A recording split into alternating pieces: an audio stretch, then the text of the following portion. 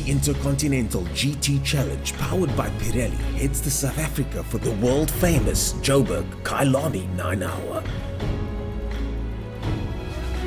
On the 5th of February 2022, the season finale promises to draw to an epic African conclusion.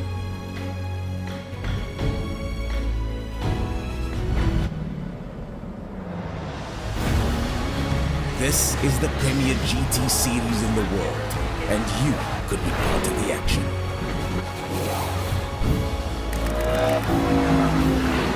With the title yet to be decided, Audi, Ferrari and Mercedes-AMG have unsettled business on the blacktop. For more information and ticket sales, visit www.kyalami9hour.com.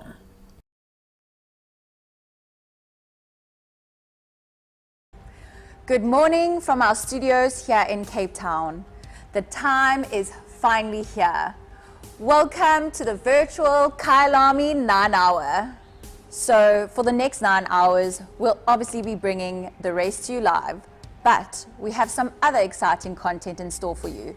All things Kyalami 9-hour. And now we'll go over to our live broadcasters, Ernest Page and Daniel Haynes. Daniel Haynes. My name is Ernest Page. That is Daniel Haynes. And We're this is the Kyalami 9-hour virtual edition. We're here. We've made it here. And I think, Daniel, the pomp and circumstance of this moment right now, as excited as you can clearly see I am, is magnified by the fact that we've already done 4.5 hours of this. We stopped doing it. 2 months later, we're back here on the start line. The script has changed ever so slightly. And thanks to our sponsors down the bottom over here, let me get that away. We are now back on the start line with what could be an absolutely cracking 9-hour race. We thought we knew what would happen based on the previous 4.5 hours. Daniel Haynes, that's not the case, my friend. No, we've been waiting for it for ages, and we're so great to be here. And it's a result of the community coming together. A lot of hard work in the last couple of months, ironing out everything that we had a problem with. I'm now more than confident to sit back, relax for 9 hours with everyone on live stream and enjoy this race. And we're going to have some epic racing. 40 cars on the grid. We already had a superb Super Pole yesterday, but this is where it counts. This is what really matters. Bragging rights yesterday, the results are today. Who is going to be the first virtual Kyalami 9-hour champion? 9 hours time, we're going to know the answer to that question. Exactly. So for those of you guys that are new to the stream, this is the virtual Kyalami 9-hour, and it's the official race that is partnered with the real Kyalami 9-hour that's happening next week. Drivers had to seed a couple of days ago. Yesterday, they had a qualifying as a team, and the fastest aggregate amongst that team put the drivers on the grid. They now are lining up within the next couple of minutes, quite literally, and let's see, we've got about 7 minutes until we start, and those drivers will then figure out amongst themselves which team is the absolute fastest. There's a lot of drama involved, there's a lot to talk about, and we'll walk you guys through all of that over the course of the next 9 hours. But for now, all you need to know is that the best sim racers in South Africa are all getting ready to line up on the grid and figure out which team is at the absolute pinnacle of South African sim racing motorsport. Now, I've been talking about this a lot, Dan, and how exciting it is to be partnering with South African GT, which means we've got a feeder series to go overseas. But more importantly, considering what we're doing today, we've got a feeder series to give these drivers an opportunity to potentially be the second, third, or even first driver in one of these teams. Monarch, of course, made sure that the production on this is absolutely tight. We, as I mentioned earlier on, are directly partnered with the Kyalami 9-hour. And of course, your boys over there at Sim Racing GP and Sim Race SA have made a lot of this possible. And Dan, what does that mean? What have the guys been doing in the background? What have you been doing in the background? Well, it's too much to go through all of it because so many people have been involved in getting this rescheduled, and not only getting it rescheduled, but making the necessary changes to make sure that this event is a success. A huge, huge shout out has to go out to the boys and girls at Sim Racing GP. This race today is being hosted in the new WAS Amazon Cape Town data center. The pings will be exceptional for any South African driver. I was about to say the ping, the guys have tested the ping. It is it is, I would say it's milliseconds. It's supposed to be milliseconds, but it's really fast. They're saying the server might as well be just next door. Yeah, it's like you're connected to a local LAN. But those guys have been awesome. I have to just again thank all the people at Sim Racing GP. They made changes to their platform for this event to happen, specifically this 9-hour event. It's not something that you can just do as standard on the Sim Racing GP platform. Wow. We had the developers actually have to make changes for this team event. And it's a really big deal for us. It's a big deal for them. A lot of people are watching. I know the community at Sim Racing GP is at least 50,000 members strong. All of those have been sent a link. If you are a sim racer, if you're a South African sim racer, unless you've been living in a cave under a rock, you're either driving in this event or you're sat watching this event. Everyone knows about it. The whole of the South African sim racing community has come together for it. So that's what I'm so proud about. And yeah, big thanks to all of the admin staff, all the hosting staff, the guys from Sim Racing SA that have done the admin in the background, Sas van der Westhuizen and Ryan Hill. Huge shout out to those guys. It wouldn't be possible without them. So now we've had all the thanks out of the way. We can just sit back and start seeing how this race is going to unfold. Who's going to come out on top? Who's your top tip? Well, faster than you racing, you see them on the screen now. Definitely my driver of the day, Keketso, yesterday, Kyalami. Jordan Sherritt, of course, is one of the men to watch. Daniel Rowe, as you can see on his screen there, Kieran Patterson. These guys that are flying past your screen now, these are the teams, and some of these teams are definitely the teams to watch out for. And Dan, you asked me who my favorite team is. Well, I gotta say, I think it's going to more than likely be between the top three if everything goes according to plan. But if things don't go according to plan, you got guys like PWSR, Kieran Patterson in the mix, Morgan McCall in the fastest Mercedes-Benz over there in his team. They might be in it as well. So we've got a situation where you've literally got the top three guys that are more than likely going to be in it with a chance. But the other guys behind them are genuinely in it with a chance, because anything can happen in motorsport, and it usually does. It really does. And just to remind everyone, today we haven't just got one winner, we've got three, haven't we? Because it's going to be a different feel to this stream than it was yesterday in qualifying.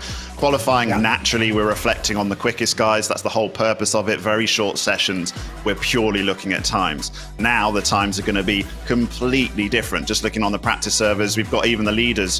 When they've filled up with fuel, they're only doing 141s. Those 139s are long gone from yesterday, people. So it's all about the classes now. So we've got an overall winner, but we've also got the Silver and Pro-Am class. So we're going to be putting a lot more attention on those two classes and seeing the battle unfold in the lower classes as well. Who will get a podium in their own class? That's all that matters today. So we're going to get all the way through the grid. Don't worry, if you're down near the bottom, you're going to get some stream time. We're going to be keeping a close eye on how each class unfolds as the race progresses.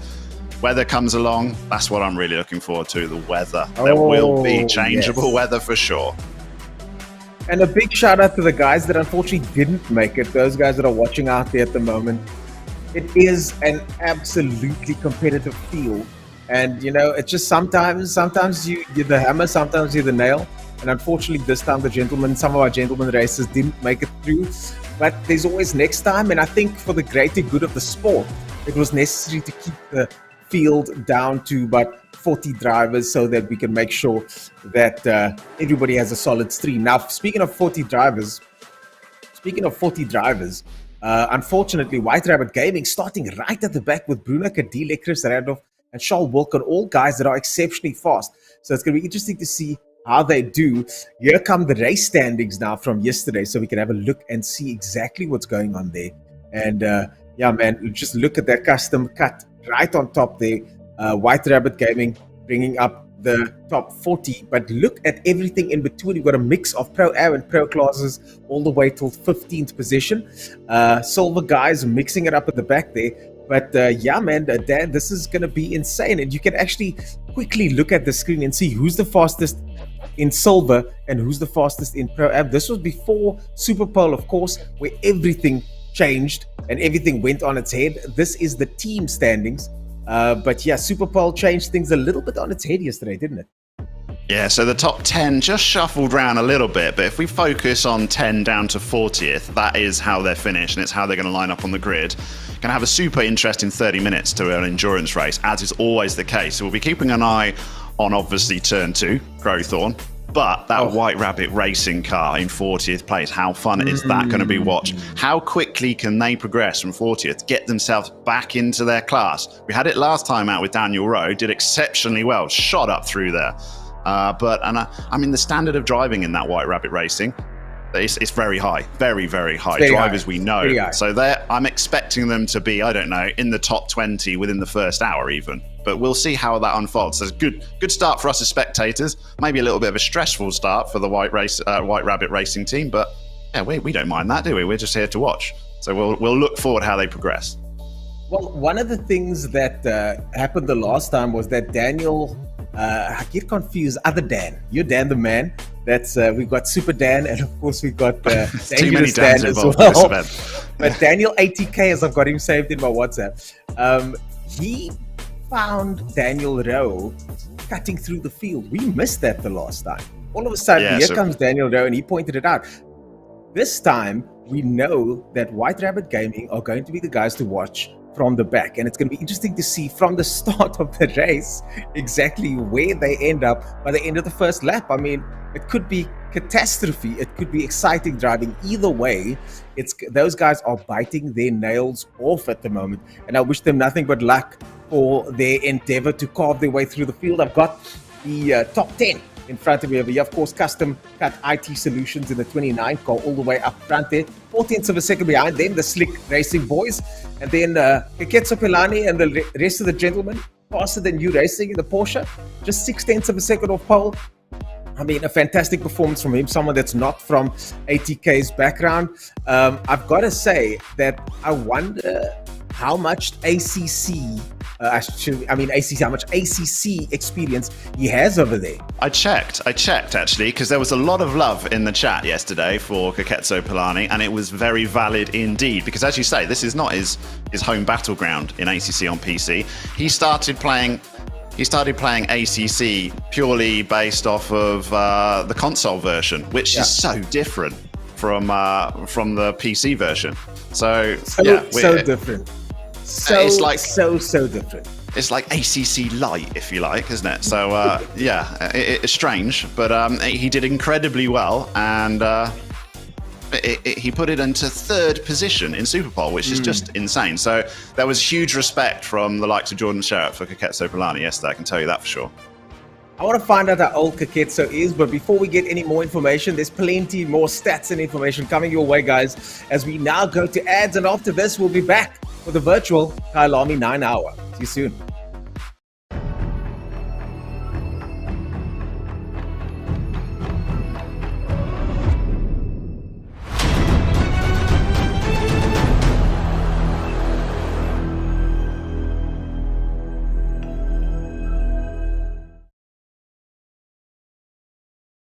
The 2022 season is upon us, and South Africa finally has an FIA-approved GT3 series. 6 rounds, 12 races, including the prestigious Kyalami 9 hour. The fastest South African drivers will compete on equal terms, thanks to a complex system called Balance of Performance. Before each round, there will be an almost identical virtual round. This is South African GT Racing, and we'll see you in 2022.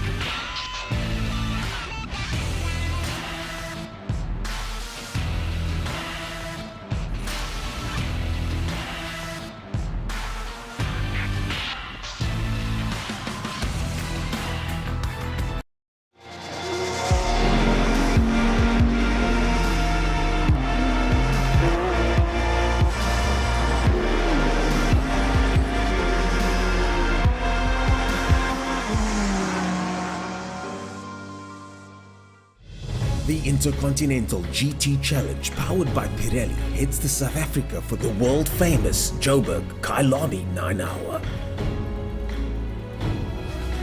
On the 5th of February 2022, the season finale promises to draw to an epic African conclusion.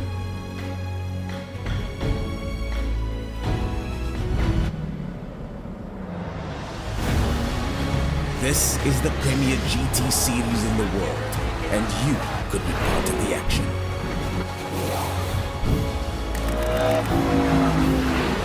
With the title yet to be decided, Audi, Ferrari and Mercedes-AMG have unsettled business on the blacktop.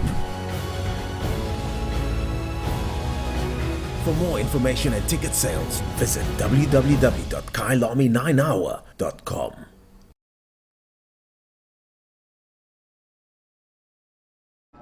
And the moment is upon us, ladies and gentlemen, and we're looking at Jordan Shedid in the uncharacteristically fast Aston Martin on the front of the grid. Jordan Shedid usually is very fast, but this time he's partnered with a car that I'm shocked, Dan. I cannot believe that we managed to get this car onto the front row of the grid. Next to that, of course, a Porsche, and the rest of the boys and girls all lined up behind. But we will be cutting to the national anthem first as we get ready for the start of the virtual Kyalami 9-hour. Ladies and gentlemen, please put your hands on your hearts and let's get ready to enjoy the national anthem.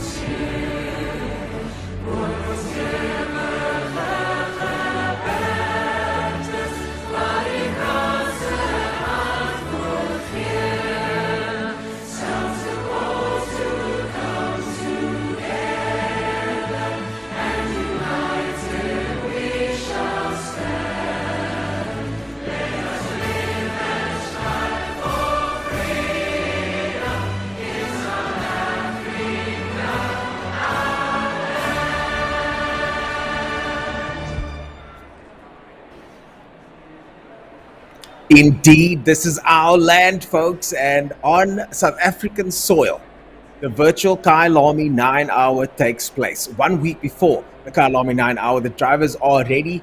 The flags are almost set to be waved. Of course, drivers will do a warm-up lap, and then after that, there will be a rolling start across the finish line of what is arguably one of the most epic-looking circuits in South Africa, and certainly one of the most epic-looking circuits in the world. A world-class facility, Kyalami International Raceway is, and definitely world-class because we've got the actual Kyalami 9-hour happening next week, so it really has proven to be a world-class facility. Dan, you'll be visiting next week for the first time.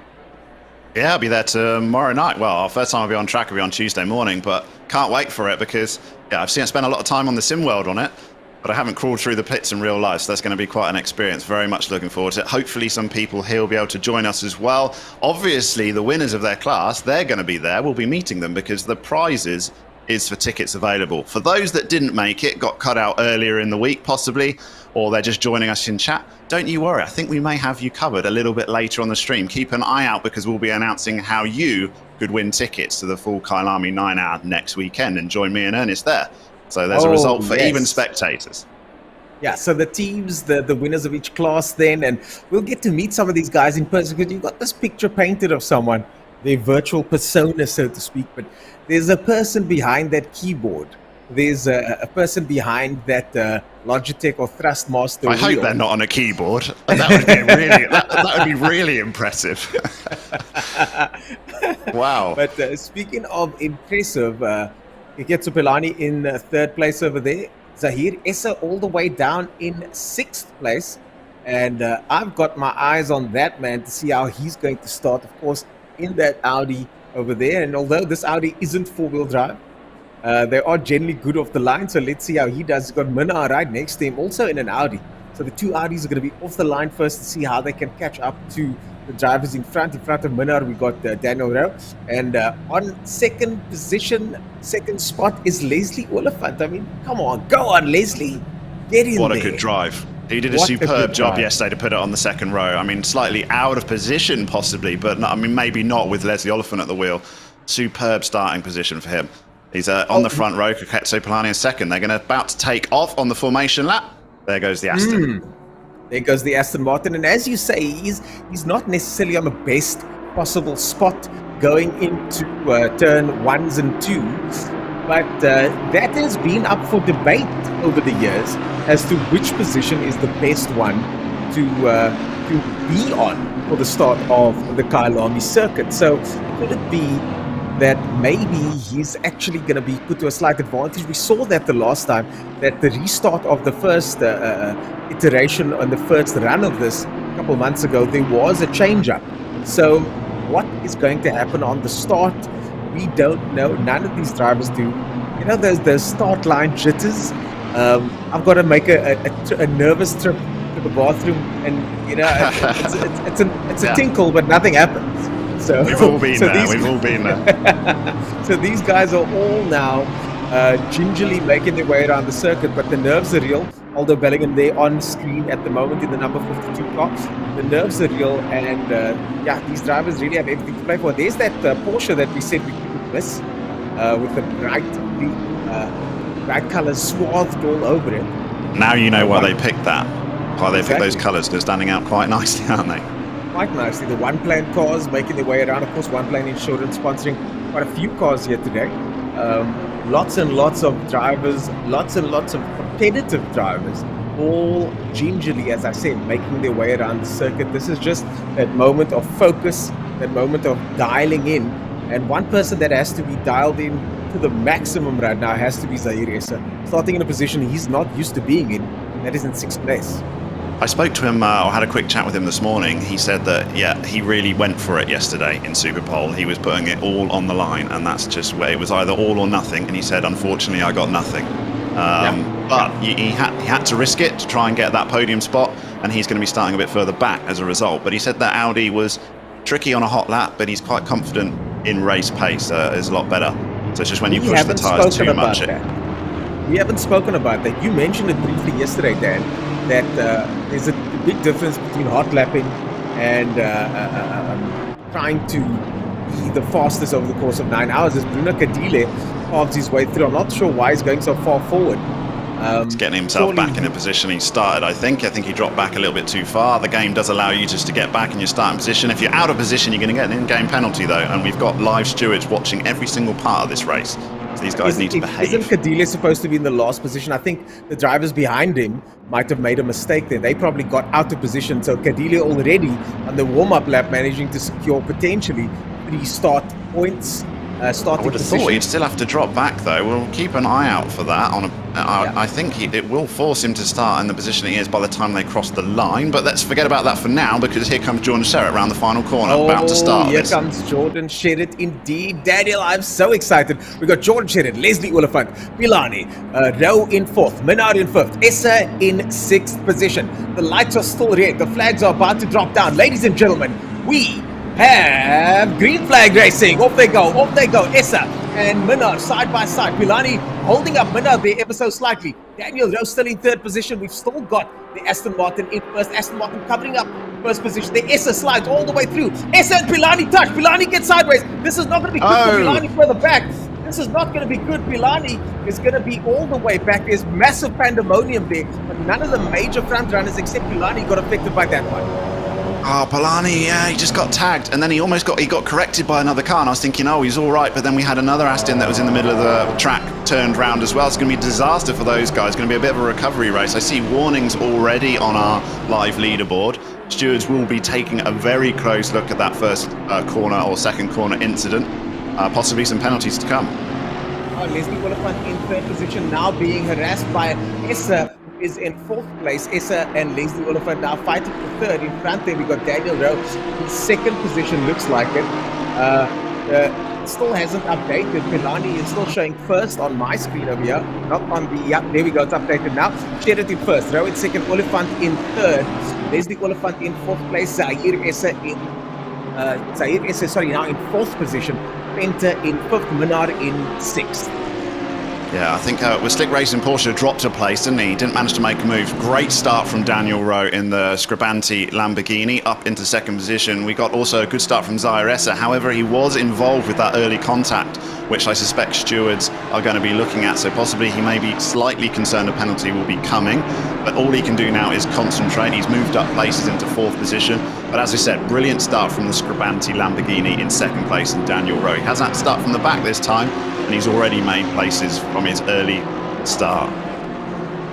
Most of the field now settling in. Morgan McCall takes the lead for the Pro-Am, but Zahir Essa makes a dive. Zahir Essa makes a dive and gets it, makes it stick on Leslie Oliphant there all the way in front. So Zahir Essa carving his way through a very aggressive drive from him so far. All or nothing going now for Daniel Rowe, who's in second position. Keketso Pelani all the way out of the race. I mean, commentator's curse right there, my driver of the day. Van Beek all the way down in ninth place. We've got a couple of guys battling it out. That's Ryan Ottens on your screen there in 14th position. Ryan Ottens having a ding-dong battle. He's got Loreo behind him. And, in front, he gives Mawa a bit of a nudge. Ottens gives Mawa a bit of a nudge there. And Ottens unfortunately getting a little bit too aggressive there, but no foul, as Mawa is able to continue. Of course, Kalen Mawa from Pace Motorsport. We are Pace is the hashtag. Very active on social media is Kalen Mawa. And let's see now if Ottens going to have a look down the inside. Yes, he does. Ottens has a look down the inside. Mawa gives way. Ottens gets the overtake. Mawa happy though to have made up a few positions, I'm sure. But Ottens now into 13th position in the BMW. Wow, you wouldn't think this is a 9-hour race at this start, is it? It feels like a 30-minute sprint race. There's so many battles going on already in these early parts. If you're out of position, you got your quick guy in. Obviously, remember, apart from the Super Pole guys, the rest was average from their team. So now we've got their first lead drivers out. So they may be quicker than their average originally let on in yesterday's qualifying. And they're trying to settle in and gain places early. You can gain a lot of places at the start, but it's risky business, as we saw with Keketso Pelani being turned around, now on a massive recovery drive in that Porsche. Morgan McCall there on your screen. You've got Christian Venter now in 5th position. Well done for him. Christian Venter all the way up in 5th position in the number 316 car. They started out in 9th position. That's KSR one plan car. So they're going to be very happy with that. First place Pro-Am now is KSR. And what happened to the ATK car? I'm trying to figure that out now. McCall's in position 7, so that puts him in 2nd place. So Christian Venter manages to steal first place there from Morgan McCall, and a fantastic drive from him there to get into the lead of the Pro-Am category. Wow. That could be a 9-hour battle right there, couldn't we, between Venter and McCall in the Pro-Am. So much time to go. Silver category, we've got someone way up as well, haven't we? 11th position, Daniel de Villiers, in the silver class category. What on earth is he doing there? Yeah, Daniel de Villiers started in 23rd, so another one-planned car. I think these one-planned guys hit the jackpot with this team, as Daniel de Villiers makes it to 11th place. Well spotted both Dans, as our producer noticed that, so did you. Up 12 places, look, insane. That is absolutely insane. I did check with these guys afterwards. That one plan insurance is actually the car division. It's not the public health division. Okay. So maybe that's why you could take a few risks at the start. Jump 12 places. If he gets any damage, it doesn't matter. He's insured to the hill. Yeah, no, I need to figure that out so I can go racing without any consequence. Coach Dave Academy in the background there, egging the boys on. Daniel de Villiers there in 11th position. Well done to him. Make it all the way up the field. I mean, just an incredible performance from him. And is it me, Ernest, or is it like these cars, they've got their lights on, they're coming down the pitch straight, there's a bit of glow on the tarmac. Remember, this is 1 o'clock in the afternoon, but it appears to have some cloud in the air already, and this is what we haven't seen all weekend. Daniel, why do you say that with that patronizing tone, as if you don't know what's going to happen? I actually, that's the good thing about ACC, is I genuinely don't know what's happened. I've got a rough idea what potentially could happen, but the way this game works is you shove the settings in, you hit go, and it's different every time. It's procedurally generated. So it could come at any time. It could come. The weather on screen at the moment says sunny, at least cloudy overcast for the next 30 minutes or so. So at most, the drivers have clouds to look forward to, at least for the next 30 minutes. And it might be, it's just as likely to go sunny as it is to suddenly have a thunderstorm, so it could go either way from this point. But those lights are looking quite bright, aren't they, for a 1 o'clock in the afternoon in Johannesburg? Exactly. And Dan, do those the 30 minutes in screen, is that 30 minutes of actual time, or is that 30 minutes of gaming time as it's set up at the moment? Because there is only a ×1 track progression, I believe that is actually exactly in our time. So it's 30 minutes is 30 minutes as we watch Zai Essa really tucked up underneath Daniel Rowe's Lamborghini rear wing. I think we could potentially be looking at a pass here from Essa, maybe a bit too far back on this lap. He can't dive from here, surely. He's having a look. Up the inside, he's really having a look. Big look. Oh, putting some pressure on Rowe. Rowe leaves the space, though. Rowe leaves the space, but unfortunately for Essa, he has to yield there. But Daniel Rowe doing the right thing, I think, in that situation, making sure that there is enough space. Essa falls back ever so slightly, but 5 seconds up the road is Jordan Sherritt now.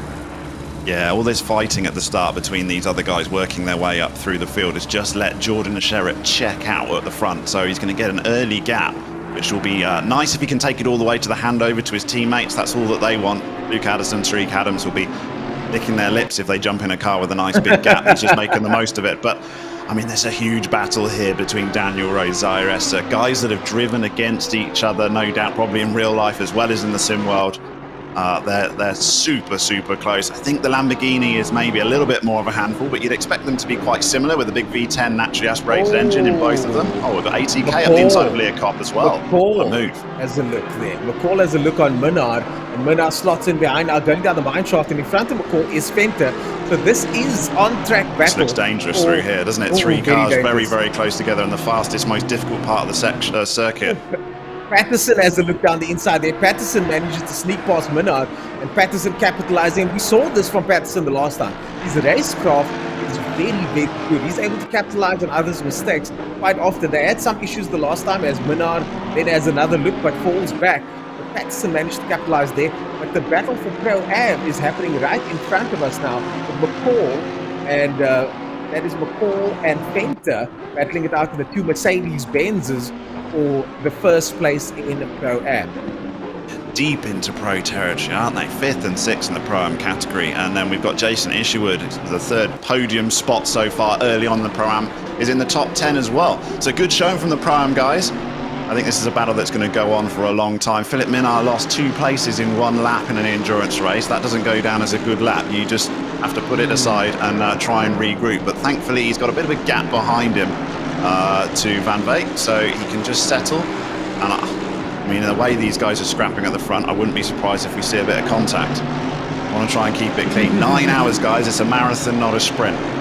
Yes, it's a marathon, not a sprint, but at this stage, it does kind of look like a bit of a sprint. Kevin Patterson hugging it through the S's there, all getting closer to Morgan McCall there. Morgan McCall having a look at Fenter, try and see if he can get through.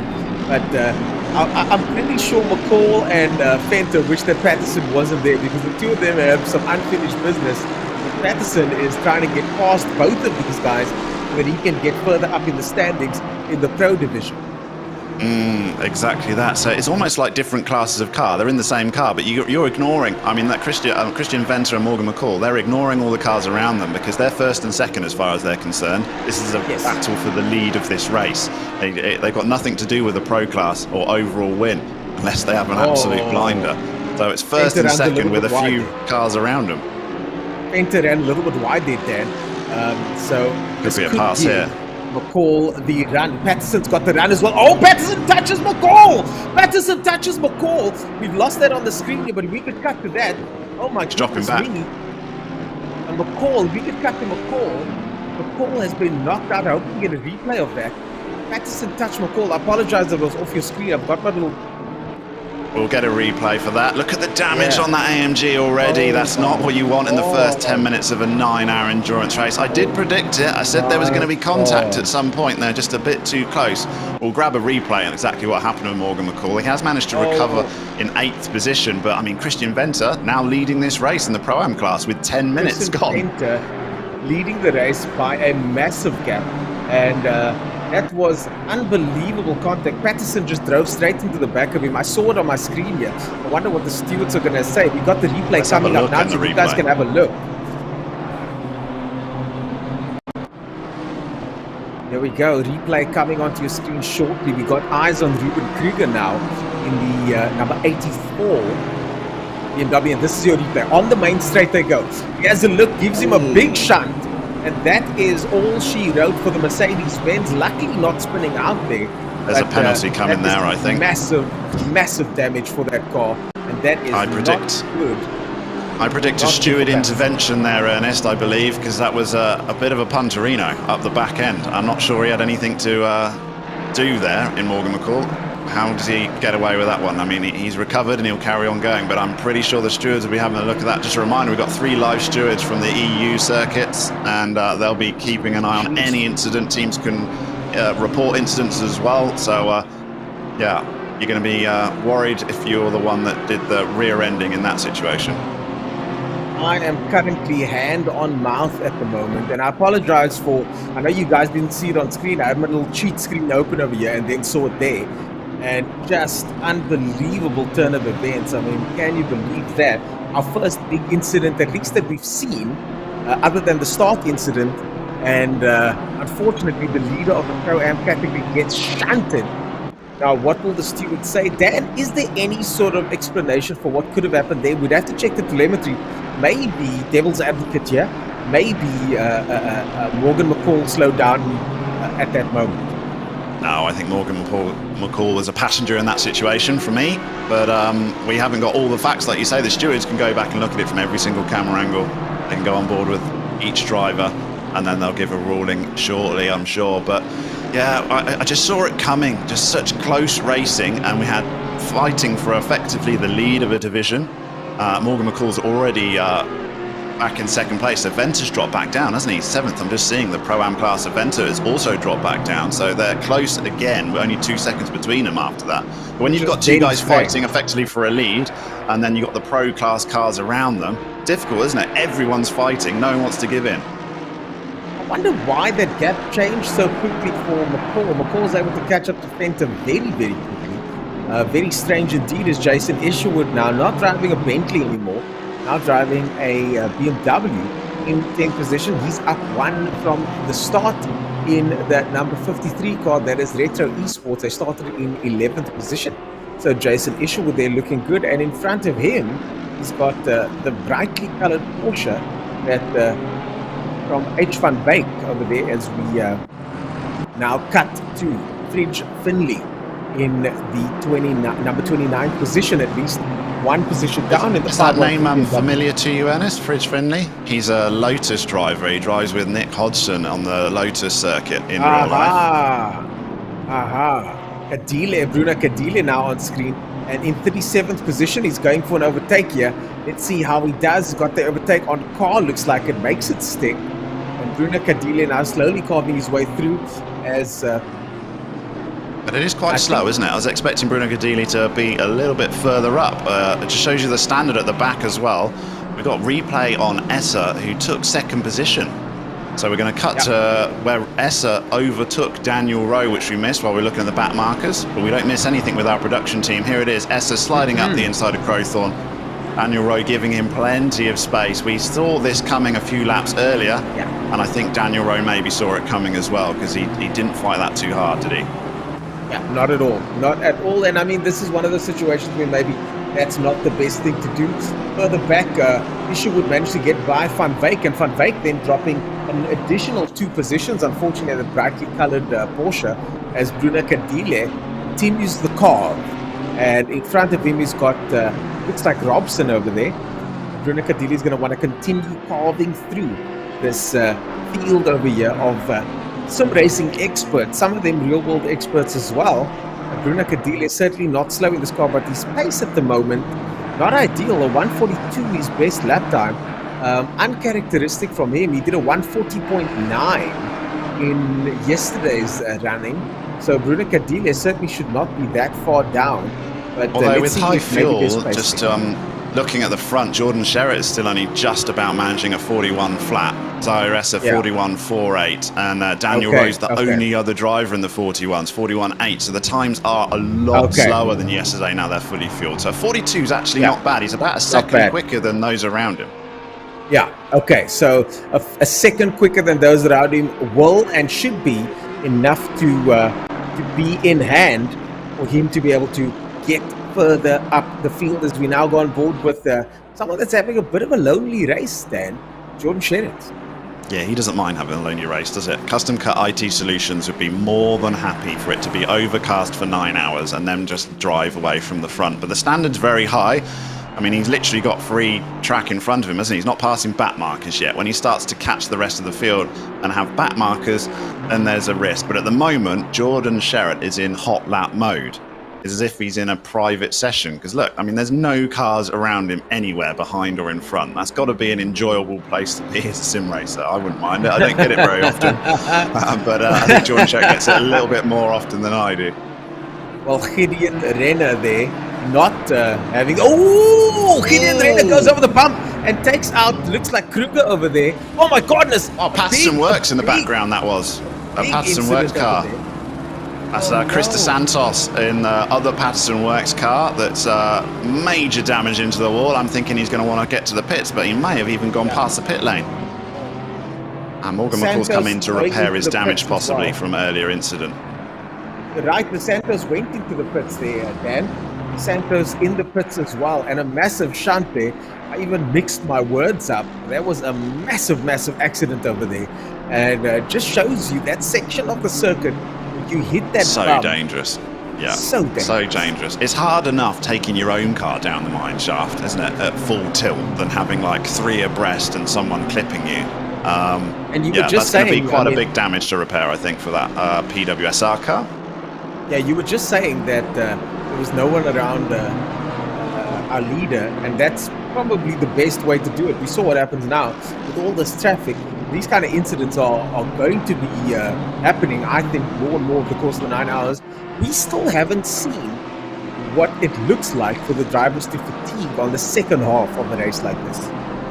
No, I mean, that's an advantage for the 3 driver teams, is you can try and keep the person behind the wheel a little bit fresher than the 2 driver teams. But still, yeah, like you said, once you've got one stint out the way, the adrenaline's just relaxed just a tiny little bit. You've got to keep your concentration. We start getting some lazy eyes out there as we go into the nighttime sessions in, well, when will it go dark? Probably 6 hours time. And we're going to have a couple of hours of night driving at the end. That's going to be a major concentration moment right there when we hit into the darkness. Ottens now in 10th position. Having a look on De Villiers over there from quite far back.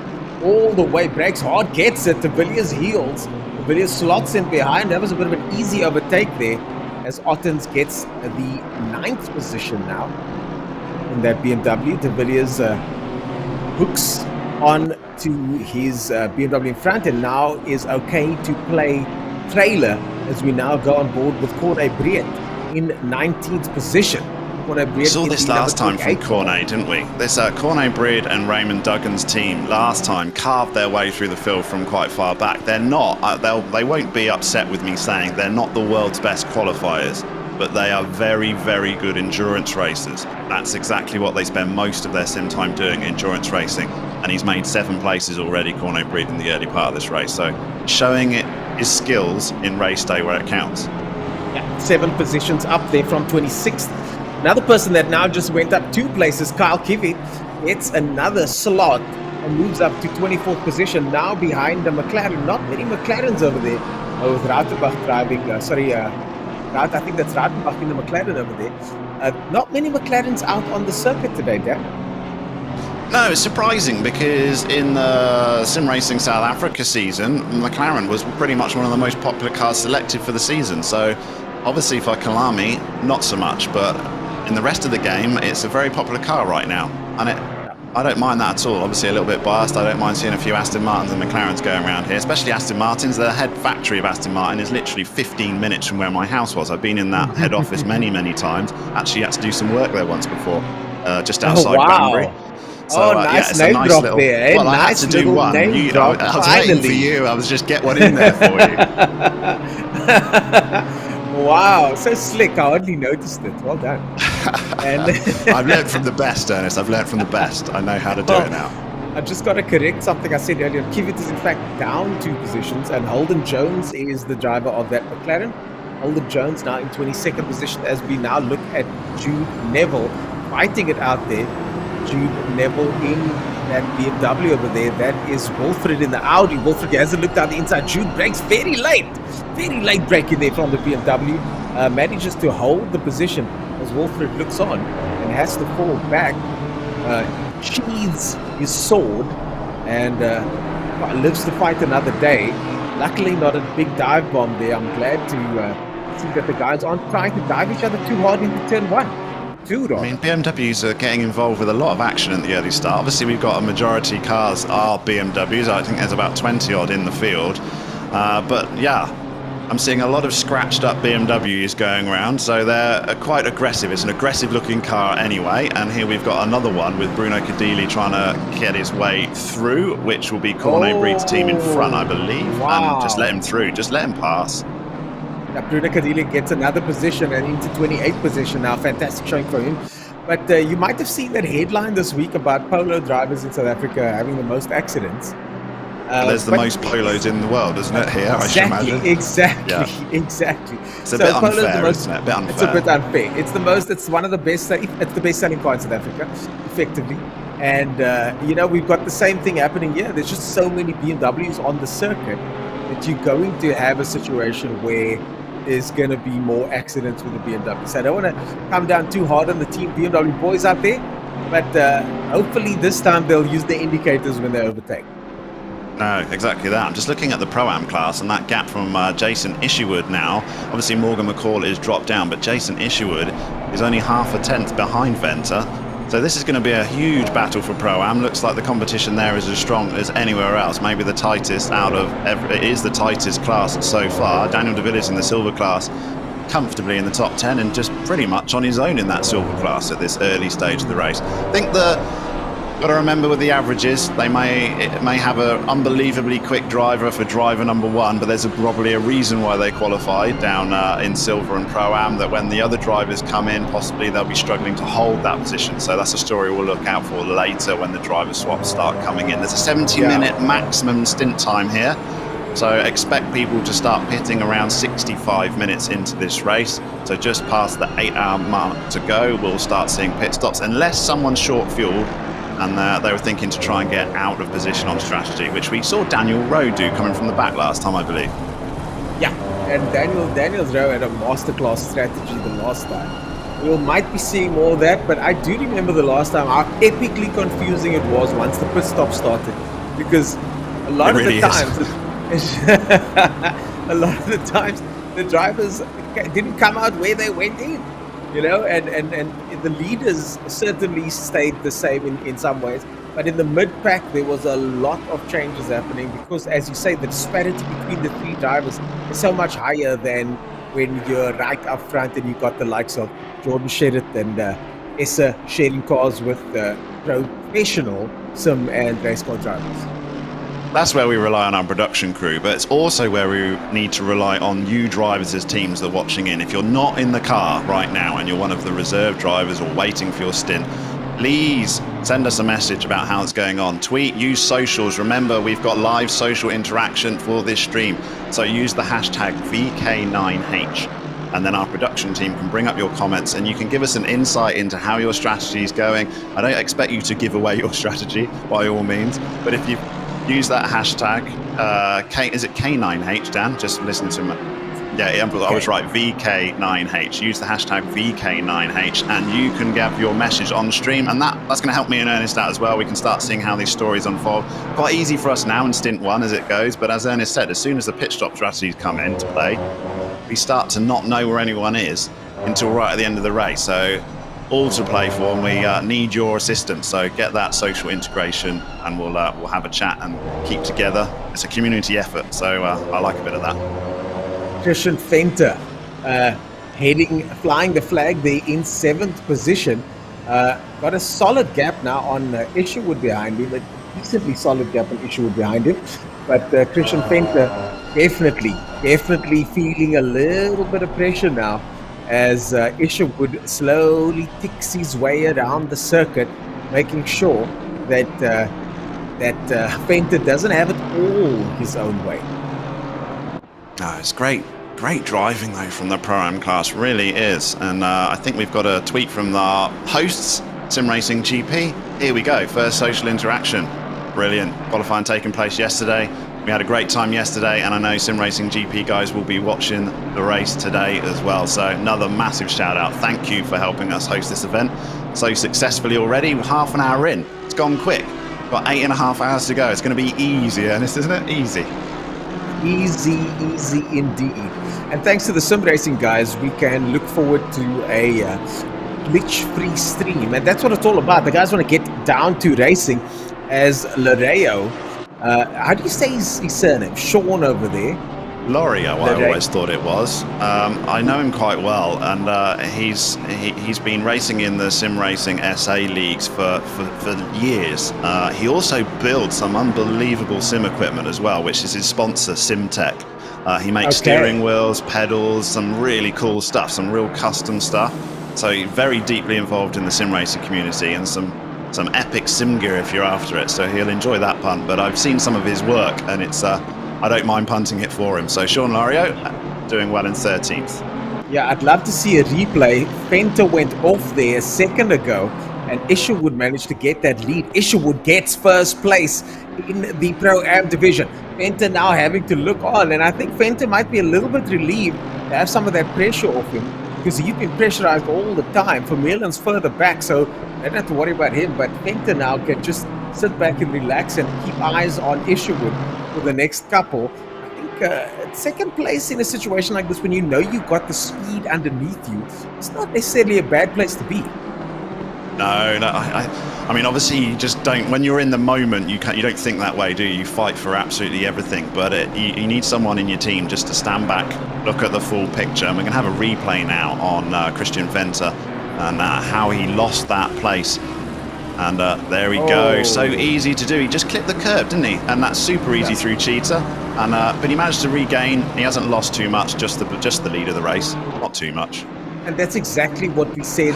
Cheetah it's just one of those places where a mistake can happen at any point, and we just saw that happening right now. Hopefully he can stay composed. He's now 1 second behind Isherwood, so hopefully he can stay composed as we go on board with the leader of silver. That's Daniel de Villiers now in 10th position, and he's got next person, Sean Buck, all the way down in 17th with Kruger in 18th, Briet in 19th and 20th. So he's got some decent space between him and the rest of the field in this category, and hopefully he can maintain that. He's got no pressure on him at the moment in the one planned BMW.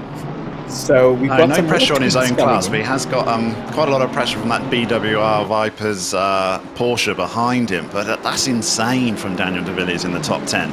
Cue the comments in chat about sandbagging on a Friday. Oh yeah. So the thing about sandbagging I find quite interesting is that we've spoken about this before, Dan. For me, whatever the rules are, those are the rules, you know, and I think the drivers will probably have something to say about this, and so will future events.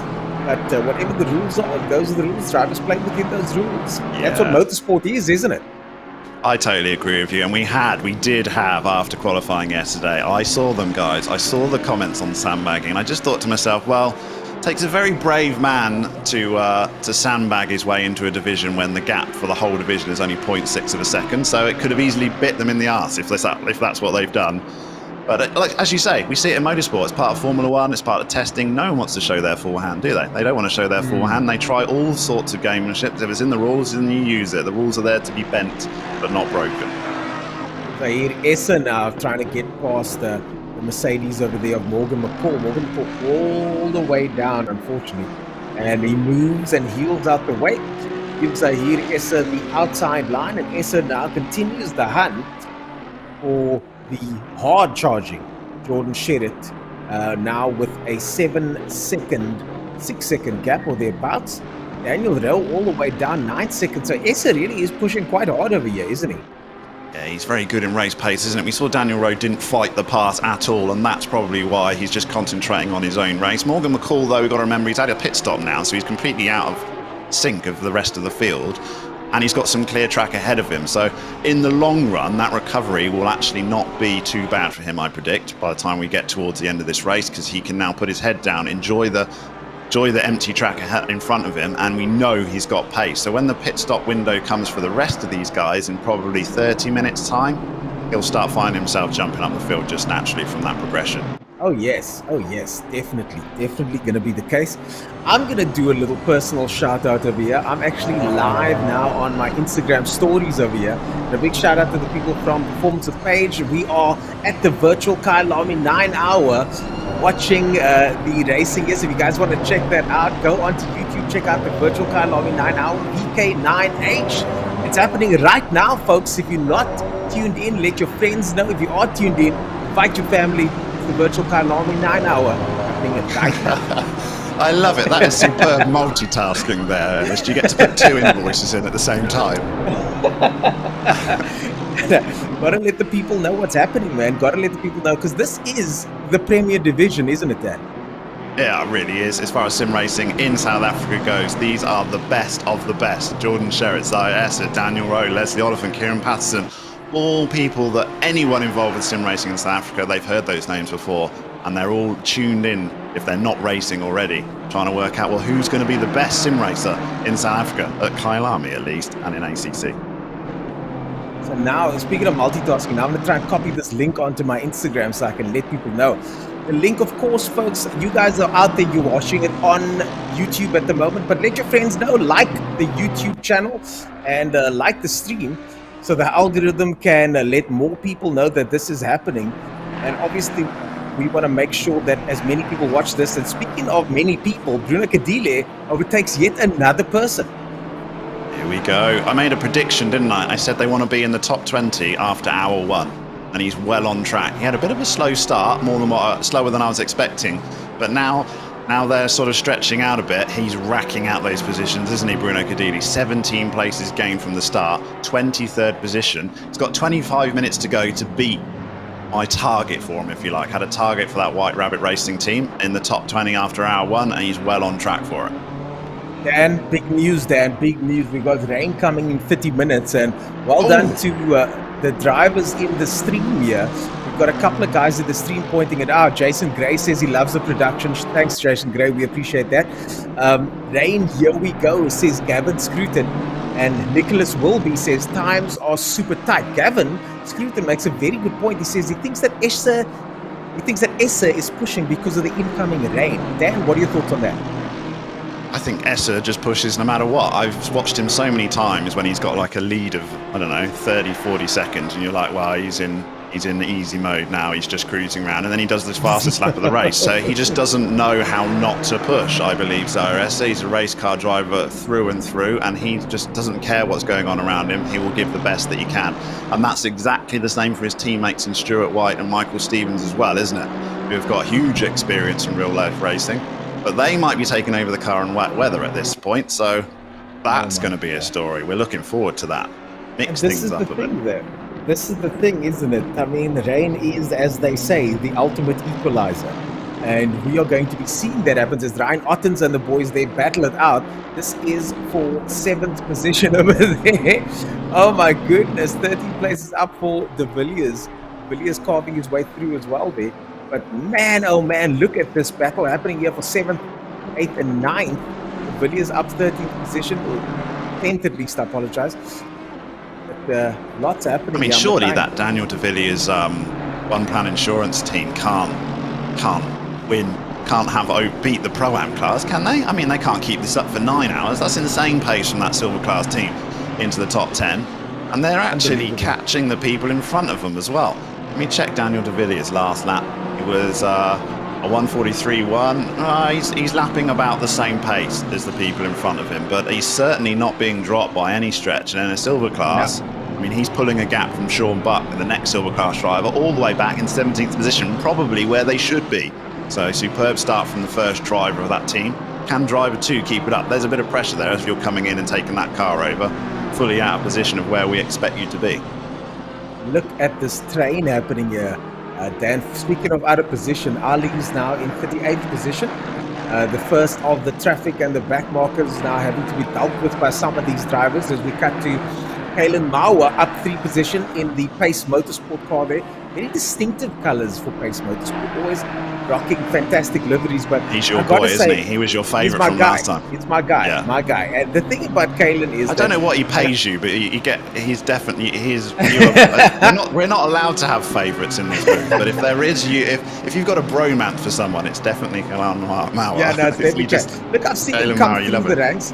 I've seen him come through the MSA showdown. And just his general attitude towards motorsport and racing and all these kind of things.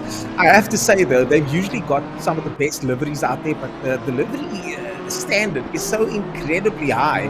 I mean, all these cars look fantastic. Oh, Caleb gets a sideways there as the Renault car in front of him tries to hold him off.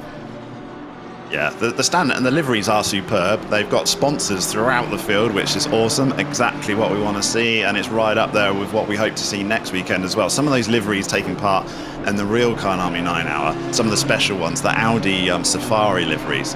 I can't wait to see those in person because they look awesome. They really do. That's a real class act from the marketing team at Audi. So something to look forward to next weekend. Yeah, definitely. I mean, they've realized that these things are important. You know, it's not just iconic motor cars and motorsport cars that have always gotten the attention of the fans. You know, who can forget Frank Beeler's Audi from BTCC, Smoke and Joe Winkelhock's E36, and all of these kind of cars. You know, so these have become iconic cars over the years, and you want to create those icons. You want to let people remember these cars for years and years and years. And the liveries for some of these GT cars are just phenomenal these days. Yeah, they really are. And I'm a real fan of the special liveries. When they do it in Formula One, you get one-offs, you get so many comments, and it's epic to see them mixed up. I'd like to see a little bit more involved with that. We've got a comment in chat. Can someone please explain the class tiers here? Is the lowest silver or pro-am? I can understand why they would ask the question with the performance of Daniel de Villiers in 10th position in the silver class. But yes, he shouldn't be there. He shouldn't be there. Here is the lowest class, is the silver class. The pro-am class is above them, and obviously the pro class at the top. But he's just having an absolute blinder, so there's the confusion for you. Corne Breed, they're having a bit of a ding-dong battle. Corne Breed up 7th positions in the Audi, but getting Kruger getting past over there. And just racing all the way through. This is battle all the way back. Got Sean Buck people getting excited for well. the rain already in chat. People are very excited for the rain. It's coming, guys. I think we're going to have a first shower. It might be the only one of the race. It might not be. I'm not sure. I'm not sure whether we can see how heavy it is. Can you see on your side? I haven't got that on my side. I've got 30 minutes heavy rain. So heavy rain. Looks like, it looks like it's going to rain pretty hard in the next 30 minutes. Not 10 minutes yet. You know, it's got the little counter on the screen which shows 10 minutes and 30-minute prediction.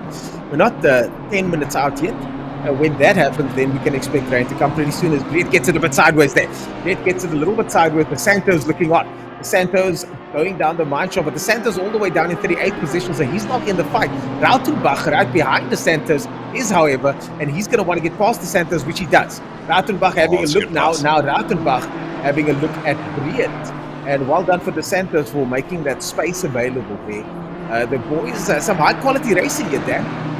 Very high quality, and that's exactly what I want to see from De Santos. He obviously had a bit of a nightmare earlier and had to go back to pits for repair. This is not his race to be had. The steward said if you're on blue flags, it's not It's not the Formula One rule here. If you come up behind a back marker, they don't have to jump out the way for you 4 blue flags later. You are expected to make a pass. The difference is if the pass is made, you're not really there to fight it. And that's exactly what Crystal Santos did. He just moved out the way, but concentrate on his own race, doesn't want to lose too much time. So good driving throughout the field. Doesn't matter where you are. These are silver class drivers, and the standard of driving here is exceptional also. Well, Dan, I was looking at the rules for this. The sim race guys are the custodians of the rules, and the rules are quite detailed, as Sherrod now starting to have to deal with the first of the back markers. There are so many cars in front of Sherrod. Just look at that. He goes down the inside now, and hopefully no incidents as they see the bright red IT car over there. That, of course, custom cut IT solutions carving his way through the field. Sherrod's going to want to make sure he stays tight. He goes over the curve there. Caldenace over there. Caldenace in the left-hand side of the screen there. Unfortunately, having to yield for Sherrod, but fortunately, no incidents yet for any of these guys. And this is the first risky part for the custom car IT solutions car from the whole race, hasn't it? It's taken a little bit longer than what we've thought might be. Nearly 42 minutes are gone in this race, and only now is he starting to pass back markers. But this is where the risk of endurance races is. There's just as much skill involved in sort of allowing a car to pass you as a back marker as there is trying to pass a back marker. Yes. It's definitely part of the art of endurance racing. And anyone that's been keeping close tabs on the Daytona 24-hour that's happening at the moment can understand exactly that, because there's been a few massive shunts and incidents there with back markers and different classes getting tangled up, including, unfortunately, our boy Jordan Pepper, the other Jordan, was doing very, very well. He wasn't in the car at the time, but they had to stop for repairs and lost a lap, I believe. So, yeah, they're on regroup as well. But it's all part of the fun and games of endurance racing. And as I said, the first risk of this race so far for Jordan Sherrod is he starts to tangle with the other drivers. Yeah, the thing is, you don't get that with sprint racing, do you? You don't get all of these potential outcomes. You don't have all of these potential situations to deal with as the lights go flashing. Jordan Sherrod flashing one of these Aston Martin. Oh, Aston Martin cars on the right-hand side there. I think that was a little bit close for comfort for me. I thought he was going to stay to the right, but he turned in a little enough, bit. Didn't he? Yeah. He did go wide enough, but I'm just super nervous for that sort of incident. You know what I mean? This is a very close Kieran battle Patterson. here with Kieran Patterson, though, up against the slick racing Porsche in Leslie Oliphant. We've got two Porsches fighting it out. They're the leading Porsches in this class, and Kieran Patterson is looking like he's putting a huge amount of pressure on the slick racing Porsche. Can he get the leading Porsche in this race? I'm expecting some sort of wait until turn 2 Crowthorne. That's the natural place for overtaking we've seen, certainly against our leaders. You don't want to risk it too much anywhere else unless the door's left wide open for you. We saw Kieran Patterson go an unbelievable move on the outside here at Sunset last time out, didn't he? Oh, So yes. Oh, yes. He's not upset about choosing a different, unorthodox place to pass as Kieran Patterson. He'll go if he sees an opportunity. His racecraft is really impeccable when it comes to that, isn't it? He's able to see those gaps and make those gaps available safely. Sometimes those kind of things can bite you, but Kieran Patterson is one of those guys that's able to do it. We see this now. Kieran Patterson goes down the inside, gets the position, and goes up into 4th place. Fantastic performance from him. Kieran and the guys started from 4th place at the start of yesterday's shootout. So a fantastic position for him there. 4th place, back in the game, Kieran Patterson. That was a good pass up the inside of Learcott, wasn't it? Really, really good. Nice and clean between these two Porsches. But now he's tucked in back behind, has Leslie Oliphant and the slick racing Porsche. He wants a real good, clean exit out of Ingwe, this final corner. And then the long drag up. Can he have another look up the inside? Or has Kieran Patterson managed to pull enough of a gap down the mine shaft? Looks like he probably has, hasn't he? Yeah, he has. Definitely enough so far. I don't think he's going to get caught now, at least not going into this first corner. Kieran Patterson, they were in 4th place after the first heats of qualifying. But then And he had an invalidated lap yesterday, didn't he? So he had to start from 10th. Yes, Yeah. had to start from 10th, correct. So now he's back in 4th, and I'm sure he's going to be exceptionally happy with that. We've got a tweet coming on the screen now about our giveaway. And this is something you guys want to pay attention to, because some incredible prizes here. Let's see what we've got for the 80K, guys. 10 lucky people who like and retweet the post will get a fully catered Kyalami 9-hour VIP experience. Go check out the tweet on Twitter for more details. The virtual Kyalami Twitter is popping off at the moment. And that's a if you want tweet to check worth that following, out, though, isn't it? My word. I mean, that's yeah. the sort of prize the winners are going to get for this. So you spectators, you can just sit at home drinking a few beers and cash in with VIP tickets to the event next weekend. Oh, man. So check that out, Those guys. you want those VIP tickets. I checked the price of those VIP tickets. They're nuts. They ain't cheap. No, well, you get like drink and food and all sorts. I mean, it's like they really look after you. When it says VIP, you are actually a VIP, not one of these sort of just plebs in the corner and you got to pay for your drinks. They sort you out. They sort you out. Yeah, because normally at the club it's VIP, then VVIP, then Supreme VIP. You know what I'm saying? Yeah, so it means nothing, does it? Here, VIP VIP is VIP. And the nice thing is, drivers, you can mingle with the drivers as well on the day, which is amazing. And they got signature. They got a signature time as well, so you can get stuff signed. I already know a load of drivers that are starting to hoit. I got a feeling you're going to get sim racers turning up next weekend with their rig over their shoulder, so they can get a driver to sign it. You wait, someone will do it. I know you're quite excited about driving passenger in one of these cars, aren't you? Well, how would you not be excited if that happens? Which my production guys say that it's a possibility. So whenever it's a possibility, I'm going to be nagging him. Once you mention something like that, I'm going to make sure I'm out on this circuit. So Eric, make it happen, my friend. I want to go round in one of these cars. That would be absolutely epic. In the meantime, I'm a professional. I'm there to work. I'm not professional. Okay. Eric, I'm not professional. I'm just going to be on my knees begging. Yeah, you'll look all calm and collected, but I'm not going for that. Thrown back over there in 17th position. Up only one position. There's another tweet going over. Let's go. Virtual Kyalami 9-hour is underway. Shout out to Pace Motorsport from Clan GFY. Shout out to you guys as well. And we've got Issa up front now carving through the field. The front runners are now starting to get lots and lots of back markers over there. So, I just saw a comment on it. It made me chuckle on it. It's a little bit harsh from Jason Gray. What is ATK giving away besides position 5? Talking about Morgan McCall. But they're generous at ATK, very, very generous. They're giving away 10 VIP tickets, so maybe we want to give them just a tiny bit of slack. They're also licking their wounds on a recovery drive, so we'll see how Morgan McCall gets on later. You gotta love. I gotta say, like the sim community and the online community, the guys are funny. The guys are funny. I'll give them that. They are. We got another tweet coming through as well, and this is VK9H. Great start for Leslie for Slick Racing, sitting pretty in 4th position, focusing on keeping it clean, says Chris Heineke. Unfortunately, he was sitting pretty in 4th, but now he's in 5th, isn't he? So that tweet may be a little bit old, unfortunately. But he is still doing great, Leslie Oliphant. Respect to him in 5th position in the Slick Racing Porsche. Solid start. That's all you can really want in session 1. And he's going to be handing over shortly to Chris Heineke, I believe, and Marcus Stain is their 3rd driver. Both exceptionally experienced sim racers for years and years, longer than my time, them two, Chris Heineke and Marcus Stain. They've been around for a long time, super experienced, so they're not going to make too many mistakes. And the rain is 10 minutes out. Rain is now 10 minutes out. And just look at this battle taking place here.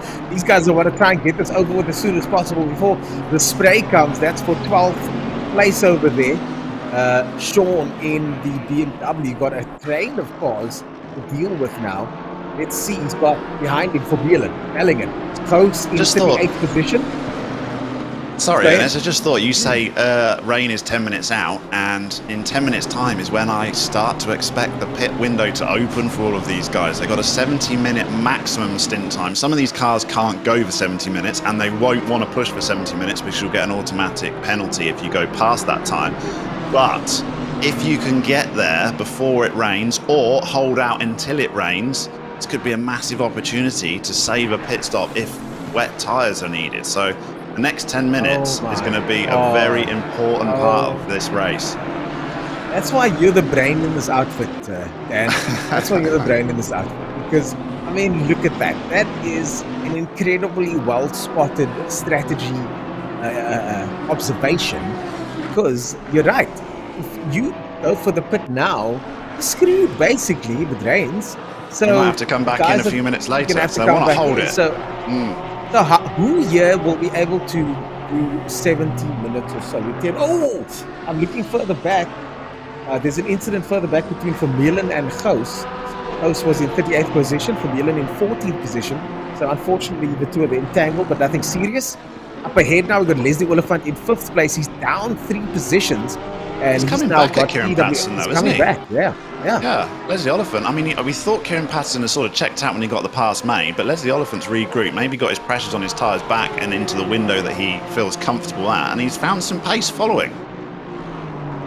Well, we said earlier on, maybe following is not such a bad idea. It takes the pressure off a little bit, especially if the guy in front, is on a similar pace. Just rather slot in behind him and let him do all the work. I got a feeling the circuit's getting a bit colder, Dan.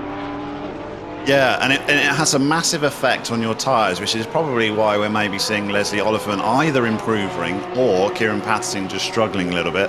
Let me find out. Last time they went through the gates, Kieran Patterson was a 42.1. Leslie Oliphant was also 42.3.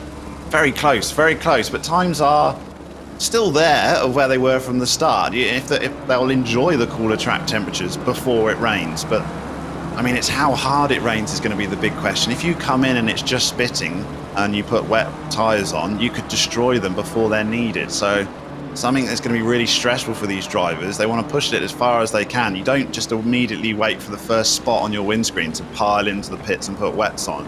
You need to wait until you're starting to get at least a bit of spray. That's such a big psychological thing. I mean, I doubt there's going to be spittle on the track today because judging from this little icon over here, that looks like a lot of rain. But from racing in the rain, when you start seeing drizzle on your windscreen, the immediate temptation is to slow down. But that's not the case. Sometimes the grip is still exactly the same as it was before it started raining. So, it's those type of observations and those type of changes that's going to affect so many drivers so differently. As we now see another tweet about to pop up on screen. The guys are tweeting thick and fast here. This one from Bernard, looking for a strong comeback from 55. Gideon got an unlucky start, but the team is strong and will get back to the sharp end of Pro-Am. So that's Bernard over there, hoping to get further up the number 55 car. That is the KSR 1 plan car. Gideon Renner, Mac van der Merwe and Quinten Janssen van Rensburg over there, hoping to carve their way back through the field. And all you can do is, here we have another tweet on screen as well. The rain is going to make this race interesting. Kyalami is notorious for epic rain battles. Of course it is. That's almost what we enjoy most, isn't it?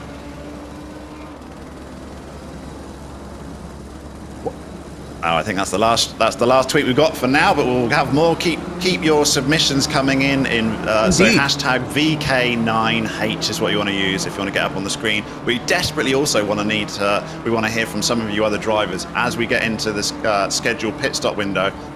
Maybe let us know what you're planning, what you do. Sometimes you don't have a choice. This is where the stressful point is when you're forced to come in and then you're like, well, I've got to pit. Do we take a gamble on wets early? Do we leave it? I'm glad I'm not in that situation. We're about to take a break in 3 minutes. I'm totally okay to not take that break because I think the action's about to start in about 3 minutes. So we'll speak to production and see if we can shuffle that break around a little bit. But I think the action's about to start in the next 3 minutes. I don't want to miss the start of the rain. I'm a little bit like you. Are we vetoing production here? I think we're vetoing production a little bit. If it starts raining in 3 minutes, we might be forced to take a quick break. If we do, we're going to do it before the rain comes. When's rain coming? In 5 minutes' time? It's brewing. It's brewing. It's really, really close. Look at the lights. They're starting to glisten on the black stuff. Yep, the light's starting to glisten on the black stuff, the clouds getting darker still. The ominous feeling of rain foreboding in the air as we think that drivers will soon be dealing with what could be a torrential downpour over the next couple. I do see now on the screen here that Not quite sure what these icons mean, Dan, but there's a little cloud with lots of rain below it, and an even bigger cloud with not as much rain below it. So we're Oh, gonna take a interesting. 2-minute break quickly. I'm gonna go get some more tea for my tea, some water for Same. my tea, and then we'll be back after this. We'll be back in 2 minutes, folks. Stay tuned because things are about to get very exciting.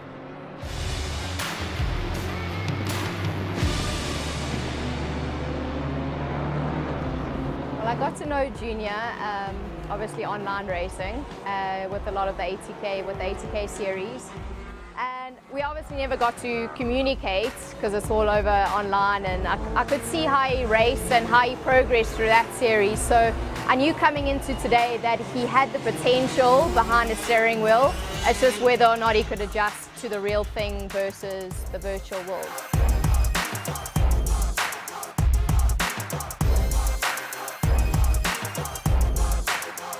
So our day started off with a track walk. Leroy and I took him around the track just so he could get an understanding of where he was going and in which direction he was heading.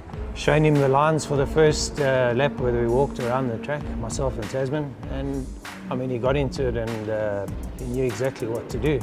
He was very quiet on the track walk, which we noticed a lot about, but just to try and make him comfortable, we started speaking more about what he's done in the virtual world versus what he's going to be doing out here today. And I think we all got very comfortable together, so he kind of had an understanding from our point of view what we expected of him and what he expected back from us, you know. And at first, when I came here, I was a bit nervous because I've never driven a go-kart ever in my life or a real car.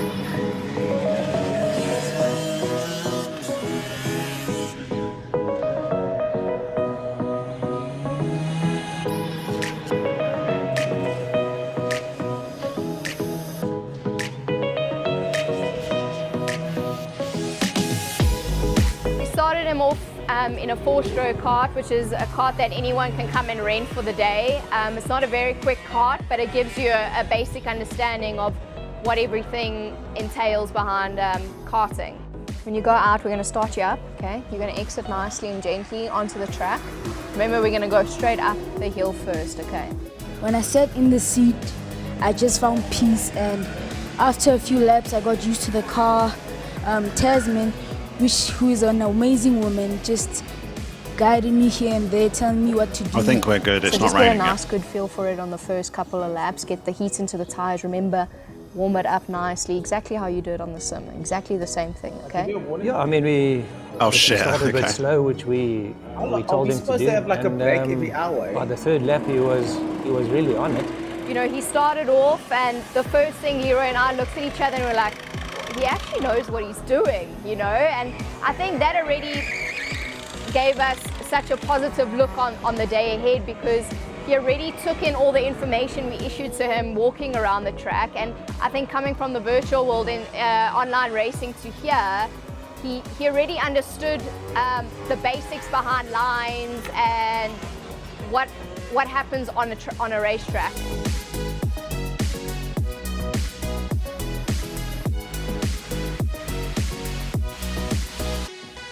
Yeah, I think the whole purpose of today was to see the transition from online racing to real karting.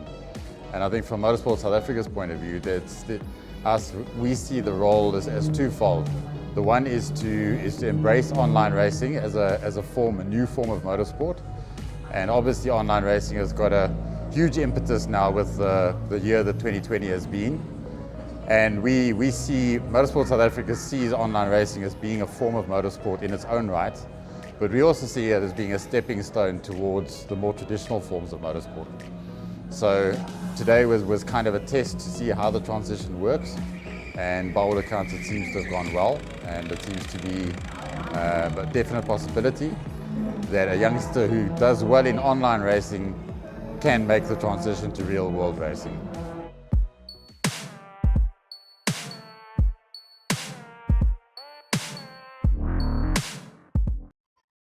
And we are back, folks.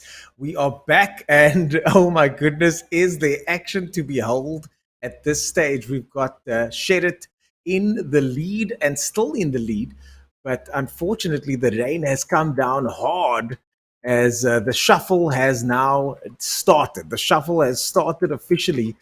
These drivers are going to be all over the place. Essa still in second position over here. A bunch of drivers have pitted. Rowe still in third. Patterson still in fourth. So for the most part, things are looking very similar. But somebody just slid off there, Dan.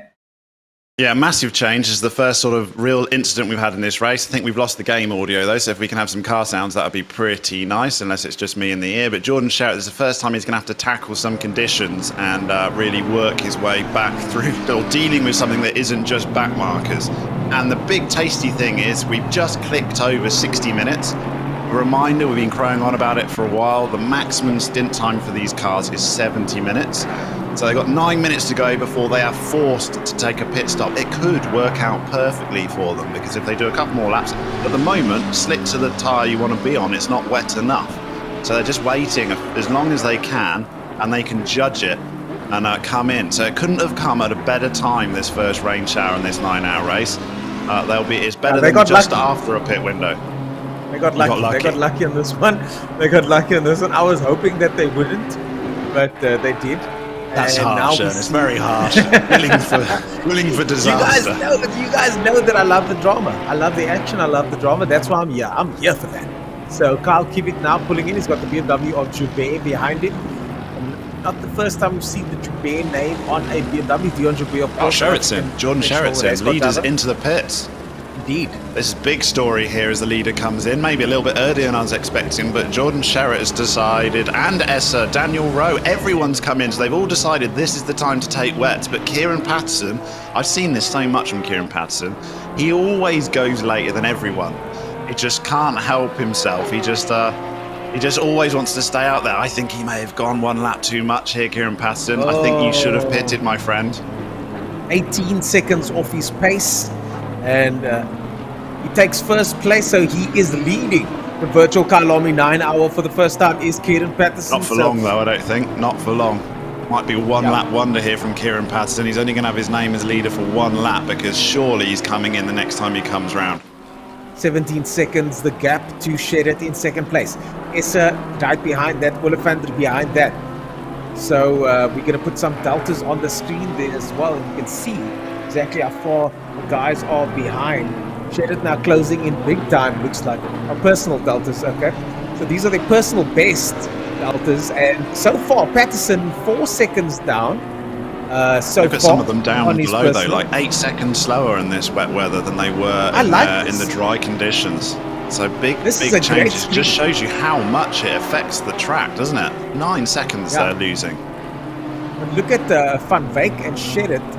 I mean, it's going to be interesting to see if Patterson and Sherritt are totally different after one full lap, because we'll have to wait and see. Sherritt was in the pits, his first full lap on wets.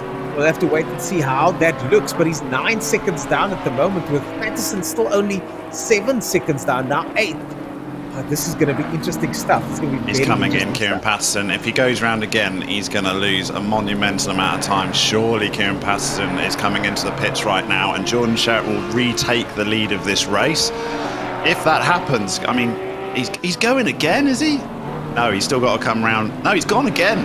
Oh, he's gone again. Patterson's gone again. I mean, wow. How does he make this work? I just can't see how he can make this work, Kieran Patterson. He's just insisting on staying out and pushing and sticking to his original stint times. Everyone else has decided to come in probably a bit earlier than their fuel allowed, but I think overall you're going to lose way more time by being on the wrong tyres.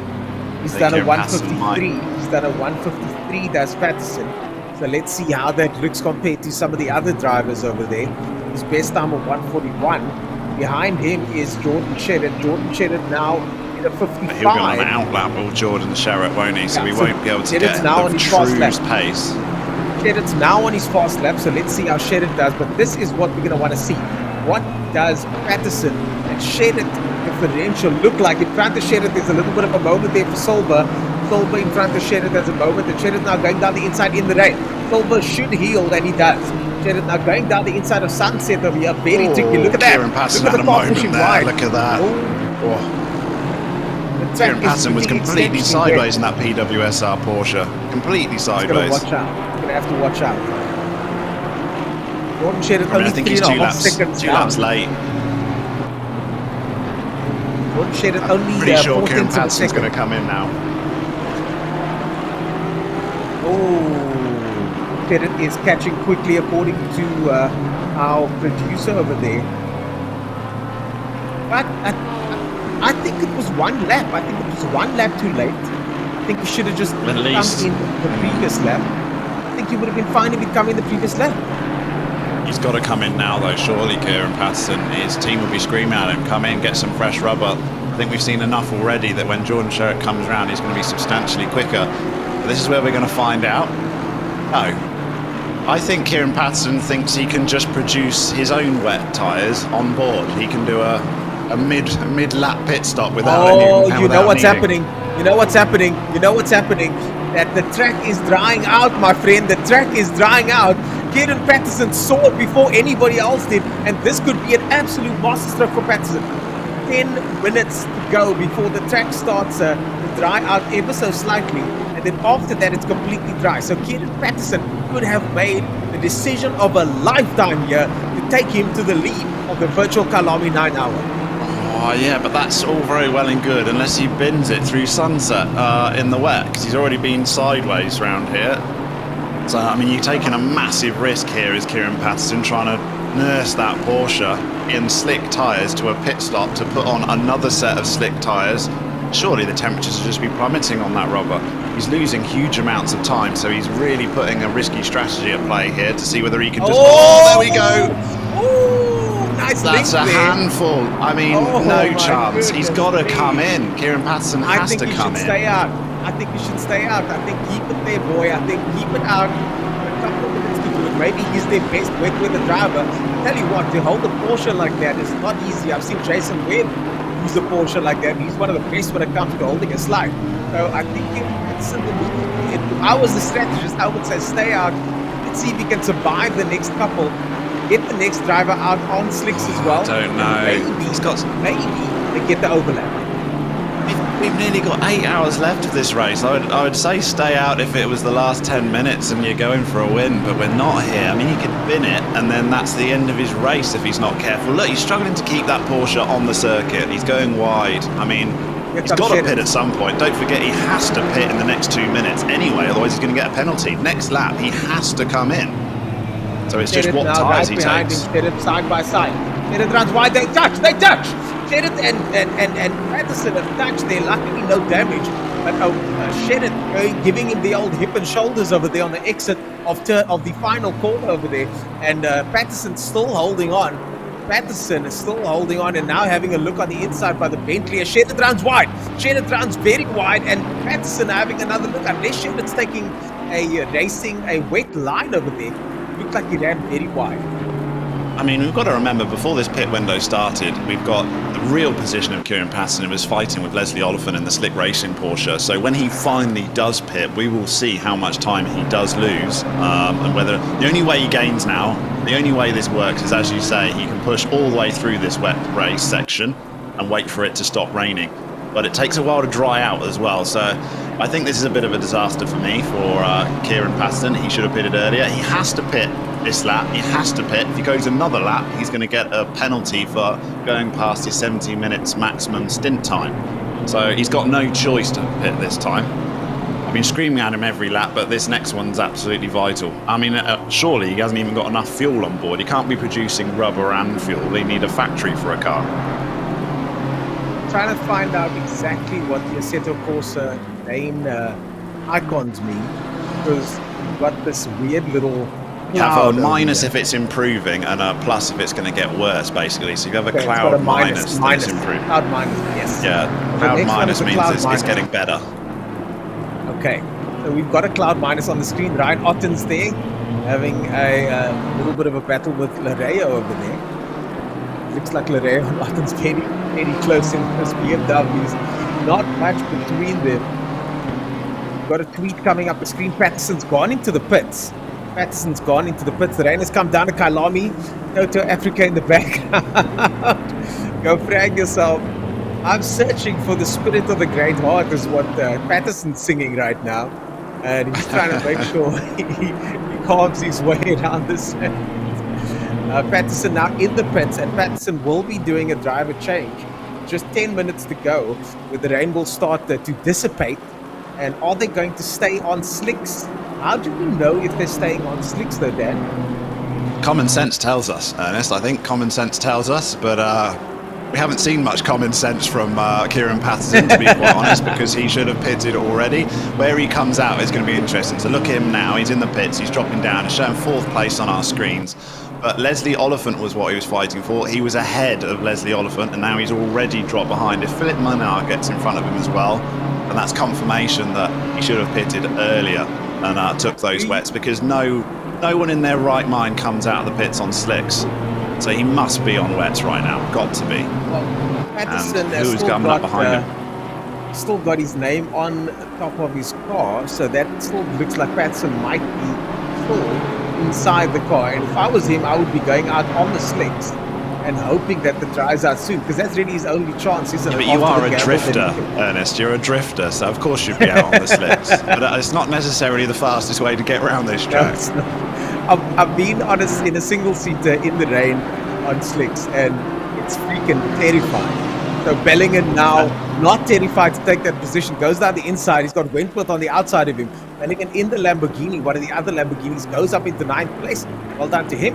Bellingham now in 9th place, squirreling under the brakes there. The car working its way side to side there as he hits the braking zone. Look at the gap. Kieran Patterson, 15.9 seconds behind Leslie Oliphant, and he was in front. So I think that's confirmation right there that possibly that's a strategy that didn't pay off. don't think Unless it's he's over still yet, on man. slicks now. I don't You've think it's over got yet, faith man. in this guy. You really have. I mean, you can't say a Well, bad I've got word faith. against him. I'm going to get absolutely slated by Patterson Works Racing at this point. I've got faith in the strategy. I don't know Kieran Patterson. I've just watched him drive, so I don't know. But I've got faith in the potential of what he's done, because he took the gamble in the beginning. You might as well see it through. You might as well see it Yeah. through. So and at see least what I know happens. that you're someone that sticks to your convictions. If you make a decision, yes. you're immovable. You're an immovable Yeah, object. yeah. You don't care whether there's lightning and storms coming around. You will get those slick tyres around this track for 30 minutes, no matter what they say. Exactly. Well, Patterson at the moment, he might be an immovable object, but there certainly are some unstoppable forces behind him. Neville runs wide with Minnar now having a look at Patterson in the 923 car. Interesting that most teams decided to do a double stint. We didn't have many driver swaps. Looking at Wentworth took over the number 934 Silver Cup car from Daniel de Villiers in 10th position, so they did do a driver swap, but the leaders, they all decided to carry on, didn't they? Yeah, I think with the rain, the drivers have decided we've got another tweet here. Cue the Supermax song. I know you like it, Daniel Haynes. Top 10, baby, says Team Meraki. Cameron Nabasco's from Team Meraki over there makes it into the top 10. That's a harsh tweet, that is. I mean, we won't have any of that, please. Production, if we get another tweet from that guy, it's not allowed up on screen. I We take will it there's some not cue the personal beef Supermax going song. on there. Thank you very much. I take it there's some personal beef there between the two of you. Patterson down another place, and So is he still Patterson on down slicks, do you think? sixth place. Must be. I mean, Must be. I mean, oh, no. that's why I he's mean, losing is he? position. I mean, I'm going to get slated for this, but someone needs to get on comms with Patterson Works and just say, what on earth are you doing? I mean, the right tyre is always the tyre for that lap in these conditions. In Formula One, we've seen it time and time again. No need to I don't take agree. risks unless you're I don't last. If agree. you're last, then you take risks. You don't take risks Yeah, when you're fourth. okay. True, very true. But the thing is, they are looking at this going, okay, are we going to risk the entire biscuit? And I think the term risk the biscuit comes from when you dunk a biscuit in your coffee. I think it comes Yeah, from but that. I mean, he hasn't risked one biscuit, has he? He's the whole cookie jar. He chucked the whole thing into the coffee pot and hopes. that He's they come thrown the off on cookie top. jar in the swimming pool at this point. I mean, yeah. I'm not seeing how this is going to play out for Kieran Patterson, but I mean, what the hell do I know? We'll find out in about an hour or so to go. But people are Danny struggling van in these Rooyen. conditions. Yeah, Danny van Rooyen running a little bit wide. They're struggling in those conditions. And drivers, if you could tell us in the stream, two of you guys, what your strategies are with regard to tires, we'd love to know. We'd love to know what the tire strategies are from the different drivers. Kevin says if it's going to dry in 10 minutes, he's throwing time away, putting to change tires again. I agree. That guy okay. should be Kieran Patterson's pit engineer, I think, because that's some sense there. JJ McClure Kevin? says Patterson Senna. So Kieran is not sliding around as much. He's probably on wets. I hope he's not on wets because that would be silly at this stage. I mean, to be fair to him, he's a brave man, isn't he? I mean, if he's sliding around on slicks, very, very brave man, because we've seen so many moments from him already at the end of that first stint. And here we've got another tweet coming on start. Commentators had me drifting. Send it. Send it. Nice. Omar Khan. Omar Khan, Beamerstein, big in the drift community, big in the sim racing community. So good to see the crossover guys here as well, ACC guys, the ACC drift community as well. So shout out to all those guys as well. And we're back on board with Bruno Cadile. I gave him a target of the top 20 within hour one, and we had 20 minutes to go, and he was in 23rd position. And now we're 15 minutes past the hour mark, and he's still in 23rd position. So the relentless charge from that team from the back has pretty much halted, and he's struggling a little bit in these wet conditions. We're looking at personal time deltas again.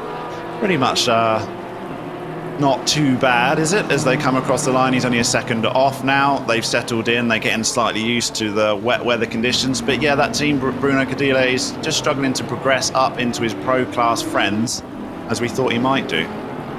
Well, the thing is, now what's going to happen is, as the track dries, these guys are going to start getting faster. And this is where we're going to see Patterson get the overlap potentially. This, I got to say, I mean, the shout out to our production team for getting this deltas up here. I was so surprised seeing it earlier because it's so fantastic. It just allows us to give so much more depth to our very shallow commentary over here and make sure that we give as much 100%. We information need all the as possible. tools we can get. And anything that can come up on screen, Dan, please put it up just to keep, Please, Dan. it helps us out no end. So I'm very keen. I gotta say, the form, the listings look very similar. But Patterson could be the cat amongst the pigeons here. This could be one of the biggest upsets we'll ever see if Patterson is able to get a lead after the next pit stop.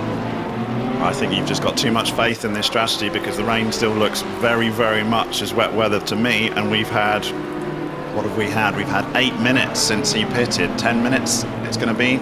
So these The guys, that's a forecast at lot. the He's going moment- to. The forecast at the moment, apologies, is 10 minutes. Forecast is 10 minutes for dry track. 20 minutes of wet weather racing, you're going to just lose buckets of time if you don't put it into the wall. But I'm prepared to reverse and apologise. I'll put an official apology out if Patterson Works Sim Racing if I get it messed up. And No. apologise to you as well. But Yes, exactly. You know yeah. what? You you're don't gonna care eat about the those apology words. to Kieran Patterson. No, It just wants to be to This you. is not about them. This is Brilliant. about me and you. This is me and you, Okay, friend. good. I'm pointing at the camera now.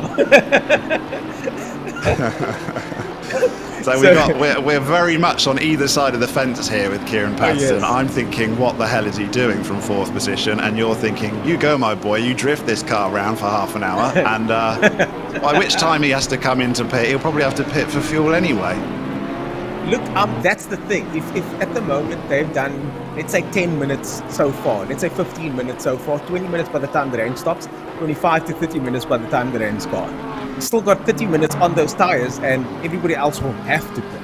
So it's going to be very interesting to see if that last half an hour, you just got to keep the car on the circuit. If he changed to wets though, then the whole strategy's out the window, then there's nothing for us to talk about. This is a big ass nothing burger that we're busy eating right now. Yeah, we're not quite 100% sure, are we? Whatever happens, though, if we get a changeable track conditions within a pit window, because at the moment they're still going around within there, they're all on this, well, the leaders at least are all on the same pit window strategy, as we see Ruta looking up the inside here of Crowthorne. Is he going to get this pass made in the Audi? I think he is. BMW's going out wide. Should be able to just cut this in and jump up a position. It is nicely past there. So going back, I think the leaders are still on the same strategy.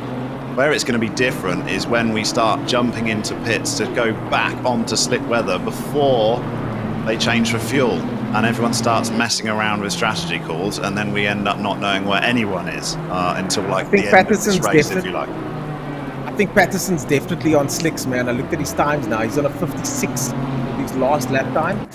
56 was his 4 last seconds lap slower time. than Philip Minnaar, yeah. Exactly. Philip Minnaar's doing a 52. So I do think he's still on slicks. The rain now does look like it's getting slightly less and the track is maybe ever so slightly drier, so the conditions should be improving for Patterson as Ethan Rutter up 7 places from his start position. The number 11 car over there goes up a gear and chases down the car in front of him. But this is I'm sorry, a but if fantastic you're- maneuver. If you're losing 4 seconds a lap, and he's done at least 10 laps, 40 seconds, there's a free pit stop right there. Yeah, So that's true. I think it's just not really going to pay out. That's just too much a gap. If he was losing a second a lap, yeah, fair enough. I'll give it to him. But his times are pretty horrific. I mean, he just crossed the line again, 5 seconds in that lap from Philip Minnaar in front of him in 5th position. So Kieran Patterson's only going one direction with this strategy call. He's going backwards. I love that we have opposing views on this. It's fantastic. On board with William Wentworth now, and we can see the carbon fiber combed on that front of that car. Just fantastic. Just look at the incredible detail of this broadcast as the car lips its way across the main straight over there. I mean, just look at that, dragging its lip towards the braking zone. Now hard on the brakes for the left-hander. That car's gone backwards, though, hasn't it? 14th place. It's in the top 10 in the silver class, which was super out of position. Daniel de Villiers just did an absolute stellar job in the dry conditions, and now he switched over, and Wentworth's just trying to hold it. But now, where they had such a comfortable lead in that silver class, you got Young behind in 15th, only 3 seconds down the road. So we're going to have a real big battle, potentially a change in the lead for the silver class. So it shows probably why you're in the silver class, let's be honest.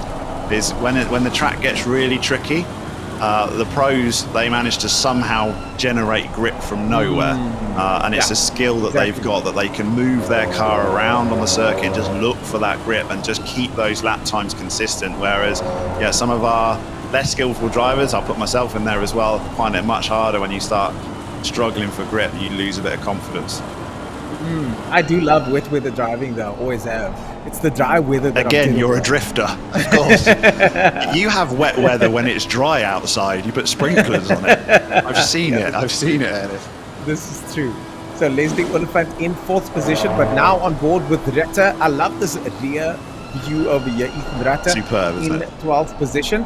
And the number 11 car, as we said, in Pro-Am division, that's with Kalen Mauer.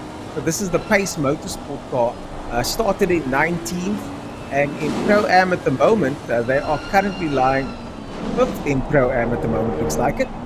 So, yeah, look at Isherwood all the way up there. Wow. Isherwood all the way up. Incredible. Yeah, he's taking control of that Pro-Am class, isn't he? In 6th position, right up there with the pro guys. Doesn't help that Kieran Patterson, again, is lost to a Pro-Am driver. I mean, if we need any more proof, it's just right there, isn't it? Kieran Patterson's you've been already passed made by up a your Pro-Am mind, driver eh? in Isherwood. You've already made up You're your not, mind. you're not.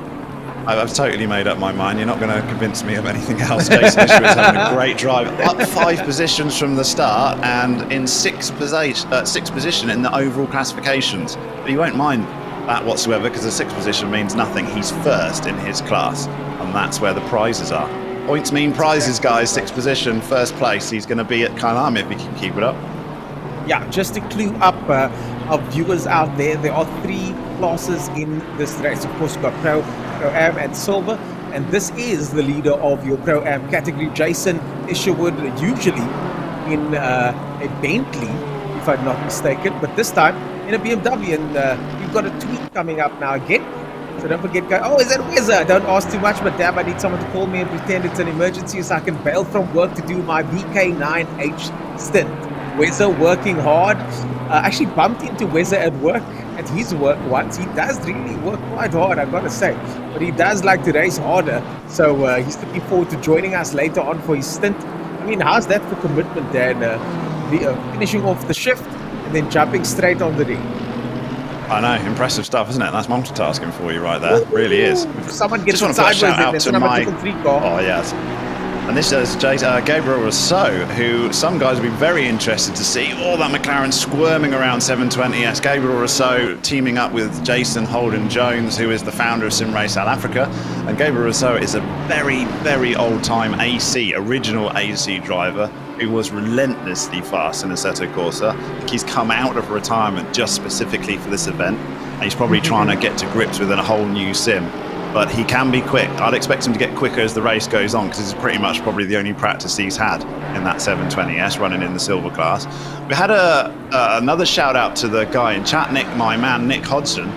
He brought out a very good point that when the game first came out, the Porsche had a bit of a bug where wet weather tyres basically didn't do anything. I think Kieran Patterson's gone back 2 years and thinks he's still racing at that time. Because he's going backwards, and just to put those sort of worries away to one side, Leslie Oliphant, also in the Porsche, who did pit with the leaders and has clearly gone on to wet weather tyres, is lapping very nicely indeed. 150.5 he's just put in. And the only people faster than him are Jordan Sherritt and Essa in front. So, yeah, in comparison, Kieran Patterson is 4 seconds a lap slower than Leslie Oliphant. Brandon Kruger there in the 80k car, slowly carving their way back in 17th position after that massive shunt we saw earlier on, getting a bit of a nudge there from, I think it was Patterson, wasn't it? So, yeah, there was a It was the other Patterson Works car, I think, wasn't it? Oh, was it the other Patterson Works car? Yeah.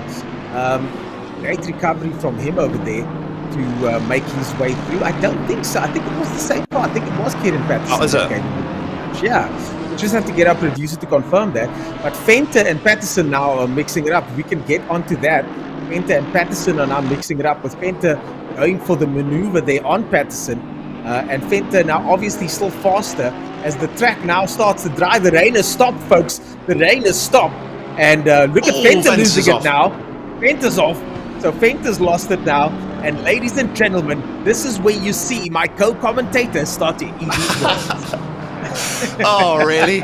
Okay, so what we're looking at is, for us to be effective, this is where I'm putting conditions on my apology here. For this to work out, I will officially apologise to Ernest Page if, at the next pit window, after it's come out, Kieran Patterson is back ahead of Leslie Oliphant in 4th place, because that is effectively all the time he's lost. So it's pretty obvious. After Leslie Oliphant's pitted and everyone's all settled down, if somehow, miracle, if he can teleport himself up sort of 20 seconds, Kieran Patterson will be ahead, and then I'll have an official on-air apology for Ernest Page. I love when the words apologise and Ernest Page are in the same sentence, so thank you. That's probably the only time that it will be in a sentence. But let's see what happens. It's such an interesting turn of events. I love it when there are certain mavericks that are willing to take the chance and see what happens with a big gamble like this. It's a big gamble. It's a huge gamble. Track is drying up quite a bit. And there are 40 cars on the circuit. And those 40 cars are going to be drying up this track, one car after the next. As I look at Patterson now. At Patterson's... I've been told in chat that rain's coming back in 30 minutes. Is that right? Oh my goodness, rain is coming back in 30 minutes. So that is the decider now. Oh my goodness, the rain is coming back in 30 minutes. And an unbelievable turn of events now. Things are really starting to get very complicated now. I mean, because that means that those on the wets, are they going to stay out? Yeah, well, you're going to get the opposite situation to Patterson, aren't you? You're going to get guys trying to do exactly the same in reverse. Just so you know, Ernest, my in-weather game on my screen is bugged out. It bugged out months ago and I haven't got it. So I always rely on my co-commentator to let me know what the weather forecast is, because I'm as in the dark as the viewers are. So, but I'm just getting from chat that obviously other drivers are logged in saying, well, rain's back. So, I mean, that's what I mean. I think when the weather is this changeable, conditions are this changeable, you just want to be on the right tyre at that particular time. Don't become weatherman, I think.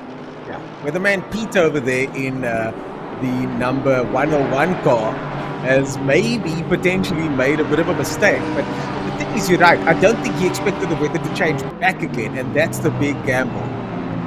Next 30 minutes, it's definitely going to rain, and it's going to rain hard. So now is Kieran Patterson's chance to try and pull something out of the bag here, as we've now gone board with Dwayne van Schalkwyk in the number 969 car. They started out in 22nd position, up 2.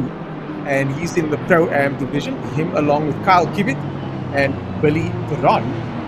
Wayne now busy in turn 2, isn't it? Super. A lot of cars fighting for position here through turn 2, and it looks like, are we there? The team has just moved out the way, and we've got, in the meantime, Jordan Sherritt is lapped all the way up to P8. That's some pretty good progression, isn't it, from the top team in the custom IT solutions car? I mean, that is just frankly unbelievable. Gordon shared it over there as Van Schalkwyk now having a look on Wilson in front of him. Looks like that's Wilson and Breed in front of him. Van Schalkwyk having a look, goes down the inside. Wilson gives it a bit of a slide there, and Wilson might run wide here. Van Schalkwyk going down the inside. Wilson has a bit of a mistake there. That almost cost Van Schalkwyk trying to correct there. They go through the S's now. Van Schalkwyk makes up a position, and that car from Wilson was in 30 seconds, so he was just lapping a car. But Breed is the person that he's got his eyes on. Breed and Janssen van Rensburg further up ahead as he looks down the inside of Breed. Lots of pace in the Van Schalkwyk car here. And it'd be interesting to see. Maybe some people are already on the dry tires. We could have missed a couple of pit stops here and there.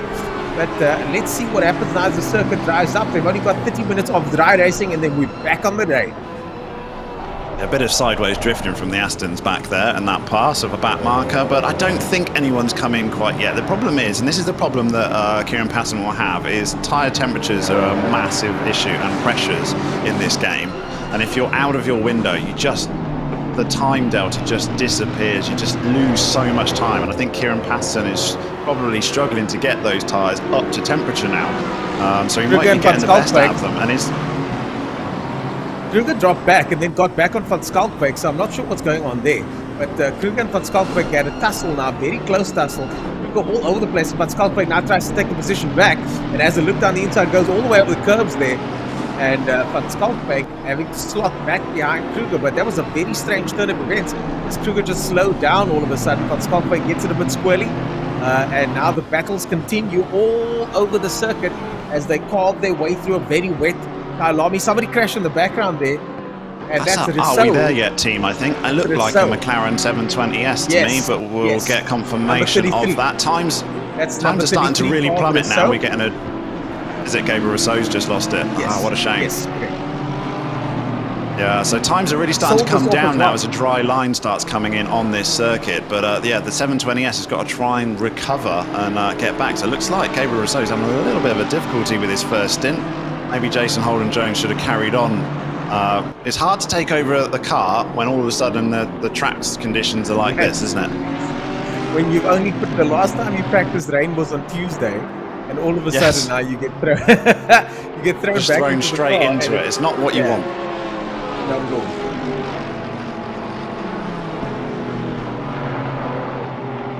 There was a saying at the racetrack. We got a replay coming up on the screen now of that incident. Just look at that. The McLaren over there. On board.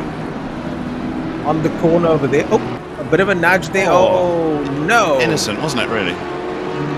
It was a very innocent little tap at the end, but just at the maximum amount of lost its traction, and round you go. That would not have happened on a dry track. That is what a wet circuit. You don't want to be having any sort of car contact in the wet when you're already on the limits of grip. Assetto Corsa Competizione is pretty unforgiving with car contact at the best of times. Yeah, indeed. As we now go on board with Ryan Ottens in the number 166 car, up 2 positions. I'm looking at the Pro-Am. Sorry, I'm looking at the Pro-Am. We've got 3 Pro-Am cars in the top 10 now, and Sean Lorio's not far off either. If anyone's concerned that this is not realistic, though, our producer next week was saying that it's basically he's been at the track already, and it's rained every single day. He's had a huge amount of rain. So everyone just thinks Africa, sunshine. Everyone's out in the sun, dusty old thing, and all the international drivers. Sunshine and lions, like that's what you guys think. Yeah, Sunshine exactly. and lions. There should be elephants just off the side of the circuit. And I think the international drivers come here and they just, they don't realise you're at high altitude when you're in Joburg. That takes them by surprise. And second, it rains. Yeah, exactly. And I mean, everybody thinks it's like that scene from Street Fighter, as Caitlin Martin says, nail biting. Just need to have some faith in the strategy. Number 101 is the team. And that's the team that she's supporting. That's Kieran Patterson. She says she has to have faith in the strategy. And I'm with you on this one, girl. I'm with you on this one. Not because I care about Kieran's outcome, but because I want Daniel to apologize. Here comes another tweet.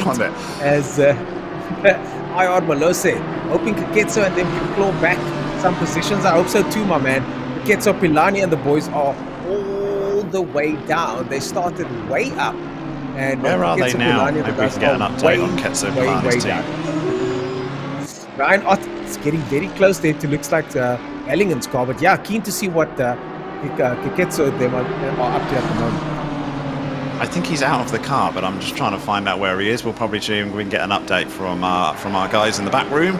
But yeah, no doubt after 7 hours, certainly plenty of time to claw that back from the early incident. But yeah, it was very unfortunate because he just lost so many places in that first lap. Kieran Patterson now up quite a few. His best time now is a 1:47, and the rest of the guys, let's see, Fenter's doing a 1:48. Kieran Patterson now in 7th position, 6th place. I'm trying to see they did a 1:48 as well. So Kieran Patterson only a second up at the moment in these current conditions. So he's losing 4, 5 or 6 seconds a lap, and now he's only clawing back. Not even really a second, is it, to be honest? He's got a 10th on Jason Isherwood. It was a 47.9 to a 48 dead, 1/10 now. So he's only just starting to get something out of his tyres. Yeah. And how long till the rain? 10, 15 minutes till it comes 30 again? minutes at this stage, 30 minutes at this stage, but I think the indicator should change shortly. So we'll probably see that change in the next couple. You go double I'm or now on nothing, board and you with- a bit of drifting from Aldo Bellingham there in the Lamborghini. Fully that sideways, can't be very easy. well held. That can't be easy. Mashigo is in 38th position. Mashigo is in 38th position. That is faster than you Racing. And although that's my team of the day yesterday, I think they jinxed themselves with that name because now it's slower than you Racing at the moment. Or faster than a few. And Now, then not faster none, than Ray. one or two. Faster than like Faster than a couple. Yeah, that's a shame. yeah, that's a big shame. I'm No big one wants sad that added pressure, do they? You don't want to pile on a pressure. It's like when you get silly vanity plates, number plates. Yeah, you Yes. just sort of you end up with the target on your like back, a isn't it? Jaguar plate, like a Jaguar plate. I know. As that was coming out of my mouth, I was thinking, well, I've got a silly vanity plate. What the hell am I talking about? Yeah, tell us about your number plate there, Dan. Well, I Tell us drive a about your car number that was available for selection in this game in the Jaguar XKR V8, and Yes. not a single person selected it out of 150 drivers because it's absolutely useless. But my number plate is JAAAAGWP, Jag, Western Province. Yeah, you got to say it. You got to say it. The drag. I'm sure I your drive a lady says. Jag. I'm sure your lady says, "Baby, are we taking the drag?" I mean, She hangs her head in shame. To be honest, the only reason why I got it is because when I bought the car, all my mates started taking the mickey out of me, saying exactly that. So then I pitched up at their house with the plate. It's a bit of a joke around the area that I'm in. Brilliant.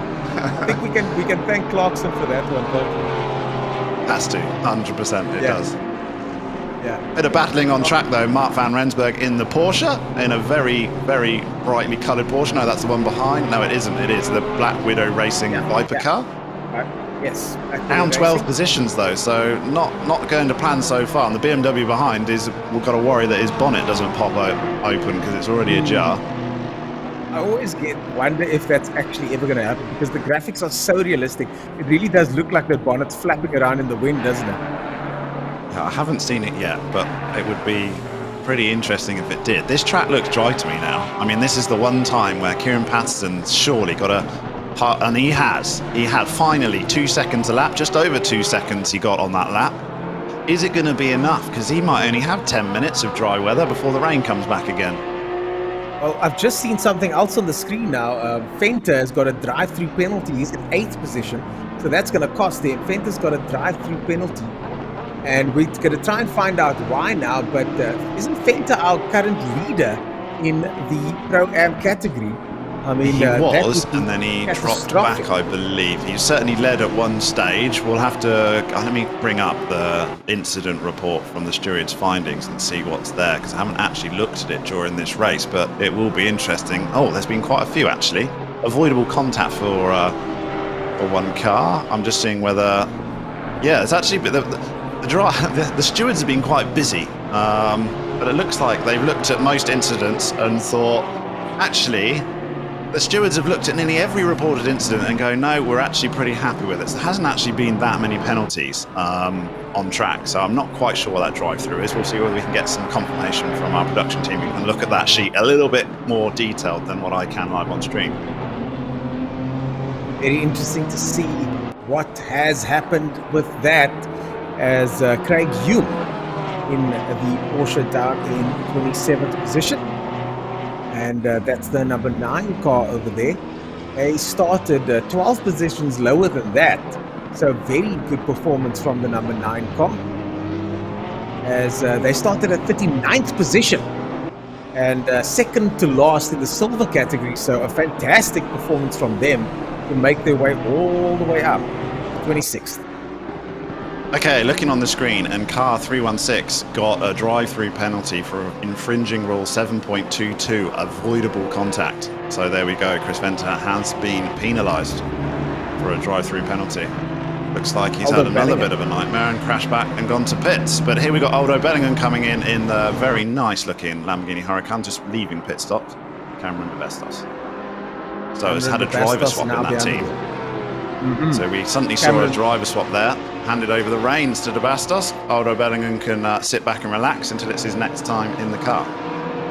Yeah, Cameron de Bastos now behind the wheel.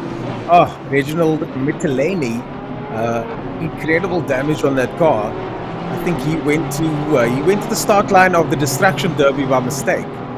And that's where you want to be sponsored by One Plan Insurance, don't you? But unfortunately, it's not one of the One Plan Insurance BMW, so that's going to be an expensive bill coming to him on Monday, I think. One Plan that's a masterstroke from them to sponsor some of the cars, because I mean, just look at this. You brought it up again. I brought it up as well. So, I know, we can't help ourselves. We're not even getting paid for it. We can't put an invoice in or nothing. I know, gutting. But it was just so fitting, because I mean, look at the state of that Beamer. Exactly, and this is another example of A, try not to bump into anything solid, and B, sponsors to come on board and join us here, because there certainly is potential for this to grow even more. I mean, when we name the teams, we specifically talk about teams like PWSR, Scuderia, Scribanti, Sim Racing, Masterclass, and Custom Cut IT. You know, these are the teams that are racing. We want to mention those teams by name. So it's fantastic to see companies, the real world companies, coming on board to play with us. And what a good fitting sponsor One Plan Car Insurance is for a racing event. You couldn't get better than that. So yeah, I think you're right. That was a good stroke of genius, and this stream will be viewed thousands of times. Yes. So yeah, good. Encourage a few more on board if we can. Indeed, as Kieran Patterson now. I'm sort of again. I want him to do well, but equally, I don't want him to do too well, because I really don't want to apologise to you, Ernest. So Kieran Patterson, if you could just tail back the lap times, because that one was a bit too quick. 1:45, 3 seconds quicker than the wet tyre runners now. So this is where he is starting to claw back some time. Philip Minard ahead of him, but look, 17.3 seconds behind. And then Minard's a further 25 seconds behind Leslie Oliphant, which is where Kieran Patton should have been. So I'm thinking, I'm pretty confident that apology is going to stay in my pocket. Because the overlap on the next pit stop, when they pit next, it will more than likely be for wets again, and everybody will go back in for wets on the next pit stop run. So and Patterson will go, bit of sideways drifting from Patterson, but does Patterson go big again and just think, nah, I don't think he bought any wet weather tyres. He's going to stay slicks for the whole race, doesn't matter what happens. They forgot the wet weather tyres in Germany. Yeah, someone left them back in Cape Town or wherever they were from. They travelled up to Kyalami. Oh, damn it, we've just got slicks. Oh, well, let's stick with it. At least it's simple. Blue flags waving for Patterson. Dealer in front of him there, and Patterson catching handover first here on this now drying and quickly drying circuit. Kieran Patterson looking very good out there on the quickly drying circuit with Delay right in front of him. And Bruno Cadilli is just managed to sneak his way into our top half of the leaderboard, has Bruno Cadilli, up into 19th position. So they're still working their way through the last of the Pro Series. We've got guys pitting now. I mean, that must be just normal strategy. It is, I think. So now it's interesting, because your forecast has got to say rain sooner rather than later. But if you're pitting right now, you want slick tyres, don't you? Oh, the forecast has changed. The forecast has changed. The rain has gone away for the next run, and now it's clear skies all the way through. And this is what Patterson was hoping for. This is what Patterson and Ernest Page have been hoping for. I think you run the Kieran Patterson sort of fan association on Facebook, the fan group. If you join in, you look at the admin staff, and the chief admin of the Kieran Patterson Works Racing Facebook page is Ernest Page. Well, I don't want to alienate too many of the other aliens out there, but I've got to say, for me, this is just purely a strategic masterclass if he manages to pull this off. This is what it's about. It's to see if the strategy is going to work. It was a massive gamble from his end, and I'm very keen to see if it pays off. Let's find out. We're about to find out now if the circuit is going to stay dry, or at least the foreseeable future. The rain has gone away, surprisingly. I was expecting the rain to come back again, but it hasn't. No, and interestingly, we've had Leslie Oliphant in the Slick Racing Porsche come in and take a pit stop whilst we've been chatting, and Chris Heineke has taken over control of that car. So the 353 Slick Racing Porsche, now in 7th, has already come out, as our leader also comes in Jordan Sherritt. So we're expecting everyone obviously to go back onto slicks if the weather forecast is nice and sunny. They managed to negotiate the first weather incident of this race, and most of them have come unscathed as a result. So our leaders are as they were, Jordan Sherritt, and Esser's coming in as well. Daniel Rowe may follow it when he gets round. Looks like this is the natural pit window. They managed to hold on to those wet weather tyres and just eke them out to get back onto their pit strategy. I wonder now, are they going to be swapping drivers now? You did mention earlier on that a couple of drivers I think they will. Stayed out there. So 2 pit stops later, will some of these drivers change? As Patterson now makes his way into the final sector, and he's in 4th place at the moment. In front of him, Sherritt in the pits, Esser in the pits, Rowe as well. We mentioned the person that Patterson, Rowe's still out. Rowe's staying out. Staying out. Got some more fuel in that car, and he's happy to try and take the lead of this race. You mentioned earlier on that Patterson was fighting with Heineke, if I'm not mistaken. I did, but we've still got to wait for Kieran Patterson to have a pit stop, haven't we? So he's got to be in front of that Slick Racing Porsche when the next pit stop strategy comes in. So we saw Kieran Patterson go maybe 10 minutes longer, 10, 15 minutes longer. So in the next 10 minutes is going to be pretty vital for you, Ernest Page. Yeah, indeed. Rowe has taken 2nd position. So Rowe has taken 2nd position, but know that he's staying out on the wet tyres. That's very strange. Stuart White is now out there. So Rowe is staying out on wet tyres, and that's a very strange turn of events that did not see that coming, as Stuart White makes his way around in that Audi. And we've got the Lamborghini now of Rowe on screen. He's way up the road from Stuart. Still, so Kieran Patterson's last lap was 5 seconds quicker than Daniel Rowe, who stayed out on these wet weather tyres. So Kieran Patterson's into the 143s. Now the track is fully dry. He's got those tyres back into its window. It's going to be interesting to see what the lap times of the likes of Jordan Sherritt and Stuart White are when they come through. I thought Jordan Sherritt might change drivers as well. So he's doing a triple stint. That's quite interesting, because it just seems like a nice time to make a change, doesn't it? The disaster of the weather is put to one side, and the next person like Stuart White can settle into a dry track and just build himself up from there. So I would have changed, but that's not the strategy that our leader's gone for. Well, it looks like the weather's now decided that there will be a shower again in 10 minutes. So there's a shower happening in 10 minutes again. And but it's going away after 10 minutes, so there should be a slight shower. Here's another tweet. Keep faster than you from 2 laps behind to P38. Clawing is on, a risky strategy to give them a chance. So they are trying to claw their way back at the moment in 38th position. But then when you're P38, that's when you take the risky strategies, don't you? Yes. That's where you risk it for the biscuit, and you think, wow, if it doesn't matter, I'm last. You've got to try something different. But I think they'll get there naturally on pace, to be quite honest. I don't think they need to push do anything too ridiculous. I think 7 hours is all you need to look at. Yeah, you just need to look at the clock. The clock is your friend on this one for those guys. Daniel Rowe exiting the pits over there, as Christian Venter, after that drive-through penalty earlier on, unfortunately for him, in 12th place now, down 5. And I wonder where he sits in the standings now for Pro-Am division, as Rowe now comes out of the pits. And Rowe comes out in 4th place. He's got the Lamborghini, Aldo Bellingham right in front of him, giving him the flash there. Daniel Rowe out in 4th position. 4th position, yeah. Astos behind him. Thought I'd have a quick shout out to the quality of the driving here. I'm looking at the stewards' form, the public form which everyone can look at, and they haven't been busy, eh? I mean, they've had a pretty easy time. There's only been sort of 3 drive-throughs that have been issued, so we've missed a few earlier on from lower down in classes, but pretty much very, very clean driving considering we're nearly 2 hours into this race. So just well done, everyone. I'm pretty proud of you. Well done, teams. Certainly. This is the cream of the crop when it comes to this type of driving. You see Christian Venter now harassing Van Rensburg there in that brightly colored Porsche. Goes down the inside. Van Rensburg not wanting to heel. Stays along the outside. Van Rensburg gonna try and stick it through. Gives him the flash. Lets him by. And there goes Christian Venter now.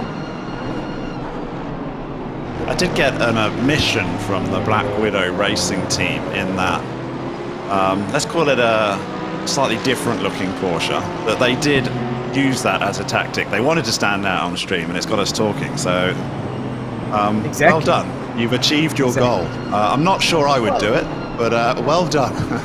Because it makes our life easier, I have to say. But then if everyone does it, then no, please don't. Nah. Well, that's exactly what the guys with the milk e-juice cars did back in the day. They had poop cars.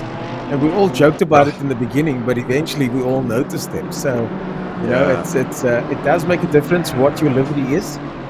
And I'm very keen to see how this all turns out for Christian Venter. We are trying to fight his way back slowly but surely. The rain is definitely coming, at least a shower. There won't be much, so the drivers won't have to change tires. But definitely slick tires should be what's needed because there's a shower and then it goes away again.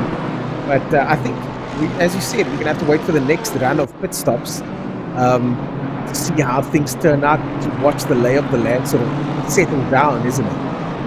Yeah, because the lap times have come right back down to where they were, like 143s throughout the field. I'm looking at Kieran Patton 143, but now the people around him are also lapping at 143. Chris Heineke, who took over from Leslie Oliphant, is at 144. So, yeah, I think Kieran Patton's going to come into the pits and then we're going to see how he does. However, I mean, if we get a little 10-minute rain shower, is this bet of ours going to carry on for 9 hours? Because I can't see Kieran Patton changing his mind. He's going to do it again, isn't he? He's going to push through on slick.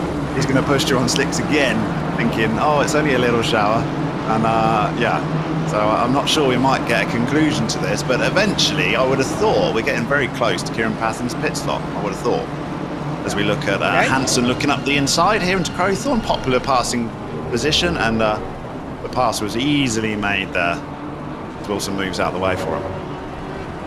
Daniel Rowe, an interesting turn of events for Daniel Rowe. Okay, he's did a 142 now. So he's faster than Patterson, and he's doing 142 right behind Patterson. I was wondering if someone pitted and went on to wets at this stage.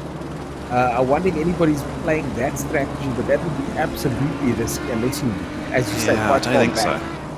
We've got Quinten van Rensburg in the 55 car is coming into the pits now. So do you pick wets for him? I mean, you don't really want to be pitting now. So I'm assuming that's forced, as we'll get Kieran Patton being forced as well. This is a real ding-dong battle here between a BMW and the other AMG in the one-plan insurance car.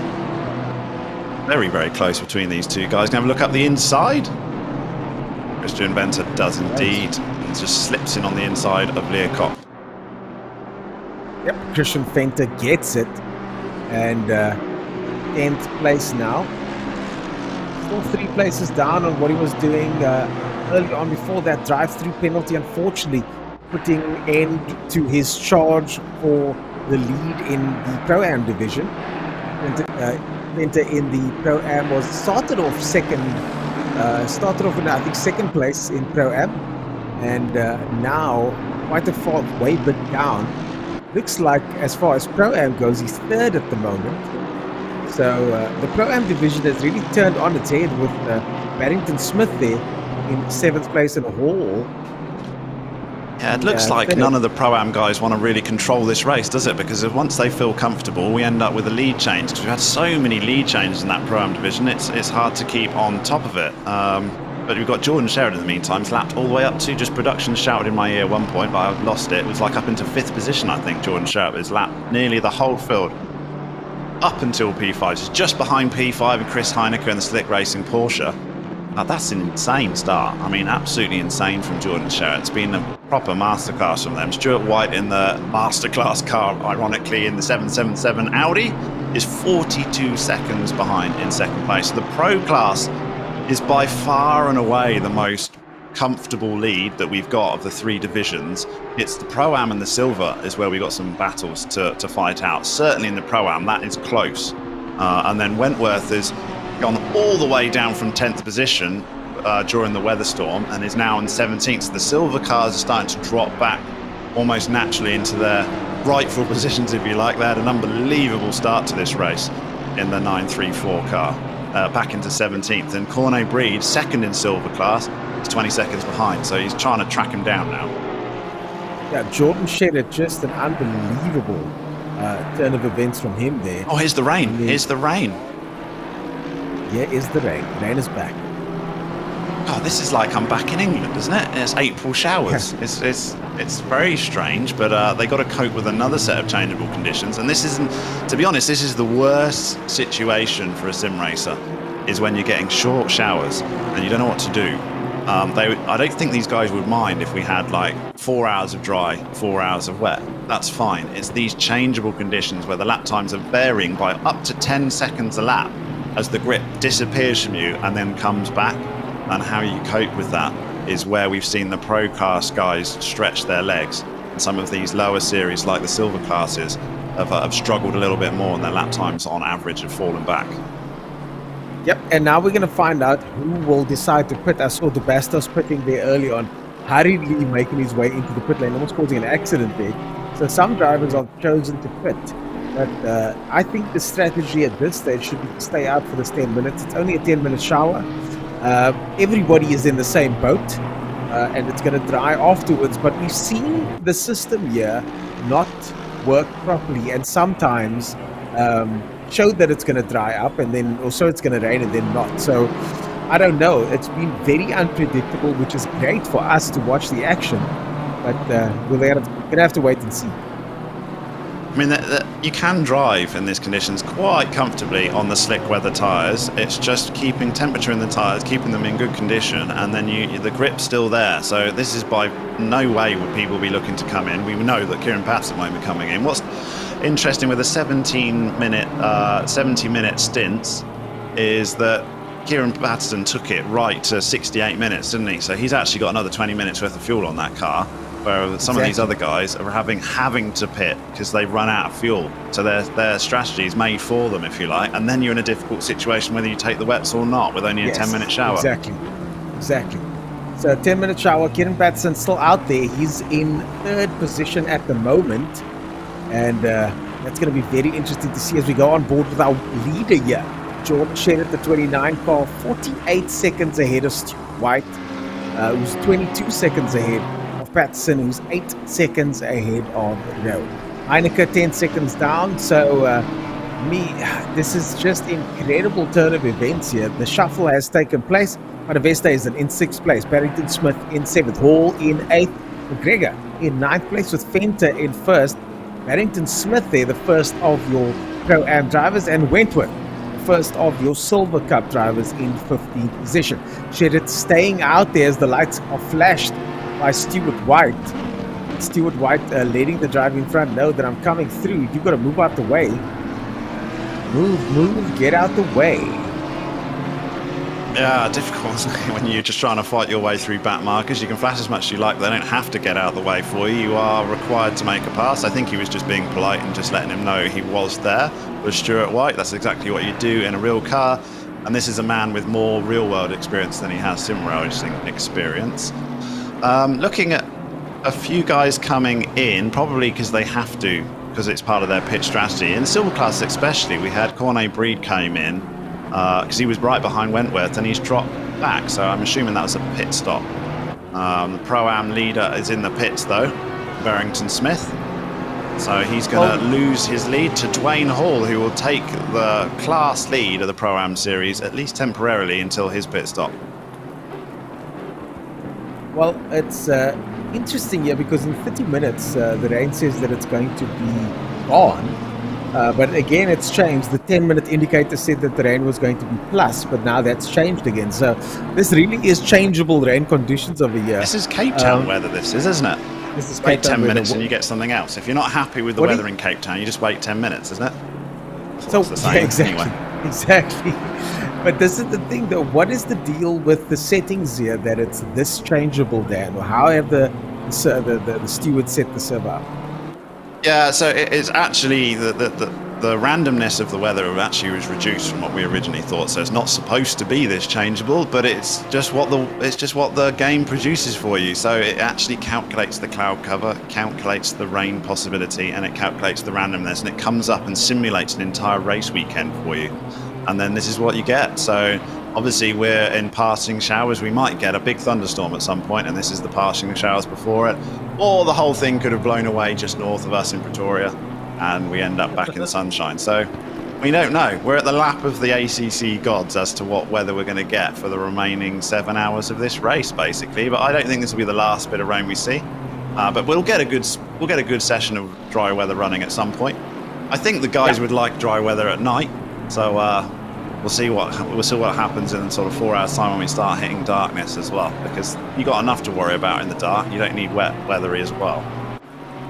Well, I'm for one, I'm very glad that the weather has changed like this and that the weather is changeable. I mean, just incredible that we can do this, that we can have this like this, have this option, and just have this sort of situation where drivers are tested the way they are here. So by my calculations, Kieran Patterson, Kieran Patterson's getting too much stream time at the moment, to be honest, but he's the one car that is out of strategy, so it's therefore going to be a talking point for us. By my calculations, he's got to pit in the next 15 minutes. He's up into second place at the moment because he's out of strategy, but he's got to pit, he's going to run out of fuel, and he's going to run out of stint time in about 10 to 15 minutes. He's going to. This is clearly a team that spends a lot of time looking at the weather forecast, like you, Ernest. So, what do you do now? Oh, White's gone down to 5th place. White has gone down to 5th place. So he's in the pits as well. So why is White coming to the pits? It's out of the car. Yeah, so Stuart White's had an issue here because he's gone to the pits and now he's back out again. So he's changing tyres, isn't he? That's what he's probably doing. Maybe taking the dries off and putting wets on. Oh, we got 2 cars off circuit there. So someone's struggling on the slicks in the wet. We're going to try and work out who that was. 2 cars off circuit there as Kieran Patterson's coming round still on slicks. I mean, one thing is he's experienced on these tyres now, isn't he? He doesn't mind drifting that Porsche around this back section of the circuit. But a few other guys are struggling for grip now as lap times start coming right down. 155s. We've lost 12 seconds a lap in the last few laps. Insane. So there's no grip out there. Oh my goodness me. I think things are getting turned on their head. I'm wondering what's happening with Stuart White, why they decided to send him in. And if there's any way for us to figure out what tires these cars are running, I mean, that would really help a lot. I don't think ACC allows it. I'm watching Stuart White's stream over here, and he is absolutely all over the place. The car's quite loose, and I think he's having a little bit of a frustrating time out there on this wet weather at the moment. Patterson's still staying out. This is the slowest times we've seen the whole race. I mean, like they're really, really struggling out there. And interestingly, we've had a comment in chat in Johannesburg right now. They had a random rain shower for 10 minutes, then it was dry again, and now it's raining again. Can you believe it? It's almost like this is literally the weather that is in Johannesburg at this very moment. Well, if we could cut to Stuart White, he's about to get lapped by Jordan Shedder. Jordan Shedder's about to lap second place man, or at least the second place starter, Stuart White. As for Rensburg on our screen here, has a bit of a battle, but Stuart White is about to get lapped by Jordan Shedder. He is indeed, and that's going to be a psychological blow for this 777 Audi in the Masterclass Audi if Stuart White does have to relinquish the place to Jordan Sherritt and the Custom Cut IT Solutions. Just have not put a foot wrong in this race so far. We've gone over the 2-hour mark of 9, and they've just been perfect. I mean, they really have, and this is going to be really difficult for the Masterclass team to have to relinquish the place because they'll be getting blue flags. something they probably weren't expecting to see. They won't fight it. They'll know exactly it's not worth it. It's not the fight they're after. And Jordan Sherritt needs to try and make a move and get through cleanly and carry on his relentless assault on this virtual Kyalami 9 hour. I mean, he's really running away with it at this pace. Absolutely relentless. I mean, just incredible. White seems to be now finally getting to grips with things. And I think White changed to the wet tire, looks like it. This is true. You're quite right. He's out of strategy, isn't he? So you're quite right. The gap is not as big as it appears, because he's changed his strategy as this masterclass team by coming in a little bit earlier and taking wets when everyone else is not. Taking wets and trying to gain some time here.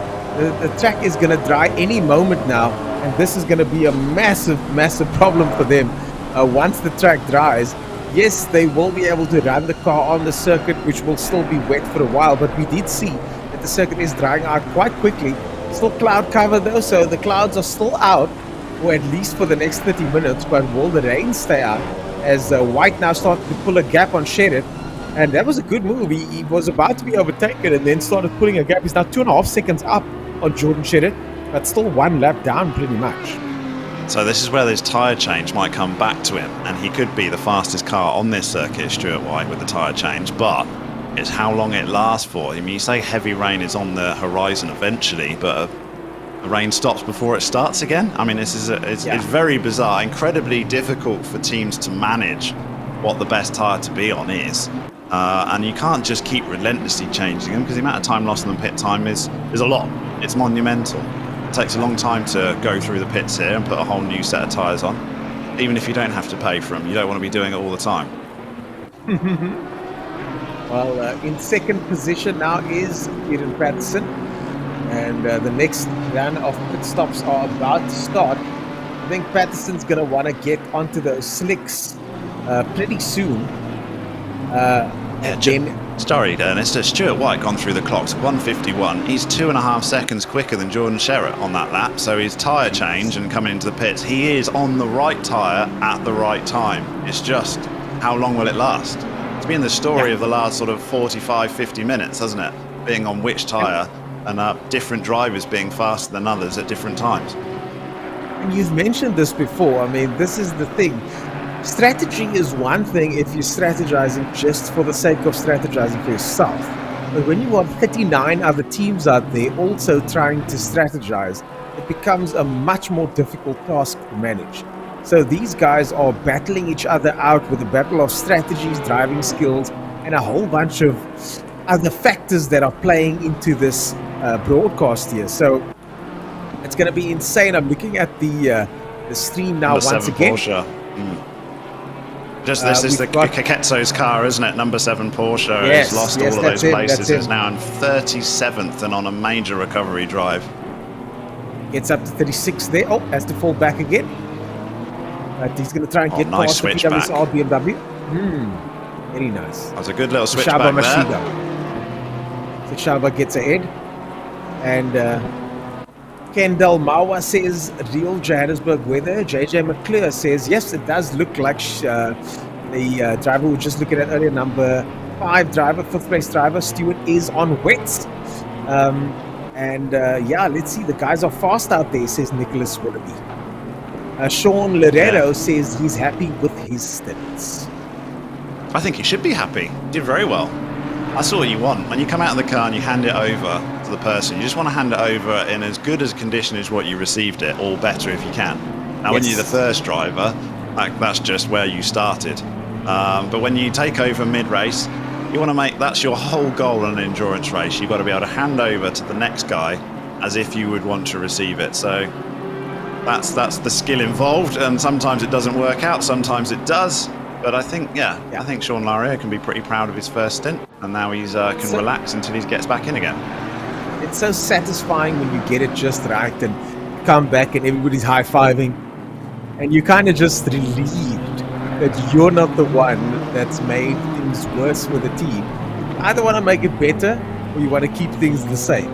You don't want to be the one that makes it worse.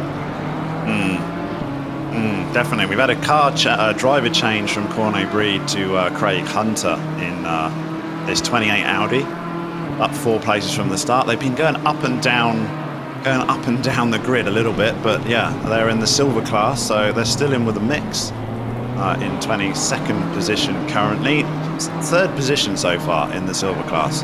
I think they're slightly out of strategy sync with the drivers in front of them though, so it's now in a position where we're struggling to keep track of who's leading based off strategy calls, so we need your help.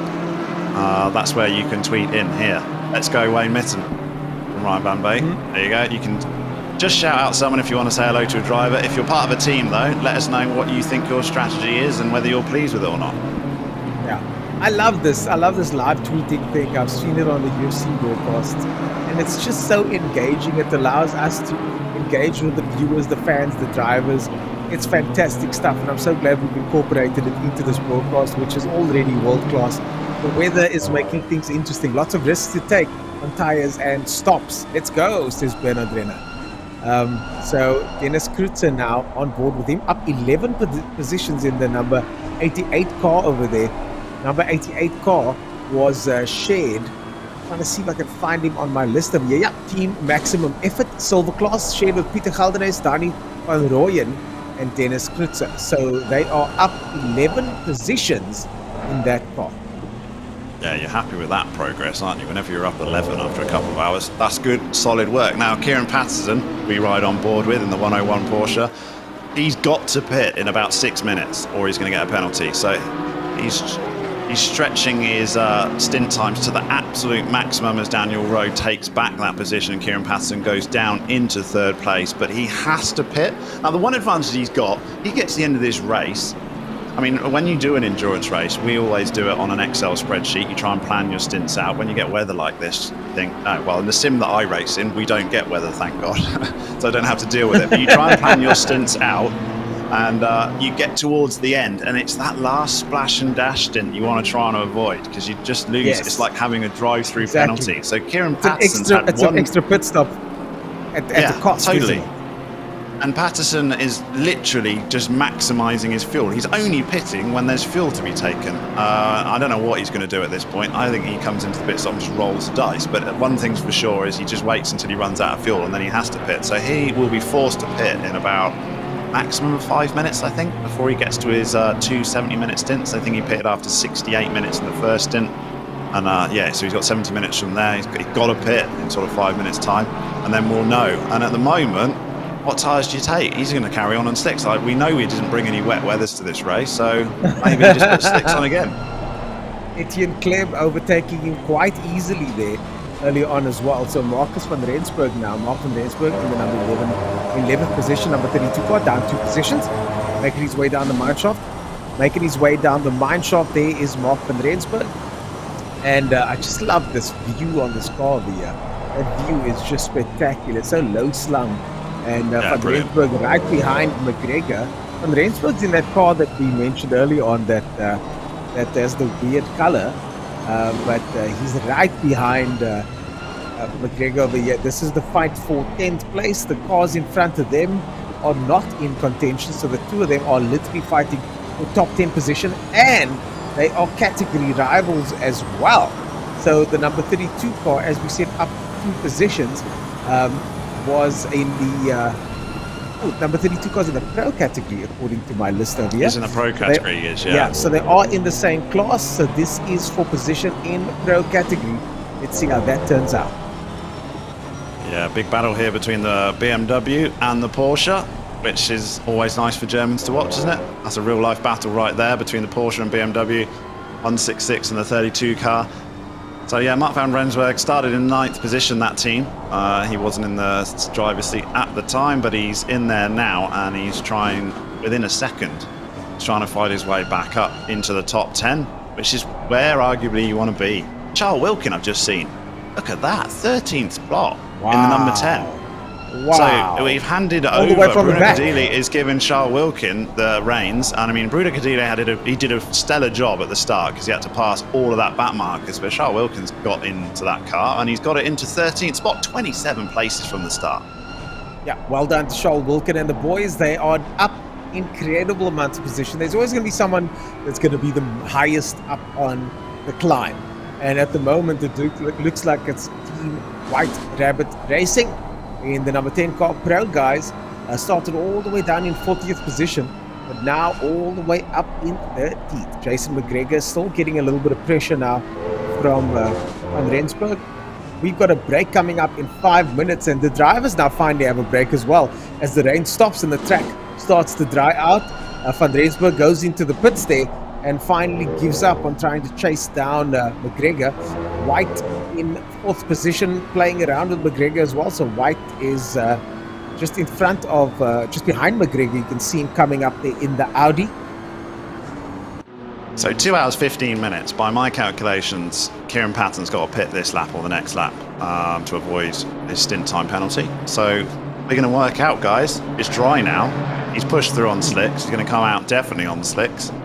And we're going to see whether it worked, but it's not looking good for him. I'm sorry, and it's not looking good because we've got Chris Heineke who's not that far behind, is he? He's definitely not a pit stop behind. I think Kieran Patton's going to be about third. He's going to come out behind Chris Heineke, sorry. He's going to come out behind Chris Heineke, I think, but he's going to be a good 30 seconds behind him. Do you think that Heineke has to quit anytime soon? It looks like the circuit's going to be dry for the foreseeable future now. Yeah, no, Heineke's on the same strategy as the rest of our leaders, so there's nothing unique there. Kieran Patton's just the one that just went exceptionally long, and he's just pushed his stint times the most. Now, it's not to say that that might benefit him towards the end if he avoids a splash and dash, but it's a bit early in the race to be starting to calculate those so far. You put them in your Excel sheet and you hope for the best, but every time I've done an endurance race, that original schedule you have pretty much goes out the window by about that 100. As you look back and you think, what were we thinking? We're not even close. So we're lap 76 right now. The conditions are changeable all the time. Look at all of that. Etienne Klep getting involved there. He's up 5 positions in the number 38 car. That's Team Heap Together. Team Heap Together as Patterson stays out. That's him in the background there. Etienne Klep across the line. Yeah, it's going to be tight. De Bastos comes into the pits in 19th position, but here we are in Kleb, and that's a very unique looking BMW. I mean, they've tried to embrace the grille with the lipstick around it, the yellow lipstick. Yeah. Most teams try and hide that and just black the whole thing out. So that's a brave move for that BMW, number 38 BMW. Not sure I'm buying the accentuate the grille. Oh my God, that is so. Now it looks like teeth. Now it looks like a. Yeah, it's a face only a mother could love, isn't it? That BMW sometimes in certain skins. I've got massive front teeth. I know what it feels like. But man, those are giant choppers over there, as they say. Yeah, it's and it's on display for all to see. It's on display. That particular one. It's fully on display. Look, I must say, as I've always said before, in the flesh, the M4 looks sensational. I love it in the flesh. I've got no problem with the looks when you see the car. Once you're driving, yeah, I know you had a convertible the other day for a while for a test, weren't you? I think you were quite enamoured with it. Event, yeah, I loved it, and that was the M4 convertible. And also, I managed to spend some time with the M3 on that track in Franschhoek. And even on the normal road tires, when Van Zyl gets it sideways there, it's phenomenal, man. And there's a cup tire version as well. I have no doubt that it's an exceptional vehicle for performance. The looks people can argue about the looks, but I have absolutely no doubt in its ability. As we get one that goes slightly off the track, collects a bit of grass and back on and recovering in Sean Oliver in the 78 BMW, but up 16th position from his start. So this team's done very well, and they're currently running in 21st place in the silver class is Sean Oliver. So that's a great running from the silver class car, up 16 places in just over 2 hours 20 minutes. Kieran Patton's in the pits, guys. This is it. Do I have to apologise to Ernest Page? Kieran Patterson is currently in the pits. So we're going to see where he comes out. I'm only apologising if he comes out in front of the slick racing Porsche. I'm very comfortable sat in my seat, I have to say. I'm feeling quite comfortable in my position. Poker face not required. Here comes the slick racing Porsche. He's already through. He's already through. Kieran Patterson's not even got his tyres on yet. So you're safe for now. You're safe. No, it doesn't run for 9 hours. I'm not saying that Patterson Works Racing will not beat them. But he has swapped out as well. Warren Kutzer is going to take control of that car. So Kieran Patterson's had enough. Has he been pulled out in aggression from his teammate saying, what on earth was that? Or is he going to be happy with the result? I'm not sure. I mean, it's not been a disaster by any stretch of the imagination, but he's given away 30 seconds in that first weather storm. Yeah, and was arguably, he risked his car. That's the big thing. He came very close to hitting the wall. It was a big gamble. It was a big gamble. It did play off. I'm still glad to have seen it play out. But yeah, you're right. That was a massive gamble for 42 seconds back. So that shows you. So over the whole stint, he's lost basically 42 seconds to that slick racing Porsche. Stuart White has now come into the pits, and he has to pit because earlier on we saw that he was. He came in for wet weather tyres, didn't he, Stuart White? Yes, he did. So this is a real world driver that's like, no, I want to be on the right tyres at the right time. So he came in for his wets. It's now track dried out. He's come in for his dries, slicks. And yeah, he obviously wants to feel comfortable in the car that he's driving, doesn't he? So he wants to be on the right tyres, doesn't want to risk it. But he has made, I mean, that team has done one extra pit stop over everyone else. And they have dropped back as a result. So you can argue it both ways, can you? But they're still on circuit. So if Stuart White didn't feel comfortable, and he wanted to be on the right tyres. I think that's the difference between a sim racer and a real world racer right there, isn't it? The fact that Stuart White doesn't take the risk that sometimes us sim racers just think, oh, we don't care. Because it is a massive risk. You're risking the entire car, the race, all of these things, just on staying out. And we saw that's exactly what our man did over there earlier on. Off Kutzer now behind the wheel in fourth place behind Heineke, and as you say, man, 40 seconds down. Shedid is about to lap P2, so Shedid will now be one lap ahead in 13 seconds. He's 13 seconds behind.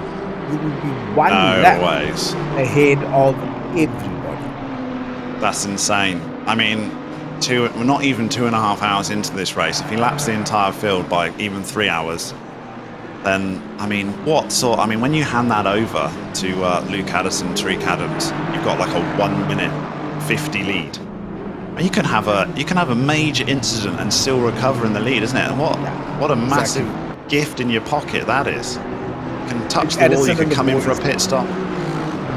Luke Addison and the boys must be ecstatic at the moment. Yeah, that's about a perfect start to a 9-hour endurance race as you'll ever see, I think, in the Pro Class category in the Custom Cut IT Solutions.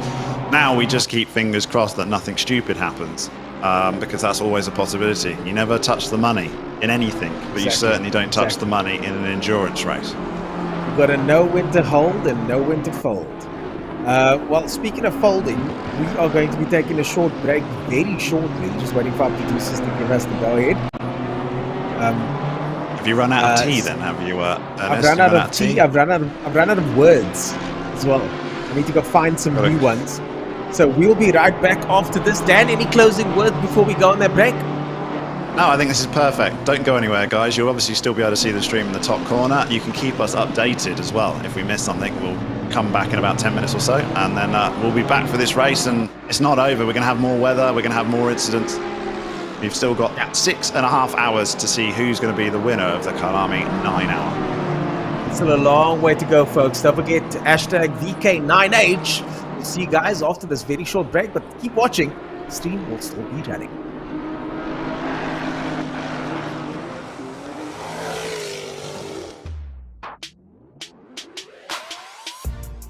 Whether open air on a bike or sitting behind the wheel of a car, motor racing is popular in South Africa. And one of the most anticipated events of the year takes place in Knysna on the southeast coast. The Simone Hill Climb started in 2009 as a response to the global financial crisis. We started it to bring people to Knysna, and in that time, in the 12 years since then, we've run 10 events. By 2019, it had become a premier event on the racing calendar, attracting 800 crew and participants and 17,000 enthusiasts to this usually sleepy holiday town. Then, just before the 2020 event, COVID struck, and the hill climb was cancelled. And by early this year, it looked like the 2021 event would suffer the same fate. Anticipating that this may happen, Managing Director Ian Shrewsbury had the idea to go virtual. I didn't quite know how to do it at that point in time. It was all very new. Then I was approached by Monarch, who said they had the technology, and we found a good fit between us and themselves. And that's when we decided to go ahead and create the virtual Knysna Simola Hill Climb. And the results were breathtaking. Every twist and turn, every bump in the road, tree and building were recreated. The cockpit view of the real track and the virtual track are almost indistinguishable. The brief to us at Monarch was plain and simple: recreate the Simola Hill Climb. The technical realization was, of course, a challenge. It wasn't just building the track, but setting the rules and regulations, creating a championship, and running the live event. Daniel Costello was tasked with the technical development. To start, he used Google Maps to plot out the course. And then moving on from there, we got some good bumper camera footage that include pitch and roll, which was extremely accurate. Once I was happy with sort of a beta version of the product, I gave it to some professional drivers, and they sort of critiqued it. And they were like, no, there's a bump in this section. This road surface here has been tarred over differently. And they pretty much gave me the critical feedback that I needed to be able to make it as accurate as possible. Later on in the process, we started working on the modeling. So this pretty much took a photo of, say for instance, the estate's gate, and sort of modeling from scratch all of the textures, the glass panes, all of that, just from a photo. So that definitely took a while, as well as making from scratch the humans and the buildings, and it was quite intense within a 3D modeling space. There were 297 entries from all over the country, with the pre-qualifying rounds run over a period of 4 weeks. The top 10 finalists then competed in the live event using the same start procedures as in the actual race. I've been through lots of events, lots of competitions, won a few, but this hill climbing event was special. Lorenzo Gualtieri is your winner, folks, by just 4 points. It was just so much pressure. It's just like the real thing, I suppose. But yeah, it was just so close because, you know, the guy that was 10th could win, because if you make one mistake, you make a mistake in every run that you do. Out of the 5 that we did, you're going to find yourself lost. In the 10 days of seeding, the 10 competitors did 3,772 runs, an equivalent of 7,167 kilometers. And the times set were within a half second of the real event times. Finalist Lorenzo Gualtieri has raced real cars as well. Funny enough, I actually experienced more adrenaline on a simulator. I don't know why, I have no idea. It's just crazy how you sit, you know, in your own house, in your own room, in your own chair, your own simulator, and you get so much more nervous than you do when there's another 30 cars around you on a real race circuit. The competition was intense, but Lorenzo held it together, winning the coveted title of King of the Hill, all done in his own rig, from his own home. Okay, so let's just talk you guys through a run of the virtual Simola Hill Climb. So we're pulling up to the line, first gear to the red line, leave the clutch, all the way to the red line, second, third, fourth gear, flat out into turn 1, nice early apex, let it run wide, and as we're going up the hill, obviously big speed, about 220, look for the bush, press the brakes. I like to turn in early and get on quite early to get the best exit out possible. Now for the section that's quite technical, flat in almost, just a dab of the brake, try to keep it as tight as possible, car feeling a bit light over here, and across the line. That's a run of the Samola hill climb.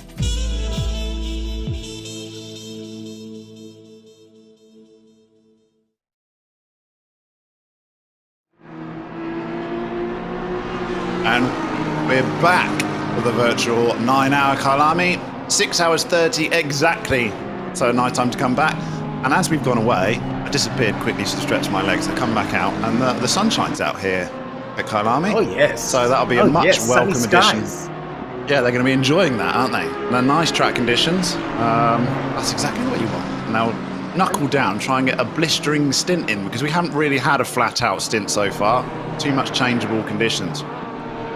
So the sky is definitely a lot brighter this time, and you can see that the sun is peeping out a lot more than it has been for the last couple of days, or at least the last couple of hours. And hopefully now we get to see a flat out race. Obviously the guys are now going to be wanting to push as hard as possible, because they've got some time to make up some of these drivers, and some of the drivers were not that comfortable in the wet. We saw Dan, and then again you see some guys that are absolute sinners in the wet. So someone that's done exceptionally well, Charles Wilkin, way up over there, one of the big winners, and we expected that though, that they would be the big winners in a race where they would be starting all the way from the back. Yeah, I mean, it took them quite a long time, didn't it? It shows you the disadvantage of not completing qualifying yesterday and starting from the back, that you wasted all that time. But it's also a demonstration for any of these teams that are on a recovery drive of what's possible with 2 hours of clean driving and the recovery that you can make. So to pull a car from dead last up to 12th position is a good run of events. And obviously they've got some very skilled drivers in that team as well, but it's always worth continuing on. So whenever I watch, it's just about finishing sometimes, the satisfaction of finishing an Enduro. So you see guys in the Daytona 24 right now, coming in, huge repair bills, drop 3 places back. You think, well, why bother? But it's not all about the win, is it? It's about competing. And just finishing an Enduro of this nature is a lot of satisfaction for the team. So always keep going. You never know what's going to happen. Something can happen later and you gain a lot of places. You just keep going. You just ignore everything around you and just plod along. Finish first, you must first finish, is the old adage. Very true. And some of these guys are really going to be wanting to finish this race, I'm sure of it. I mean, all the way, Robin van der Merwe dropping 6 positions there in total in the 333 car. We saw the car get very sideways earlier on. The other Aston Martin over there in 22nd position. 333 car, Robin van der Merwe. Now we're on board with Stuart White in 5th place. And back in contention now, but quite a far bay back from Kutzer. He's got a lot of catching up to do. He's now got to carve through the rest of this field. There's a lot of carving to do. I mean, just look at the gaps at the top of the standings there. 30 seconds, 80 seconds. So there's big gaps all the way through up the rest of the field. But Stuart White's got some good pace on him. He's just taken a bit more pit stops than everyone else, hasn't he? Because he wanted to be on the right tyres at the time. Yeah. But at least he's safe, he's going, and he's catching. So he's got Brian Kutzer in front of him, 1.7 seconds back, though. So it's going to be close for a pass to get back into the top 4. And then he's got a long way to drag back that Slick Racing Porsche, who have had a very good weekend overall. Started front row of the grid, arguably slightly out of position of where they qualified in the first 3 divisions, first 3 qualifying sessions of yesterday. So they had an exceptional Super Pole, and the car's still there with 2.5 hours gone in the top 3. So a podium finish at this event would be one hell of a feather in your cap, wouldn't it? You know, that's something to be proud of, even if Jordan Sherritt runs away with it, with lapping the entire field by the end. But you're going to be fighting out for those top 3 spots and the pride involved with it, as will the Pro-Am guys. Dwayne Hall currently leading the Pro-Am division in the 53 car and is currently in 7th spot in front of Christian Venter. But that's switched countless times, hasn't it, already? So that's going to go right down to the wire, I think, that Pro-Am class. Well, White in 5th position at the moment. He's got Kleb in front of him to deal with first. And then after that, he's going to have to deal with Kutzer. But now we're on board with Malose Sebata in 17th position. Up 2 now from the number 11 car. That's Pace Motorsport. He's teamed up with Kyalami and Ethan Ratta. And flag comes out to let him through. We've got some tweets coming in now as well. From a while ago, though, it's not current. Taking over, you got this. Well done, Kieran, on the first stint. 6 hours, 39 minutes to go. Caitlin Martin with some props there.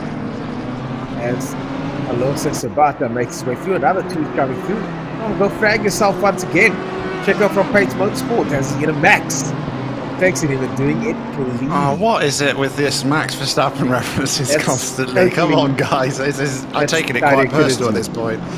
We've got a little joke in the Discord of this event that anyone that took the mickey out of Lewis Hamilton, I renamed them, saying Lewis Hamilton is awesome or something at the end of their name. So just to curtail any more comments, because the POM, you've got to look after the POM in the community. You can't. Yeah, I'm already an outsider, feeling lonely and homesick. But you can't just keep sending me Max Verstappen jokes. For at least the next 6 hours and 24 minutes and 28 seconds, we kind of need you. After that, we don't care. But for the next 6 hours, then you can just pile on the Max Verstappen and Lewis's awful references. Yeah, brilliant. Exactly. I love it. Exactly. Alonso Sabata there in the number 11 car, just behind Knutzer, the number 88 car. So this is a battle for position, 16th position over there. And Alonso Sabata in the AM category. Knutzer in the silver category. So Sabata leading silver class. Yeah. So if you're in this situation and you're leading your class, do you fight this position or not? Looks like he's not going to. He's going to let it go through. That's exactly what I would do. That's classy driving there. There's no need to fight that, is there? No need to fight it. You're in a different race. Yeah. And Van Nieuwenhuizen, is in the same class as him.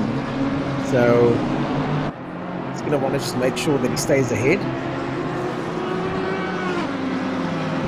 Apparently, I've just had in chat that some of the guys I've renamed in Discord actually quite like their name. It's growing on them, and they might keep it after the race. And there we go. Become fans as well.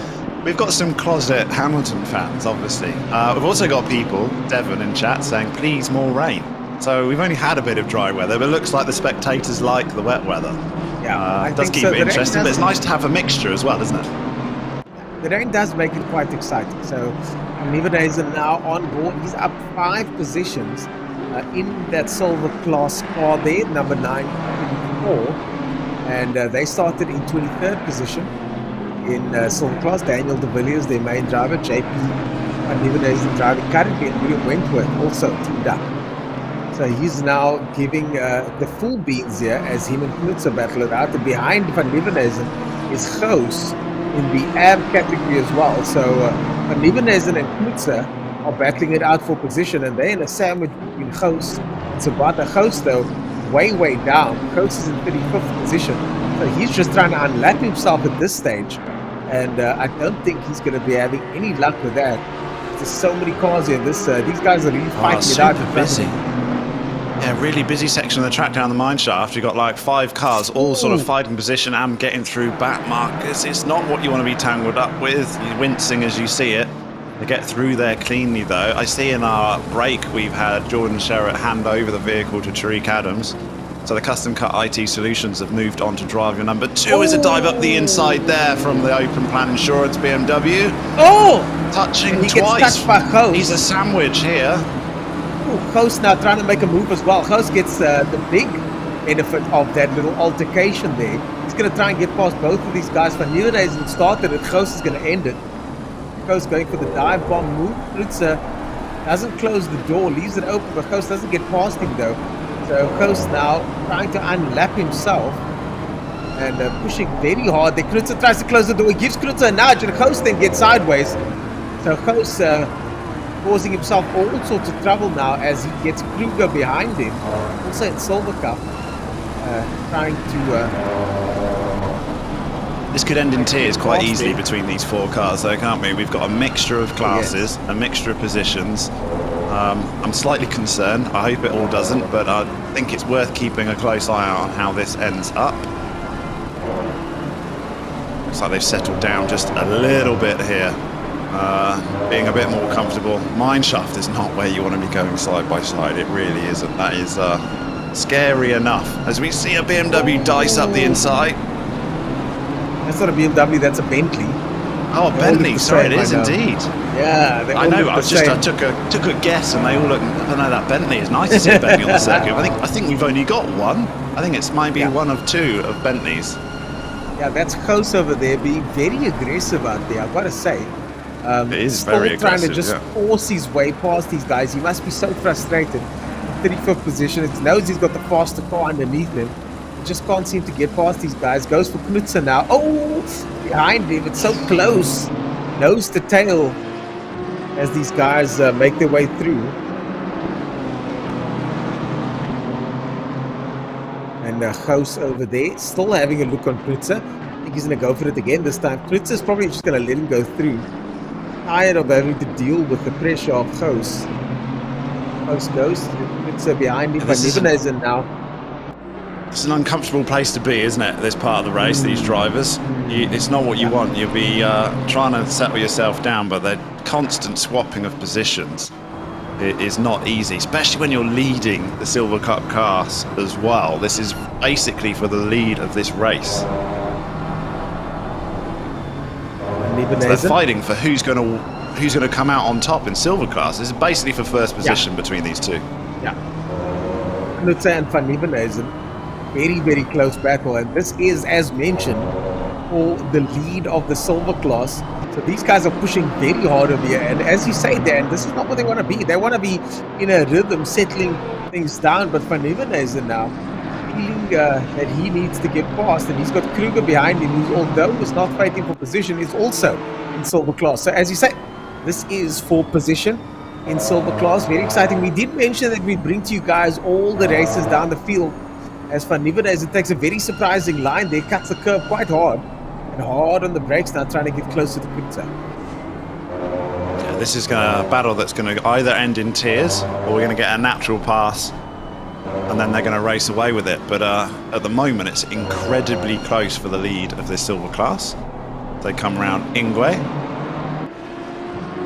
In the background, we've got Coach Dave Academy. I do think that's a fantastic bit of sponsorship in game, isn't it? Because every time you come around Ingwe, you look up and Coach Dave Academy, but that is a very good place to get your setups, and that is such a massive part of ACC. So go to Coach Dave Academy. Also got to do a quick shout out for our stewards who have come from the SimGrid team. So we've got an international team of stewards, one of which, the head steward, Chris, is from the UK, which is obviously, I had a nice long chat with him last week. The motherland. It is. I asked him how the motherland was, and he was wearing like 3 jumpers and a jacket at the time. So I'm actually quite glad I'm still here. But thanks for the SimGrid team for providing our team of stewards. 3 stewards sent from SimGrid who are officiating this race, and it's going perfectly smoothly right now. And I'm looking at their incident reports, and they're following in from anything that happens on circuit. So we're very, very grateful for that. Also, completely unbiased, because they don't know any of these drivers. So that's a superb thing as well.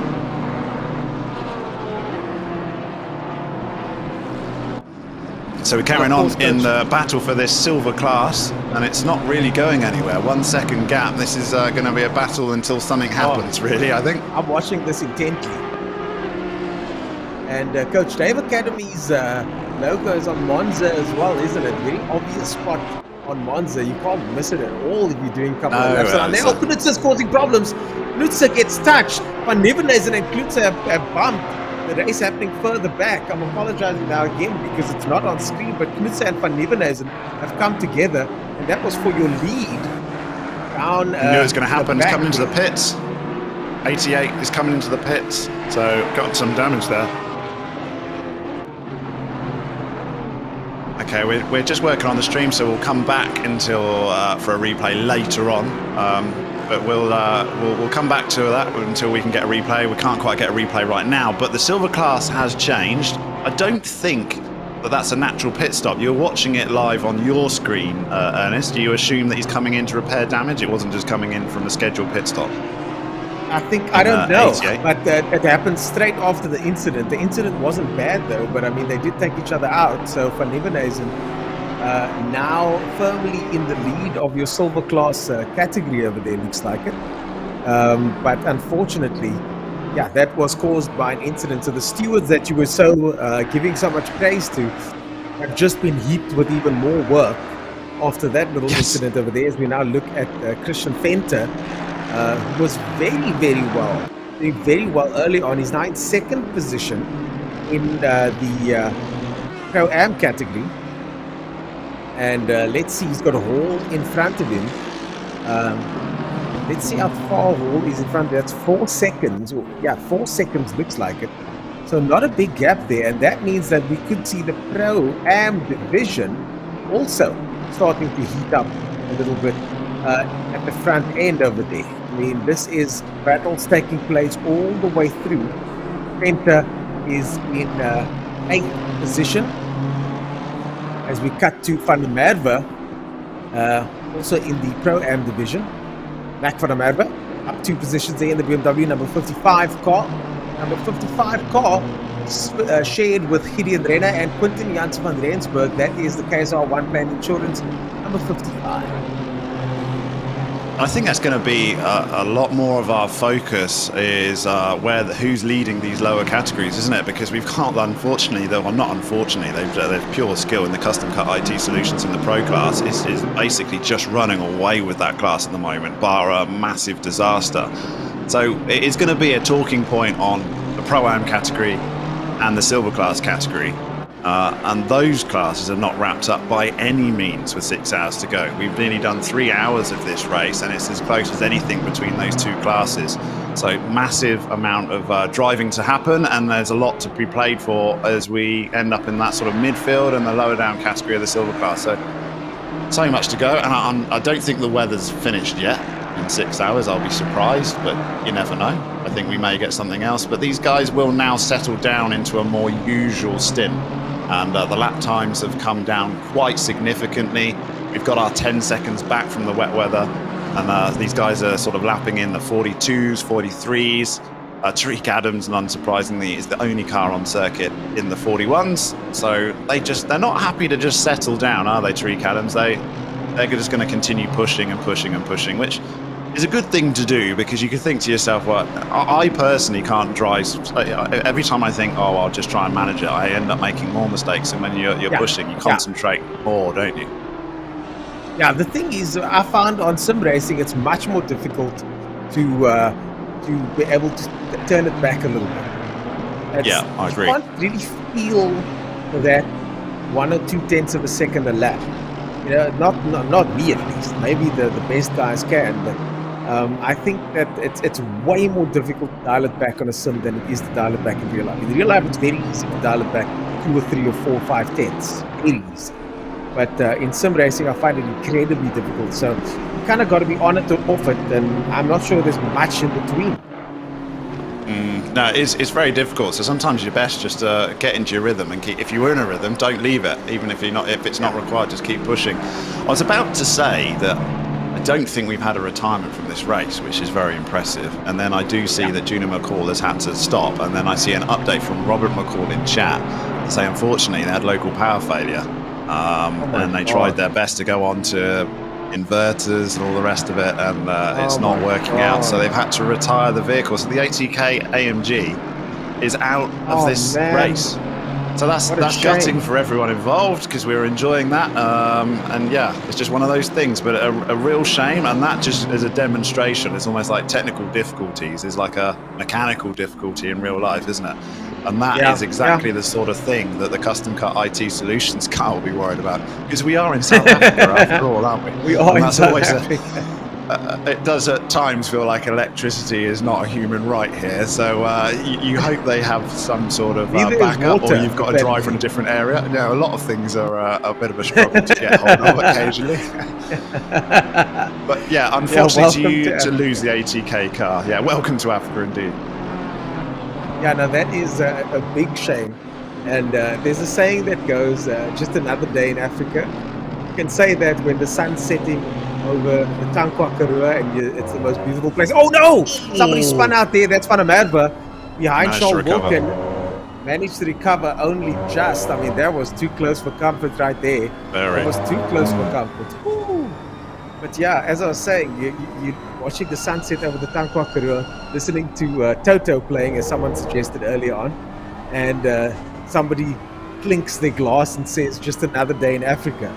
And then you're sitting at the McCall household, and the power goes out, and you could say the same. So, Yeah, we are very a true. place. This South Africa is a curious dichotomy at the best of times. That's for sure.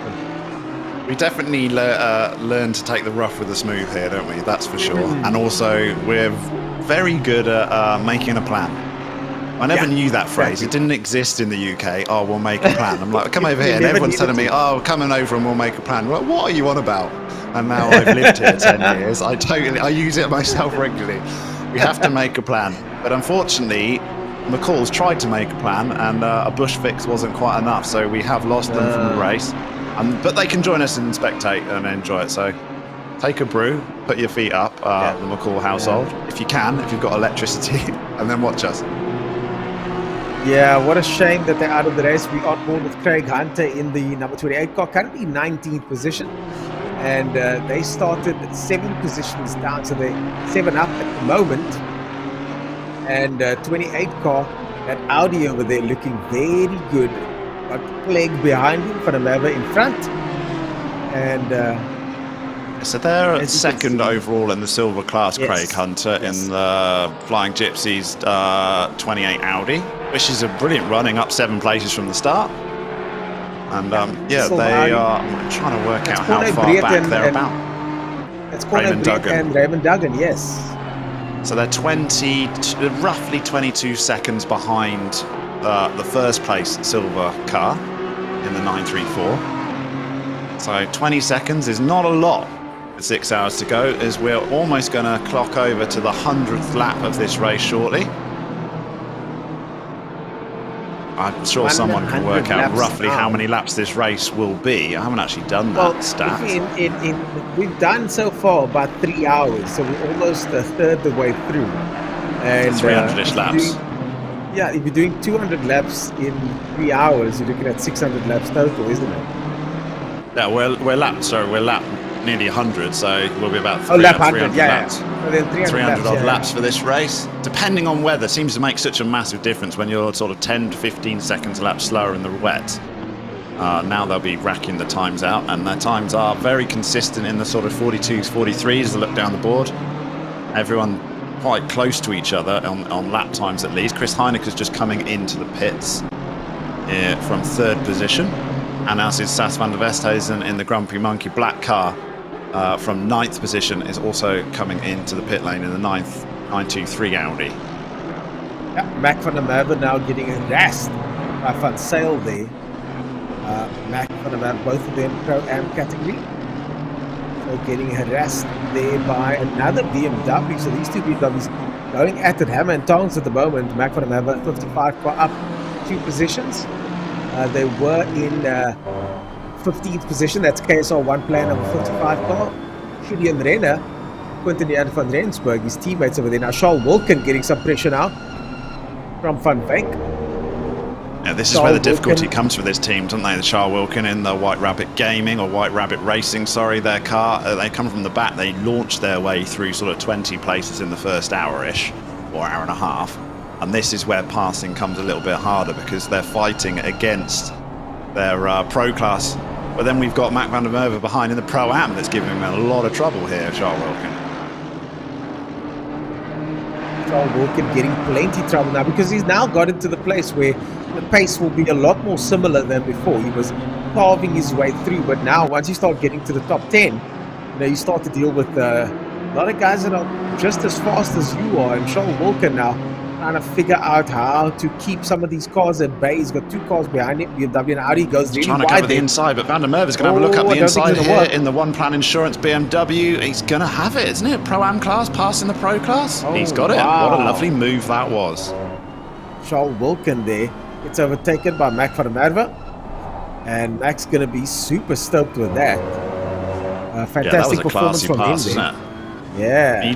Yeah. You ignore the Pro class banner in front of you, you go, no, I'm having the position because I'm still hunting down my Pro-Am series. And the Pro-Ams are having a real ball today because they're deep into pro territory. And I think we're definitely going to have some Pro-Ams finishing in the top 10, which is beyond where they should be. But you've got to push. So if Charles Wilkins is slowing you down, Van der Merwe, well done. That's a superb pass into turn 2, Crowthorne up the inside. And Charles Wilkins was trying to defend it as well, so he didn't want to lose the place. So far, your leaders are still Tariq Adam, Jordan Sherritt, and Luke Addison. Daniel Rowe in second position. Stuart White driving at the moment third. B. Kutsa with Kieran Patterson driving in fourth position. M. Steyn behind the wheel of that 911 Porsche. So Kieran Patterson has overtaken Steyn at this stage. No. It doesn't work like that. It was the first. It was just that first little window. You can't go for hours later. But remember that slick racing Porsche. Oh no, I'm not putting that sort of bet on them. I'm not doing double or nothing. I'm cashing out. I'm at the casino. I'm cashing out with my win.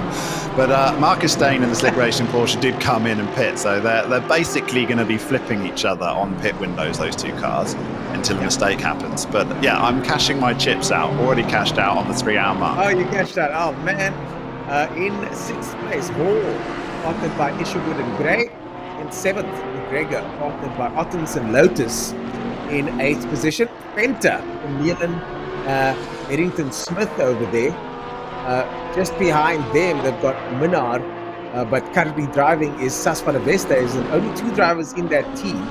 And then making up the top 10 is the Ploy, currently driving, teamed up with Penta. So that's what your top 10 looks like at the moment after 99 laps by the leader and 96 laps by your 10th place driver. So we got Marcus Steyn in the 353 Slick Racing Porsche, the third driver. So this team's got through their whole roster at this point. We made a brief mention of Sas van der Westhuizen being the second driver in the Grumpy Monkey Black car in 8th position.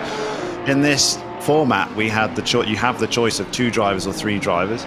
Arguably, yesterday, the 2 driver teams possibly had the advantage, arguably. Yeah. However, today, the 2 driver teams are at a massive disadvantage because you have a maximum driver stint allowance of 5 hours. So with the weather and the way pit stops work, you could be quite dangerously close to overrunning that with only 2 drivers, 4 and 5.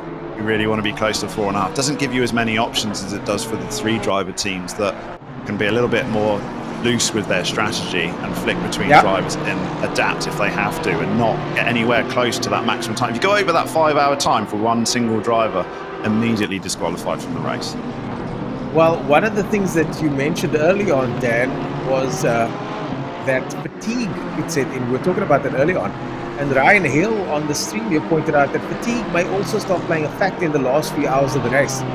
Guys are getting tired. Now, I'm watching the racing and I'm having to pace myself. I've got vitamins here, I've got my tea, I've got grapes, I've got honey, all sorts of you've got Gage in the background with a fan just fanning you. You've got a whole sort of support team, whereas I'm completely here. Billy No Mates over here in his room. I've got my little cooler box next to me and I've got an air conditioner in the bathtub in the ensuite room. So I'm basically a works driver and you're a privateer is what you're saying. Yeah, well, I'm not really. I wouldn't even classify as a privateer quite now. My support team is quite limited. But we're going. We're there or thereabouts. We're a third of the way through this race. Only 6 hours to go. It's going to be easy, right? Exactly. Easy peasy. But the point is, I mean, it's difficult for us to talk for 9 hours straight. But I tell you what, these guys are going to be struggling at the end. And one more thing that might be throwing another spanner in the works, and I'm busy looking to confirm this now, is that we might have rain in the next 30 minutes as well. Crazy. No, not again. Wow. I could do with a nice long shower. I have to say, I've done quite a lot of endurance racing in iRacing, a huge amount actually, and I did the Le Mans 24 hours and the Daytona 24 hours last year, and adrenaline pushes you through, You think you're tired, but like you get so involved with the race. Even when you're not driving, I just couldn't keep my eyes off it when my teammates were driving. That I would end up sitting in my rig just watching them and spotting and working out strategy calls and looking at cars ahead, looking at cars behind, trying to figure out what you need to do to progress. Yeah. On hour 25, I was absolutely crashed out, like absolutely crashed out. That was it, you're finished. So I think 9 hours is manageable, but for certain it could be a factor on these two driver teams. In the actual car, I think 9 hours is not that long. I myself have done, I think, 4 24-hour races, and 9 hours is not that long, but I think the intensity of a 9 hour is higher than a 24-hour. You know, you pace yourself differently.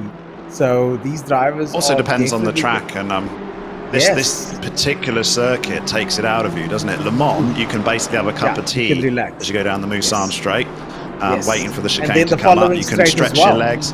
Yeah, you just stretch your legs, and it's a very nice circuit for a 24-hour. Daytona also, when you're on the bank in, you can just sort of relax a bit, take a look at your deltas and stuff. Here, haven't got much time to breathe here, is it? That front straight is not as long as you'd like it to be, and it's got a kink in it, which is actually turn 1, so you can't be looking away, checking your deltas.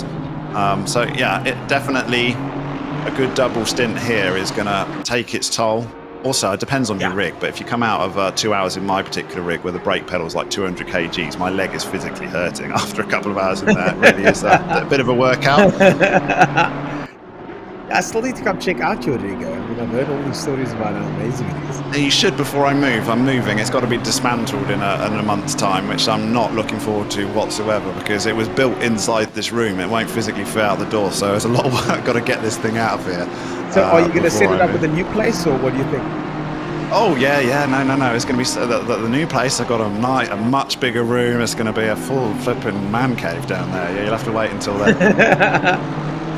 Okay, I'll wait till you settled in, and then I'll come do that visit, that promised visit, and let's put in a couple of laps. Charles Wilkin now on Charles Wilkin in 17th, I'm assuming from a pit stop, because that's he's had a pit, hasn't he? So out of strategy there for Wilkins, or out of pit windows from everyone else. Plow and Maverick, they're tussling a little bit. Somebody's gone off. That looks like the Bastos in the Lamborghini goes straight into the pits. The Bastos gets a stop and go penalty for 30 seconds there, and let me work out what that was. As Charles Wilkin goes through. What car number is the Bastos? Sorry, the Bastos is car number. I'll get that for you in a second. 52. Car number 52 is the Bastos, as Reginald Mittelani in the number 22 car up 9 positions. Carves his way through, and I'm not seeing anything as a stop go 30. So a stop go 30 would probably he must be receiving an in-game penalty, because there's nothing on the steward's ruling for that car. So in-game penalty would be like speeding in the pit lane or track cuts. If you've cut too much of the track circuit, it will dish you one out, which you'll be very well aware of in-game, because you get warnings already. So stewards have said that any in-game penalty that is issued cannot be appealed and will not be overturned, because you deserve to get it. So if you speed in the pit lane, that is an unforgivable sin, same as Formula 1. Doesn't matter if you're 1 mile an hour over, 1 kilometre an hour over, you're going to get a penalty. And if you cut too much, the game will give you one as well. Yeah, and when it comes to cutting, Kyalami's not really the worst when it comes to cutting the circuit, is it? Not at all, no. So I'm trying to work out, maybe someone in chat that's done a lot of laps here, where's the best place to get an invalidated lap? We saw an invalidated lap through barbecue or after sunset. We've got a car in the wall here. All dangerous in the middle of holding his brakes. He's doing the right thing, but he's blocking the... How's he going to rejoin? Is he going to go into the pits? Well, he's not on the line. Yep, that's the best move. Let's get that car fixed up. Get that car fixed up. Charles Wilkin makes a mistake through, I think there was Cheetah over there, and pulls over now, trying to get the car fixed up. And hazard lights ablaze as he makes his way down the pit lane now. It's unfortunate from that team, making such good progress in the first couple of hours of this race to get themselves back from last place up towards their pro class category that they should have started in. And now there's going to be a recovery again. That's the problem when you're carving like that, and we saw that with Rio, where he didn't make those mistakes. But it's always on edge, isn't it? You're always on the edge. You're always one tiny incident, a mistake away from having a big off. because you're trying hard to catch all the guys in front of you that you know you're faster than. So, if one man's going to know where you can invalidate your lap, it would be Jordan Sherratt. And in the chat, he says you got to watch out for the S's, and Cheetah is the places where you're going to get a track cut warning. So that's probably where we're getting a couple of drivers through. So, yeah, thanks very much for letting us know. If anyone's going to know, it would be him, because Jordan Sherratt, to get those sort of lap times, is basically pushing track limits every lap.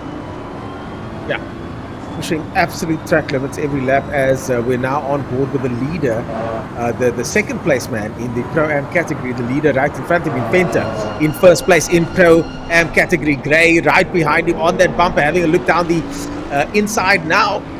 Turns into the outside as they go through the sweep over here. He's going to zigzag across the track, trying to get that position. He's in the outside. This is not good, but he could have the run here. Yes, he does.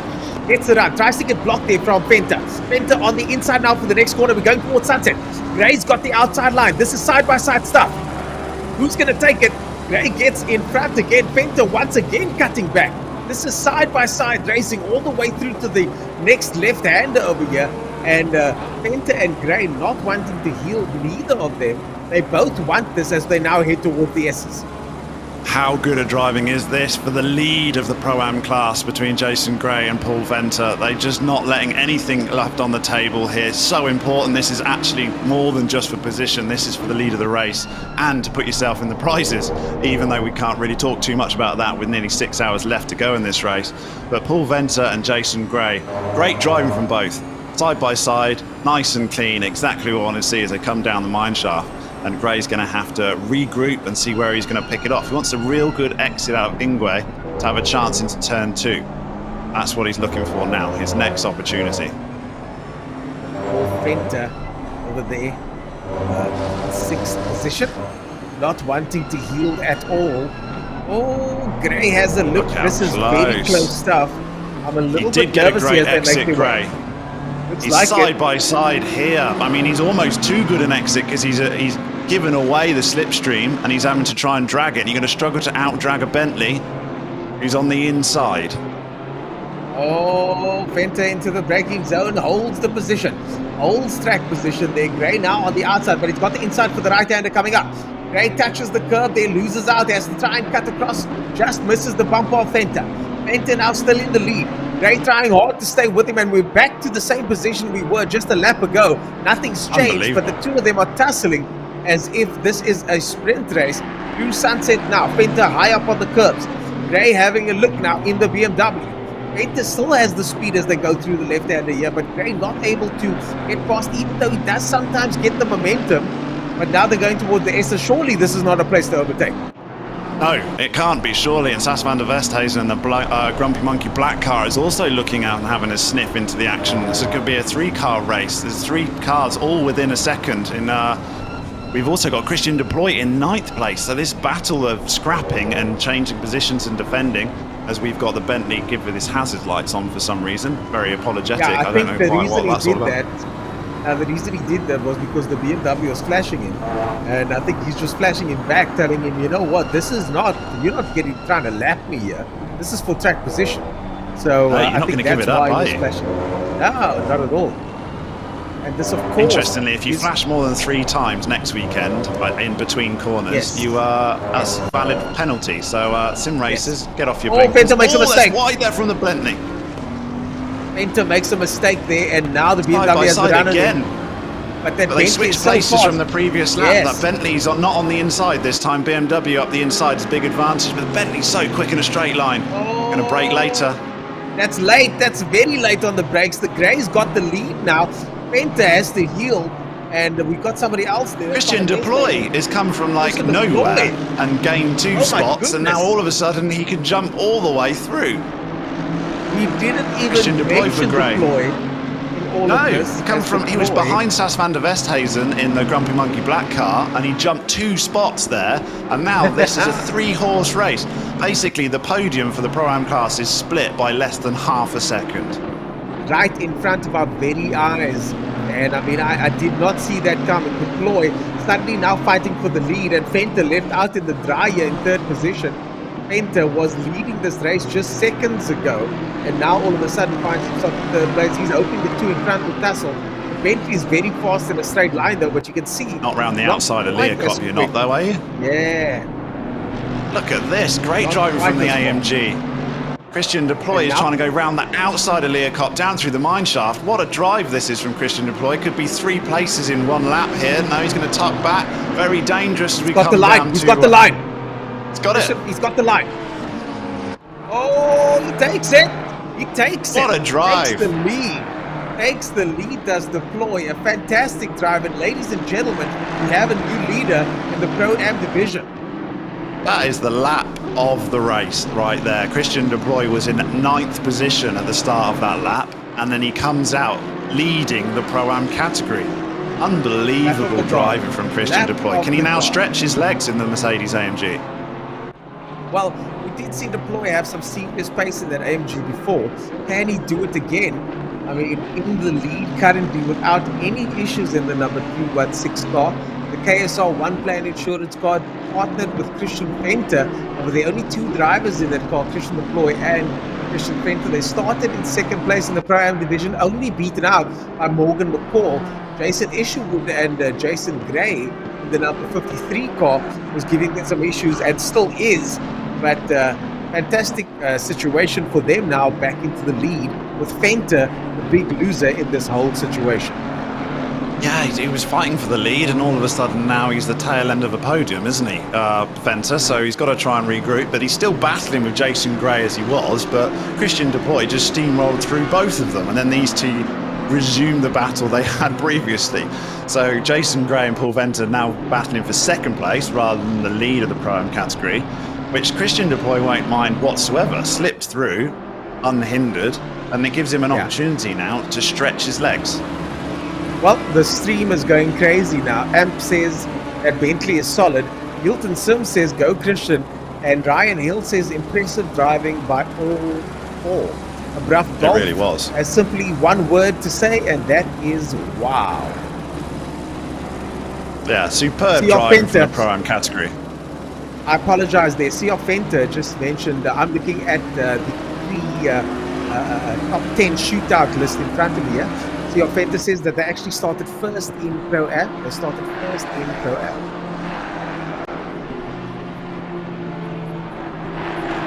Don't forget, guys, hashtag is VK9H. Hashtag VK9H. And start posting those Twitter comments and threads. I've done the same.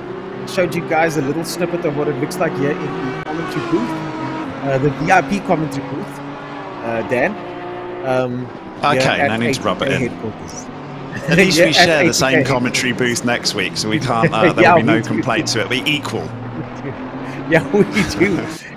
I think some are more equal than others because you've still got a foot of height on me. In the virtual world, we're all the same size, but out there at Kyalami, you're going to be 1 foot taller. It's not necessarily a good thing, I can tell you. So Tariq Adam is now actually got a full lap ahead of P2 in Grobler, and 4 seconds and a lap, which is pretty insane, isn't it? So the custom cut IT solution has lapped the entire field finally. 5 hours 47 minutes is enough time to lap them again.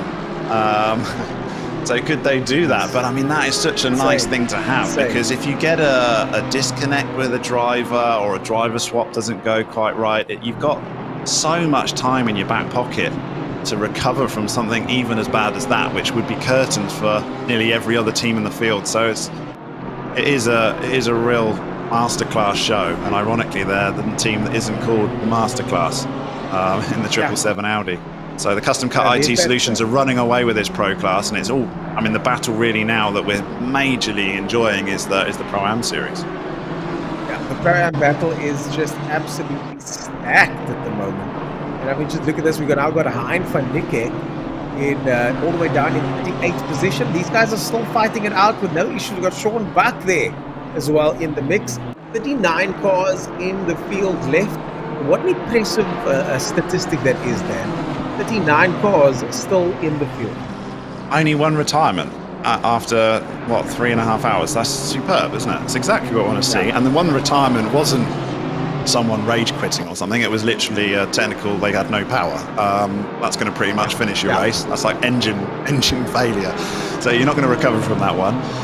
But 39 other drivers are in. We're going.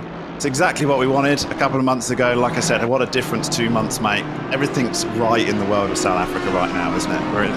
I don't want to jinx it, but majorly enjoying ourselves here as we've got a lot to look forward to in the rest of this race and next week. And the summer's here. It's hot and it's sunny. I gotta say, I'm a lot more comfortable with this broadcast today, because the last time we weren't sure what we were going into. We had a 4.5 hour dry run, and now here we are for the second iteration of this event, and everything's going very much according to plan for us. But for some teams, maybe not. But the drama continues, folks. We're going to be taking a short break, 10-minute break, and the drama continues on the circuit. The racing will still be broadcast, so don't go anywhere. And of course, special thanks to all our sponsors, including Coach Dave Academy there in the background. We'll be seeing you guys in about 10 minutes or so. Enjoy the racing, because it ain't over. Not by a long shot, as the Audi has a look down the inside, and Sas van der Westhuizen gets back past again.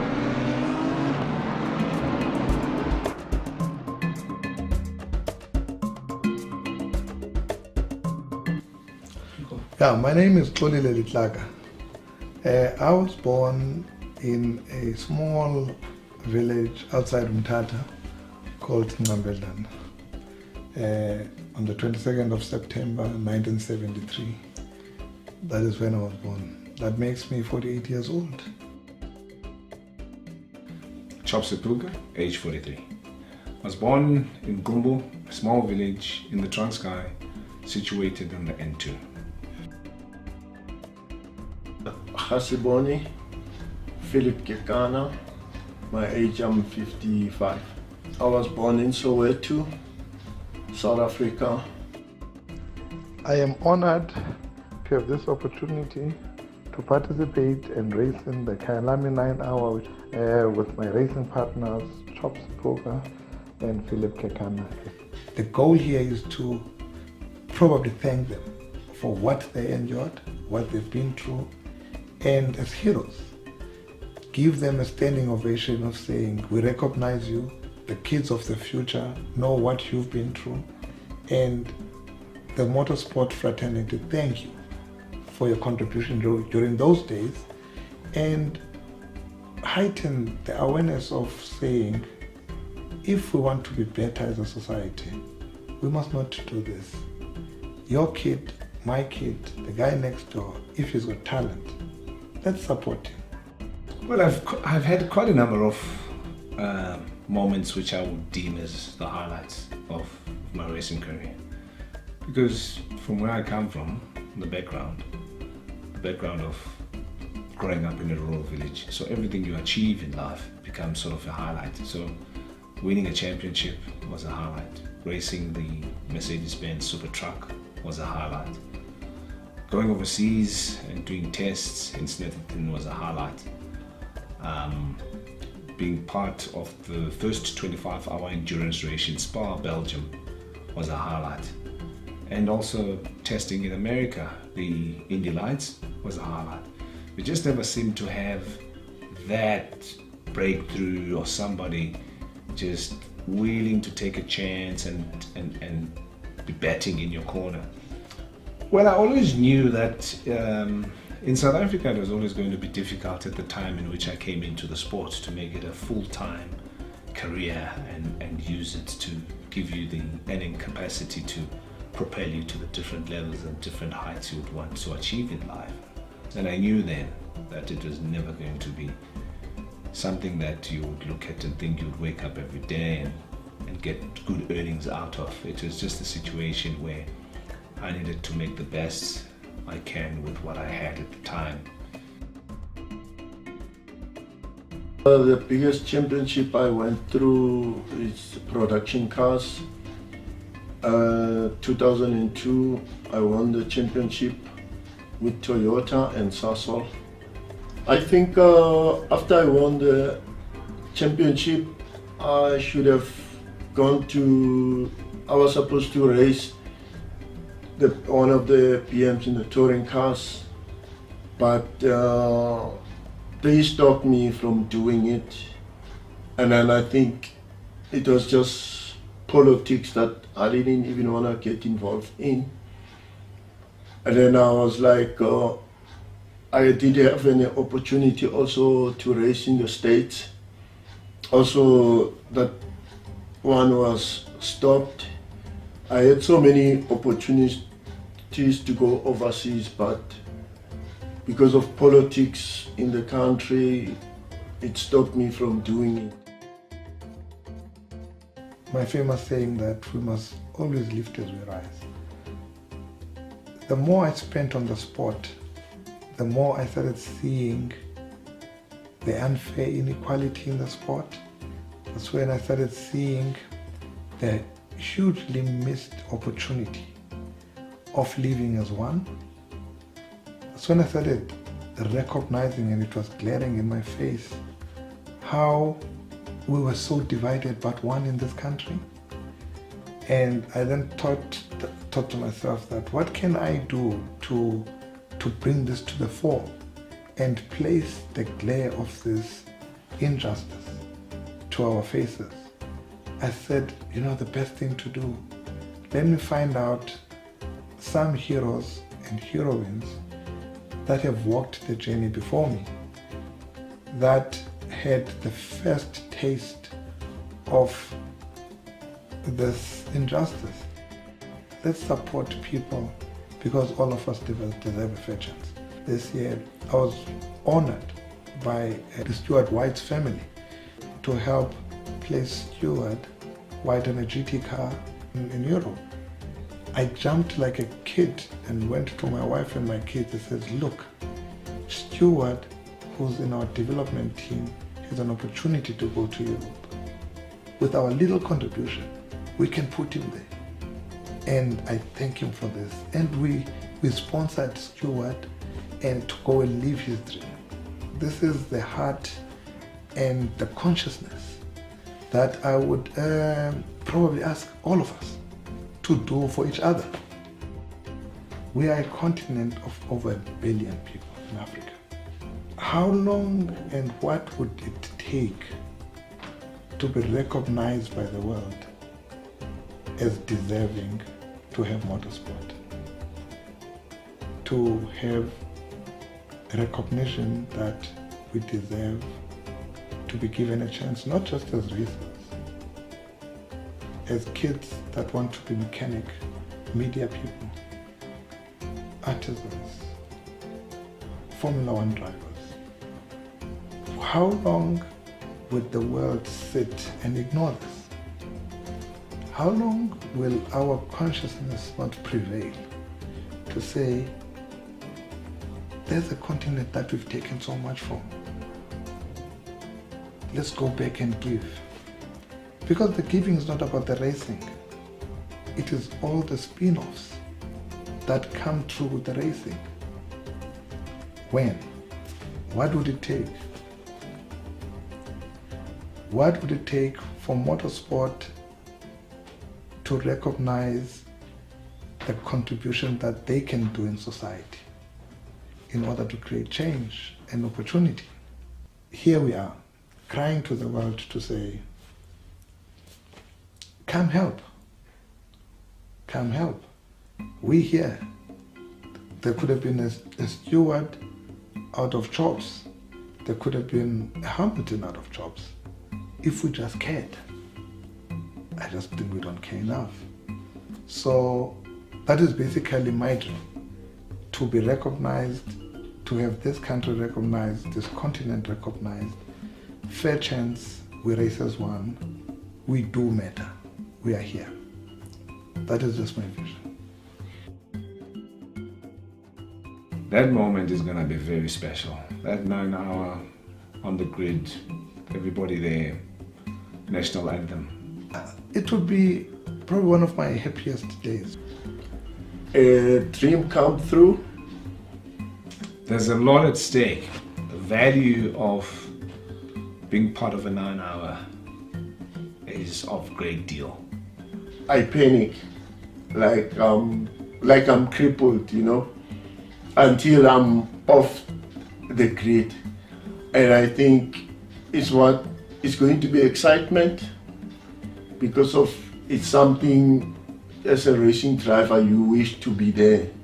So for us standing in that grid as an all black African team, I'll be so proud, and I hope 10, 15 other guys that will be watching will have their kids dreaming to stand there one day. That will be a proud moment for me. The thing is, it is real now. It is real now because the foundation has been laid. We started the GT3 series in South Africa. It's called the South African GT Racing. A real fact that says today motorsport in our country is seen as a sport of the few. It's for the privileged. I want to challenge and say this is not the case. If we support the sport as families, starting from karting, going to Polo Cup, GTC racing, and up to our series, there's space for everyone. There's space for everybody. We can be there as contributors, whether you're a mechanic, in fact, by the way, we have the most mechanics on karting and Polo Cup of color these days. The foundation is there. So we will realize this dream. We've been going around and asking for sponsorship to support this dream. Unfortunately, no one has raised his hand yet. The change of dynamics in corporate world, which places me in boards or in top positions of big companies, and unfortunately, I don't know anything about motorsport, makes it difficult for these companies to come back. I talked to a board that's like me, that was born in Namakwe or Ngqambelana, and we probably half the time when we're free don't even talk motorsport, we talk about other sports. This reality has made sponsorship and support for our kids dry up. I'm asking those people that are sitting in those positions of power and influence, government and ministers, I'm appealing to them to start understanding, or at least listening to this appeal in the sport.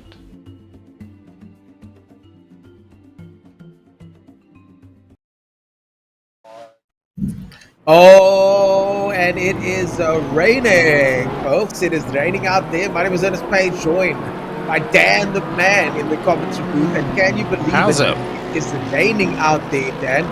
We went away for 10 minutes. This is why we take breaks, because every time we do, it comes back and something changes. So guys, if you're getting a bit bored, just ask us to have a break. We won't be upset. And we'll come back 10 minutes later and everything will be shaken up. I'll be offended if they're bored with our commentary and ask us to take a break. No, they're bored with the racing, not with the commentary. I wouldn't blame them, but I'd be offended. So what happens now? That's what we need to know. And the difference is with this rain shower is we have no idea. At this point, I was trying to keep track of people's race strategies, as in how many pit stops and when they're due in. But yeah, my notepad is looking a bit terrible now. So at this point, I pretty much have no idea what strategy or when people have to pit. So this is where we need your help. If you're in that team and you're like, well, we've got to pit in 10 minutes. Oh, that's wide, very wide. If you're going to go wide, you go wide through sunset. Yeah, he got it sideways. He touched an outside wheel onto the curb and just lost it. Luckily managed to catch it there, but and just a heads up, rain for the next 10 minutes and then more for the next 10 minutes after that, but should clear within 30. So we're getting like a 20-minute shower, but that's enough to start thinking I need wet weather tyres, isn't it? Alzenbach's got like some major damage on that BMW in the one insurance car, and that's maybe going to be fixed when he comes in to get some wet weather tyres, possibly. Look at the bonnet flapping up and down. You definitely take the opportunity to repair your car when you come into the pit lane. Yes, one plan, of course, do vehicle repairs. So I'm sure he's got his own personal insurance broker on the phone to sort out this claim, no problem. He's That's now pretty chasing impressive down if they can do it in 40-second pit stop, though. Oh, almost causes more damage than is it? At the back, the Bentley almost collects him. That was Doug. We're on board with Duggan now. There was Rapenbach and Clegg there. As Raymond Duggan in the Audi slithers and slides his way through the corners there. Just look at that. Unbelievable stuff. Tariq Adams still in status quo, still applies to the front runners. Tariq Adams still in the lead. Grobler still in second place in the Lamborghini. And it's nice to see Lamborghini so far up the field. But Tariq Adams, the man of the moment. One That's lap an and 12 aggressive seconds Bentley, isn't ahead. it? We've seen that Bentley already put in some quite aggressive moves. I think it's because that Bentley looks aggressive even when it's parked, that maybe it looks a little bit more aggressive when it's just forcing its way through into turn 2. But yeah, Tariq Adams, we pop into our leaders every now and then, and just to remind ourselves that they're still there. What a drive from Deploy. He snatched the position really from was. nowhere. I did not see that coming, says Lesejo. He snatched 3 positions from nowhere, did Christian Deploy. That was definitely the lap of the race so far. He'll be clipping that, and it'll be an Instagram story later, won't it? I'm going to call it lap of the gods. Just it really was. A little bit, just give him a little bit of extra clout there because, I mean, come on, man. He gets the first place as well. He should be very proud. Obviously, the real lap of the gods would have to go to one of these guys in the front of the field here because they are just incredibly fast compared to the rest of the field. But as far as getting positions go, yeah, these guys are on and since slicks Christian here, Deploy snatched it, he's 6.5 seconds, I think, he stretched his legs over Jason Gray, so he's making this Pro-Am class his own until the rain came. So what happens now? This is what we need to know. IRS is back in the car in the Masterclass 777 Audi. So he's back in for wet weather racing. Nice to have him back. And Tariq Adams just pitted. And Issa apparently is on a charge. Oh, one of the Lamborghinis. Aldo Bellingham, I think, just went off the track there. Black Lamborghini. That was Aldo's car. The Bastos car is still good, though. Bastos car is still good. But the Bastos is behind slightly the wheel wide there. as well. Cars get very twitchy in the wet, don't they? Very, very twitchy. So we start seeing a bit more errors. People going slightly wide, just trying to keep it straight, especially on slick tyres. But they're reluctant to pit. They want to pit on their pit windows. So reluctancy can cause you trouble sometimes. Because that's wet now. Does this mean that Issa pitted with before the window and went on to dry tyres? I'm not sure if he's on the wets though, but the car does look quite composed. His last lap was a 59, so I can only assume he pitted. But let's see how he does. Issa on a hard charge. He's now in third place. He's got the position from Steyn. So Steyn right behind Issa, but 3 seconds behind. But Issa's got that position. He's on the podium. Yeah, I mean, you expect smooth driving from Isaiah Essa, so he's trying to recover a bit from yesterday, but up into the podium spots. Very much expected to be there, really, but Stuart White did a good stint. I think that Stuart would just lost time because of the additional pit stop that he had, trying to be on the right tyre at the right time, which is the safest strategy, but because of the shortness of the showers that we've been having, it didn't actually pay out for him in overall time. But the car's still in there in the mix, so Zaire Essa in a podium spot because of it. So sometimes it is the right decision. You never know until the end. Exactly, and you never know. I mean, it's not over till it's over. The fat lady has nowhere near sung yet. As Peter Geldenhuys goes into the first braking zone in the maximum effort car there, the number 88 car, and they started 14 positions further back. So they started in 32nd position. That's the Dani van Rooyen and Dennis Knutzer. With it's indeed a maximum effort, isn't it? Hansen. Is Chantal Hansen a lady driver, or is that just the guys with the name Chantal? No, I think it is a lady driver. Yeah, Chantal Hansen. And it's our only lady driver here today. It is our only lady driver here today in 26th position, up 2 in the number 5-1 car. So that means they started in 28th position. Yep, the KSR, another one-plan car. Of course, it's a one-plan car. To field the only lady in the field.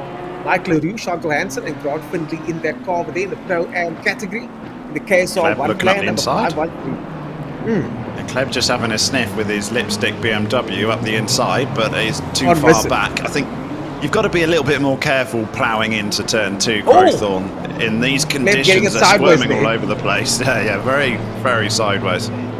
Marcus Stein's gone off. Marcus Stein's gone off. We just got word now that Marcus Stein's gone off, and we're waiting for the officials to point the camera to him. He's in 5th position. We're now on board in the helicam. Kutsa overtook him, so Marcus Steyn now slipping back to 5th position. And now Kutsa is in front, Byron Kutsa in front of Marcus Steyn. Yeah, this is getting very wet now, isn't it? I think this is basically as wet as we've had. If you look over the wall, I don't know whether the cameraman on another computer can look. If you look over the wall from where Marcus Steyn is, there is actually ditches in the simulator, and he's gone off wide. Here again has Marcus Steyn. He's really struggling to keep this car on the black stuff, and it's super, super wet now. Pit lane's about to get very, very busy. Yeah, if you look on the other side of the wall, they've actually simulated the ditches, and you can see water flowing down it usually when you've got this amount of rain. So if you can fly over it inside the sim, actually simulates the water coming down the side of the circuit and flowing down the hill. And that's the thing, rain puddles and streams. It's not the wet weather that's the problem, because that's at least consistent. It's those puddles and streams that you hit, and you have a sudden moment of aquaplaning or hydroplaning, as they say, where the car just kind of feels like it gets airborne for a split second. You've got absolutely no control of the car. And that's what we saw happen to Marcus Steyn early on. He just kind of went straight there, hit the brakes, and nothing happened. And that's the last thing you want, especially when you're driving on slicks. A Lamborghini goes off in the background really there. Struggling. It's one of Steyn's the Lamborghinis really going struggling. off in the background there. And yeah, some guys, there we go, look there, look at the rain flowing down the ditch. My goodness. There's how accurate this simulator is. It's actually, and if you have a monumental monsoon, that's almost full, this ditch. It absolutely hammers down there. So A, it gives you the elevation change of this track, but B, also how we simulate rain and the wet weather sections, puddles, all the rest of it. And some of these cars are really struggling. I think the pit lane's going to get very, very busy. Well, they've only got 10 minutes to go until the rain stops. So the rain will start stopping in 10 minutes with Steyn on the brakes there. I'm watching his stream, and Steyn out braking himself. So Marcus Steyn certainly not as good in the rain as his teammate, and you'd have that sometimes. You have guys that are rain meisters that just happen to be very fast in the rain, and Chris Heineke is one of those guys. Marcus Steyn now having to deal with this Porsche, which and again, you can't also set the car for yourself. You've got to have a team set up, isn't it? That's just true, and I mean, all of these guys are used to doing a lot more sprinting on their own. Steyn, Heineke, and Leslie Oliphant in this Slick Racing Porsche team. But I mean, it looks like Steyn's struggling the most. He's 2 minutes 22 with all those errors right there. So I can't believe people aren't coming in to change. Yeah, I think S has gone into second place. Yeah. Wow. Positions are changing quick here with this weather. The positions are changing. This is the wettest we've seen it so far. It's more than a shower. So now 2 laps behind Tariq Adams, and if anybody has a chance of catching anybody, it's Essa, and insert name on top, maybe with the exception of Jordan Shedden. So Essa it's not is two the man full laps though, is it? It's lap and maybe a bit as Essa goes through across the line to reduce it back to 1 lap. So it's not quite, it's not 2 full laps, but certainly a huge margin still. So Essa now has everything to play for. He is running at the moment his best time recently was a 56. And I'm going to see if I can find out what our first place racer did, a 55. So Adam did a 55. He's got some traffic at the moment, but Tariq Adam did a 55. So he's got only enough pace in hand to keep Essa off and keep that 1 lap lead. He gets pushed wide by Silver though. Tariq's battling someone in 35th position at the moment, so that cost him some time, but he's still got enough time in hand and enough pace in hand to stay ahead. Yeah, so who's going to cope with these conditions the most? Raymond Duggan's 10 spots up in the 28 in the silver class, currently running in 16th position, is our lead silver class driver. It is indeed Daniel de Villiers, who was leading quite comfortably at the start of this race, is our second silver class down in 18th. So the Flying Gypsy car of Raymond Duggan, Craig Hunter and Cornet Breed is now our leaders in the silver class as we wait for our production to do a replay for us. Yeah, 16th position in the lead in the silver class, and here's that replay of Essa. But Essa overtaking, it just overtook him like that, just so easily done. Maybe a mistake then from the Lamborghini. but Issa easily getting that second position in hand as we now I'm go glancing at the Raymond times. Duggan. The times are horrific. People are struggling to break it through 2 minutes. It's that bad. The rain is super, super heavy here.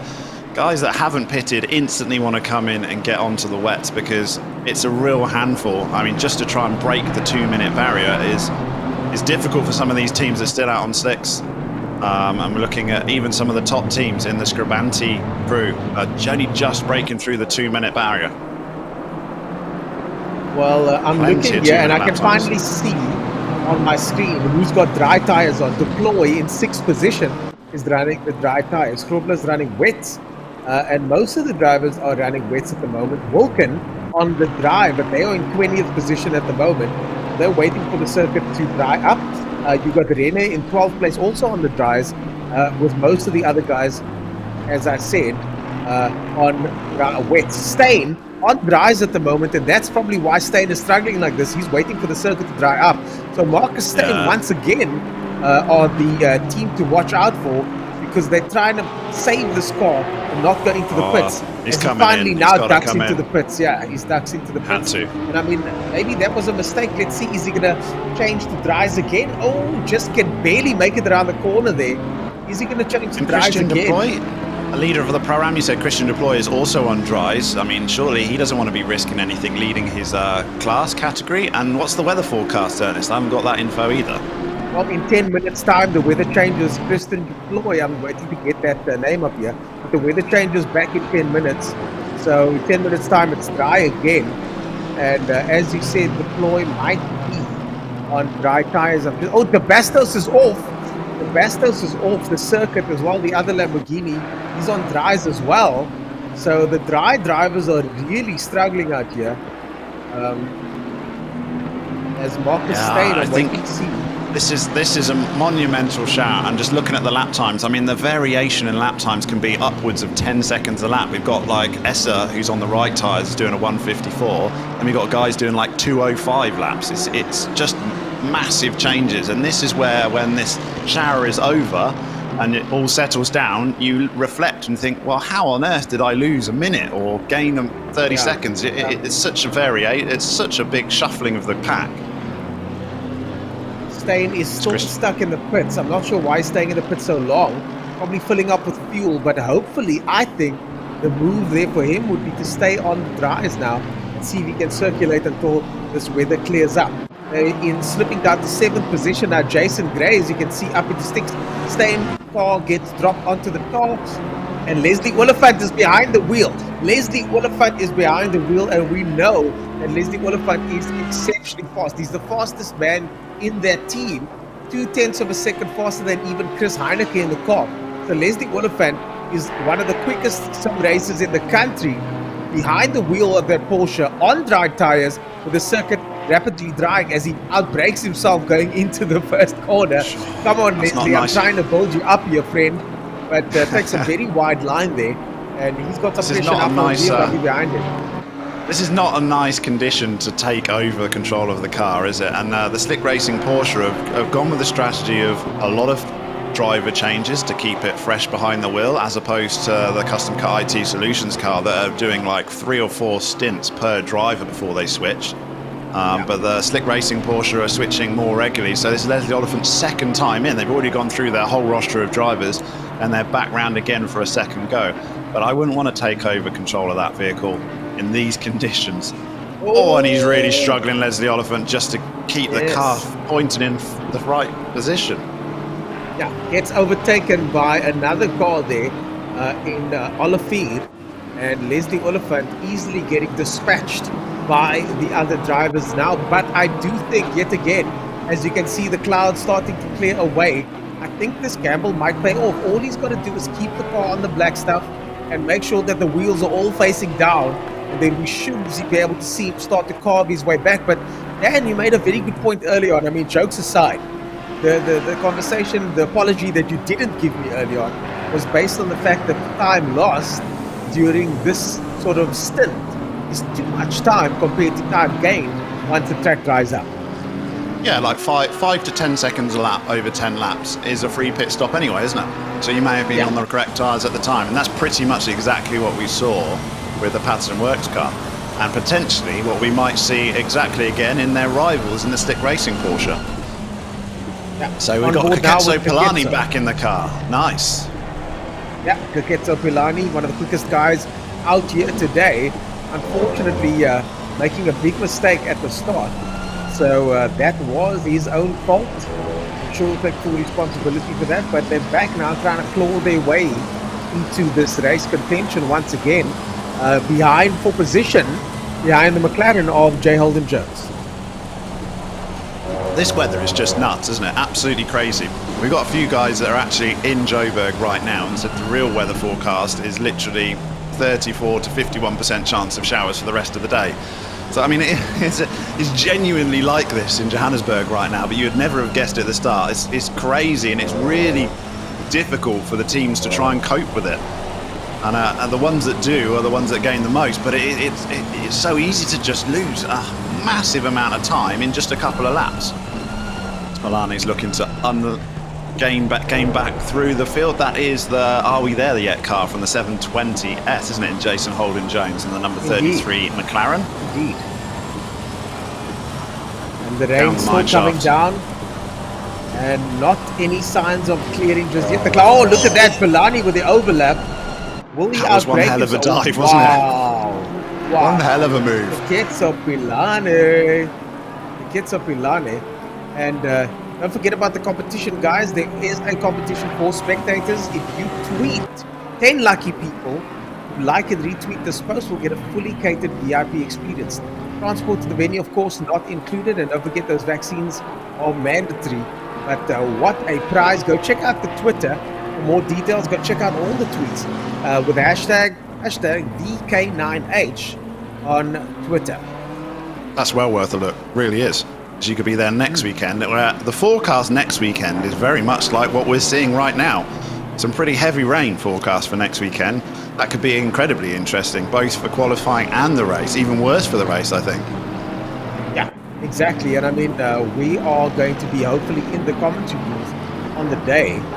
So now we'll have I hope to wait it's dry. It's not an open booth, is it? Yeah, I hope so. I hope it's not an open booth. That would suck. I might retire. Starting to find some pace as we go on board with Dwayne van Schalkwyk in 14th position. It's a position there as the BMW of Renner runs wide. Renner runs wide over there, and now van Schalkwyk having a look on the Audi in front of him as well. And look at the rubbish and rubble and rubber that's hanging off the racing line as well. Superb that you see in an endurance race like this. When they go offline, only they've got to deal with all of that. But you can just see that, it looks slippery, doesn't it? Beyond slippery. Off the racing line is not where you want to be right now. No, certainly not. And these guys know exactly where to find the grip, that's for sure. So hopefully they can find that grip for the next 10 minutes or so, because the rain should stop very shortly. Now, with all the changes in lap times, it's actually quite surprising that Christian Deploy and Jason Gray are so close together still for this Pro-Am class win. And he's actually closing. He was 6 seconds, and now it's 3.5 seconds from Christian Deploy. So Jason Gray is enjoying these wet conditions, and Christian Deploy is struggling. What's the difference in tyres there, Ernest? You got it there, one on dry? No, it looks like he's got it. Gray up the inside. Gray up the inside. It should be inside. Wow, Jason Gray up to 6th position, all the way from 11, when they were in. I think it's a back marker. It wasn't for position, so yeah, he flipped up the inside of a back marker, but he's closing massively to Christian Deploy. The reason we got confused is it's still the same car livery, isn't it? It's that insurance livery. There we go. There's Christian Deploy. Oh, we got McLaren off in the background as well, and he got it. There's all sorts of action going on there. Jason Gray is now leading the Pro-Am category. Deploy struggling in these conditions. Unbelievable stuff. I'm trying to pull that up here. Pull Deploy up here and try and figure out what's going on with Deploy. And he's lost out big time over there as Jason Gray, now Christian Deploy on board with him, up only one position in 6th place. he was one of the drivers. He was on such a mission, and then the rains come, and he's just losing time hand over fist. He's letting he's being unlapped by a back marker in his own team right now. Yeah, back marker in his own team. Tariq Adam there still in the lead, but Christian Deploy is what we're all watching now in 6th position. He's got Gray in front of him. Menard takes Deploy over there now, and the racing is happening thick and fast here. Lots of action on the circuit. He's lost his tyres. Christian Deploy has basically lost his tyres, and he's just absolutely hemorrhaging time right now to Jason Gray, and he's staying out on them, but they've clearly fallen so far out the window that we're talking major, like I'm looking 7 seconds he lost in that one lap to Jason Gray. So if you're not on the right tyres, you want to be coming in and changing those. 7 seconds a lap, we're talking 3 or 4 laps, you've got a free pit stop. So here we're back in 32nd possession as Kaketso Polani continues his recovery drive in the number 7 Porsche. And he's looking to go round the outside of Crowthorne. This will be one hell of a pass. But it wasn't a pass. He cut in a bit too early and got tagged. I think he maybe just closed that gap too early. Recovers back on the track, but Polani's it's not the day for him, is he, Kaketso? He had an awesome day yesterday, but today is just not his day. Kaketso Polani making a mistake there, but that's what happens when you're trying to carve your way through. That's exactly what happens when you're trying to carve your way through. As Reginald Mitteleni does so, carves his way through 10 positions. Yeah, a bit of a difference between those two teams. One's ecstatic with their performance of the day, and the other one's holding their head in their hands, hoping for something to go right for them. But Polani is back again to try and have another go on this Lamborghini. Can he do it cleanly now? I think he's just got to pick his battles, and especially in these conditions, try not to force it. You just compound your problems as he's looking around the outside of Learcott now, and you're going to cut back on the inside possibly. He is indeed, as the Lamborghini goes off and does a bit of farming, so that is an easier pass in the end for Kaketso Polani. Lamborghini is ploughing his way. The track is now drying, and the circuit now slowly starting to dry. The rain has stopped officially, and now we're going to wait and see if this will make a difference to the standings, if this will make a difference to where the drivers end up. Not sure if it's going to be raining again later on, but only time will tell as the drivers keep circulating and the circuit keeps drying up. You've got to shake your magic 8 ball to work out what's going on with this conditions. Probably the most challenging conditions you could have in a sim race is 20-minute showers, basically. Not even a shower that lasts as a full pit window. And the gamble of cars being on different tyres that shouldn't be on the circuit, but it's worth the gamble. So many people doing it. If the shower's only going to be 10-20 minutes, you push your luck.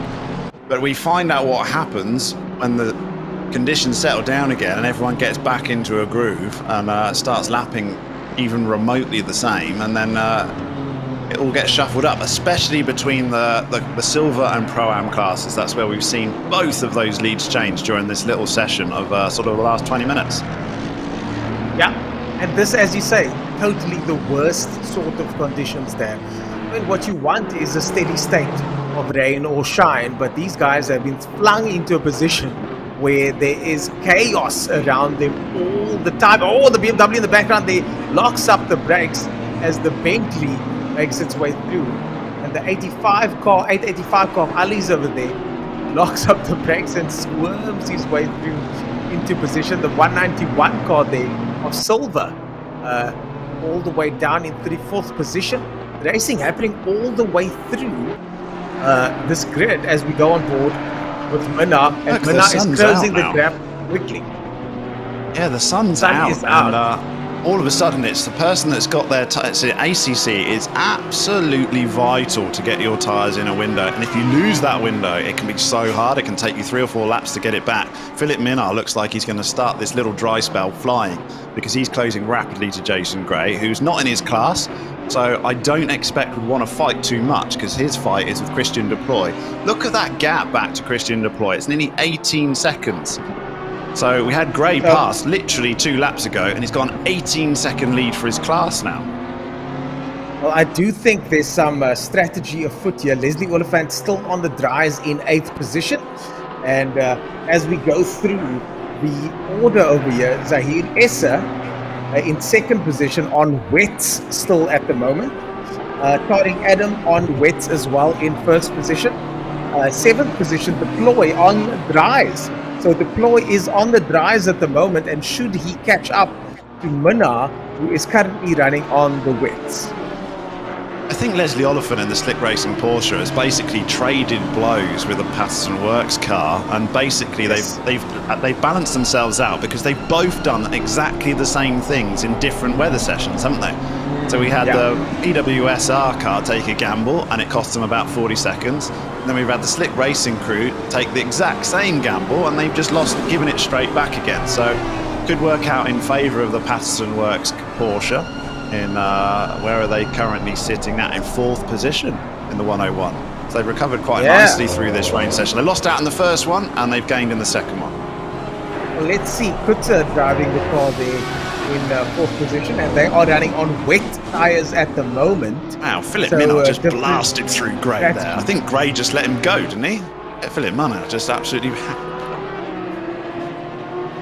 Gray made a bit of a mistake, we're told. So Philip Minnaert has taken 5th position in the Grumpy Monkey Black car, and we're trying to hunt down that Slick Racing crew. Philip Minnaert is on a hard charge, isn't he? He really is. Was on an absolute hard charge. I mean, 10th position is where they started. They're now in 5th. And Philip Minnaert, Sas van der Westhuizen, the 2 drivers there are having to deal with this weather, partly cloudy weather now. Currently on wet. Philip Minnaert, bar our leaders, which are obviously very quick. Philip Minnaert is the fastest car on the circuit right now. He's only 3/10 off the custom cut IT Solutions car, and he's lapping even quicker than Zahir Essa in 2nd spot. This is a man on the move. This Grumpy Monkey. This is a man on the move, and we did see that. I mean, in the Super Bowl shootout, Philip Minnaert was exceptionally fast. So I do think that Minnaert, who topped the charts at 5th position in the Super Bowl shootout, is definitely one of the faster guys out there. He did a 40.5 in Super Bowl, which was right up there. I mean, only just shy of 3rd place player Kyalami with a 40.4. Yeah, and he's doing a 51. He went through on a 42.1. He's very quick. He's right quick now. No, he's on a 51. He's 1 second off Tariq Adams' lap time, and he'll be quicker on this lap because he's at the end of his lap. So he's literally only slower than the top 2 right now is Philip Minnaert. So the Slick Racing Porsche needs to get those tyres back into the window. They really held out during the wet weather on the dries, and now they're hoping they've got to get it back in, and that's the problem. It takes a bit longer. You get them so cold because you've been running around in the rain, and it's not as easy as if you just pitted. So sometimes actually worn wets are better than cold slicks. I wouldn't say they were running around in the rain. They might have been crawling around the rain, tootling sliding around. Slip slide. Yes, and indeed, Dan, it's so difficult to manage the car, to choose the right strategy. Oh, we've just had a pass for a lead in, Ernest Daniel de Villiers has just passed Raymond Duggan for the lead of the silver class in 15th and 16th position. So they've just switched places. So Daniel de Villiers, who was leading right at the start of this race and dropped back, is now again our silver class leader in the 934 BMW. So I'm not sure whether Raymond Duggan just slipped it off the circuit. I believe it was, because I watched the live delta come right down and he lost a couple of seconds, so he must have just dropped it off the circuit. Oh, there's a car slip there. Somebody's off. That is the 166 car. That's the 166 car. Looks like Lotus. And Lotus spinning off. Justin Lotus spinning off there. The 166. Oh no. And he's going all the way down the order now. All the way down the order. He is in the pro category, so he was in the top 10 there by the looks of things, but unfortunately won't be for long. We're going to try and get a replay of that as we look at the number 10 of Paul Enter. As I just can't Jason believe Gray. the time as we go on Jason Gray of Christian Deploy is 35 seconds back now. I mean, he only lost the position 4 or 5 laps ago at the very most, and it's just hemorrhaging time is Christian Deploy. Jason Gray's got that car hooked up in these changeable conditions and is taking control of this Pro-Am class at the moment. Big time taking control of the Pro-Am class. De Villiers leading the silver class. But Jason Gray, the man of the moment now, as we have a replay on the Van Rensburg crash that took place just moments ago, and it's coming up on the screen any moment now, as Jason Gray carves his way through, trying to find that wet line. And here's that crash we saw seconds ago. Oh my goodness! Oh no! And the Porsche, coming off so second close best to there. holding it as well. I mean, he was a passenger in that, wasn't he, Mark van Rensburg? Come around the corner and there's a car that had spun in front of him. He took avoiding action, and then across wet grass, you're not stopping that thing. It keeps sliding that until you hit the turbo wall. grass, as they say. Yeah. Turbo grass. Jason Gray doing well there to hustle this car around. He's really holding those wet lines and hustling the car around, trying to keep those tires as cool as possible for as long as possible on those wets, with a few guys now starting to feel the benefits of the dry tires, I'm sure. I just don't want to get off this racing line. We're getting very much a dry line forming on this circuit right now. They want to try and keep it on that dry line. And we're going to take another look at that replay, I think, because it was pretty spectacular with Mark van Rensburg firing his way through the grass. But we got Jason Gray is just going, we go on board. This is what we want to see. Yeah, Mark van Rensburg on board. Let's see what he saw. Come around the corner. Oh, what are you doing there? As a car starts coming across. Oh, he didn't hold his brakes, did he? Yeah, that wasn't his fault at all, Mark van Rensburg. It wasn't his fault at all. Other car should have been on the brakes and waited. But Mark van Rensburg went into a closing gap, basically, a disappearing hole in the wall. And unfortunately, just 2 into 1 does not go. And he got off second best. And here we've got like Jason Gray, who is just a man on a mission in the Pro-Am class, just stretching his lead relentlessly in such a short period of time to get a 41-second lead in, I don't know, it's probably less than 7 laps. And now he's coming back towards Philip Minnaar. So he's really got this 53 BMW hooked up, has Jason Gray. Looking across his time, he did a 1:49.6, which is over a second, 1.3 seconds quicker than Minnaar, and he's only 1.3 behind. So he could be going for the top 5 in overall classifications here, Jason Gray. Really loving the conditions now in that BMW. Yeah, Jason Gray teamed up with Isherwood and Hall as well. I mean, can you believe it? Minnaar, we were just praising for having incredible pace, is got Jason Gray to worry about as well. 2 separate battles, but I'm sure Jason Gray wouldn't mind an extra position on track, even if it means taking out one of the pro guys. No, exactly that. I mean, you're just going to push for overall classification. I mean, he's really just looking at that gap to Christian Deploy. He's having an absolute nightmare. I mean, he's lost he's losing about 6 or 7 seconds per lap to Jason Gray. So whatever he's doing, he needs to try and stop that. You've got to stop the rot, because he had the lap of the gods, the best lap of the race. And now his tyres are just fully out of the window, and he's really struggling just to keep it straight, yet alone catch the leader of the Pro-Am division. Riding on board, that superb camera view. Yeah, what a view. I love this view. This is one of my favorite views. This is absolutely... Oh, goes on the inside, does Jason Gray. Jason Gray down the inside there, gets the position. Not too worried about who that was, just carving his way through. Trying to catch up with Minnaar further down the road. But well done to Jason Gray, putting that car right at the top spot of the Pro-Am division. And Dan, you're going to be leaving me in a couple of minutes, is that right? Yeah, I think you're going to enjoy Ernest's page on his own with no terrible English accent in the background. So he'll keep you company for half an hour or so while I take a little short break shortly. But in the meantime, I mean, you've got a lot to look forward to, because the track is really drying out pretty rapidly. We've got guys that have just, for whatever reason, hooked their cars up to the point of they're almost 5 seconds a lap quicker from nowhere, and others really struggling to find that grip. And I think once you lose that concentration or the confidence in the car, it can take a while to get it back, can't it? And some are adapting a lot better than others. So this is why we like such changeable conditions. It just mixes things up. Every time we've had a shower, it's really mixed things up, certainly in the silver and Pro-Am divisions. Well, Jay Lottis over here. Justin Lotus, we saw earlier on, getting involved with some altercations in the 166 car over there. He is in the Pro Division, the number 166 car, up one position, but a tumultuous time for him. But he made his way up the field and back down again in that BMW. And they started off in 12th place, the Hybrid Academy guys. Ryan Ottens and Jason McGregor also in that team. Logistical nightmare on that Paul Fenter car there. So Paul Fenter and Lotus over here fighting for position, although they are in different classes. Paul Fenter in the Pro-Am division. Yeah, that Pro-Am division where it's been, that's where it's at, isn't it? That's what we've been enjoying so much. But I mean, Jason Gray now, he's got 88 seconds to Leslie Oliphant.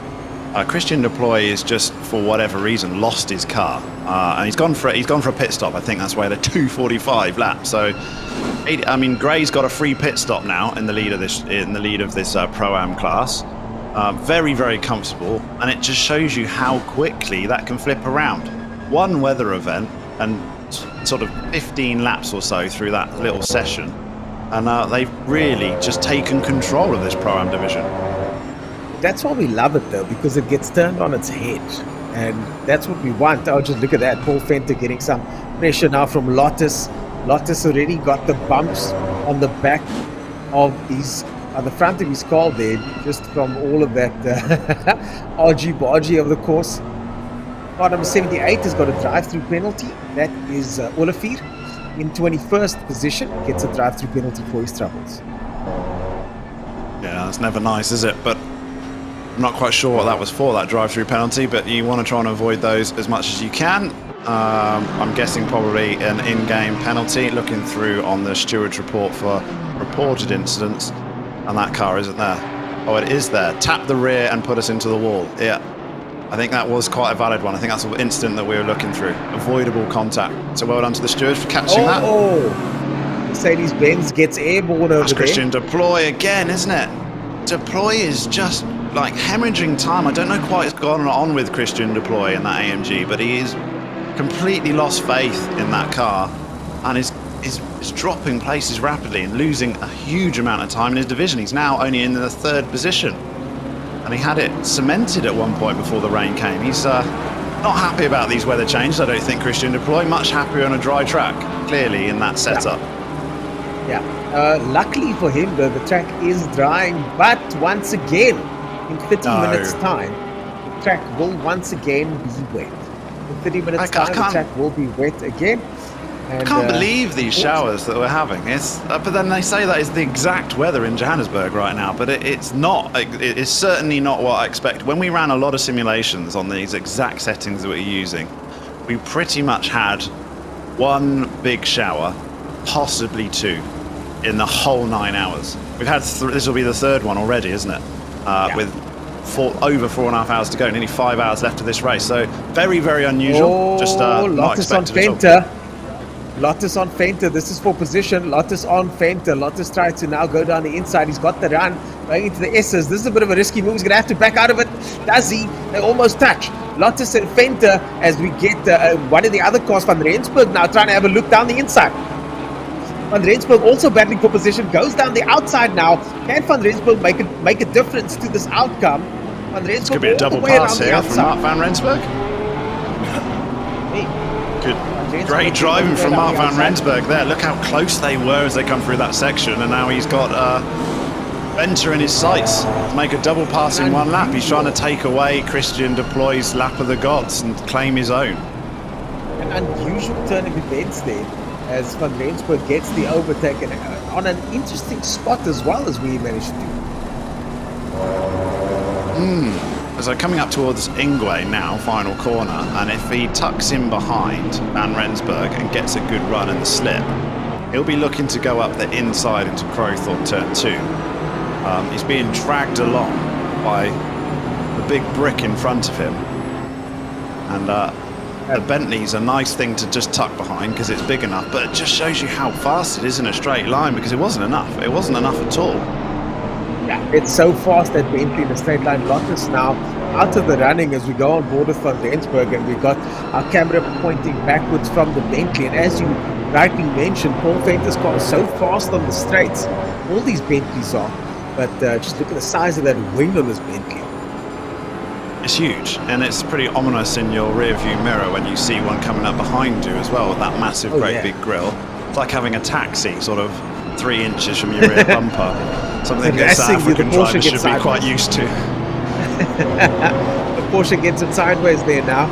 And we're going to say goodbye to Daniel for a couple of minutes. And you guys out there on the World Wide Web are going to be stuck with me for the next 50 or so as Van Rensburg and Venter battle it out.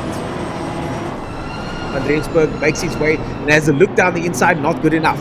Not enough space and time available, but Venter starting to feel the pressure a little bit. Just in front of Venter, further up in position is Deploy. Deploy 2.7, 15 seconds ahead of Venter. And currently now Mark van Rensburg in the number 32 car trying hard. Oh, we got a car off in the background there. It's one of BMW's gone off in the background. And Mark van Rensburg here, luckily no damage. Mark van Rensburg. Mark van Rensburg, unfortunately, not able to catch that Bentley just yet. As he makes his way now towards that Bentley once again. And that Bentley is just absolutely fast down the straight and fast enough in in the twisty bits as well. So it's fast enough in the twisty bits and very fast in the straight. They've got the Santos right in front of them there. The Santos in 37th position. So he's not going to want to get involved with any of what's happening here at the moment. Going to want to get out the way as quickly as possible is the Santos. But this is not a good place to get out of the way as he goes into sunset. And sunset's so cold because when the sun sets, as you can see up ahead on the left, it shines directly in your face as you come around the corner. So not an ideal spot. The name sounds romantic and endearing, but I'm sure drivers don't think so. As Gerrit Jansen van Rensburg has a look down the inside there. He's just behind Quinton Jansen van Rensburg in the BMW.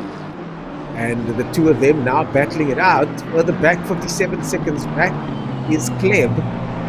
And the 333 car over there of Jansen van Rensburg now fighting for position. And this is for 19th position. Both these drivers battling it out through the long sweeping right hand over there.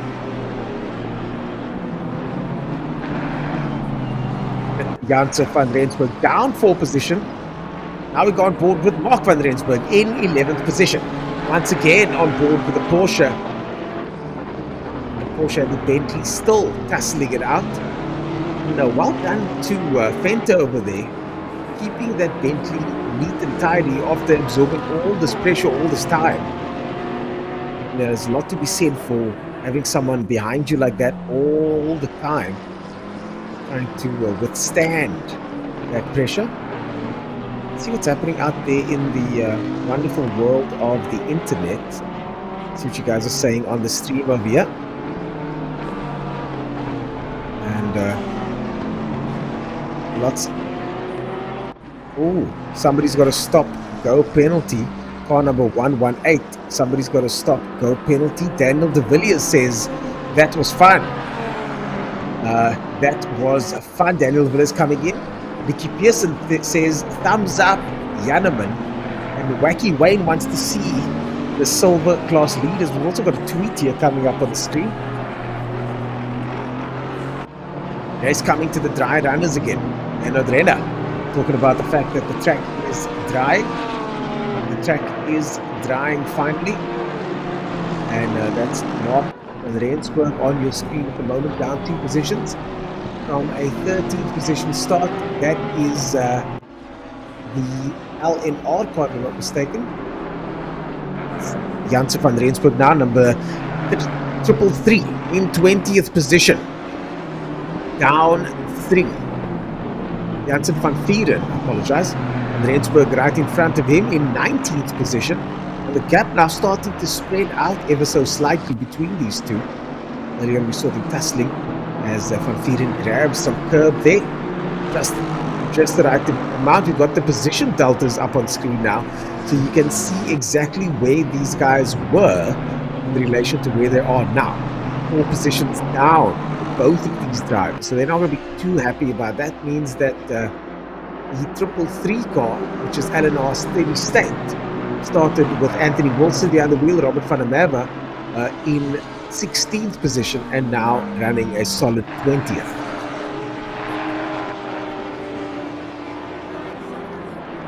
Gerrit Jansen van Vieren in the Aston Martin, 333 Aston Martin. We see that car get a lot squirrely over the time of this race. As mentioned, it's a very, very easy car to drive. It's one of the cars that new Assetto Corsa races are often referred to because of the front engine bias, so front engine setup.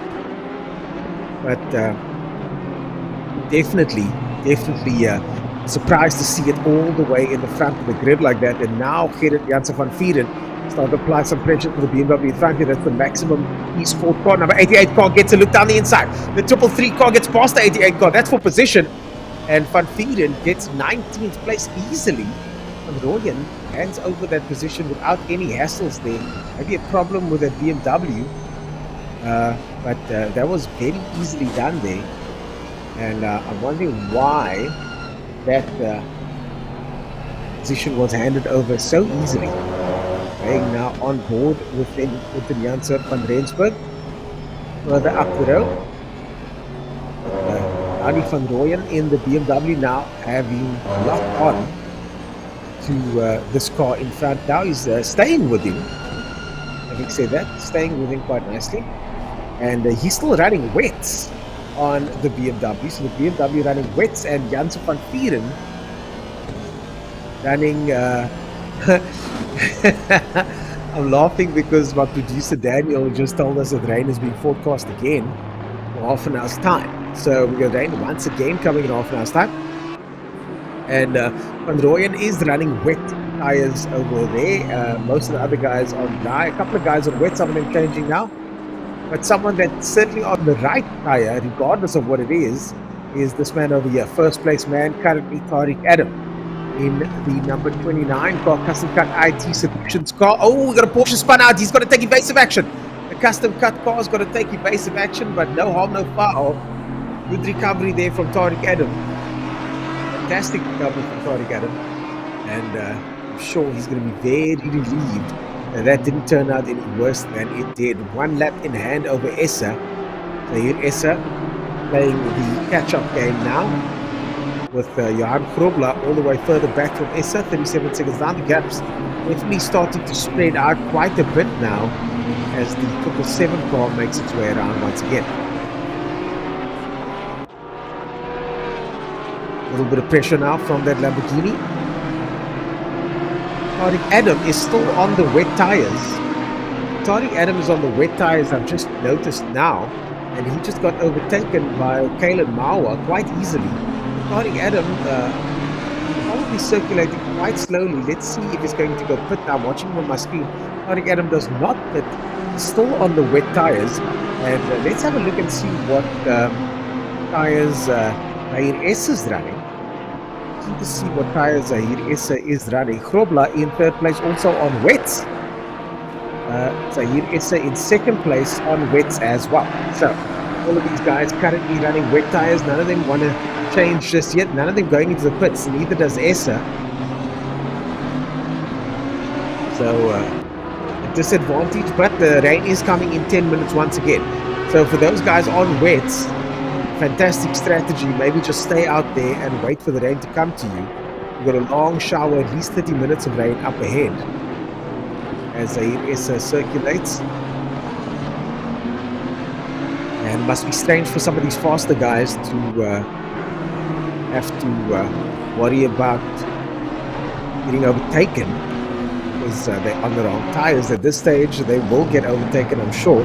Jason Gray, the man and the leader of our Pro-Am category, in 6th position, up 5. Gets a flash of lights there as Jason Gray.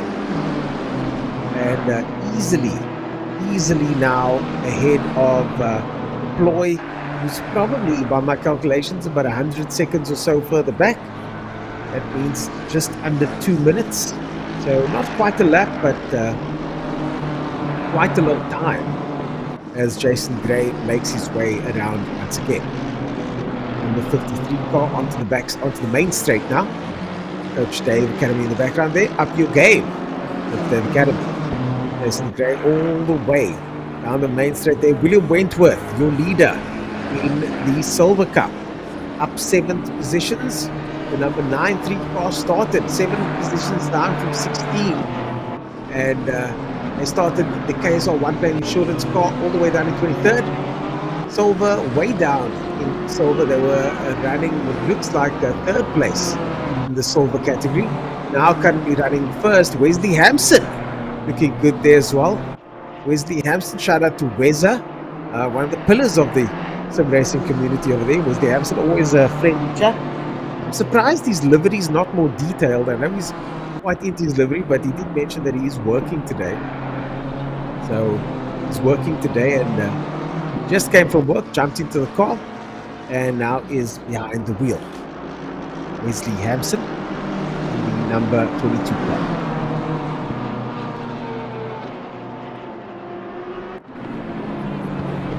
Oh, bit of a touch there. Silver gives the McLaren a little bit of a touch there. Alden Jones, 17 seconds up ahead, but this is Silver now in the 191 car in the 3rd position. Wilson is further back in 35th, so way further down. Bellingham chasing down that 33 car, but these guys are tussling it out big time over here as they make their way down the mine shaft. And Silver once again having a look on that. Oh, the outside touches the McLaren once again and muscles his way through. Elbows out. Not scared to show that McLaren now it's done. The McLaren retakes the position. And Silver not scared to get involved over there as they make their way down the straight now.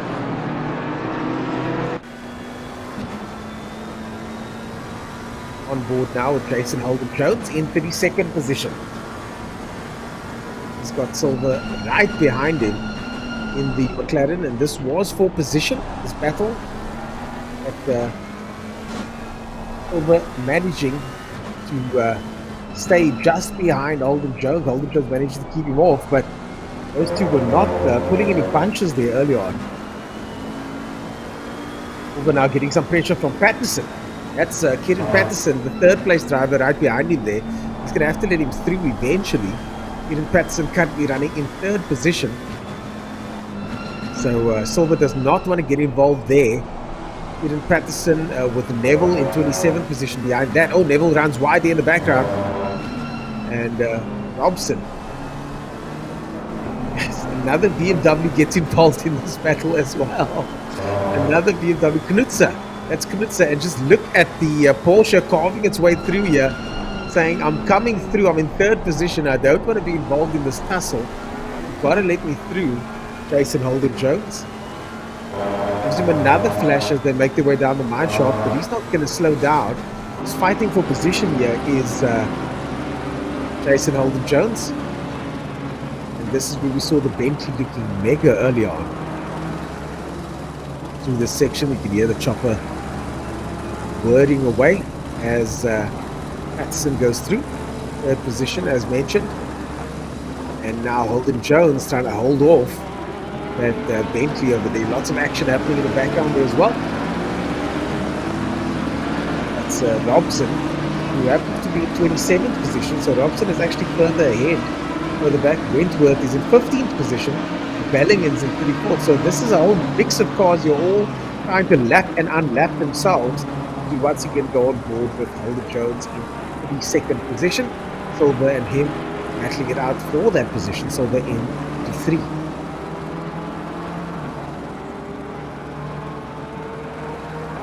Here comes Silver now in that Bentley. Bentley's got the pace. Early on he managed to get past, but there was a little bit of a muscle move. And this time he's going to try and make it a little bit cleaner, I would imagine. Trying to zigzag his way through. Goes down the inside. Once again, same spot. And this time, oh, a bit cleaner this time, but has to yield. Has to fall back as they go towards the S's. The McLaren backs out. Holden Jones backs out. I'm surprised that he did that. Holden Jones backs out, and Silver gets past. And now we've got Bellingham in the mix here for position. Bellingham in the mix for position. Now has a look, but thinks better of it. Door slowly closing in front of him. Holden Jones grabs the curtains and flings them closed. As Bellingham has a look outside and now again down the inside of the Marchon. Bellingham right up close to personal. You've seen Holden Jones not that quick through here, at least not compared to the Bentley, but how will Holden Bellingham do? Holden Bellingham right on his bumper. Holden Jones going defensive. Oh, touches the curb, and that's what happens when you go defensive then. That's what happens when you go defensive. Holden Jones makes a mistake, gets overtaken by Wentworth as well. That's not for position though. Wentworth is a couple of laps ahead. So Holden Jones losing out big time there as Bellingham, Silver, galloped off into the distance. None of those are for position, but the next one, the next one isn't either. That's Kruger.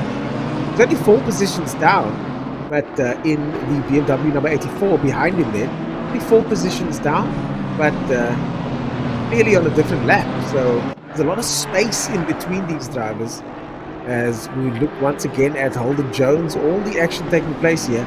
And Holden Jones under an incredible amount of pressure here. All these cars coming up behind him.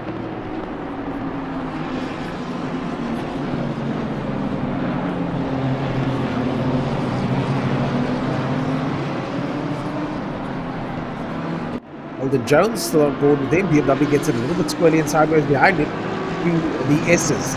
That is the number 38 car of Kruger.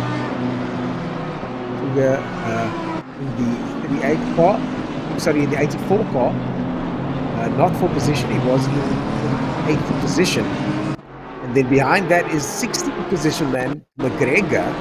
So I definitely think that the blue flags are going to start flying. Holden Jones is getting a lot of harassment from some of these cars here, rightly so though, as we go on board with the position 28 car of Wilfred Robson up 2 positions in 28th all the way from 30th. Oh, rain's coming in 10 minutes. Robson, of course, joined by Neil Greening, also in silver class. Eleanor Blitz is the name of their team. And they're going to have to blitz their way through the rain because it looks like lots and lots of rain predicted. Lots and lots of heavy rain predicted. And the drivers now once again have to contend with this. Just an incredible turn of events here today as Raymond Duggan now on board with him. 8 positions up in that Audi over there, the 28 Audi. Looking the part, I've got to say. And Raymond Duggan in front of him. 3 seconds up ahead, or 7/10 of a second up ahead. It's Janssen van Rensburg. Janssen van Rensburg. As we cut to Sean Loretto in the 13th position. He just took that place there from Wentworth, from Rautenbach, apologies. Just took the place from Rautenbach and makes his way into 13th. Almost that top 10 position, which I'm sure he's going to want to get as the rain starts coming down. Here comes the rain, those famous words. If you've ever been to a circuit and you'll hear the pit mechanic shouting, "Here comes the rain," there's an ominous feeling in the air because the preparation that was made has to now kick in. And we've got solid rain for the next 30 minutes predicted. And a bunch of cars going into the pits. Rick Adam goes into the pits. Rick Adam goes into the pits. And so does that Bentley in the background there. Zaire Essa stays out though. And all of these guys, a lot of these guys were still running the wet tires early on.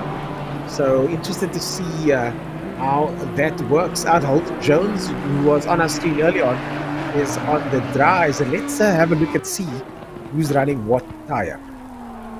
Essa stays out. In 10th position, Van Beek is running dry tires. In first position. Tariq Adam now in the pits. He's clearly going to get wet tires. Is the Oliphant staying on the dries?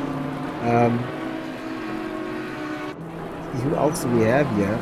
Grobler on the wets at the moment. So Grobler timing this to perfection, staying out on the wets, and he will not have to pit.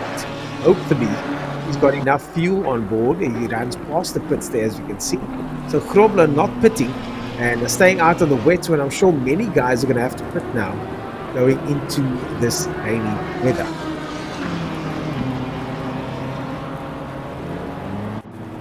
Addison now currently driving the number 1 car. Luke Addison now driving the number 1 car. And if I'm not mistaken, I think this is his first time behind the wheel, is it? Luke Addison with so many hours gone by already.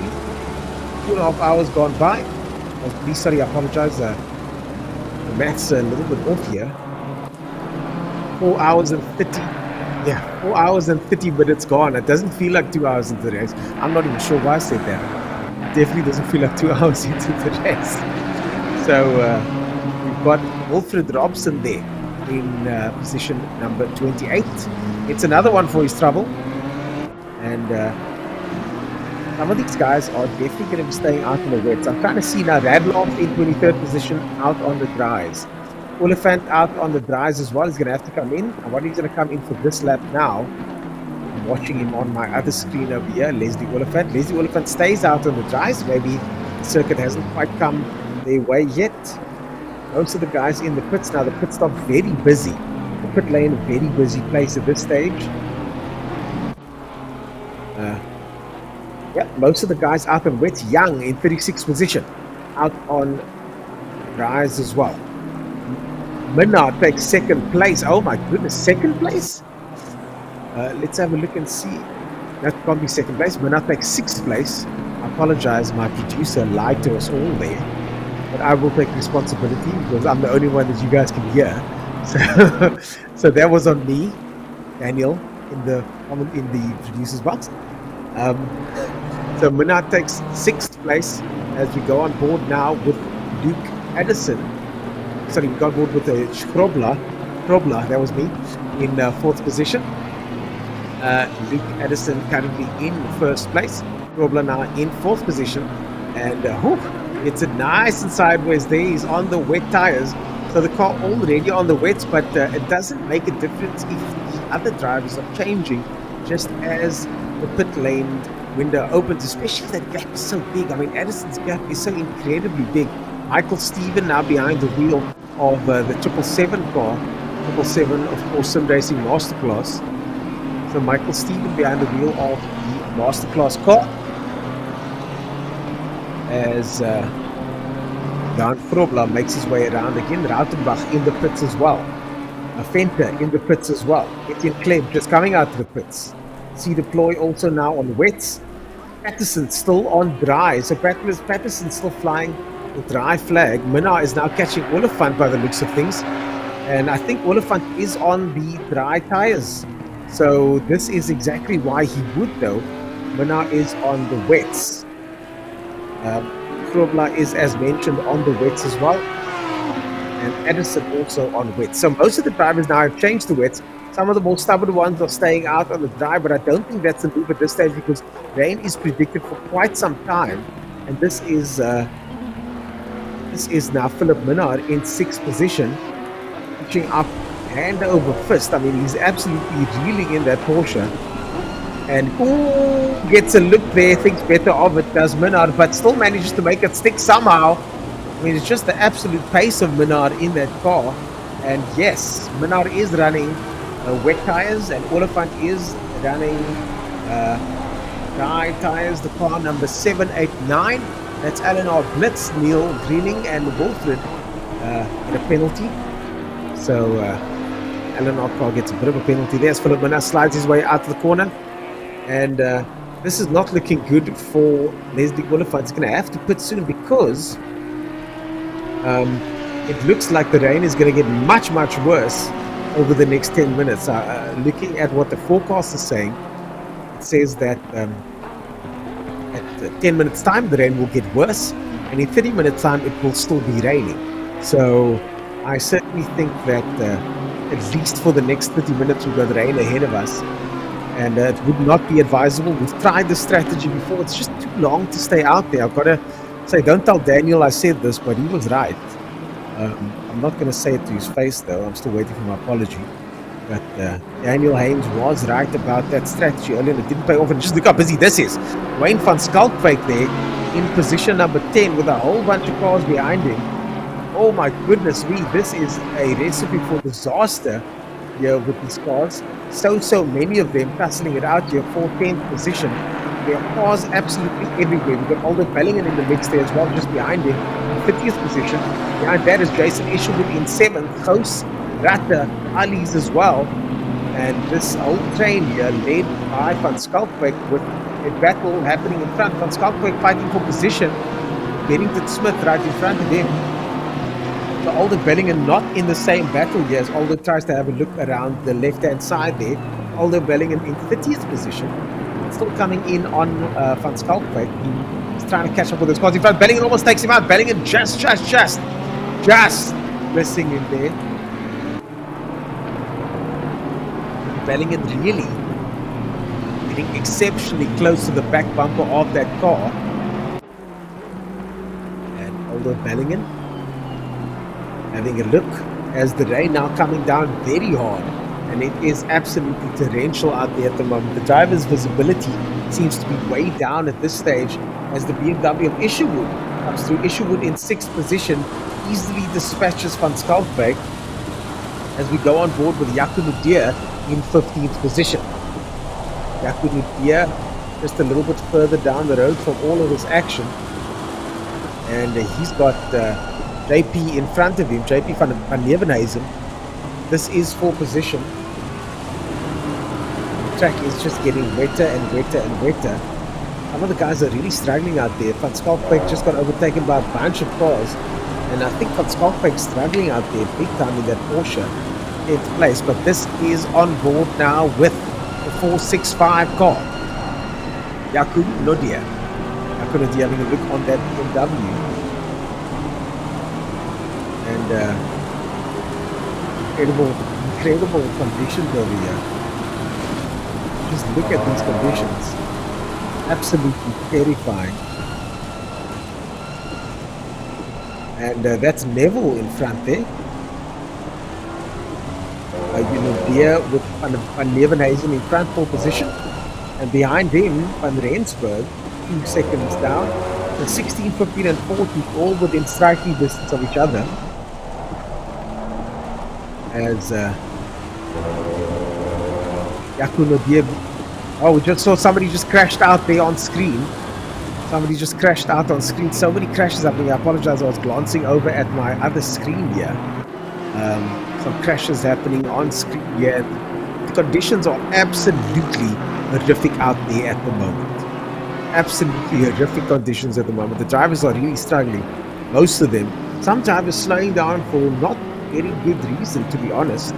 And I do think that some of these drivers are going to be struggling as they make their way through this list over here, as they make their way through the standings. I mean, we now go on board with Jason McGregor in 17th position. He's got Duggan right in front of him and Janse van Rensburg. And what's McGregor now trying to have a look on Duggan. McGregor trying to have a look on Duggan. Duggan will have none of that. And Duggan making sure that he stays behind him through the S's. Duggan in that Audi. And it does look like Duggan is starting to feel the pressure of McGregor in a different class though. These two drivers in different classes. Duggan in the Silk class, looks like it. And McGregor in... Oh, we got a BMW out there. We got a BMW out. We got a BMW out. That looks like Nudier. That looks like Nudier just crashed out. Oh my goodness me, Nudier, number 465 in 19th position. A big accident from him. And so many incidents. We can expect to see more of that as the drivers make their way around once again. And Deer, unfortunately, finding himself at the short end of that incident.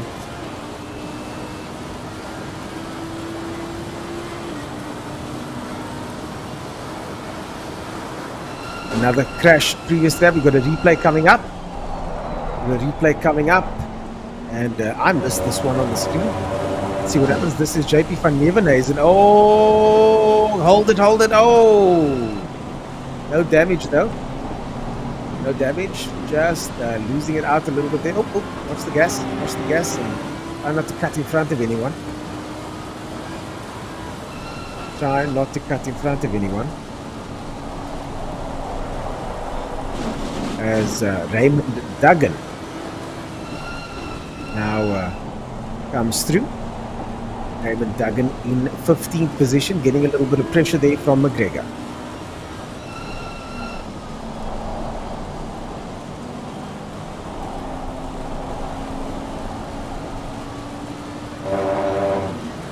Raymond Duggan in the Audi. Not too shabby though, as they slowly carve their way through this very, very wet circuit. And McGregor over there. You just hear the sound effect as they go under the bridge. And the weather does seem to be clearing up soon. The weather should clear up in about 10 minutes or so, as McGregor now has a look. They've got a car in front of them there that's causing a little bit of a hold up. And McGregor has a look. And that's Holden Jones there in the McLaren. Duggan just behind him. Holden Jones gives way. Duggan and McGregor can now come through.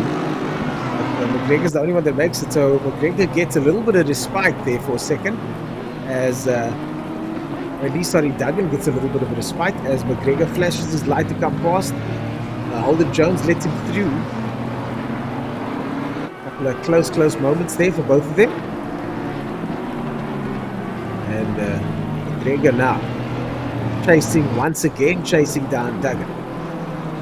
Weather should be clearing up in the next 10 minutes or so. At least the rain should be dissipating in the next 10 minutes. It'll still be raining for at least another 10 minutes, and then it'll start slowly raining less.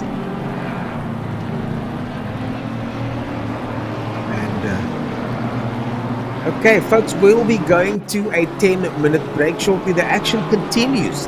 The track racing is furious. The track conditions are terrible, but you can keep tracking the action right here with this, the virtual Kyalami 9 Hour. My name is Ernest Page, joined by my man Daniel Haynes. He should be back shortly.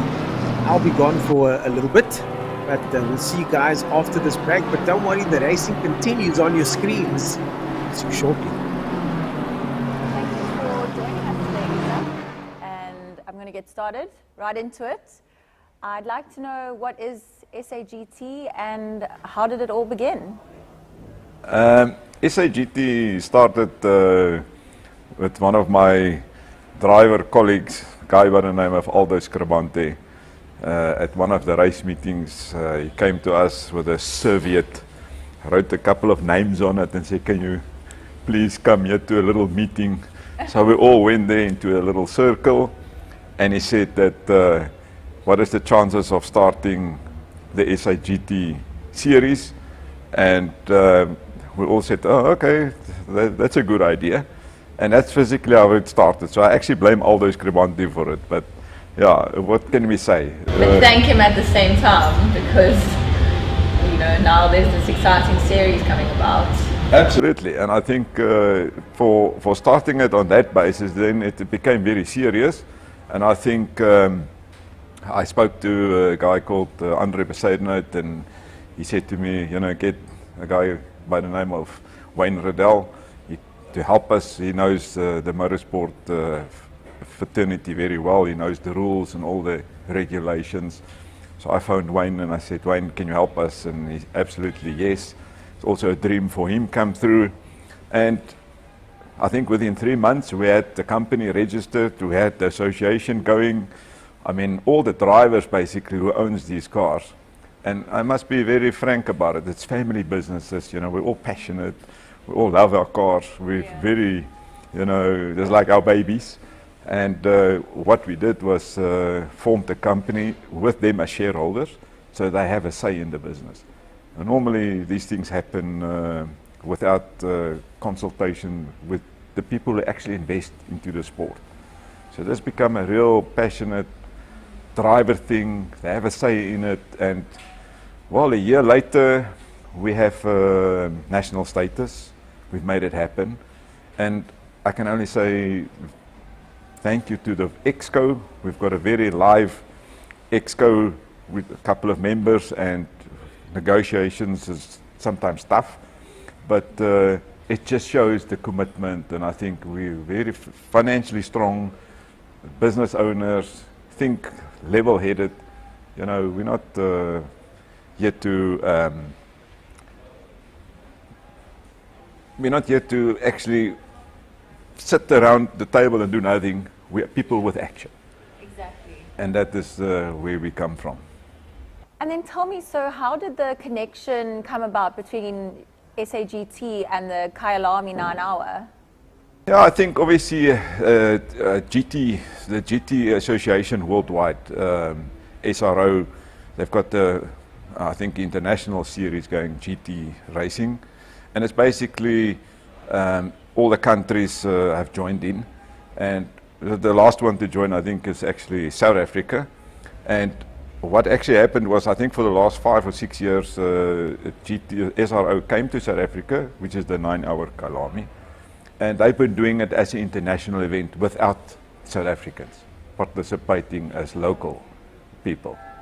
And that is also the reason for us trying to be part of the 9 Hour Kyalami, because it is an international event. Yeah. And as locals, you know, to be part of something international, I think, you know, we all dream about it. I mean, it's anything in South Africa, you can be part of an international thing. It's quite a story. Yeah.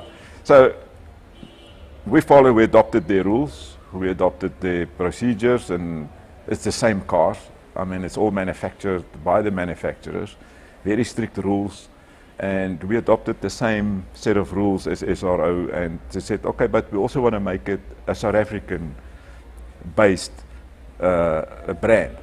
And our dream was to be part of the 9 Hour Kyalami, and we negotiated very well. And yeah, the South Africans got a chance to be part of it. And I think it's history in the making. It's the first year we achieved so many things. And for us, it is like, wow, man, you have to do that tick box. You know, it's like a tick box in your life. You know, you just have to do it. And I think we successfully did it. It's sad that obviously we cannot participate in it because of COVID. Yeah.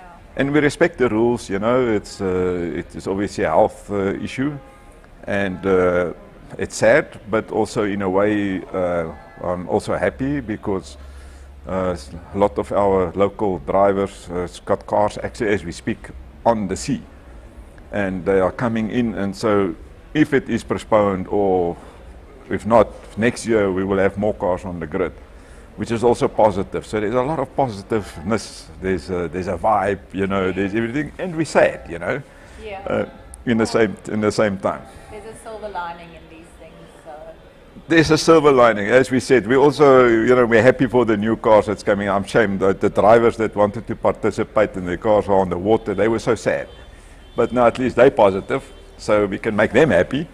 Yeah, I think for the international teams it's also quite bad because they're all booked and they can't fly, and they all, you know, South Africa is a nice destination. Yeah.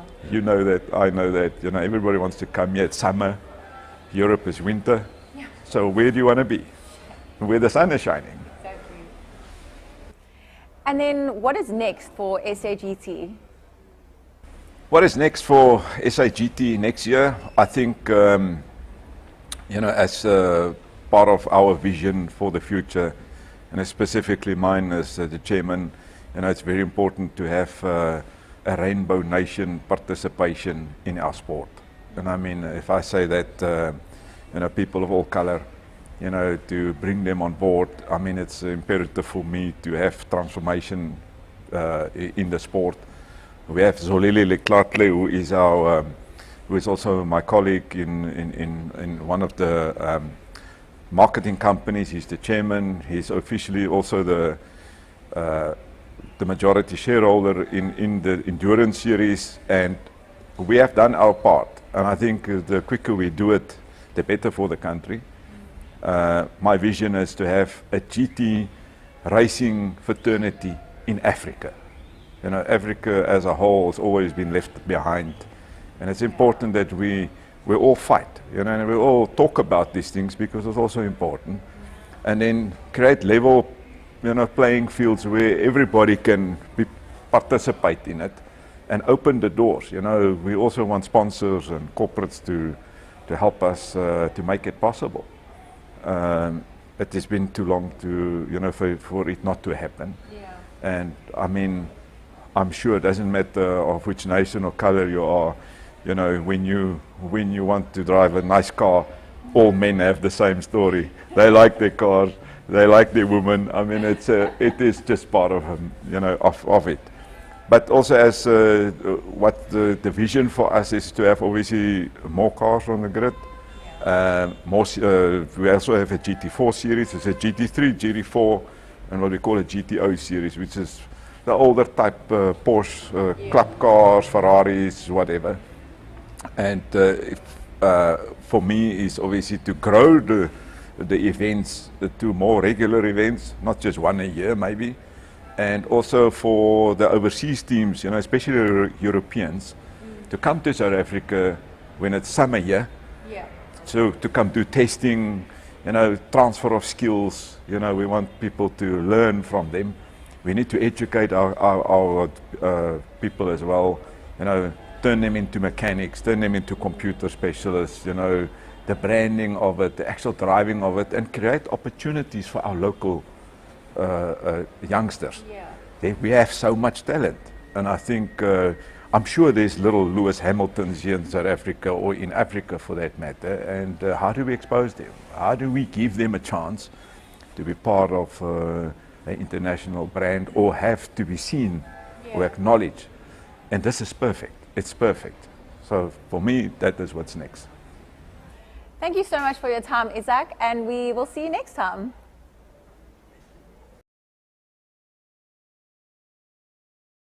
And welcome back, everyone, to the virtual Kyalami 9 Hour. I'm Daniel Haynes, back with you now for the next sort of half an hour while Ernest Page takes a little bit of a break. And we've got Luke Addison, our leader, pretty much the 5-hour mark, and it's been just relentless from this custom-cut IT Solutions car. I haven't put a foot wrong all weekend, basically. The 3 drivers, Luke Addison, Jordan Sherratt, and I'm missing one, and which is embarrassing. Tariq Adams, sorry, Luke Addison, Tariq Adams, and Jordan Sherratt. So they're absolutely blitzing the field. They've got a 1-lap lead over the Masterclass 777 car, who's had a bit of difficulty during this race, dropped back into sort of 5th position before recovering, and Michael Stevens is now back at the wheel in the 777 Audi and back into 2nd place. But at the moment, unless something monumental happens in the custom-cut IT Solutions car, that's looking like where they're going to end up. So going to be interesting, but the real battle is in the Pro-Am series and the silver class. Currently leading the Pro-Am category is Jason Isherwood in the 53 car and Raymond Duggan in the Flying Gypsies 28 silver class. So much to play for between the Pro-Am category and the silver class category. Christian Deploy was leading the Pro-Am series with his lap of the gods that we saw earlier on, where he took 3 places in 1 lap. Awesome lap, but when the rain came, he just struggled to keep that and was just dropping time like you wouldn't believe. And now we've got another shower, so this is probably the worst weather I could ever expect for sim racing to have to deal with.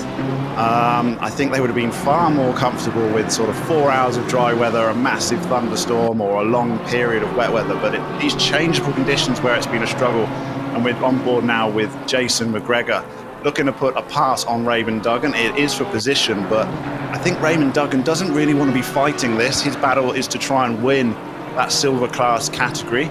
But they've done exceptionally well, has that Flying Gypsy team in Craig Hunter, Raymond Duggan and Cornet Breed. I know those guys well. I've actually raced several endurance races with Raymond Duggan. A very experienced endurance racer. But he's got Jason McGregor behind him, pushing him.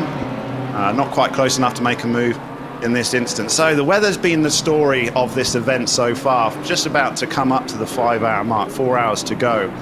And surely the server can't throw any more hurdles at them. I'm seeing in chat that this is a super realistic representation of the weather in Johannesburg right now. So in some instances we have replicated it, but it is not exactly what I expected. So they're trying to get up to speed and keep their tyres in their window. And I think that's always the problem with the Assetto Corsa competition. Only is trying to keep your tyres exactly where you want them to be, because as soon as you drop out, you lose so much time, and that's where the changing conditions happen. Jason McGregor's really, really close now to Raymond Duggan. He's going to be probably looking to make a pass in the 166 BMW. Raymond Duggan also is up behind a back marker, I believe. That's not for position in front, because he's got Janssen van Rensburg in front of him, but it'll be 9 seconds up the road. So trying to keep your composure in these, he's not going to jump out the way for him though, I know Ray for sure. He'll just stick to his lines, it's the safest way to be. He's looking up the inside here, Jason McGregor, slight contact there. I think they got away with it quite nicely, but Jason McGregor does take the place for position, overall position, so moves up into 15th place. Raymond Duggan won't mind that one bit though, because he is still the leader of this silver glass category. Got about 17-second lead over his second place rival. Carl in the 969 Porsche, up 10 positions from the start, this team. 969, position number 12. And they're 1.2 seconds back from Sean Loriot in the Sim Cup. So they will, this is also for position in the Pro-Am series, just seeing where it'll be. It'll be 4th overall in classification. So he's trying to claw his way back up into the top 3. But Sean Loriot is so far back from the top 10, 86 seconds the gap.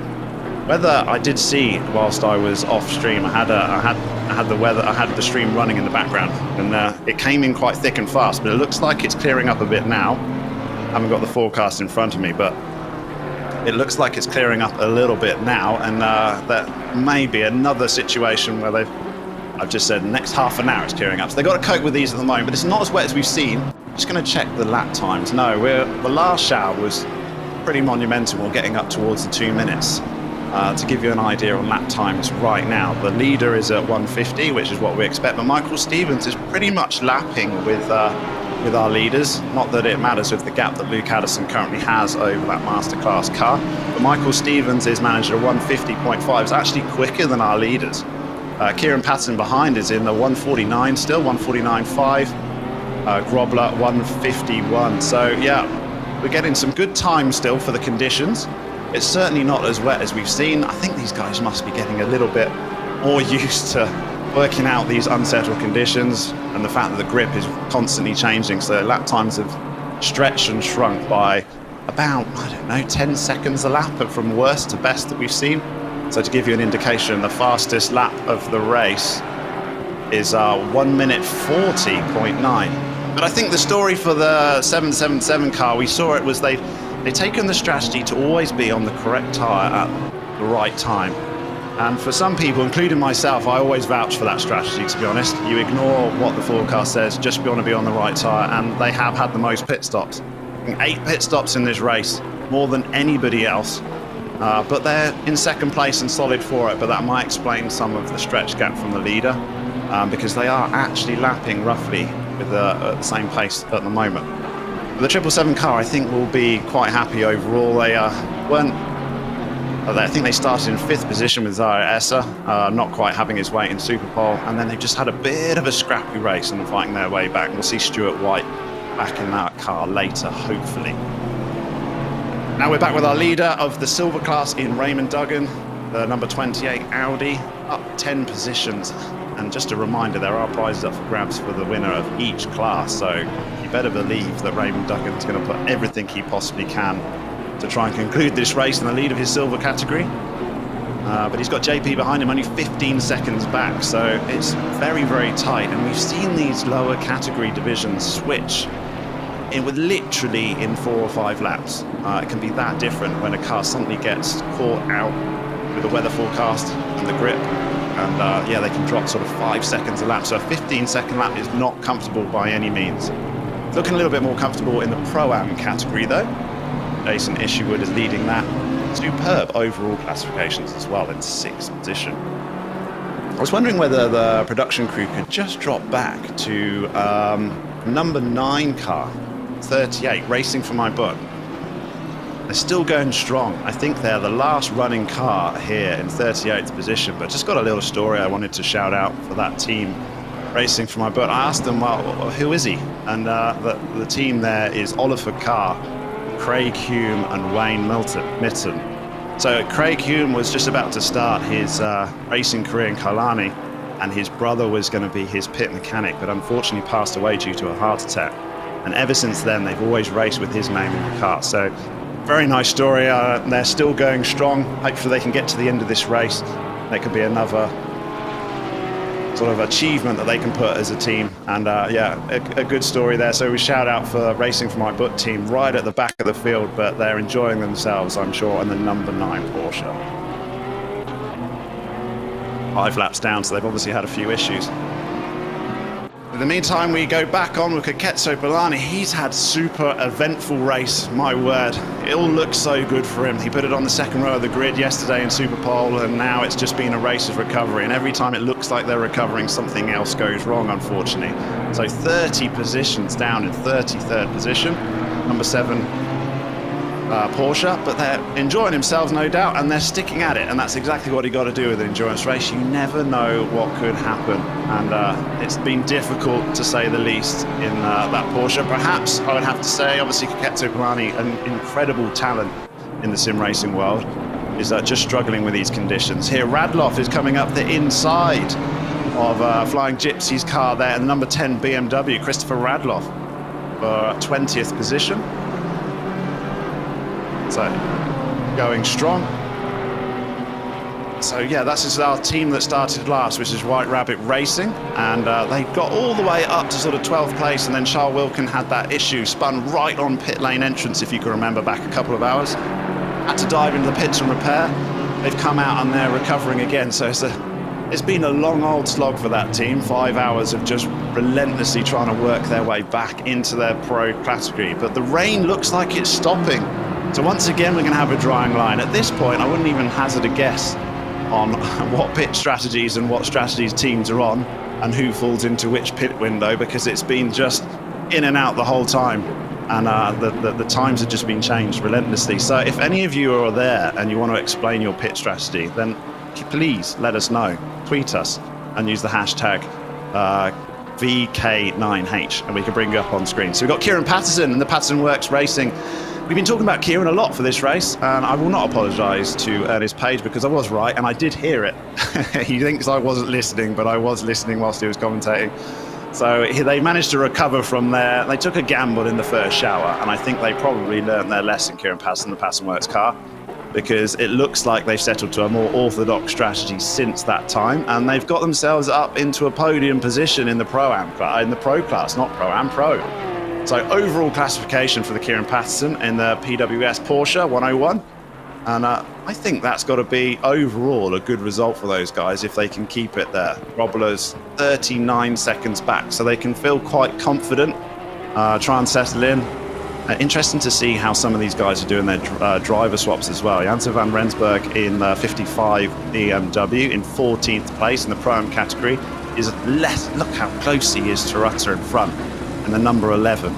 Fight over 13th position. This will be for 6th in overall class for them, and 13th in the overall classification. You know how strong that BMW is in a straight line. But it didn't look like Van Rensburg got a very good exit out of Ingwe, as they come through turn 1, the kink, which is a turn, and then come into the braking zone of Crowthorne, which must be changing every single lap for them, that braking zone. Trying to judge that. Thankfully, it is quite a forgiving corner. You can go a little bit wide.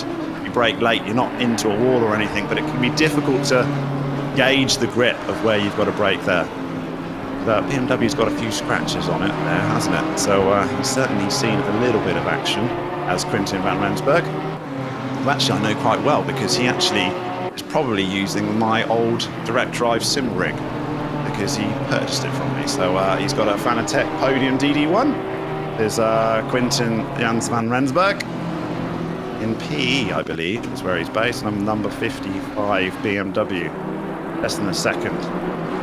Peter Oosthuizen steps out in 309 BMW, and Jordan Sherritt's coming through to lap him, so he's obviously had enough blue flags that he steps aside in his incredibly colourful BMW. And Jordan Sherritt is looking up the inside there. That's mighty close, and I would be a little bit worried with teammates of the amount of lead they've got. You just don't want to be taking any risks there. But I don't think you can tell these guys to slow down, eh? They just don't hear anything. Luke Addison is just not going to slow down. They just only know one speed, that custom cut IT solution, and it's absolutely flat out for 9 hours. Quite impressive. But that's Peter Oosthuizen. I think it's the first time we rode on board with the 309 BMW. And let me just check on who else is in his team. I've actually lost the screen that I need that for, but it's got to be a BW, a Black Widow racing car with that livery, hasn't it? I think it probably has, and the BMW matches the Porsches we've seen earlier in the 309 in the BMW. And let me see whether I've got it. 309, I will have it here. Peter Oosthuizen and Carl Heidemann. BWR Eagles, it is indeed. You can't, we haven't, surprising we've taken 5 hours to really notice that car because we've been concentrating on the BWR Vipers, the number 32 Porsche in Mark van Rensburg in the Pro class. But it's nice to see they use the same colour scheme throughout their manufacturers, and they certainly do stand out, so they've achieved their original goal. Now we've got Devon in the 885 BMW. He's gone off wide, done a little bit of farming there in the 885 car. Just bring that up on my screen. Is STR Esports. Apologies for that. Warren Sheenan is his teammate, and he is currently in 31 in the overall classification and running in the silver class. He's getting way out of the way for the Scribanti Racing team. So yeah, it's nice to see blue flags working. They don't have to jump out of the way, but I think it is an art to losing the least amount of time as a back marker as well, and sometimes that's just running wide on purpose, heading the faster car through, tucking in behind, and you make some of that time back in the slipstream as well. So Peter Oosthuizen now looking up the inside. It's going to be a pass here. Neville. Oh, they've contact between Oosthuizen and Neville. Oosthuizen carries on, but it'll be interesting to see how that contact, who brought that about. But yeah, Neville's going to drop back, and Oosthuizen gets that pass, goes up to 26th position in the Pro-Am class, 26 overall, sorry.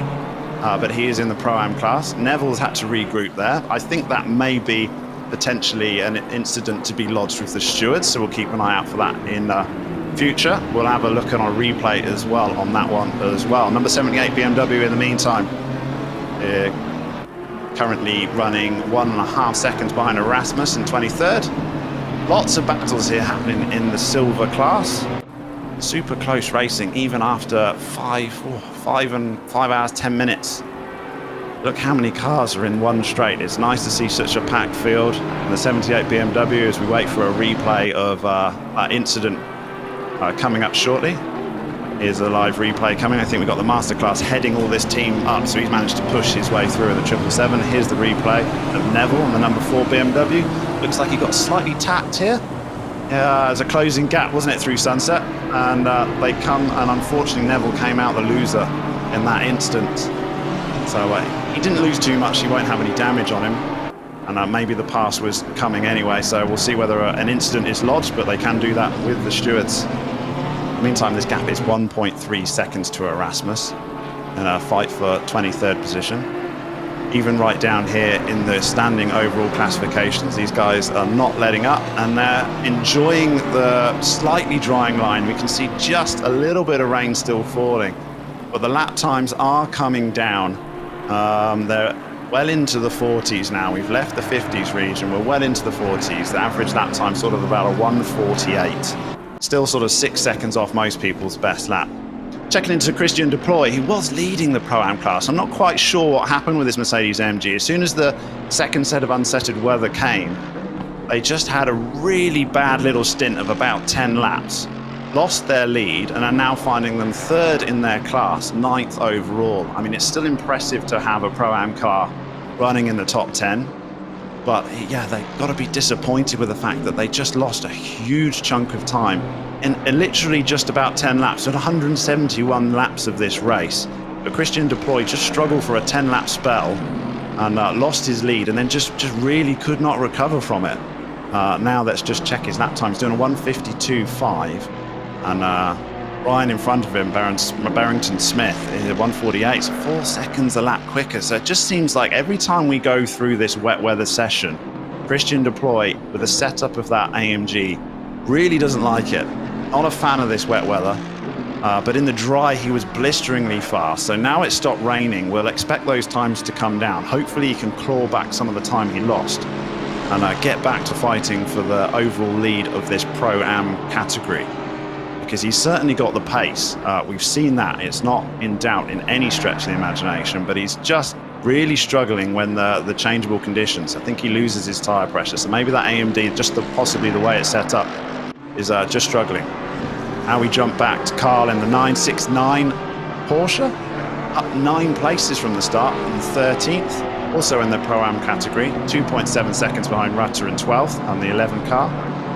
He's in a bit of a back mark sandwich here, so he's got cars around him, but a 9 place gained. Whenever you see that amount of places gained in an endurance race, it warms your heart if you're part of that team. You wonder how high you can go up. There's always winners and losers in enduro, and unfortunately it can be quite drastic winners and losers when you're exasperated over 9 hours. The guys dropping as much as they're gaining, but that's a very handsome improvement for Carl in the 969 Porsche. Got car coming up the inside, I believe it's being lapped, and then we go back to Jason McGregor in 15th. 3 places down from where he started though, Jason McGregor. So this team, they're all thereabouts where they're qualified, but they're in the pro category, so yeah, they want to try and make a move and push up if they possibly can.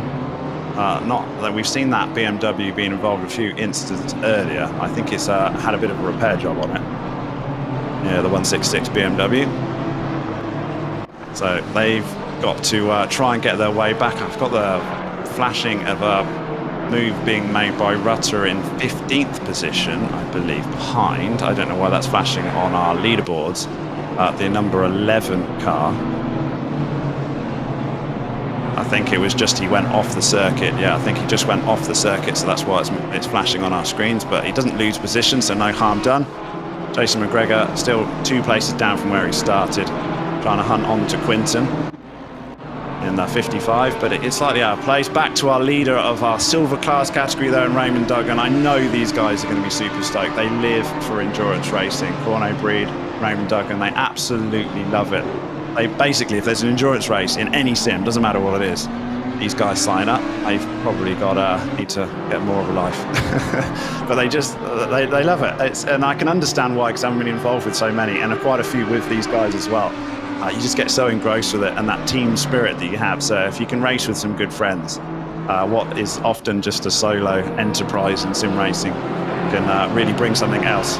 Here we've got a replay of Rutter, so we find out why his why the leaderboard was flashing as he went off, and we'll bring a replay up shortly on exactly what happened to him. Here we go. So I'm expecting him just to go off track and do a little bit of farming. Oh, he gets a slight twitch in the Audi. I thought he held it and he didn't.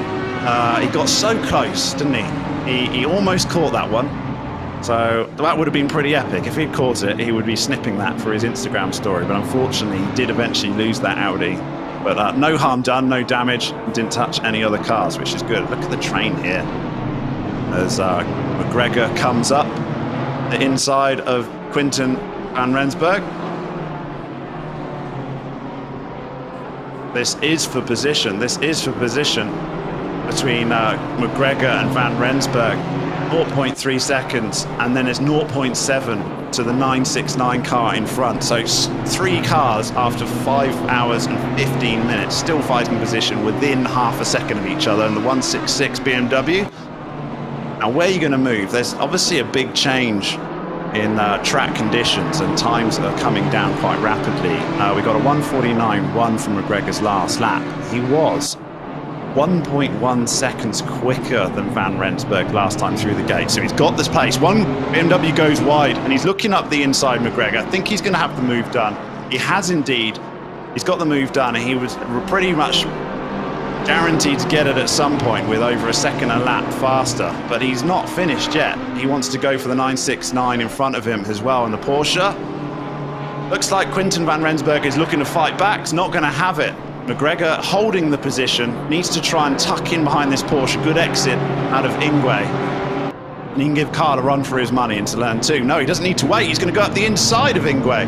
Side by side, we know how strong this BMW is in a straight line. I expect Jason McGregor, what a lap that is. Took 2 places in half a lap. Jason McGregor just wants to cover the inside here, make sure he cements it into Crowthorne. Doesn't help that he's got a BMW coming out of the pits. But yeah, the BMW is strong in a straight line. And McGregor moves up into 12th spot. It's exactly where they started. So you spend 5 hours, 15 minutes to get to where you were when you started at the beginning. But it's all about where he is in 3 hours and 45 minutes. And Jason McGregor has moved up to 12th place in the overall classifications. If he can just stretch his legs now, he can settle down, because he's got a substantial gap ahead of him of 49 seconds to Sean Loriot in 11th position. In the meantime, back behind, major battle still happening. Quinten Van Rensburg is trying to get back a place from 14th to 13th. He dropped back 2. Now he's trying to recover. And in the meantime, he's got it's got a back marker behind him. That's Polani's car, isn't it? Ketso Polani is behind him. You can recognise that livery from anywhere. Thanks ever so much for coming up for the recognisable liveries, guys. It really does help us out. Quinten Van Rensburg is looking up round the outside here. He's gone wide though. He's gone deep. He might lose 2 places. Well, he hasn't. He's lost 1 to a back marker. And I think he's going to just let Ketso Polani pull away. That should be the wise decision to make, I believe. He's not fighting for position 4. Dropped way back.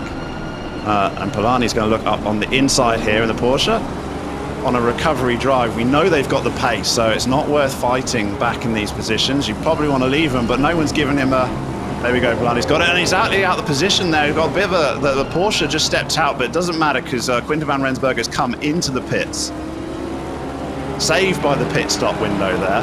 Carl, he'll be happy with that, a 969 Porsche, because Quinten Van Rensburg, it was their pit window.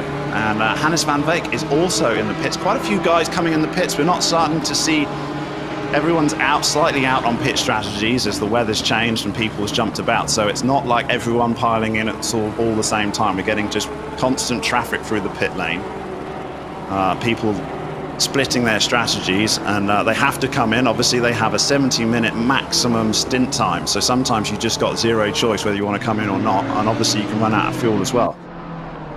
Neil Greening in 31st position, the 789 Audi now. He's in the silver class. And he's got Aldo Bellingham, who has obviously been tangled up quite a bit today, because he's dropped back into 30th position in the Pro-Am class, and he's struggling here as well as Neil Greening starts looking all round him. I think they're letting the back marker through. But Neil Greening wants to take on Aldo Bellingham here. Nice to overtake a class above you, always must feel good, as you see a silver class driver. We've got a yellow Porsche doing a bit of farming off on the right-hand side, rejoining the track safely. But Neil Greening, within a second of Aldo Bellingham, who just assumed something went wrong with that Lamborghini. Possibly it's carrying a bit of damage, because we know the pace that Aldo Bellingham has, and yet we find him all the way down in 30th position, fighting in the silver class category basically, and also fighting with a few back markers. There's a big load of traffic here, and it's not all for position. Only Neil Greening and Aldo Bellingham is for position. Jason Holden-Jones we see a bit further in the background in the 720S McLaren. He's good 3 seconds back, so the rest of the cars are purely for position, but he comes in. Neil Greening comes into the pit lane, followed by a Flying Gypsy's car comes into the pit lane as well. Devon Allies is in the pit lane in the 885 BMW. So we've got a constant stream through the pits right now. Makes our life incredibly difficult to know where people stand in overall strategy. We're going to end up coming to the last half an hour, and as is always the case in an endurance race, is how important, or can you get away with that last splash and dash to get to the end? Because that can save you 30 seconds if you can avoid that. Worth losing some time or doing some fuel saving if you can get rid of it. This is where, as a pit mechanic or an engineer or one of the teammates, you want to be scheduling out your pit stops and trying to start working that out, because it can make such a big difference. That can gain you be the difference between a win or a second place or up into the podium positions or not, depending on whether you have to make that last pit stop or not. Riding on board with the masterclass guys. They're not the masterclass, but they are showing us a masterclass. Luke Addison in the custom cut IT Solutions Aston Martin V8 twin turbo. And it's nice to get an onboard shot of our leaders. We've not really seen much of them, to be honest, because they've just completely and utterly ran away with the field. So we've been concentrating on battles further down. But we do have to respect their skill. And it's nice to be able to just ride on board as they try and come across a back marker safely. This is basically the story of this team. Negotiating back markers in a safe manner and not losing any place. It does help that when you're the number one car, guys tend to jump out of the way for you, and that's exactly what we saw there. But still, it can be a little bit worrying when you're at the front lapping back markers, and sometimes you think they're going to do one thing and they do something entirely different, so difficult. Another nice camera view from Matt van der Merwe in the Pro-Am category, running 15th position. He's 40 seconds behind Jaco Nordia in the 465 car, but he's enjoying himself, and we're enjoying this view. He's got Cornet Breed behind him after their pit stop, 6.5 seconds leading the silver class. But we had van der Merwe showing some very good action earlier on, pokes himself up the inside of a back marker. I think guys now, as they've been racing for over 5 hours, you get much more comfortable with passing back markers. Your experience from the previous 5 hours tells you where you can and can't do it if you were ever in doubt. And sometimes you just know where's the best place to pass. Always someone that likes to put a cat amongst the pigeons though, and that's when it gets dark, because the whole track looks different then. So remember, we're going to go into the evening shortly, and these guys are going to have another thing to deal with, and that's not being able to see their brake boards or using their lights. It can really change you and take you quite a few laps to get into it, especially if you have a driver change and your first lap is suddenly in the dark and you haven't done it for a while. Hopefully all of these guys have done some night practice. We did have some night practice on the Friday. So back on board with Michael Stevens, very well known in all sorts of communities, sim world and the racing world. And I think he's really settled down, has Michael Stevens, in the 777 Audi. 148.1 was his last lap, which is not relentlessly quick. It's about 1.5 seconds off Luke Addison in front, but he is stretching his lead to Brian Kurtzer and the PWSR 101 Porsche behind in third position. So I think Michael Stevens really settling into ACC. I hasten to say that he probably hasn't done anywhere near as much practice as the rest of us sim racers, because he's relying on his natural born talent, and it does come through, which is a testament to the sim actually that is the case. With Michael Stevens and Stuart White being able to just pick up sim rig and immediately be quick in a world-class field. So the weather looks better, doesn't it? Looks a lot clearer. Certainly looks a little bit nice. I think these guys just would like at least just give us an hour of some settled weather and see how we get on. So we've got Grobbler now 2.2 seconds off the PWSR car, so this is something we want to keep a real close eye on in the Lamborghini. A Lamborghini is notoriously difficult to drive in ACC. It's not selected very often. It's a bit of a handful, but we've seen this team cope with it very, very well. Daniel Rowe taking it through in Superpole, and it is nice to have the Scribanti crew, a car which we look forward to seeing. In fact, we'll see a couple of these on the track next weekend. 2 Scribanti Lamborghini Huracans going around next weekend, so if you're there, looks exactly the same as this, so you can't miss it. And we got the BW Black Widow racing car looking up the inside, trying to unlap himself. I can't think that's advised. Thinks better of it, drops back. So the Scribanti racing team, number 58 Lamborghini, doing very, very well. They'd love to get into the podium spots though. That's their goal for this team, the Scribanti racing team. They want to get on the podium, and what stands in front of them is Brian and Kieran Patterson in the PWSR 101 Porsche, who have definitely got the pace to get a podium position, but they It's whether they do sensible decisions in strategy. Now back with Van der Werve. It's a second behind Lottis in 13th. So we've got a Pro-Am against a Pro category here. 1 second is the gap between these two drivers. Nice shot again as we see the clouds just clearing away. Sun maybe coming out before it sets. Maybe we can have a nice clear night session. I'd actually enjoy that. Let's have a clear night session, guys. Not that we can do anything about it. The settings are in and it will give us what it gives us. But it looks promising for the drivers going into the evening session. Definitely starting to get dark now. Lights on the front of these BMWs glistening off the tarmac in front of them. Mac Van der Werve managed to get that gap below a second to Lottis in front. And the 166, I will just take a peek at the 166 car. And it is the Hybrid Academy ZA team. Jason McGregor, Lottis, Ryan Ottens. And up 1 place is Matt Van der Werve in the 55 BMW. And then we've got Geketso Polani, just all over the place. We see him constantly. He's having a very entertaining race. I think that team is certainly going to have a lot of stories when this 9 hours over. Comparing issues that they've had and trying to manage and cope with it. But if they can get the car to the end, I think they'll be satisfied no matter what. At some point in endurance, you just forget your position and you're just trying to get to the end. 0.2 seconds now, Matt Van der Werve behind Lottis in 13th position. Really getting serious between these two. Let's just check the difference on lap times. Otis has obviously come out of the pits because he did a 154, so that must be an out lap. Mac Van der Werve is a 145. Oh, that was almost contact between the two cars there. So close. You couldn't get much closer than that without a touch. Coming up towards Learcop now, the double left-hander, hardest corner on the circuit. Both taking a very tight line through there. Mac Van der Werve actually drops back a little bit as they come down the mine shaft. Down towards Crocodiles. Fantastic camera angles we're getting here. Really, really enjoying that. As the cars whiz through. And Lottis now looking through his rear view mirror. As we've got Van der Werve behind him in the 55. And certainly we can just see the sun setting. Fantastic views we're getting now. It's pretty spectacular. If we get this next week, I'll be very, very happy. As we see the sunset and the nighttime will kick in. And it all changes again. They've just not had any spell that any of these drivers can just settle down and just feel comfortable. They've always got to have been dealing with something in this race. If it isn't the weather, now it's going to be the nighttime driving.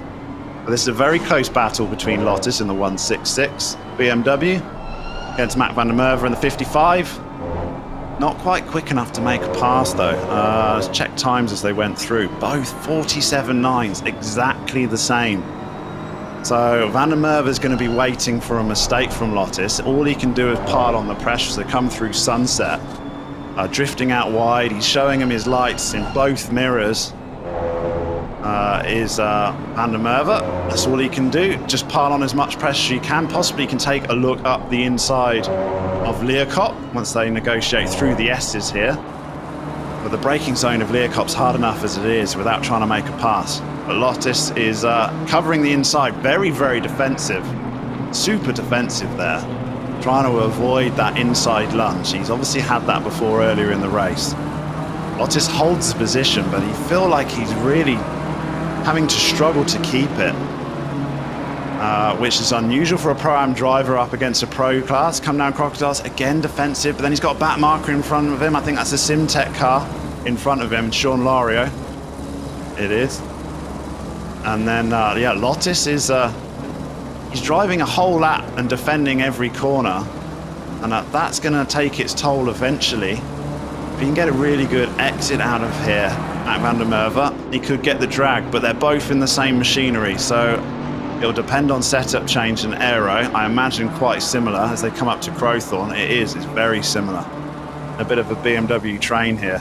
Oh, he's desperately looking up the inside. He basically made his own circuit, dives up the inside, takes the place. Thank you very much. That wasn't defensive enough from Lottis. He was covering that inside on every corner, but he basically left one BMW width there. And Matt van der Merwe said, thank you very much, that's all I need. Off he goes, the Pro-Am driver, to try and track down Jaco Nordea in the 465, a 12th position. So he's fighting in his own, only in his own class, but he'll enjoy that pass very much live on stream. Mashigi in the 7 Porsche. This is the Porsche with Kaketso Polani, isn't it? And the number 7 Porsche, and they've had super entertainment. I mean, you can have just as much fun in 32nd position as you can in 3rd, which is where they started. But I can guarantee you they're having some fun.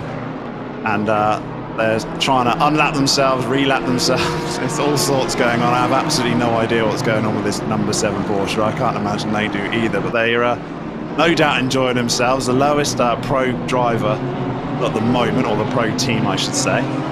But they are fighting for position against Sheehan in front of them, 885 silver class. And when a pro driver that far down comes up behind you, you're probably wondering what's going on.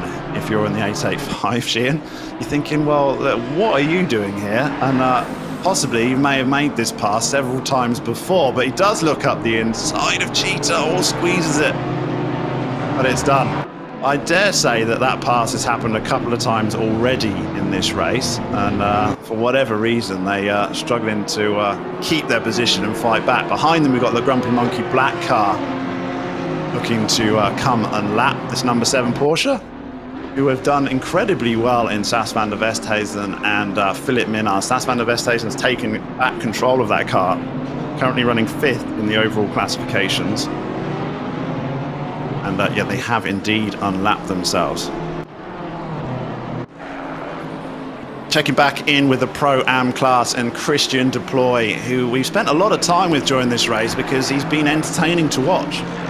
Either losing loads of time or gaining loads of time. The fact that he just constantly keeps dropping time, I'm starting to think there might be damage on that Mercedes AMG, because it's just gone on a little bit too long. It's 144, 143, just crossed the line, 143.2. Slightly better lap, but still nearly a second down on Vermeulen in front of him in the 81. So it's, I'm not quite really sure what's happened to Christian Deploy in the Mercedes AMG. I'm starting to believe that they may have got some damage on that car, but Dwayne Hall in the 53 BMW leading the Pro-Am category, 6 overall as well. Jason Isherwood, Jason Gray in the Retro Esport, 50 seconds. It's insane. They've done incredibly well because they dropped back and then they clawed it back and then just had that little spell after a shower session where they just gained grip and just ran away with it. So yeah, 53 in Dwayne Hall, but it's been a team effort because it was Jason Gray at the time that took the lead of the Pro-Am category, and then he's handed over the reins to Dwayne Hall, who's cemented it, who is a much improved ACC driver. I've watched Dwayne Hall for a few seasons in another league here, and he's hugely improved. So fair credit to Dwayne Hall, 6 in the overall classifications of this 9-hour event. That really will be something special for him, but he massively improved, so well done. Corno Breed is our leader of the silver class category. It's taken over from Raymond Duggan as Corno Breed. They like to switch up a little bit more. Interesting to see some of these teams. We've got like our leaders, they like to stay in the car for a long stint. They're doing sort of triples. Oh, just got Corno Breed just making a slight mess of that, but corrects it. Yeah, some of these teams are taking long stints, maybe doing triple stints per driver, and then other teams just choosing to switch and keep fresh eyes behind the wheel. There's probably advantages and disadvantages to both, depending on how easily you find it to get into a rhythm. Michael Stevens in the pits in the 777s. This number 2 car coming into the pits, 2 in the overall classification. This is his 7th time this car has gone for a pit stop. So this will be a regular pit stop. Obviously, there's no need for a different tyre compound to be taken in this instance. So this is a scheduled pit stop where they had a couple under Michael Stevens that weren't scheduled. They haven't changed drivers though. Michael Stevens stays in the car, so he's going to take another stint in that 777 Masterclass Audi. But yeah, they've taken 2 more pit stops than they probably needed to. However, they are still on circuit, so you can argue both ways, can't you? If Michael Stevens lost it, and I think that Audi on tyres is quite difficult to handle, according to Zaya Esser, who I've been speaking to. Struggle with keeping those tyres in the window, so Michael Stevens, maybe a little bit less experienced in ACC, decided to play safe with his tyre strategy, and that's why they've had an extra pit stop. So that's 7 times through the pits for Michael Stevens. They've still got 3 or 4 more times to go through. Franco Hubert in the 15th 15-car McLaren 720S. Super livery on that car. Very in keeping with the sort of African theme that we asked for in the original running. A little bit more in keeping the car in front in the Black Widow Racing in front of him BMW. But that just looks like an alien spaceship, the 720S. It is superb. It's unfortunate the Inception Racing team has had to pull out for next weekend's race at the Kyalami 9 Hour because they're currently racing with Jordan Pepper in the Daytona 24 Hour, and I think they've had a very eventful race. So, but it is a shame we haven't got a 720S in the Inception Racing team next week. We can enjoy it here in the sim world with the number 15. Warren Lee Shin in 31st position in the 885 BMW is a second behind Silva in front, and Sheehan's in the silver class, but he's going up against a Pro-Am driver, fighting for 30th position as it continues to get darker here at Kyalami in the virtual 9 hour. And he's going BMW power up against the Bentley. The Bentley's we've seen already has been very, very quick down the straight line, but so is the BMW. He's tucked up behind here, Sheehan, in the 885. But look how defensive that Bentley looks on the inside line and how quick it is in a straight line. Even in the draft, it stretches its legs.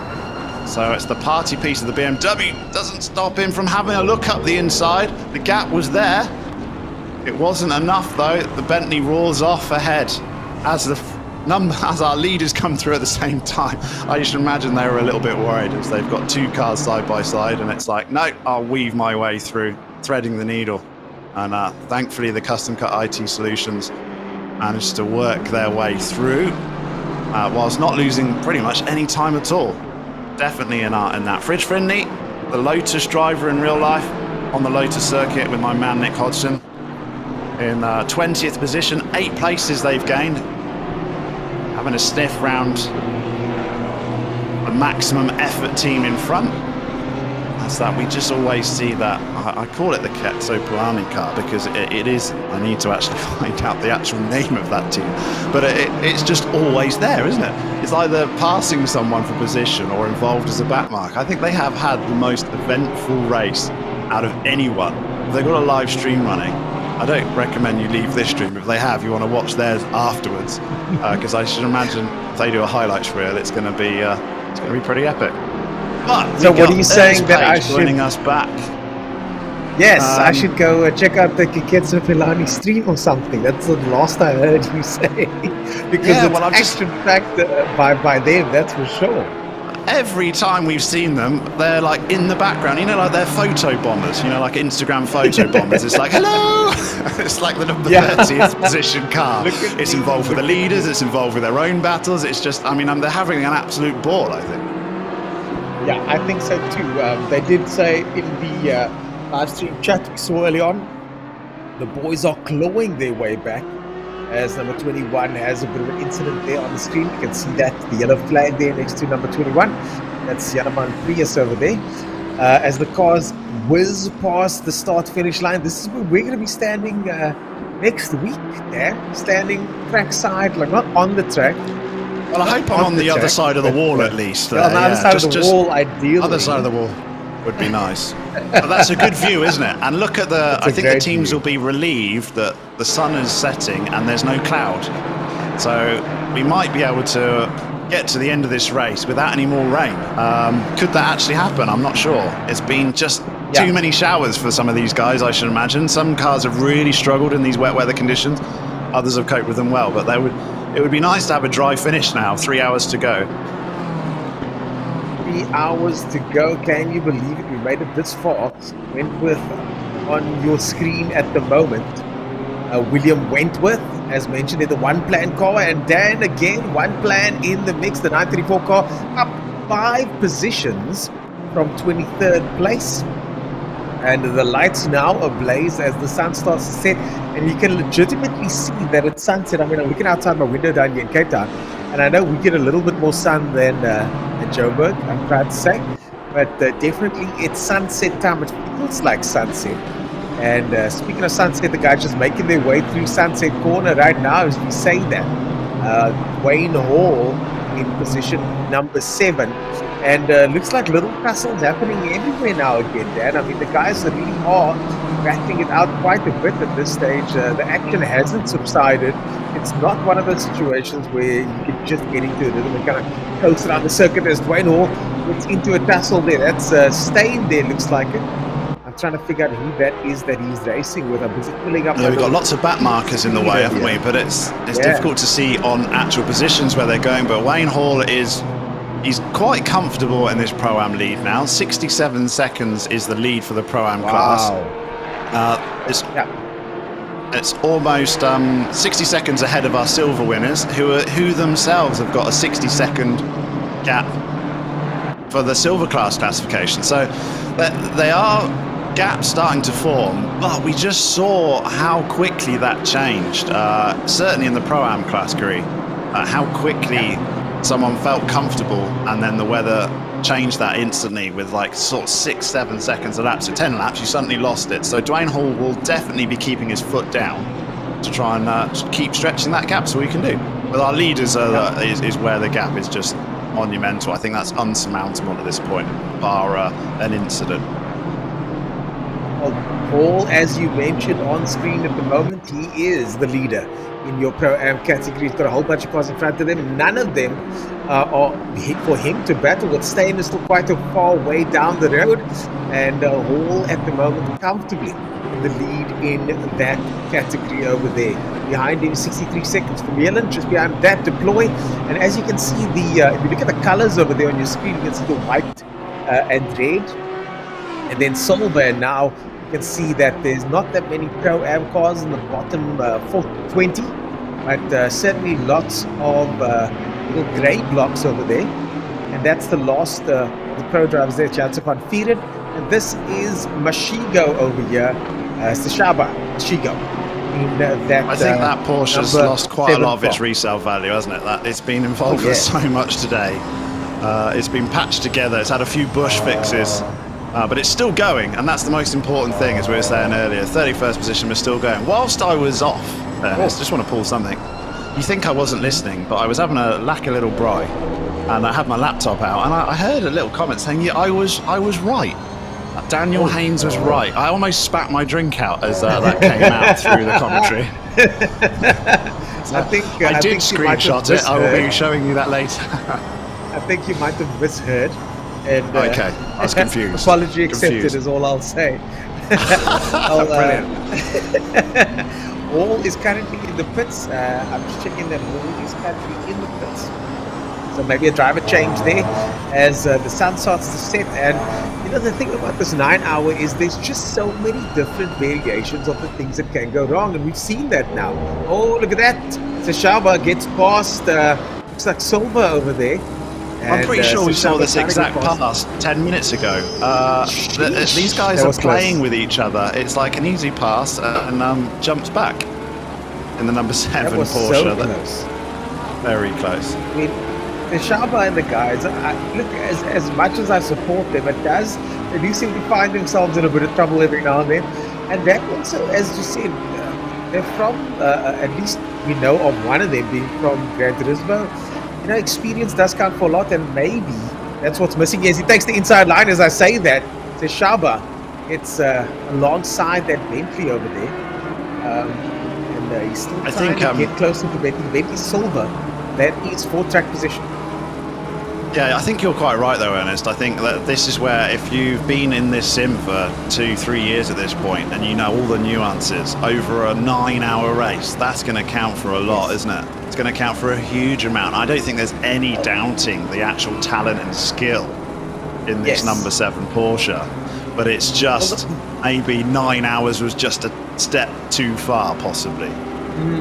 Well, the first time I took part in the 24-hour race, we had no idea that in Gran Turismo back then, the chassis degradation would occur after exactly 9 hours. the chassis would interesting. just go, it would just bend after a certain, I think it was 9 hours. And we didn't know this, but the opposing team that we were racing against, they knew. And I mean, that just speaks to the experience that you're talking about there. And it's that type of nuance that these guys need to gain over time, that they need to learn over time. So Shaba puts his car down the inside. Oh, they're scraping paint. I don't think you want to barge a Bentley, do you? If you want to shoulder barge a car in a Porsche versus Bentley, I think the Porsche is going to lose every day of the week. Yeah. Well, that Hall definitely came across came across quite aggressively there, and it would be tough to vote that one for Hall, even though he got touched first by Seshaba. And just behind Seshaba now, he's got someone else or whatever, also an Audi coming closer. That is Sabata coming closer. That is Kalen Mawa and the boys coming closer, if I'm not mistaken. The number 11 Audi. Yeah, that's Kalen Mawa's team. So they also now, for position, are trying to catch up to the two cars in front. Yeah, there's still plenty of flights for position. Definitely. There's a lot of scrapping going in, and this is super interesting. I reckon you could just do 9 hours watching this number 7 Porsche, and you'd have a good time, because you'll certainly see a lot of action. Yeah. Around the outside it goes as the Kalen Mawa car now comes along the inside of that Bentley. He thinks better of it. Because of the S is not an easy place to place your car.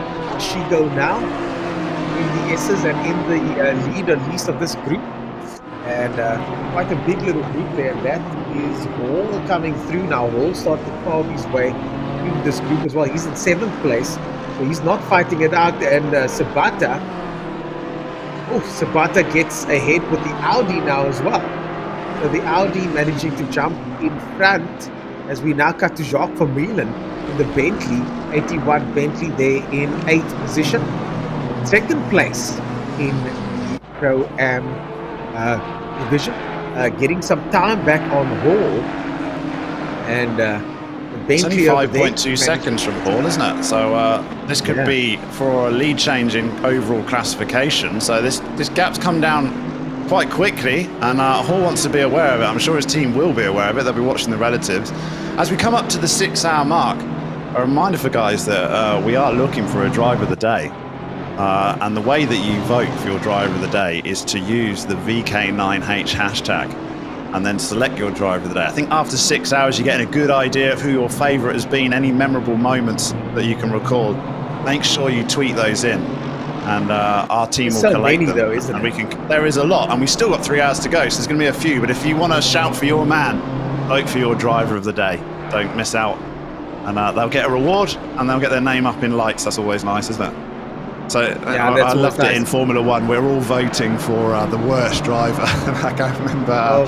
Kimi Raikkonen gets driver of the day, and he had an absolute nightmare finishing like 17th. But you can do that if you like. If there's enough of you, they'll get it. I'm sure Mazepin also had a couple of votes on his table. Yeah. I think everyone was fighting for him to get driver of the day in the last race. There's some comedy votes, but there's also some serious votes. I've got a few in mind, but I can't mention them because we've got to be impartial, haven't we? No, we don't. You said that. We're not judges. No, we don't. just me, apparently. Only the British person's politically correct. The South African doesn't care.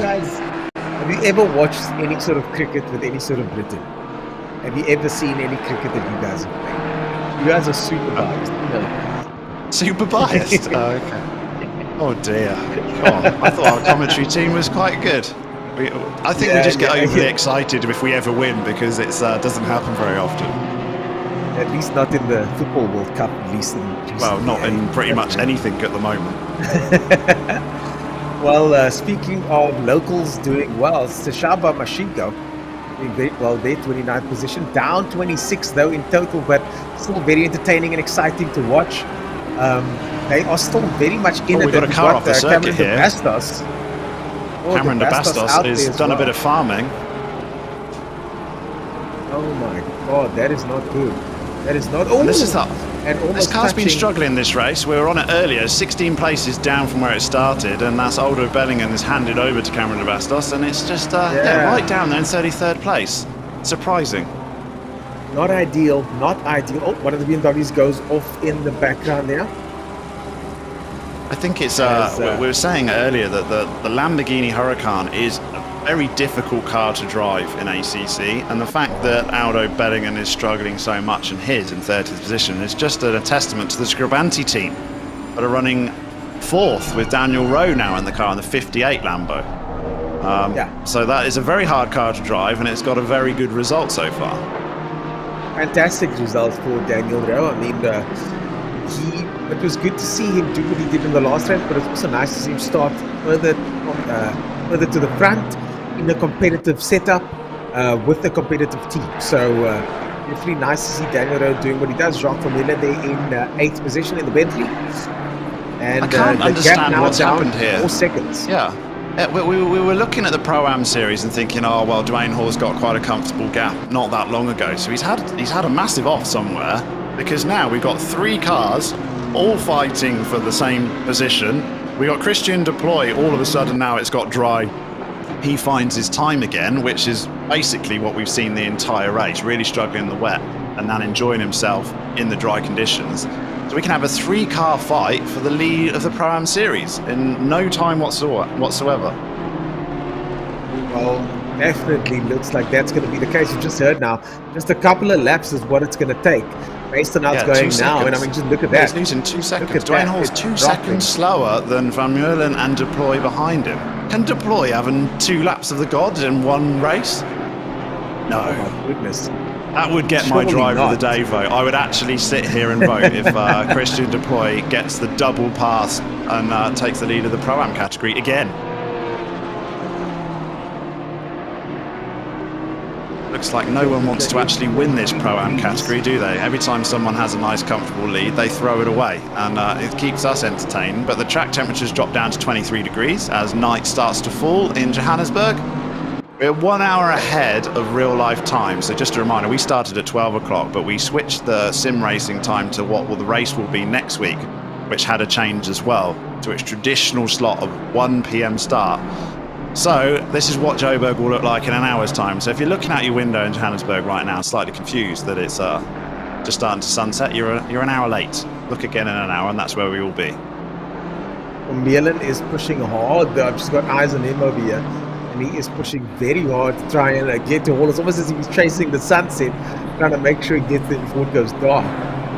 We're on board now with Justin Lotus. Also lots of action from Justin Lotus. He's now 2 seconds behind Van der Merwe, and he's just up the road from him in 12th position. He's coming back because when I was commentating earlier, Van der Merwe had made the pass on Lotus, and then he's now recovered. So I think, again, we were in a transition stage after the wet weather receded. And now we're in full grip mode, maximum attack as the times have dropped massively. They're right down back into the 142s. 141 for some of these cars. Daniel Rowe just did 141.6. That's a super hot. He's the fastest car on the circuit by quite a stretch. So times are really coming back to these guys now. Yeah, some of the guys starting to find those times. Some of the guys starting to find some pace over here. Janeman Prius there. 14 positions up with the best time of 142.6 with arguably the ugliest of the ugliest cars.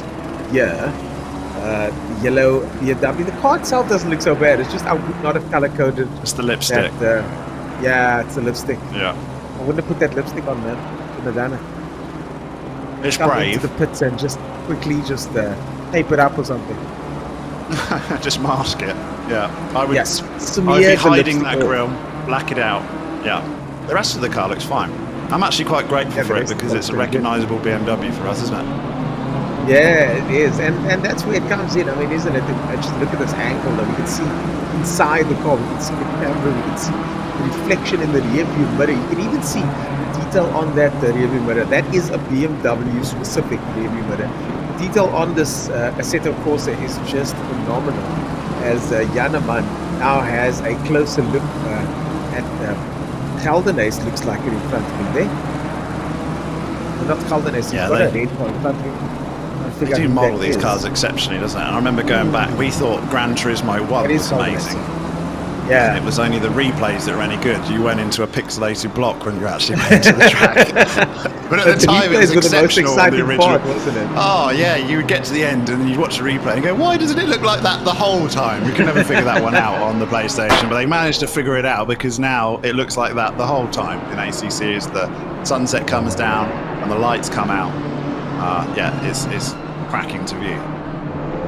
As the sun sets on South Africa here in Johannesburg, Kyalami. Of course, this is the virtual Kyalami 9 Hour, the official partner to the Kyalami 9 Hour. And that's William Wentworth over there. Crashed out.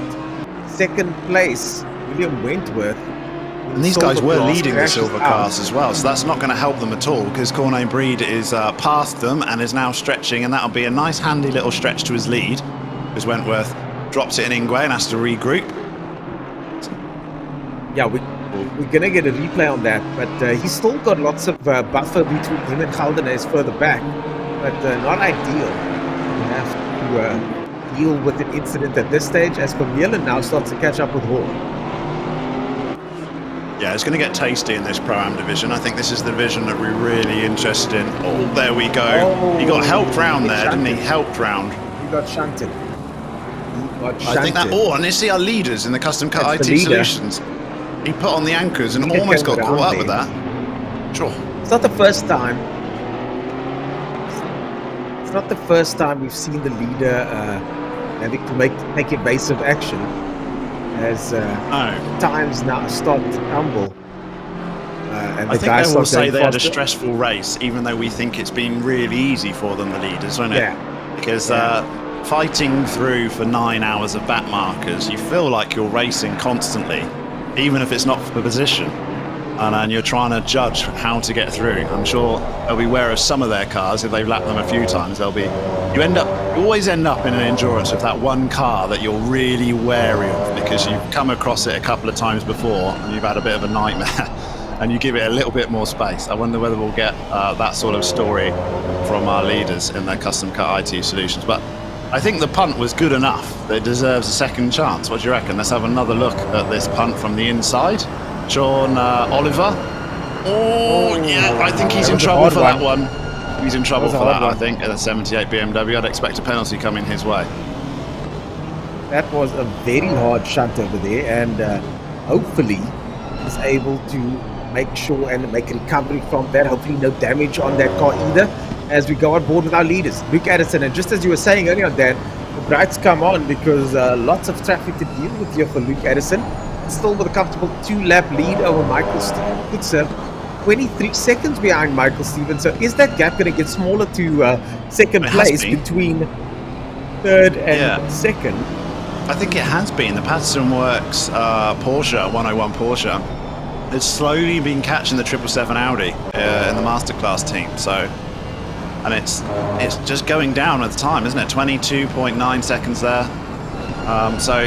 Maybe they could make a move for second place by the end. I don't know. Zaire might be keen to get back in that car and try and make it a bit more comfortable for them. But Michael Stevens doing a stellar job, and his lap times are way more comfortable than what they were now. It's actually 0.2 quicker on the last lap, so he's doing what he needs to do to at least cement that second place.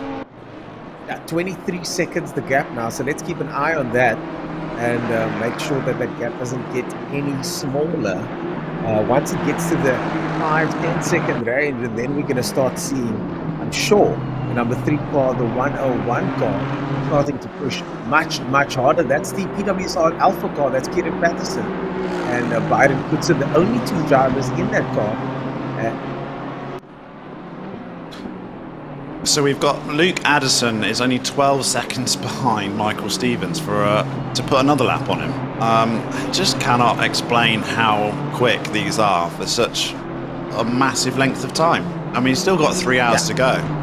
So Aston Martin has always been the safe car that you drive. It's always been the one you recommend. And also, coincidentally, right from the very start, if you ever want to pick a car for wet weather conditions in ACC, the Aston Martin was always the pick. It was always very manageable in the wet.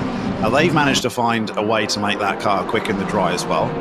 And then in the wet, they've also been exceptional because that's how they've pulled so much time. So it's a very scary combination between car setup and obviously massive talent in those drivers. Wentworth is having a bit of a nightmare, so he was first, then second. Oh, it's getting worse, and he's right back in 4th position in his class now, 21st overall, but this was our silver class leader, so a bit of a disaster for Wentworth. And that's big damage for Wentworth over there. The car looks unbelievably damaged. They've dropped 2 places now. Things going from bad to worse for Wentworth, and he's going to have to dial in now and try and pull this one back as he makes his way down the mine shaft. Now Wentworth, unfortunately, coming off very much second best recently. Corne Breed in 14th position there in the silver class, now leading us in that in the silver class, looks like it.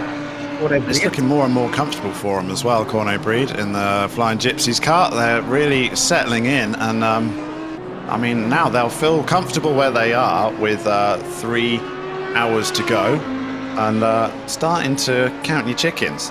You just want to keep it clean, and they'll be keeping a frantic eye on the weather forecast as well. I think we finally got some tweets we can show, which is nice. Yep, there we go. VK98, Seshaba Mashiga for driver of the day, says Karabo, Sim Racing GP. We just got to watch out. Isn't it we've seen Karabo post before, right? I think he's posted about that same driver before, so we've got to watch out for some Aldo Bellingham. They're saying mechanical issues, it seems, or Team Meraki. Oh, that's not good. Wonder what I think we did. We saw Aldo Bellingham really struggling in that Lamborghini Huracan, so it's not surprising he's got something wrong. It's been off the circuit a few times as well. So Hall is holding off from Milan over there. Hall, of course, the leader of the Pro-Am division, just 4 seconds ahead. We said we'd watch that time over there, and the time is staying around the 4-second mark. So Hall now starting to drop the hammer, trying to make sure that he keeps that from Milan at bay. Same goes for Stefan and Kutza. The gap still at 23 seconds, so they've obviously just picked up the pace a little bit, made sure to keep the gaps, whatever gaps there are. I think Dwayne Hall certainly got his teammates probably just schooling him. They had a nice comfortable lead when Dwayne Hall took over this car in the Pro-Am series. Teammates will be keeping a very close eye on 8th and 9th position, especially Christian Deploy, now that the track's drying out. And we've seen how quick that Mercedes can be on a dry track, and he's still there. So at one point I thought he'd just thrown it away, Christian Deploy, and then all of a sudden he's 10 seconds off the lead in his class. And 3 hours to go. So he'll be desperately praying that there's no more rain. Will Christian deploy in that team in the 316 Mercedes? Because that's been their downfall. Well, the sun's gone down now, and just look at that. A beautiful, beautiful sky over the scene of racing at Kyalami Raceway. I mean, this paddock looks exactly like that in real life. It's just phenomenal. I think it's going to be slightly more busy when we're there with the pit crew et al. Hopefully. In the pit lane. Yeah. And a few more spectators, because it looks a little bit sparse on the grass there, doesn't it? It's a little bit sparse. Maybe it's a bit chilly there. People have decided to go home, but it does look like the rain has cleared away, and at the moment, no sign of rain for at least the next 30 minutes. So hopefully drivers will look forward to a clear 3 hours of racing ahead. The final 3 hours now ahead of us as we go into the night here at the Kyalami Virtual 9 Hour. I wouldn't mind a dry end to this race, and that's unusual because anyone that knows me knows that I am a sucker for rain, and I've got a bit of a reputation of being the bad guy that brings rain to every single race that I possibly can. I'm not usually allowed to control any sort of service settings, and even then when it rains they blame me for it. I think it's the British accent. They just assume that I brought the weather with me. But actually now I think we've had enough, and I would like to see a dry finish to this race in the dark. Let's just enjoy the sunset and enjoy the lights from the cars. Looks pretty epic, this track at night, doesn't it? I'm looking forward to it next week. Spectacular. And the track is relatively well lit as well. So the drivers should be okay making their way around here. I'm just looking at the in-car view from here. The lights from the cars actually cast shadows from the cars in front of them. With the incredible detail of the nighttime graphics on this ACC is just phenomenal. as we go on board with Cameron de Bastos. Unfortunately, 14 positions down in the Lamborghini. They started so well, and look at that, 14 position down. They're saying some technical issues, maybe a rig issue there on that Lamborghini. Someone's just tweeted us again. So that is Gert Breed says, my driver of the day must be Corne Breed. They do share a surname. So I'm watching. I'm very weary of the bias. You've invalidated your vote, isn't it? You should have tweeted in from someone else's account there. But I will say that if this, I'm going to have a big asterisk next to this. If Corne Breed and his team, Raymond Duggan and Craig Hunter, can pull this through and win the silver class, I think they probably would be a good shout for my driver of the day, or team of the day at least. 12 places gained in this race. They're 14th place in the overall classification, which for a silver class car is an exceptional result. So it would be a very strong vote from me if these guys can negotiate the next 2 hours and 56 minutes and bring that car home for their silver class win. And if they can get into the top 15, keep it in the top 15 overall, that's awesome. Well, they started in 6th position in silver and find themselves now at the front of the pack, and also mixing it up with the Pro-Am and Pro Boys, no problem, as Kyle Kiewit now comes through the 969 car, position 24, 2 down, and they are all the way down in Pro, mixing it up now with Joubert and Willefried. Looks like De Villiers in the mix as well there. So Kiewit is going to try and get past Joubert. He's still in the Pro category, so still fighting it out. And that is 969 car. And he is partnered up by Meliteron, who went for Skullplate. And we got that wicked looking 720S. I think that livery is awesome. I think the car's awesome because it just looks like a spaceship, the 720, doesn't it? It really is the McLaren. It's like a supercar in a sports car field almost, isn't it? I'm a massive fan, but it is tricky to drive and it hasn't been super well received or selected on this event, so he's doing well to keep it pointing forwards. It's not the easiest car to drive in an Enduro at least, but it looks great. At least it looks great.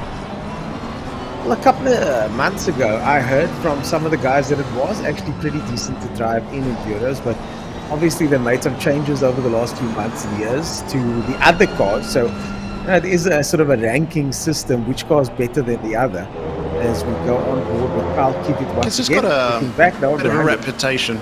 These supercars, mid-engined, have got a bit of reputation for wanting to kill you, haven't they? And I think you want the stable, wash-out wide, big weight at the front if you can, for an Enduro, for safety at least.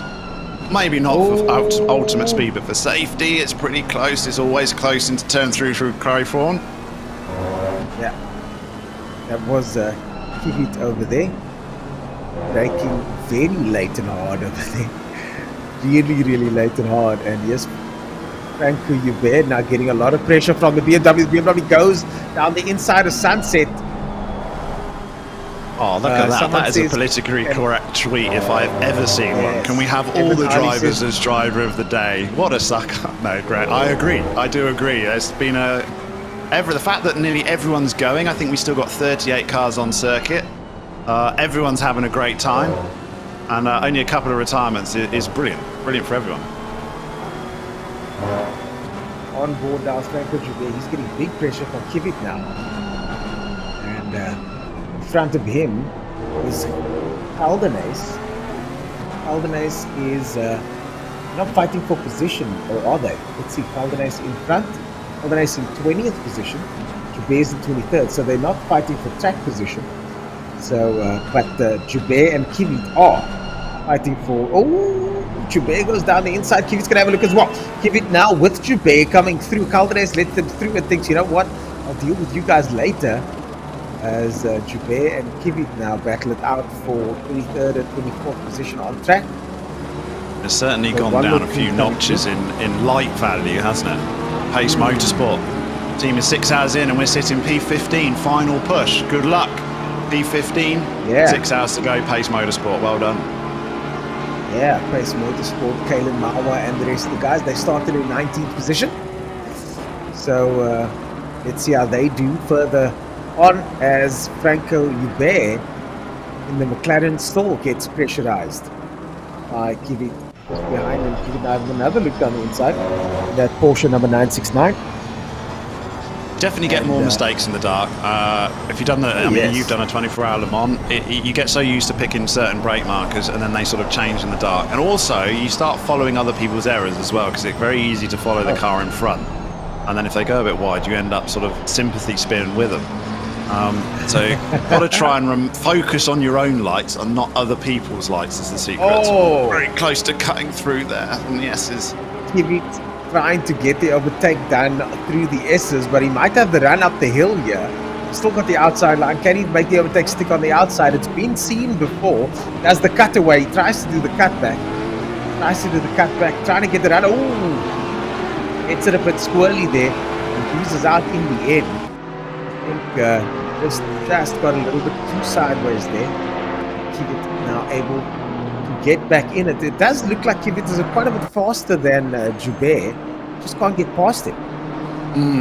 Yeah, they've been battling for a while, these two drivers. And we saw them earlier having a similar battle as well. So they're sort of coming back towards each other again. Seem destined to dice for a bit. One dives into the pits though. So that sorts that out. For a scheduled pit stop.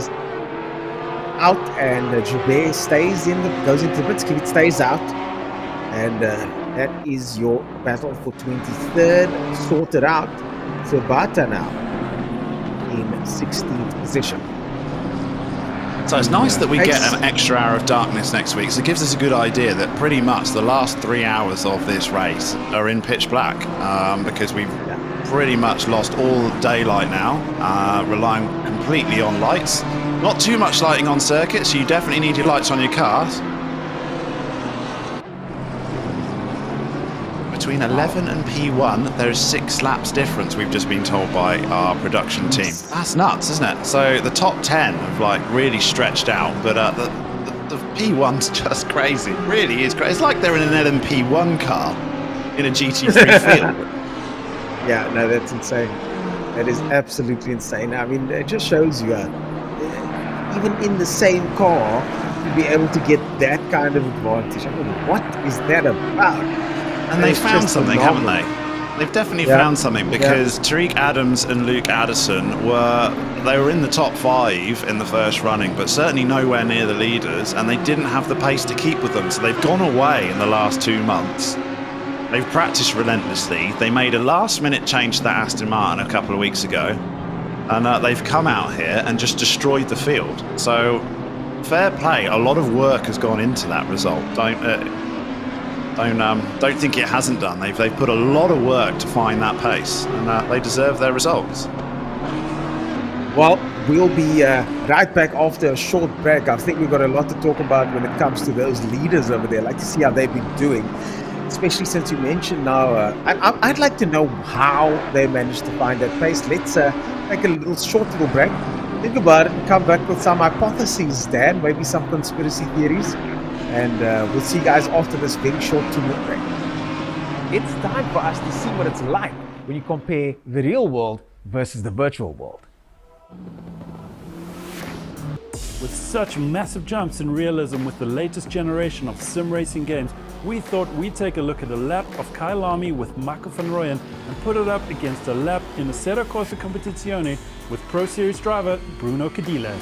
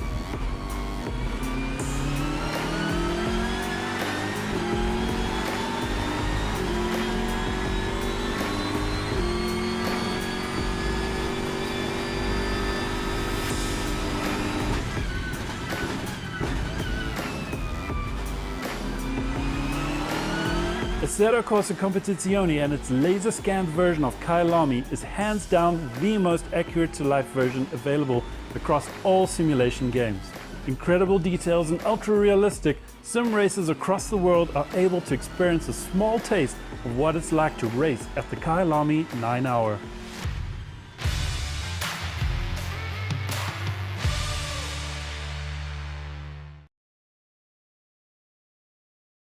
Yeah, indeed. This is one of the most realistic simulations. And of course, the specific simulation of Kyalami I love that video. is just phenomenal. Yeah. It's a so very good, isn't it? video. And I was here. When you have the top and down, I'm looking at it going, wow, when you got like real versus the sim, and you're thinking, well, they look so close, it's hard to judge.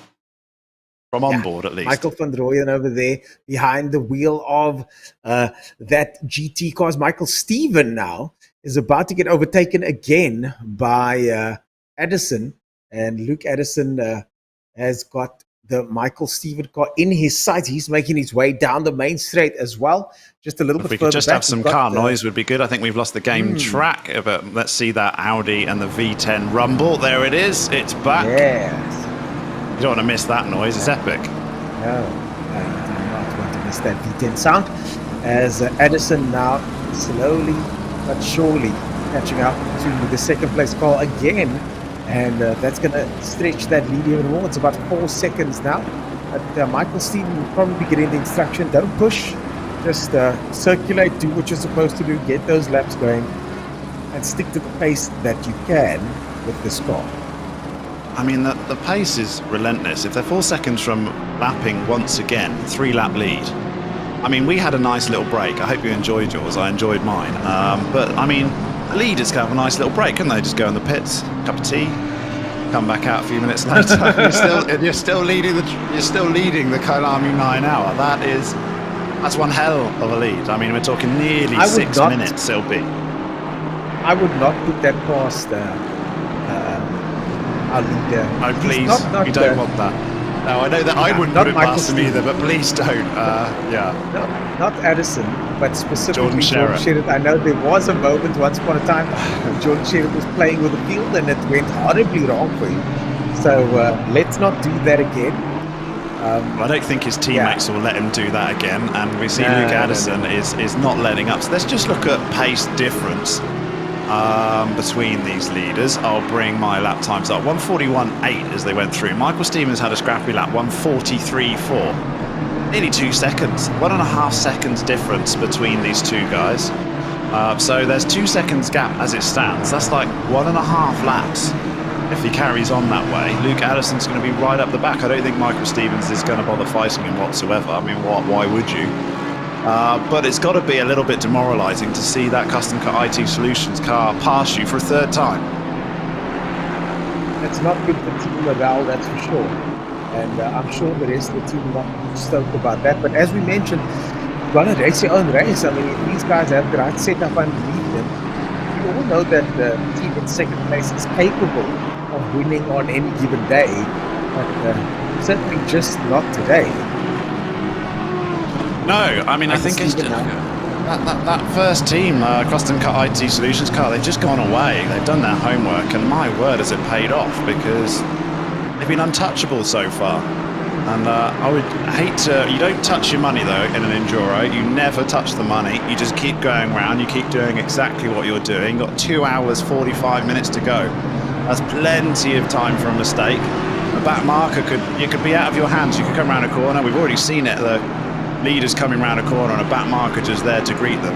But they managed to avoid it. But if that isn't the case, your race is turned on its head instantly. So don't count your chickens right yet. The Custom Car IT Solutions team. The gap now 1.5 seconds.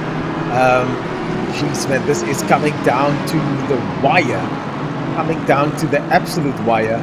And Addison now going so fast. His pace is relatively quick here, 1:41.8, and he's starting to find a little bit more pace as well.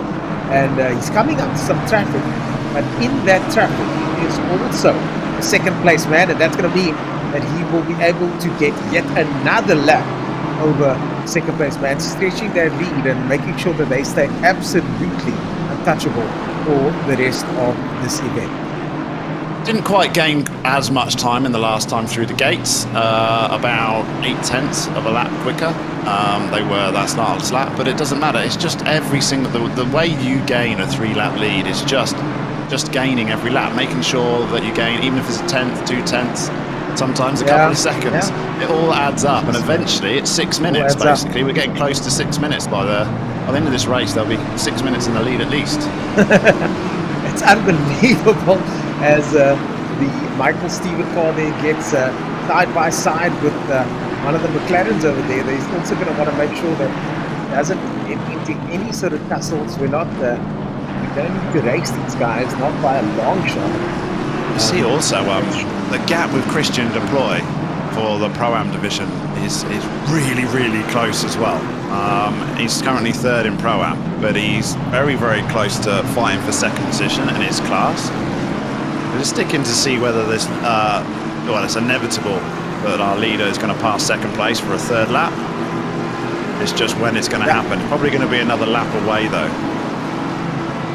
Edison gets past Rousseau, and now he can see the Audi right in front of him. Edison now has to get past, looks like this is Erasmus here in the McLaren. Yes, it is. Edison now chasing down Erasmus. After Erasmus, it's time, it's Michael Stevens' turn.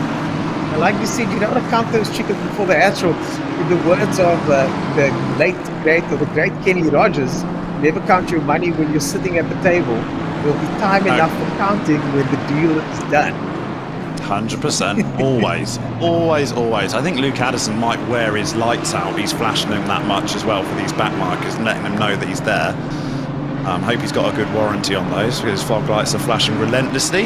And he'll now be flashing the 2nd place guy, because he's behind the Masterclass 777 Audi and ready to put a 3rd lap, which is crazy, with 2 hours, 40 minutes still to go in this race. 3 laps will be the lead. The 2nd place car again.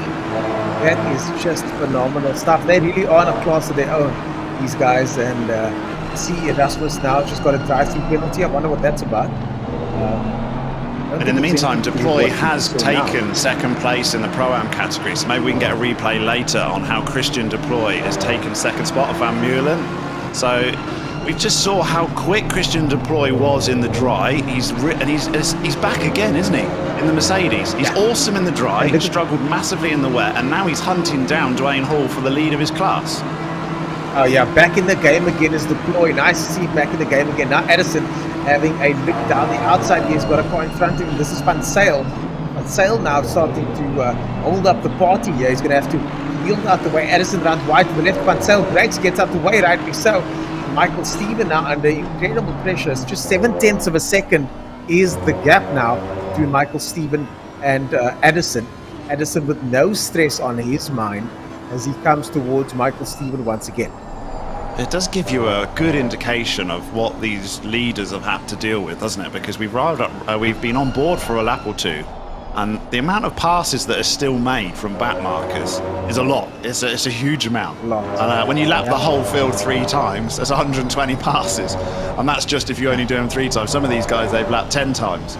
So they've done probably more passing than anyone else in the field, Luke Addison, and that takes its toll. And we've got Deploy coming into the pits.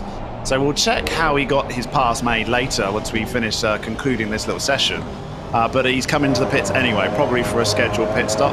So we're going to have to wait for that battle to unfold in that Pro-Am class, but it's definitely a 3-horse race right there.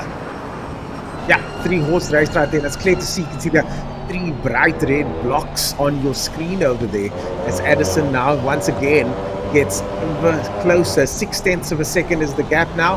Michael Stephen doing well to maintain.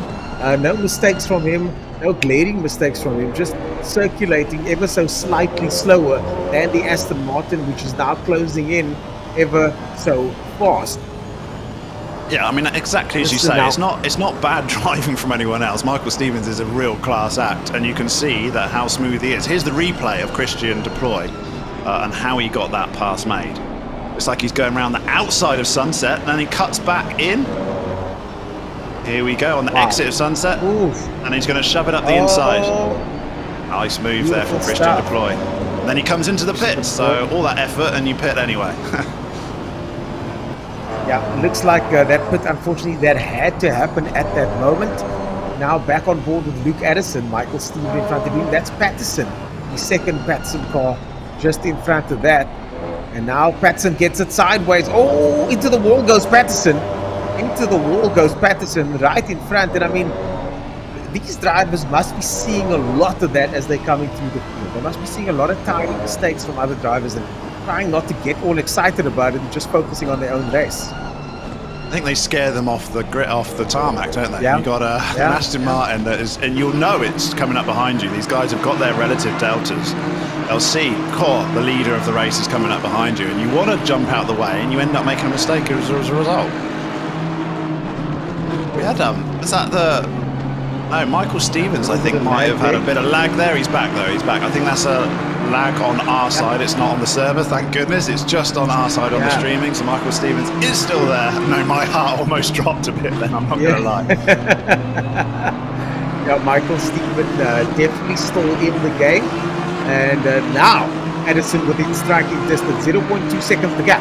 The lap time 0.3 of a second faster on the last lap.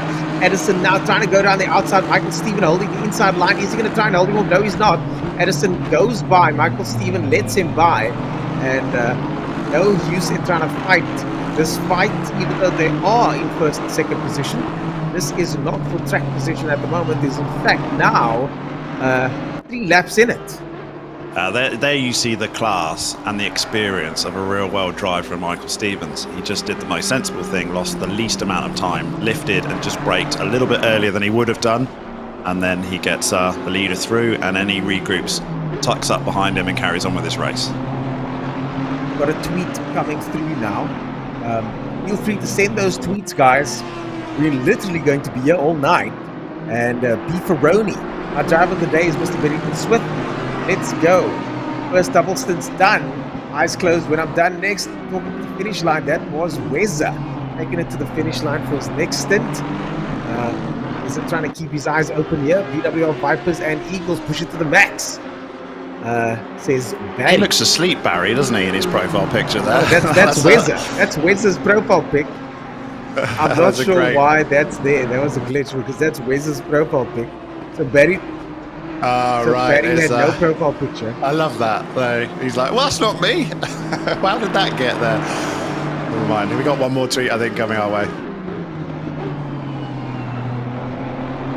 Another Barrington Smith. I reckon someone's going around with Logistical Nightmare Racing. They got quite a team against behind them, and they'll be ploughing the votes in. So they could be a close-knit community, those guys. They could be a shoe-in for Driver of the Day just from their numbers. Great production and comms from VK9H. That's us, says David. Yeah, if you ever tweet something like that, Dan in production is 100% going to put it on the screen because he wants his boss to see it. 100%. Guaranteed exposure. Guaranteed to get your name in lights if you post something like that. Well done. Luke Addison in position number 1. And he's making his way through everybody at least 3 times, lapping these cars one after the next, and a very balanced team there by Luke Addison and the custom IT solution guys. All of them very fast, starting Luke Addison. Luke Addison in the joint qualifying was actually the slowest by less than half a tenth of a second. But now you can just see the absolute class from these guys. All 3 of them. Alien level speed, alien level pace. It really is. But there's still guys right at the back that are probably having just as much, maybe even more fun. We're in Sean Buck at the moment, 129 BMW. So we had a few guys asking to see how these guys at the back in the silver class and a few Pro-Am drivers back here, how they're getting on. So here's your opportunity. So Sean Buck going along still. Quite an achievement to finish a 9-hour enduro, and that will be the goal for quite a lot of these drivers, just to get that car safely to the end. And they'll be arguing over who gets that last stint. I love the last stint. You always want that one. You want to be the guy in the car that crosses that finish line. Oh yes, take it across the finish line. It's always a pleasure. It always feels good, and it's always a bit of a relief as well, isn't it? Oh, it is, yeah. I mean, there's also a bit of pressure because if you bin it in the last stint, I mean, you just feel so gutted. But if you can get across the finish line, you don't want to be that guy. You can get the glory and get it across the line, and the relief, the adrenaline leaves you, and then you realise just how tired you actually are. I think a lot of these guys are going to be exhausted after this. Ratta there in 17th position. Number 11 car in the Audi, and chasing down that BMW over there. He is just 1 second behind Bertus Hichu there. Both of them running in the same class in the pro category, and both of them trying to make their way into the next position. All of this happening in the dark. Yeah, and it's nice to see these lights. Great. We had a camera view of this earlier. Superb. You see the stars. We got clear skies. It does look pretty confident we might finish this race without any more rain. I mean, I've had enough of it. I was expecting one long shower. We actually had it broken up into about 3 or 4 light sessions.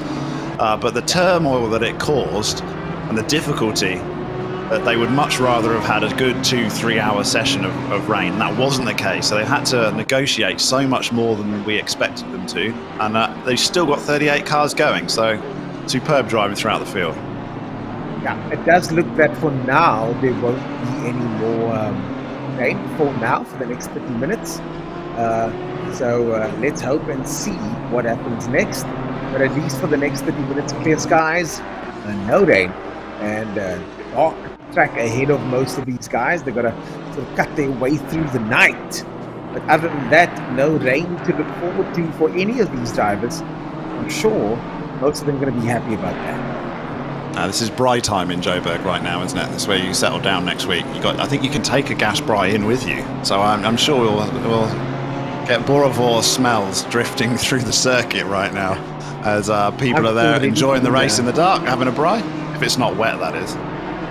I've already been invited to a Bry. This is Michelle driving today. Is Cameron the Bastos? Michelle wisely left her surname out of that tweet. Yeah, that's all you check. At the moment it comes up is what's the surname. Yeah. So, let's see if Michelle...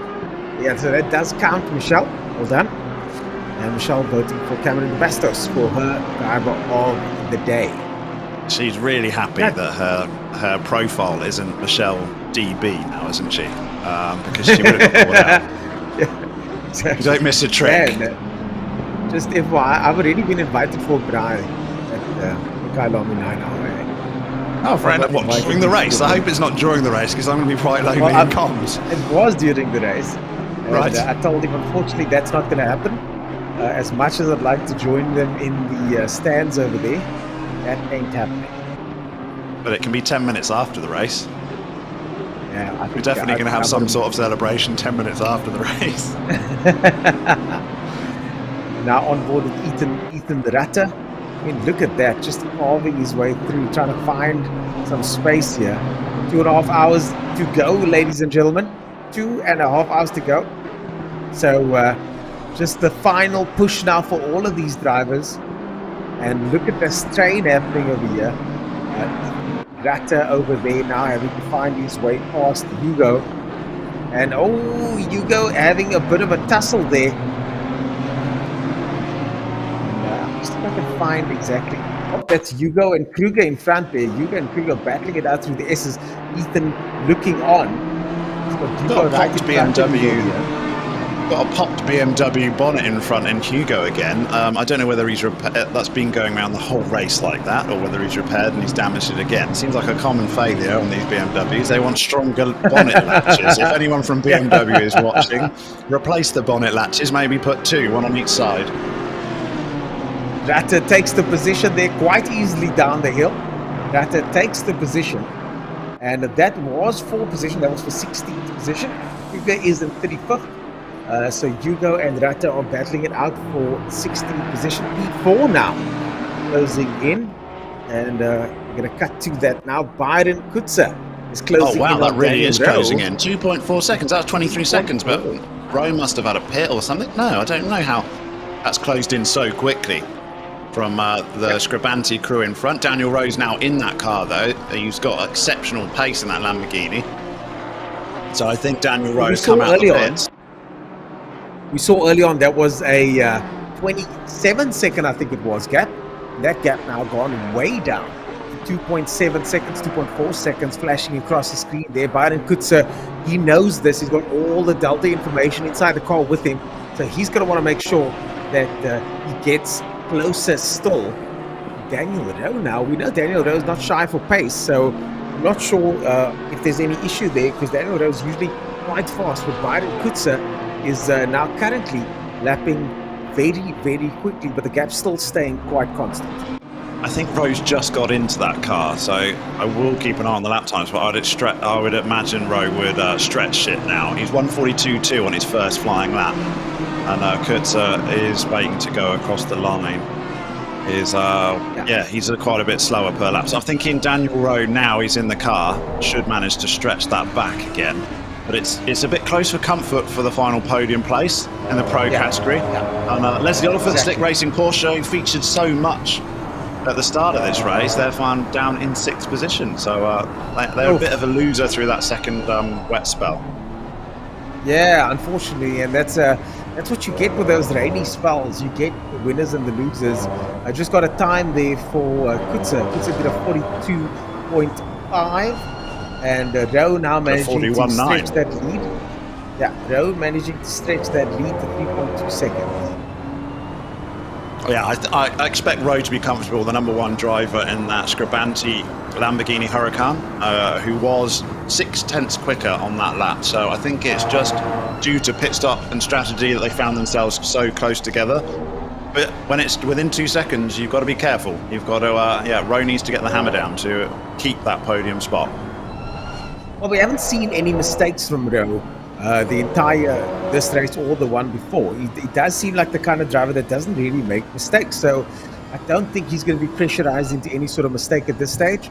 And he's going to be able to start eking that gap. The gap now 3.6 seconds and getting bigger as Hunter now becomes the hunted with McGregor right behind him, McLee on the back. Yeah, but it doesn't matter, does it? I mean, he's actually gained a spot because they're in 14th earlier, this team, Flying Gypsy's car in the leading of the silver class, and now they've got McGregor to snatch back that 13th spot and drop back into 14th. But they're not going to be worried about that. I don't think they're going to fight it. Craig Hunter is not going to be defending hugely here because there's no point. He is after the win of his classification and it's looking comfortable. Pro is down the number 38 car, is in 19th position, and Josh, like 120 seconds, isn't it? Yeah, it's more than that. 130-second gap. Nearly a lap they've got in the silver class now. So they've had an awesome spell, has this Flying Gypsies team. They've had a really good middle session of this race, and they're making that classification win their own at this point.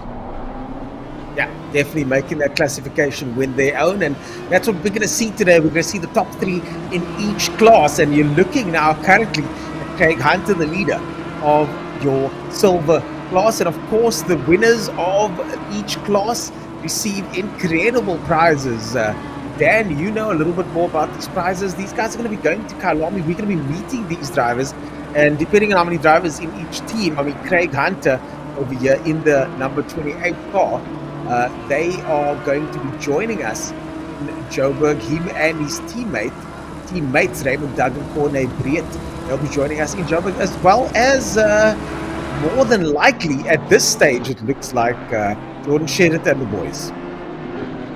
Yeah, I think they've all get a prize, and I think the standard of the prize suits the classification, if you like. So the best tickets go to the overall winner, as you'd expect.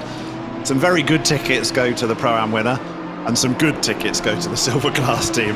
But everyone, I like how you made it good, very good. And yeah, you can love that. There you go. They're all good tickets because it means you're there. But the very, very best ones go to the overall classification. But they'll all get to see the race equally. They'll all be there for the 9 hours. They'll get to experience it. They get to see the atmosphere, get to hear the noise. That's what I'm looking forward to the most. You only get so much from the TV, can't you? Getting there live is completely different. Yeah, so different. There's going to be some rigs there as well, I've just heard. So the drivers will be able to have some fun on the sim rigs, and I'm sure the public as well. Tickets are available on online. So Howler are the ticket custodians as Daniel goes in the pit lane in pit row.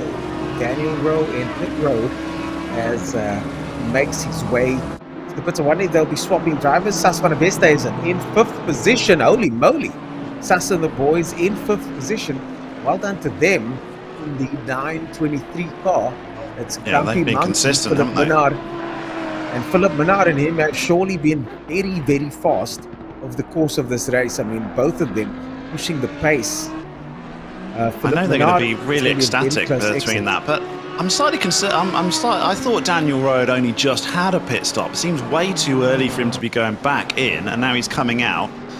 He had 3rd place cemented, and he looks like he might drop down into 5th if he's not careful. But yeah, Daniel Rowe, I'm not really sure why he was pitting so early. He didn't. He did come out ahead of Sas van der Westhuizen and he keeps 4th place. But now there's a substantial gap back to the Patterson Works Porsche, the 101 car, who is up into the podium spots. Oh, he's warming his tyres. Warming up his tyres. That's strange. Warming his tyres. That's very strange. It's very brave. It's very strange. Yeah, warming the tyres like that on an out lap. I mean, it's not a qualifier, but we are looking at more rain in the next 30 minutes, Daniel. No. Oh, look really? how busy this is. Wayne Hall now, very busy over here. All of these cars on top of each other, and that's Wayne Hall on your screen over there. In front of him is Leslie Oliphant, 20 seconds ahead. Fenter. And these are backwalkers, looks like it, that he's tussling with over here. See if Oh, it's he gets Cameron de some eyes Bastos on that. again. This car's had a nightmare today. Down in 32nd place, Aldo Birmingham and Cameron de Bastos. They're just, every time we cut to them, unfortunately, they're off the circuit. So really struggling in this Lamborghini. 52 Lamborghini, currently in 31st position, but they've basically been there for the last 3 hours. This is Prince KB over here in 27th position. In front of him is 26th position, Delaney in the BMW. So that is 4th position. The other cars are just on different laps, with the Heidemann behind him in 22nd position. Further in front is Hall in 6th.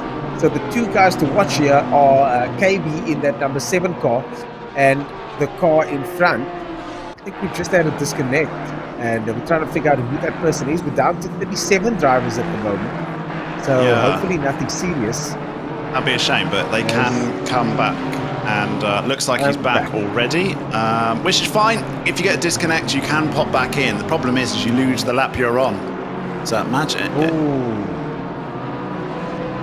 Okay, right, driver looks like change it might for be a Leslie driver Oliphant. change. So it might be a disconnect with a driver change, but you can recover. You just lose the lap you're on. So sometimes you get a bit lucky, and if you're right there, like right at the start of your lap, you don't lose quite so much. But it's not ideal. It's not ideal at all. They're still in 5th place though, as Leslie Oliphant. But they got Dwayne Hall behind them, who is only 7.5 seconds back from a top 5 position as a Pro-Am car. I mean, so Dwayne Hall got very close to losing his positions, didn't he? And now he's put the hammer down and gained his gap back. Like I said, no one seems to want to win that Pro-Am category. Every time they get somewhere comfortable, they drop it. But Dwayne Hall at least didn't drop it. He got very close to dropping it, and he's clawed his way back in again, and now he could be fighting for a top 5 at this rate. Wayne Hall is in that, as you say, in that 53 car over there, top of his category Pro-Am, partnered by Jason Isherwood and Jason Gray. Dwayne managed a 141.257 the other day, and Jason Isherwood faster than him. So once they put Jason Isherwood, I'm sure they might go even faster still. So these guys really are eking out quite a decent gap on the guys behind them, and going to be very happy with that position. Wayne Hall 8 seconds behind Oliphant now, but 60 seconds in front of Venter. I think Hall is slightly out of synchronization with Venter behind in the 316 Mercedes AMG, who's taken control of that vehicle from Christian Deploy. So Dwayne Hall is waiting to pit, but they're staggered pit stops between those two cars. So, I mean, if they keep this close until the end, it could all come down to which team has to have a splash and dash, and which team have managed to schedule their pit stops perfectly and avoided that. So you can still affect the result. Obviously, weather can still change if you're saying what rain is on its way, and weather can change that. But otherwise, you can still affect your end pit stop requirement by just a bit of lift of coasting. If you've got enough time on Yes. your stint, you can save fuel and actually gain time, because if you don't have to come through the pits just to put a few litres in, it's well worth being a bit slower and saving a bit of fuel. So you've got 2 hours to go. You guys want to work that out? At the SA GT race the other day, some of the drivers were saying that they finished with a few litres to spare. So coming across the line with 3, 4, 5 litres is absolutely normal. You just don't want to have to go pit again. It just takes too much time, and depending on which circuit you're on, it's going to take you long. Imagine having to make one extra pit stop at Spa, or in this case, just even one extra pit stop at Kyalami. It's a very short pit lane, it's a very easy short entrance and exit, but still, a lot of time will be lost if you have to go into the pits again. It's that 50 km/h pit limiter that really kills you, isn't it? No matter how short it is, when everyone else is horsing their way down the pit straight, you're going to lose a lot of time. So if you can avoid it, you certainly want to. Just another reminder, for there's 10 lucky people that could win tickets, a VIP experience at the Kyalami 9 Hour next weekend. Look up that tweet on the ATK account, retweet it and share it, and you can be picked. 10 people can win that. 10. I know, so it's a little bit much. insane that we've got Tariq Adams, Luke Addison and Jordan Sherratt putting 9 hours worth of work in, and a huge amount of practice, desperately trying to win these tickets. And you can sit there whilst you're having a beer and a braai, retweet that post, and you can sit next to them next weekend and just say, well, how did you get here? Go, well, I had a really stressful afternoon watching a sim race, and I retweeted a post. And there's Jordan Sherratt go, well, I bust my ass off for 9 hours. But anyway, everyone will have just as much working my fun. entire life towards this moment. What did you do to get you? Yeah, whereas I just had my cell phone out and hit a retweet. It's well worth a retweet, guys. So check that tweet out, retweet it, share it with a friend, and you could be going next weekend and we'll say hello to you. Definitely. So that's part of the prize. You get to meet Daniel Haynes from the commentary team. That's not a prize. You can be starstruck in front of Ernest Page is certainly a prize. For me, you won't even recognise who I am.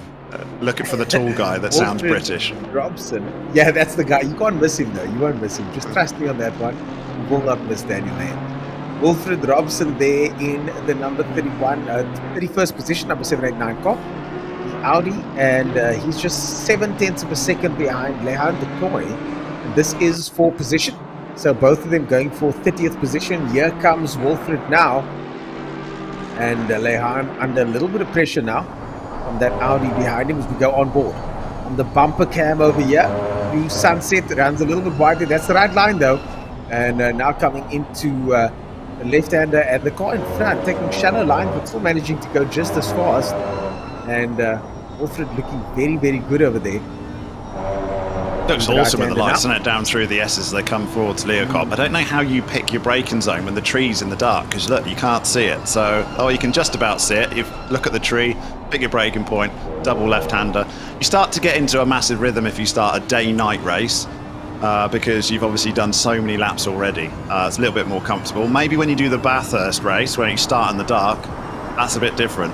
You start in the dark and then it gets light. But here, by which point you get up to Leocop, have you done 227 laps? Hopefully you know where your braking point is, just instinctively.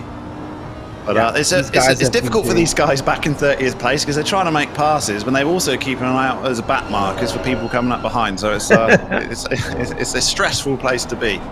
Very stressful place to be. I mean, look at this. Absolutely on it is Wilfred Robson, trying to push as hard as possible to get close to the toy. The toy, though, managing to do well to stretch that gap to 1 second at this stage. And Wilfred Robson taking much more conventional lines, looks like it, than the toy. Toy a little bit tighter through the course, but still able to keep ahead of Wilfred as they go through once again. I've had some inside information from my friends at the Grumpy Monkey Black team. It was them that had the disconnect. It wasn't Leslie Oliphant. So Sas van der Westhuizen had a disconnect. He was running in 5th position, and he's had to pull out of the car, and Philip Minar's taken that spot and is now running in 10th. They lost 5 places and they probably lost a lap. So that was the team. I was thinking, how can Leslie Oliphant have a disconnect and still be running 5th? It wasn't them, it was the Grumpy Monkey Black team. and they're Oh, now down in no. 10th place, which is a shame because they've had a great run so far. They've had a fantastic round so far. I mean, you can know exactly what the story is there. I mean, that is an absolute shame. And also, are they able to come back? I'm on board now with Minna. Yeah, they're on. Pushing very hard. They're on. I think they just lost time and Sas van der Vesthuizen got booted out and Philip Minnaar was there to take over. This is when you ring up your ISP provider tomorrow and cancel your contract and move to someone else, isn't it, when something like this happens? After 7 hours of a Kyalami 9-hour event when you're in the top 5. That's properly man, what a gutting. shame. So unfortunate for them Absolute guys. shame. Yeah, they are now currently, as you say, in 10th position and a full 96 seconds looks like it. So they can still get a top 10, there. but silver lining is go for a top 10, but it was a top 5, so yeah, That's not unfortunate ideal. there. No, Top 10 is it not really is. ideal at all compared to a top 5 finish. I mean, they were right in there, mixing it with the big boys, and you know, we even mentioned the fact that these guys are so fast. Oh, someone's gone sideways there. Robson and Rousseau Robson looks got- like it. Robson got ahead of Detroit whilst we were That's chatting, today. and it was all looking nice, and then he dropped it and lost the place back. That was That's Jabé. quite a- Looks like it got the nudge as well. Yep. BMW. And now Robson in the 789 car. But I mean, there is a And we warning start for to go people, again. isn't there? You don't count your money when you could end up with something like a internet disconnect at your home. She say. And never. lose a load of places. That is the last thing you want. Oh, Hey, Prince look who it KB is. gets in a tussle. Faster than us. It's the faster than you team again. Number 7 Porsche. How many times have we seen this no. car involved with something? So many tussles, one after the next. And it's not a major tussle, is it? It's always just a little No. touch here, a little touch there. So it's just that finesse, that last little 10% that they need to figure out how to get these cars to be as smooth as possible without rubbing your competitors the wrong way, so to speak. They always seem to be ending up facing the wrong way in the middle of the circuit as well, which is a very scary place to be, and it means you have to wait for a clear section of track. That's exactly what happened at the start of this race, where they were spun round and just watched the entire field pass them. Nothing you can do. You just got to hold your brakes and sit and wait. That's the right thing to do, but it's just unfortunate a small error costs so much. Hannes van Wyk gets driver of the day for Barry, and honourable mention, Craig Hunter. It's that honourable mention from Barry over there. So Barry says Van Wyk gets the driver of the day nomination. So don't forget to tweet us at hashtag VK9H. Hashtag VK9H. I myself have tweeted. Hopefully I get the chance to win. You looking for that, tickets, are you? Yeah. Have you shared and liked and subscribed? You gotta like, subscribe, share, you know the whole thing. Yeah, Like that's the it. content. Make sure you like the video, guys, as well. We've got 126 likes in YouTube, and we've got more people watching. That means that quite a few of you haven't hit that thumbs up button. So what are you doing? Mash that thumbs up button. We've been here for 7 hours chatting with you guys. Yeah. If we're not Yeah, friends by now, we're never going to be friends, are we? Let's see think- that thumbs up button. If you've been watching this for at least an hour, you gotta at least give me a thumbs up. I think that's fair. You like it? I think so. I think that's fair. And then if you really like it, let your friends know, because we're going into the last 2 hours of the race. This is where things really hot up and get exciting. Final 2 hours of the race are upon us, and I think everything to play for now for all of these drivers. Yeah, I mean, this is where you almost feel like you're at the end, but actually there's a lot of racing to go, isn't there? If you had a 2-hour race just on its own, you'd think that was almost an endurance race. When you've done 7 hours already, you're thinking, oh, I can see the light at the end of the tunnel. Not so much when we're in the pitch black, but there's still so much that can happen. So these drivers don't want to get too comfortable. Just want to make sure they keep their concentration, keep their pace up. The pace is very strong throughout the field. They're enjoying these cooler temperatures, and they're enjoying the dry track that's now rubbered up quite nicely. And we're seeing quite a few cars dropping into that 1:41 time, which was incredibly difficult to get at any other point in this race. So we've got Zaya Esser back in the 777 Masterclass Audi, and he just did a 1:41.4, which is only 0.2 off his best lap of the race. So I think the conditions are about as good as they've ever been, despite it being dark. The actual track is very favourable for good track time. So let's see some guys pushing through the field, please. For now, the conditions are as good as they could be. Because, Oh, you're gonna... No, don't tell me that. Again in 30 minutes time. We've got more rain coming in 30 minutes, and I suspect we're heading towards that 10-minute barrier soon. We're going to be seeing rain in the next probably 15 minutes or so. So I do suspect things are going to be changing very soon. And it doesn't look that light either. It looks like heavy rain. And imagine that, a rain finish for the last 2 hours of the race. I mean, that would be incredible. I mean, that's what's happened in the last 2 years of the real Kyalami. Monumental rain at the nighttime session and a big thunderstorm, so much so that it's had to be red flagged once, and we end up with a safety car and a lot of laps behind the safety car. It's maybe what you'd come to expect at a race here in Kyalami.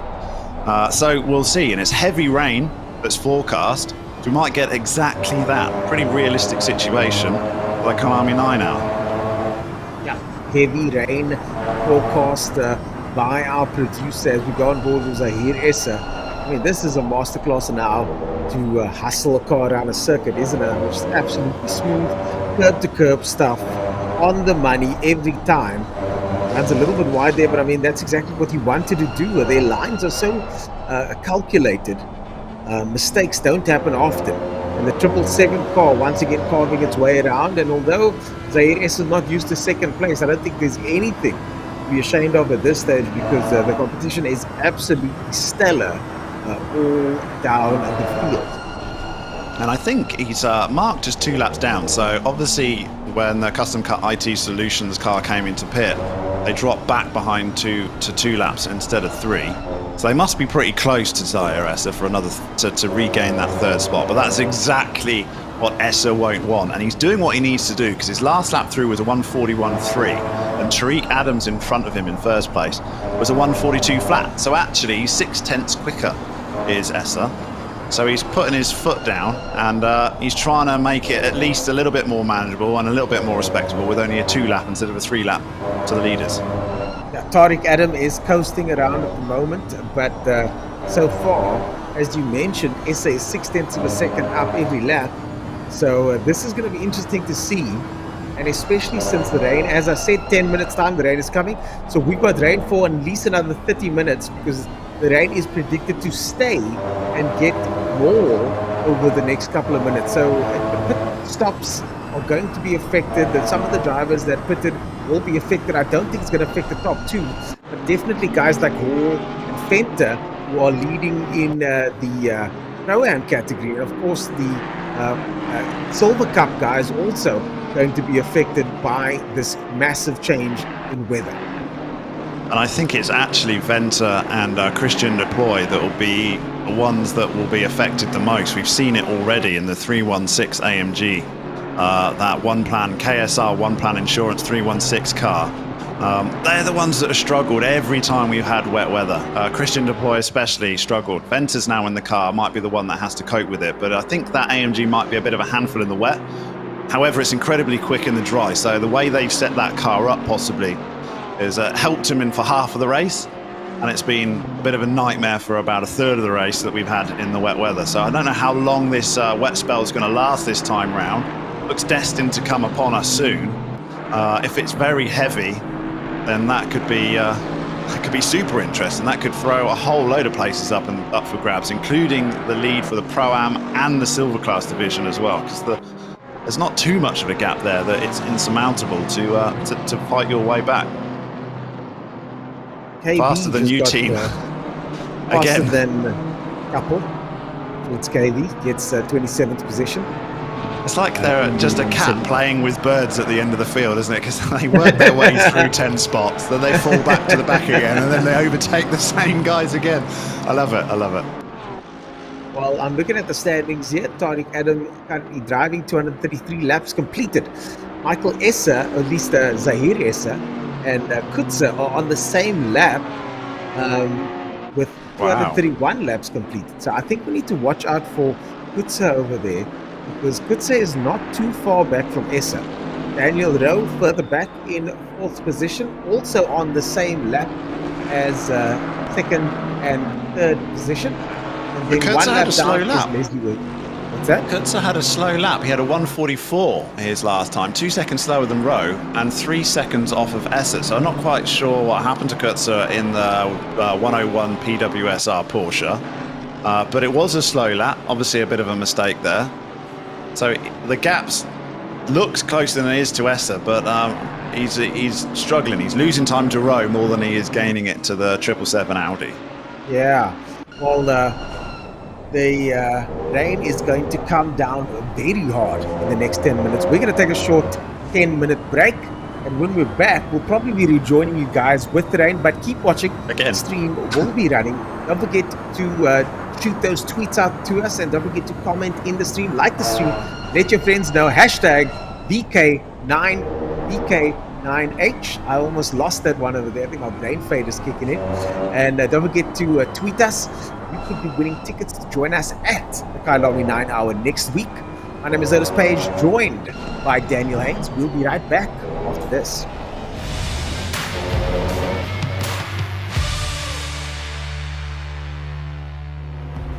Well, I got to know Junior, obviously online racing, with a lot of the ATK, with the ATK series.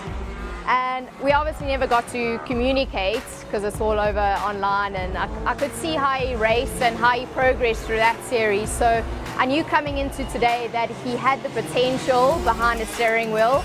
It's just whether or not he could adjust to the real thing versus the virtual world.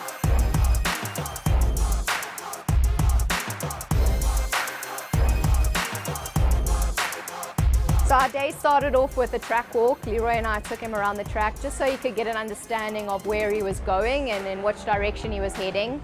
Showing him the lines for the first lap where we walked around the track, myself and Tasman, and I mean he got into it and he knew exactly what to do. He was very quiet on the track walk, which we noticed a lot about, but just to try and make him comfortable, we started speaking more about what he's done in the virtual world versus what he's going to be doing out here today. And I think we all got very comfortable together, so he kind of had an understanding from our point of view what we expected of him and what he expected back from us, you know. And at first when I came here I was a bit nervous because I've never driven a go-kart ever in my life or a real car.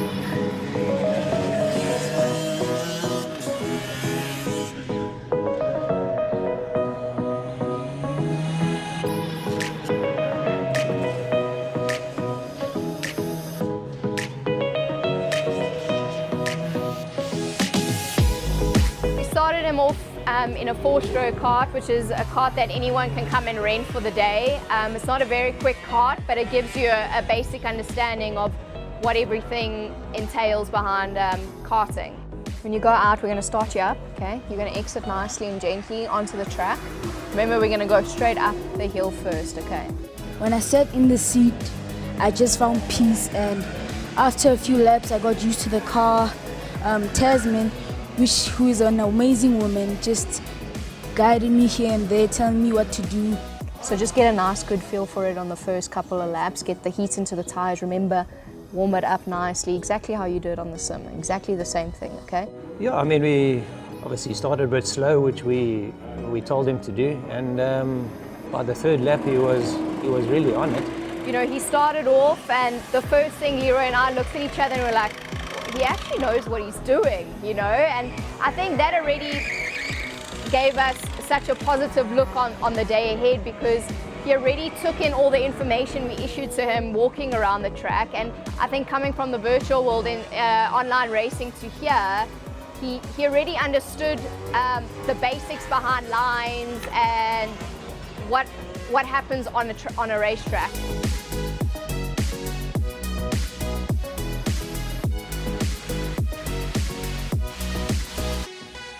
Yeah, I think the whole purpose of today was to see the transition from online racing to real karting.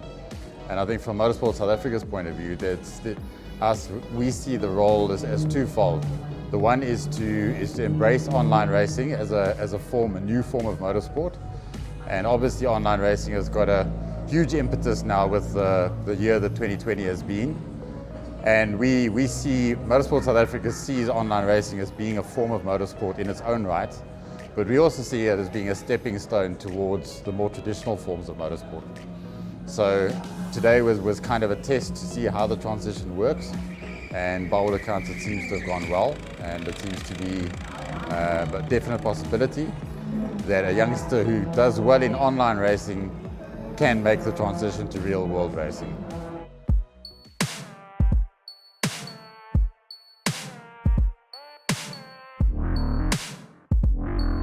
After the second session, we knew we had to put him in a faster kart because the four-stroke wasn't challenging him enough. So we got a slightly quicker four-stroke kart, which is something they race in the four-stroke series. So it's not just a rent-a-car that you can rent. It's someone that you see has got the ground level there already, and I believe going forward and into faster karts is important. And it just showed again, he went to the faster kart and improved. You know, he could handle it, and you know, I can't wait to put him in a proper two-stroke. Every time he went out on track, he got faster and faster and faster, and you could see when he was coming back into the pits, he felt more comfortable. He had a big smile on his face, and he wasn't as nervous as when he initially started.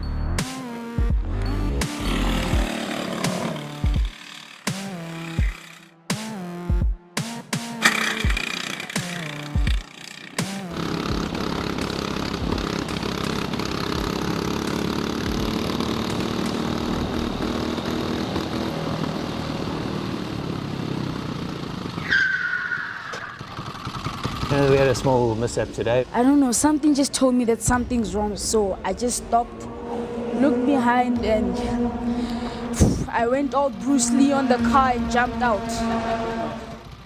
At first I thought it was the sun, but then I could smell the smoke a bit. We tried to make a quick plan to make him fit into the kart, and obviously it's never the right thing to do, and I think he's learned a big lesson with that as well, you know.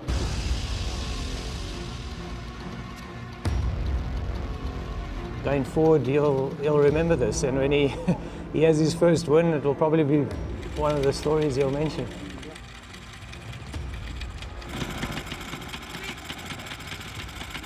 Look, I mean, obviously Sim has got really big. You look at Formula One, you know, definitely going into next year, there's not enough practice sessions. The guys are going to spend more time in the sim. As we saw today, he came right out of the sim and straight into a kart, and he was very impressive. It's different between sim racing and real life because in sim racing, when you crash or spin, you can just push a reset button, go back to the garage and just drive again.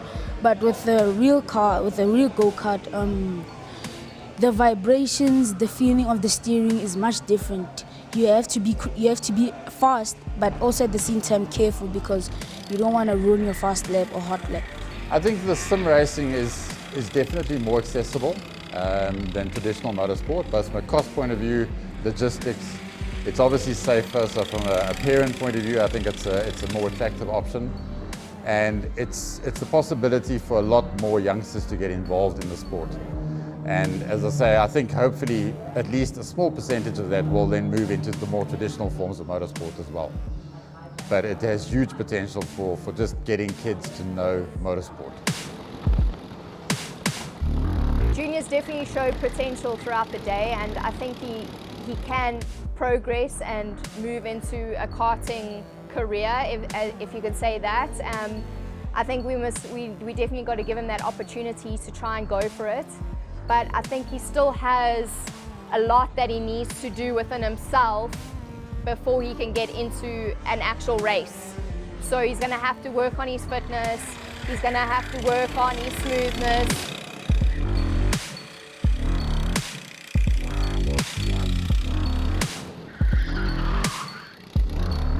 How did spinning make me feel? I was honestly quite disappointed because I just wanted to make my dad proud, you know. I didn't want to make any mistakes today, but I made a silly mistake and it happens, but I just learned from those mistakes. You're feeling more comfortable, okay? Much better.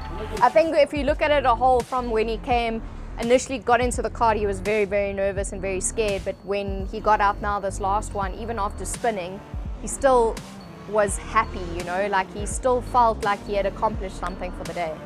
He started at a 1:13 and, you know, he ended at a 1:08.0, which was, for me, was pretty impressive. And it's not an easy track to drive, this. You know, there's a lot of tight corners, open, fast corners, and he really coped well. It was so much fun. The car was just amazing, and I hope to come back and try again. I think Junior has a lot of potential going into a karting career and furthering that in perhaps even main circuit racing one day. He's definitely got a lot of potential, and I definitely think he can do really well. I think he might be teaching me a few things in the sim racing world, because I think I have a lot to learn from him, as well as him learning from me when it comes to real racing. So I think as a combination, we both have a lot to learn from each other, and I think we'll have a lot of fun together. Aside from the track, going through the skid pan and doing all the little tricks and the swerves, like, you don't have to be perfect at it, you just have a really great time. Turn in, power, off, catapult, power. There we go, almost. That was just the best thing ever. I mean, feeling or trying to control an out of control car is the best feeling ever. Maybe the bellies were too full or something, but no one improved.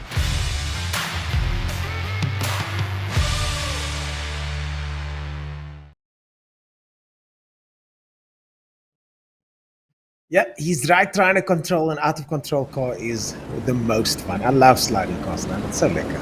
But we're not about sliding cars today, but we are about rain, because the rain looks like the rain has started. And these drivers are now trying to navigate their way around the circuit. Yeah, it looks like they are on wet. Tariq Adam in the lead is on wet weather tires at the moment. Oh, has he? And, So he's had to yeah. pit earlier than he wanted in the schedule and decided to do the tyre change anyway. It doesn't look that wet out there, but the wipers are on. I can't see the rain as much as during the day. Maybe it's because it's I think he's looking at the nighttime, man. forecast, isn't he? Is he just looking at the forecast and expecting it to come because of the forecast and put it Yeah, I on? think But it- it's that it's is not raining. It's just not wet on the tarmac yet, is it? So if we were cut inside, there we go. There we see the rain on the windscreen. So it's only just started. So Tariq Adams probably had a scheduled pit stop anyway and thought, no, this is good Tariq enough. Adam I'll just put the spin wets out. on. Tariq Adam just make a mistake there now. No, we're on I live thought- with him now. I And thought he's coming Tariq through Adams made Ingwe, a the final mistake. corner now. And yeah, but on wet weather tyres, and so barely raining. He's got enough time to switch tyres 3 times if he doesn't like them. So yeah. It doesn't really matter, does it? But you can't stop these guys relentlessly pushing for more time, can you? So if they see a strategy call that will gain them time, they're going to take it, even with a 2-lap lead. The rain is getting more, and Kutsa now has gotten ahead of Essa. Essa's now 10 seconds behind Kutsa. I'd love to see what's going to happen there. Now Essa would, I'm sure, want to push very hard. We've got Rowe in 4th We know position, what's just gonna 10 happen. seconds further back. I think Rowe's in the pits, or he's falling back. Kutsa is currently in 2nd position. Well, we know what's And, going to happen with the 101 Porsche in the PWSR, don't we? Because those guys don't change tyres for no one. So tell me they're staying out again on slicks. Ryan Maybe Barrington there's another Smith with speed up there. superb wet stint. Yeah, so I'm thinking the 101 Porsche might be playing the same trick twice if they're staying out on their dry tyres and refusing to pit early, which may explain how Essa has jumped behind them after pitting. It's only 8.5 seconds back. So I'm guessing that's a pit stop change because he had like a 25 plus second lead. Yep, you have guessed correctly. Essa is on wets and Kutsa is on dry. Kutsa's gone off the circuit. Kutsa's gone off the There we go. circuit. I mean, imagine. It's like 7 and a bit hours and this team doesn't change, do they? They're as predictable as they can be in the 101 Porsche. They think that wet weather doesn't affect them. And yeah, I think S will be on the back of them very, very quickly to retake that 2nd spot in the overall Once classification. again, I'm gonna work for my apology, and you gotta say that whatever they're doing, right? It's work.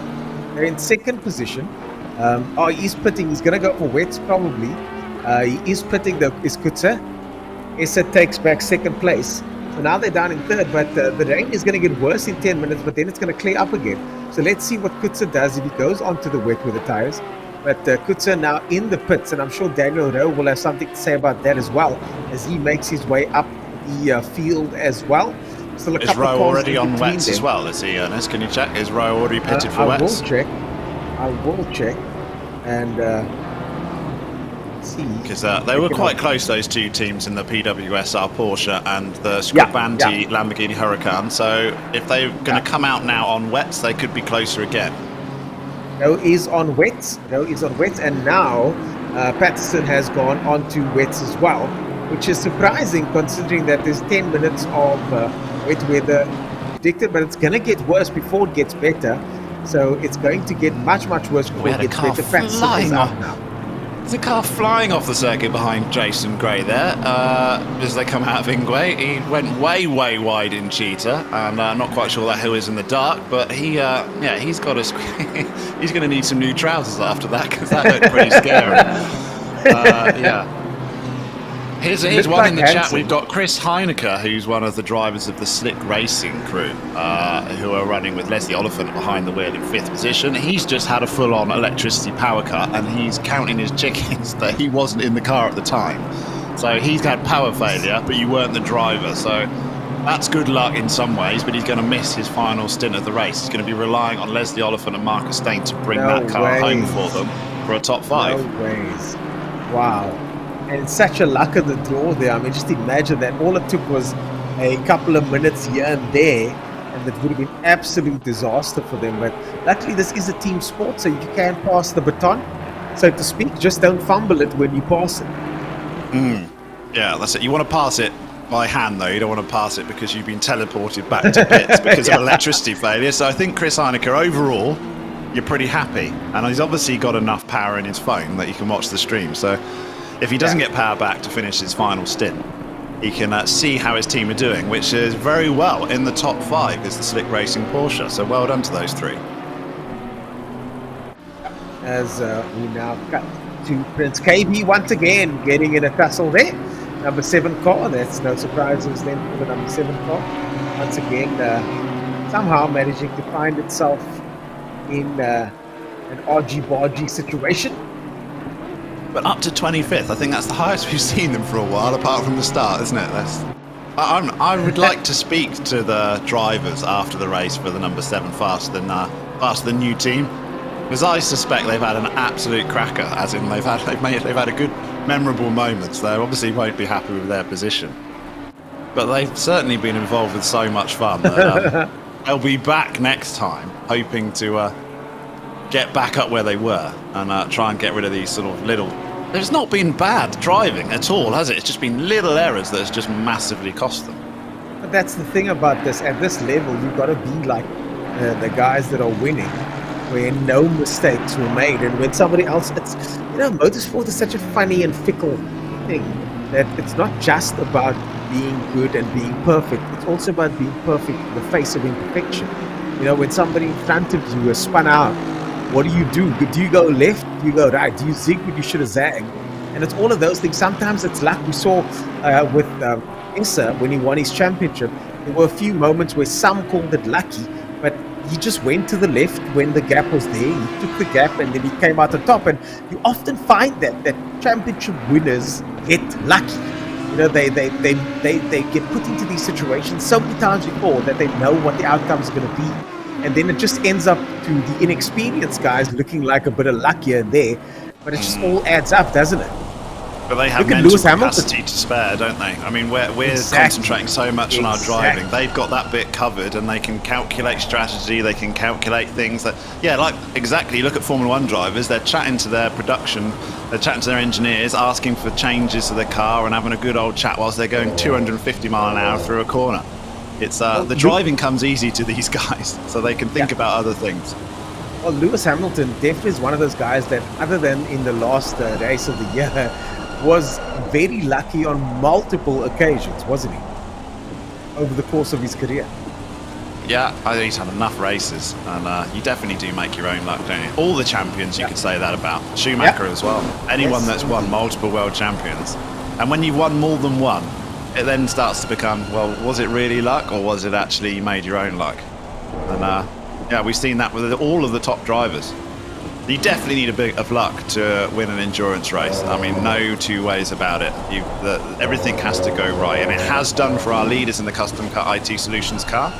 And we're riding on board with Craig Hunter now, and it has gone well for those guys as well, because they're leading the silver class, and they're leading it quite handily.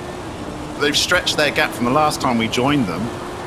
Just trying to have a look, 100s, yeah, it's about, sure, it's a huge gap now. So it's over a lap, as Craig Hunter has got over Kleb in second place and 19th position on the overall classifications. So this is where you start thinking, hour 42, you got to bring this home now, guys.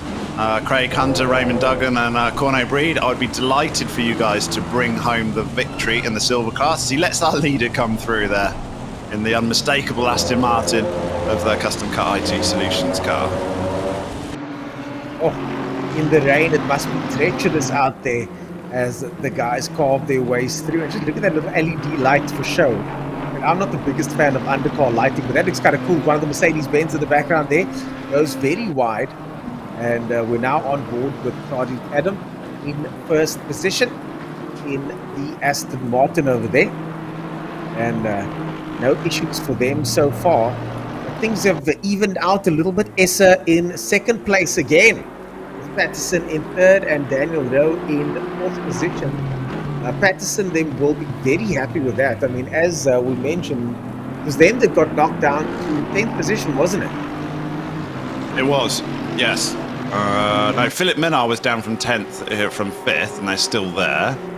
Patterson, though, they've had I think they would have been quite comfortable, almost fighting for second spot if it wasn't for that strategy call earlier on in the race, where they lost a good sort of 40, 50 seconds, and that is handling the gap that they have from second place. But they've recovered well. They took the risk, and it didn't pay off. They may have been thinking aspirations of much higher places when they took that chance, which is fair enough. And now they'll be, I think, overall, if you said to them at the start, you're going to get third place behind Sherratt and S's teams, I mean, that's a good achievement. I mean, there's still an hour and 40 to go, and you've got Daniel Rowe behind the wheel, and he is closing. Gap's only 24 seconds now. I'm just going to look on the times. Daniel Rowe was a 52.1, and Kieran Patterson was a 53 flat. So he's closing at 0.8 of a second a lap. 0.8 a lap is Daniel Rowe at the moment. So Kieran Patterson's still got some work to do if he wants that podium spot at the end of this race. I've got a shout out here from the Bastos, Retribution as he's known. Remember that somebody said that they voted for him as their driver of the day? The lady's name was Michelle. She voted for him as the driver yes, of the day. And we said it wasn't Michelle DB. Yeah, it was Michelle DB, but we're still going to count the vote.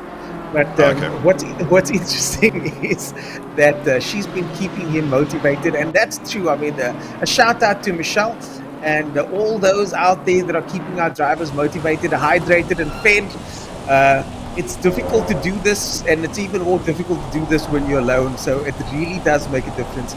You've got someone like, in my case, our producer, bringing me boiling water for my tea, and in Retribution's case, I can vouch for the fact it's difficult to do this on your own. I'm absolutely melting here. My 10-minute break a minute ago, I gave my aircon unit a nice little hug. I got up close and personal with it, and now I'm back.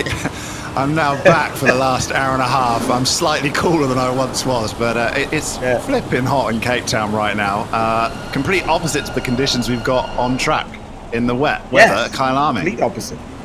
So big shout out to all of those that are paving the way for our drivers, including Michelle, of course. Special shout out to Michelle. Thanks for the support. Let's have a few more tweets though. Whilst we're going to have a real push for the last hour of this race. We've got 38 minutes to go before we enter the final hour of the 9 hour of Kyalami, the first virtual running of it, and we'll get our first champion. But in the next 38 minutes, let's hear from you guys. Who do you think's going to win? Let's not ask who you think will win. Who do you think's going to come third or something? Or who do you think's going to win the Pro-Am category? If you want any shout-outs for drivers, let us know. I think the Pro-Am category is the one it's definitely the closest, and it's the one we've seen turned on its head 3 or 4 times in this race, and now it's raining. It could happen again quite easily. Yeah, Jason Gray currently leading us off in the Pro-Am category, followed by Fenter and Barrington Smith. spent 39 seconds behind, but not too shabby.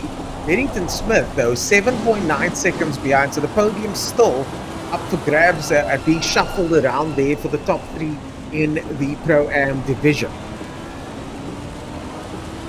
Yeah, it's going to be close, and I think the Venter second car and Christian Deploy, the 316 Mercedes, is out of strategy position with Jason Gray in the 53 car. So that 39-second gap is that might not mean anything. It's going to get really that is within a splash and dash, if you like, at the end. So it could definitely come down to the winner of the Pro-Am category coming down to whether they've scheduled their pit stops in a way they can avoid the final splash and dash. It's close enough that Jason Gray and their team are not feeling comfortable. I can guarantee you that. They've got to keep their hammer down. Craig Hunter there running a little bit wide, and Jason McGregor now on board with him. Now clear weather predicted for the next 10 or 30 minutes. I'm trying to see if there's anybody on dry tires. Yes, Robson in 26th position on dry tires. Other than him, most of the other guys, all of the other guys with the looks of it. We've got McGregor on dry tires as well. So that's why McGregor might be all over the place. And McGregor on dry tires, so he's going to try and make a final push, try and maybe get in touch with some of the guys further up ahead. But I don't think it's going to make a difference, though. He's got Minard in front of him and Laurier. So maybe McGregor has got and knows something that we don't. But he's on the dry setup at the moment as well. I think if you've got your scheduled pit stop anyway, these guys just seem to just look at the forecast and go on the tyres that you're going to need to be on rather than the tyres that you should be on. Sometimes that works out for you. Other times we've seen in this race it hasn't, because if you lose 5 or 6 seconds a lap for 4 or 5 laps while you're waiting for the weather to change, you could have had a pit stop anyway. So we'll see whether it works out for McGregor turning onto the dries early. In the words of Conor McGregor, he's not here to take part, he's here to take over. So McGregor obviously now trying to do that and try and get as much advantage as possible with that dry setup over there. 10 minutes time, the track will be dry, so we'll see. We're now on board with Dwayne van Schalkwyk in 21st position, not 20th position in the 969 car, up 2 positions. Dwayne van Schalkwyk battling it out there now with Van Nieuwenhuizen. Just 0.5 seconds ahead of Van Nieuwenhuizen now. And in front of him. Still close here. We've got a silver class, going up against a Pro-Am. But the 20th place is fair game, isn't it? There's no entitlement there. We'll take that, please. So 1.5 seconds, it's for position, overall classification. Every place matters. Every place matters at this stage, and I think every place is definitely going to matter as the guys move forward, especially if you're not in the top 4, the top 3 of your class. So Van Schalkwyk, Van Nieuwenhuizen, and this is Olivier here in front. That's in 26th position. So Van Schalkwyk and Van Nieuwenhuizen are battling for position. Olivier in the green car is out of contention. He's a couple of laps down on these boys, but still fighting now for track position. They just want to get past him though. Try and get past as quickly as possible. As they I'm looking up a timing list though. It's gaps are sort of there's pretty consistent gaps throughout the field, isn't there here?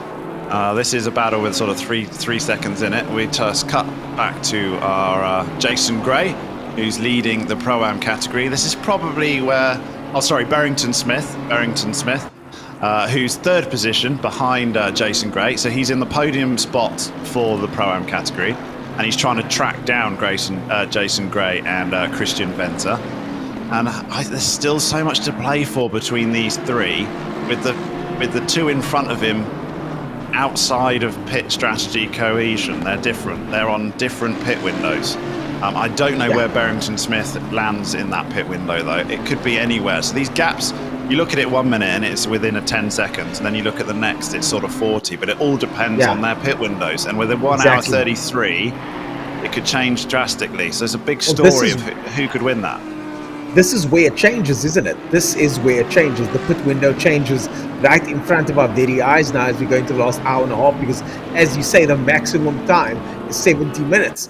And as we make our way to that 70-minute mark, the drivers are going to either have to pit at an optimal time or pit just before the end of the race. And that's not what they want to do, as Barrington Smith gets ever closer now to the driver in front, and he's trying to get within arm's length of Venter. And as you can see now, just 4.5 seconds ahead, 5 seconds behind Venter is Barrington Smith, and I think that gap is starting to close. Yeah, it is, and it's where the Mercedes-AMG the entire race has struggled in the wet weather conditions. Christian Deploy behind the wheel of that car in the 316 AMG, and he struggled in the wet, and now Christian Venter in the car is also struggling in the wet, so they're praying for this to clear up, and they get their dry track back for the last hour, and they can put the hammer down and maybe give that Merc a chance. Venter's last lap was a 53.5. He's 8 tenths of a second up, so in the 52s, but Barrington is on a 51.9, and he's also half a second up, so he is catching up to Venter real quick. And Venter, surprisingly, Venter gets it sideways on my screen here. Venter surprisingly chasing down Essa, who's just a second ahead of him, at least on the track, but not in position. But yeah, I think Barrington Smith is the guy to watch now, because he's going to be catching Venter as we now go on board with Sean Lareo, 7 tenths of a second behind Jans van Rensburg. Nice to have a look down the outside there. They go through the final corner over there. What a great exit he got, though. Sean Lareo got a really good exit, and it's BMW power versus BMW power, but you've got to think the person on the inside's got the advantage. But are you brave enough to brake late in the wet? Oh my God, that's the other thing. One teeny tiny mistake, you can see the lights went on later. The lights went on ever so slightly later. Both of them go for the corner. They might touch. Oh, they just miss each other. And Sean gets the position. And as we mentioned, that was for track position. Up 1 into 11. Yeah, and 11th in the overall classifications for a Pro-Am driver is a very good day's work, isn't it? So Sean Lareo now will try and stretch away from Van Rensburg in the 55 BMW, and let's see whether he can go. He's got a massive gap ahead of him to Philip Minard, who is a man out of position following their technical difficulties anyway, so I wouldn't expect a better position than what he's in. He's going to try and finish in 11th if he can. Barrington Smith now is very close to Venter. I think he's about 5 seconds now the gap as we go on board with Sean Olivier. Oh, gets it sideways there on the exit. So easy to do. So very easy to do on that exit of that corner over there. Especially if you're running the tighter line. Especially if you're doing so in the wet. Yeah, out of Ingwe, you can just get on the power just a little bit too early. And yeah, just watch that back end, just step out.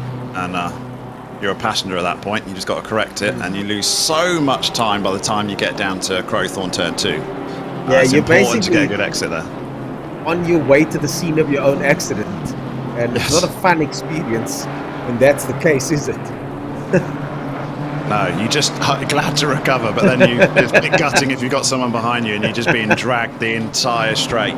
It's the most important exit on the circuit, because you can, by the time you get down to turn 2, you can be losing a few tenths at least on your lap. The most important corner before the longest straight. So the most important corner always resides, or often resides, before the longest straight. So that would be the one you're in question over there, that final turn, as we go on board once again with Sean Olivier, and cars now getting ready for the circuit to dry out.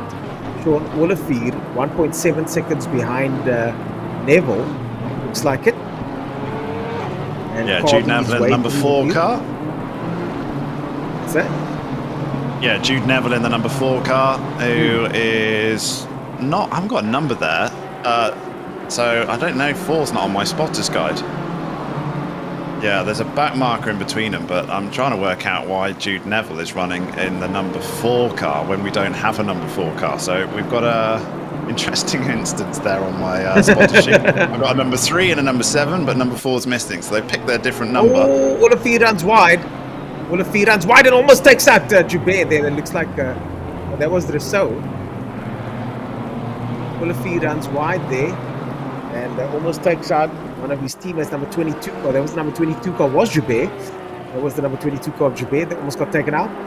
And one of the battles that I think I'd like to cut to now is the battle for Pro-Am supremacy.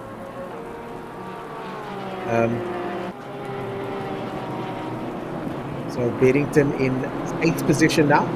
Just less than a second behind behind Fenter now. Gap has closed quite substantially, and I'd love for us to cut to that battle. And here we go. Yeah, 1.2 seconds. And Fenter.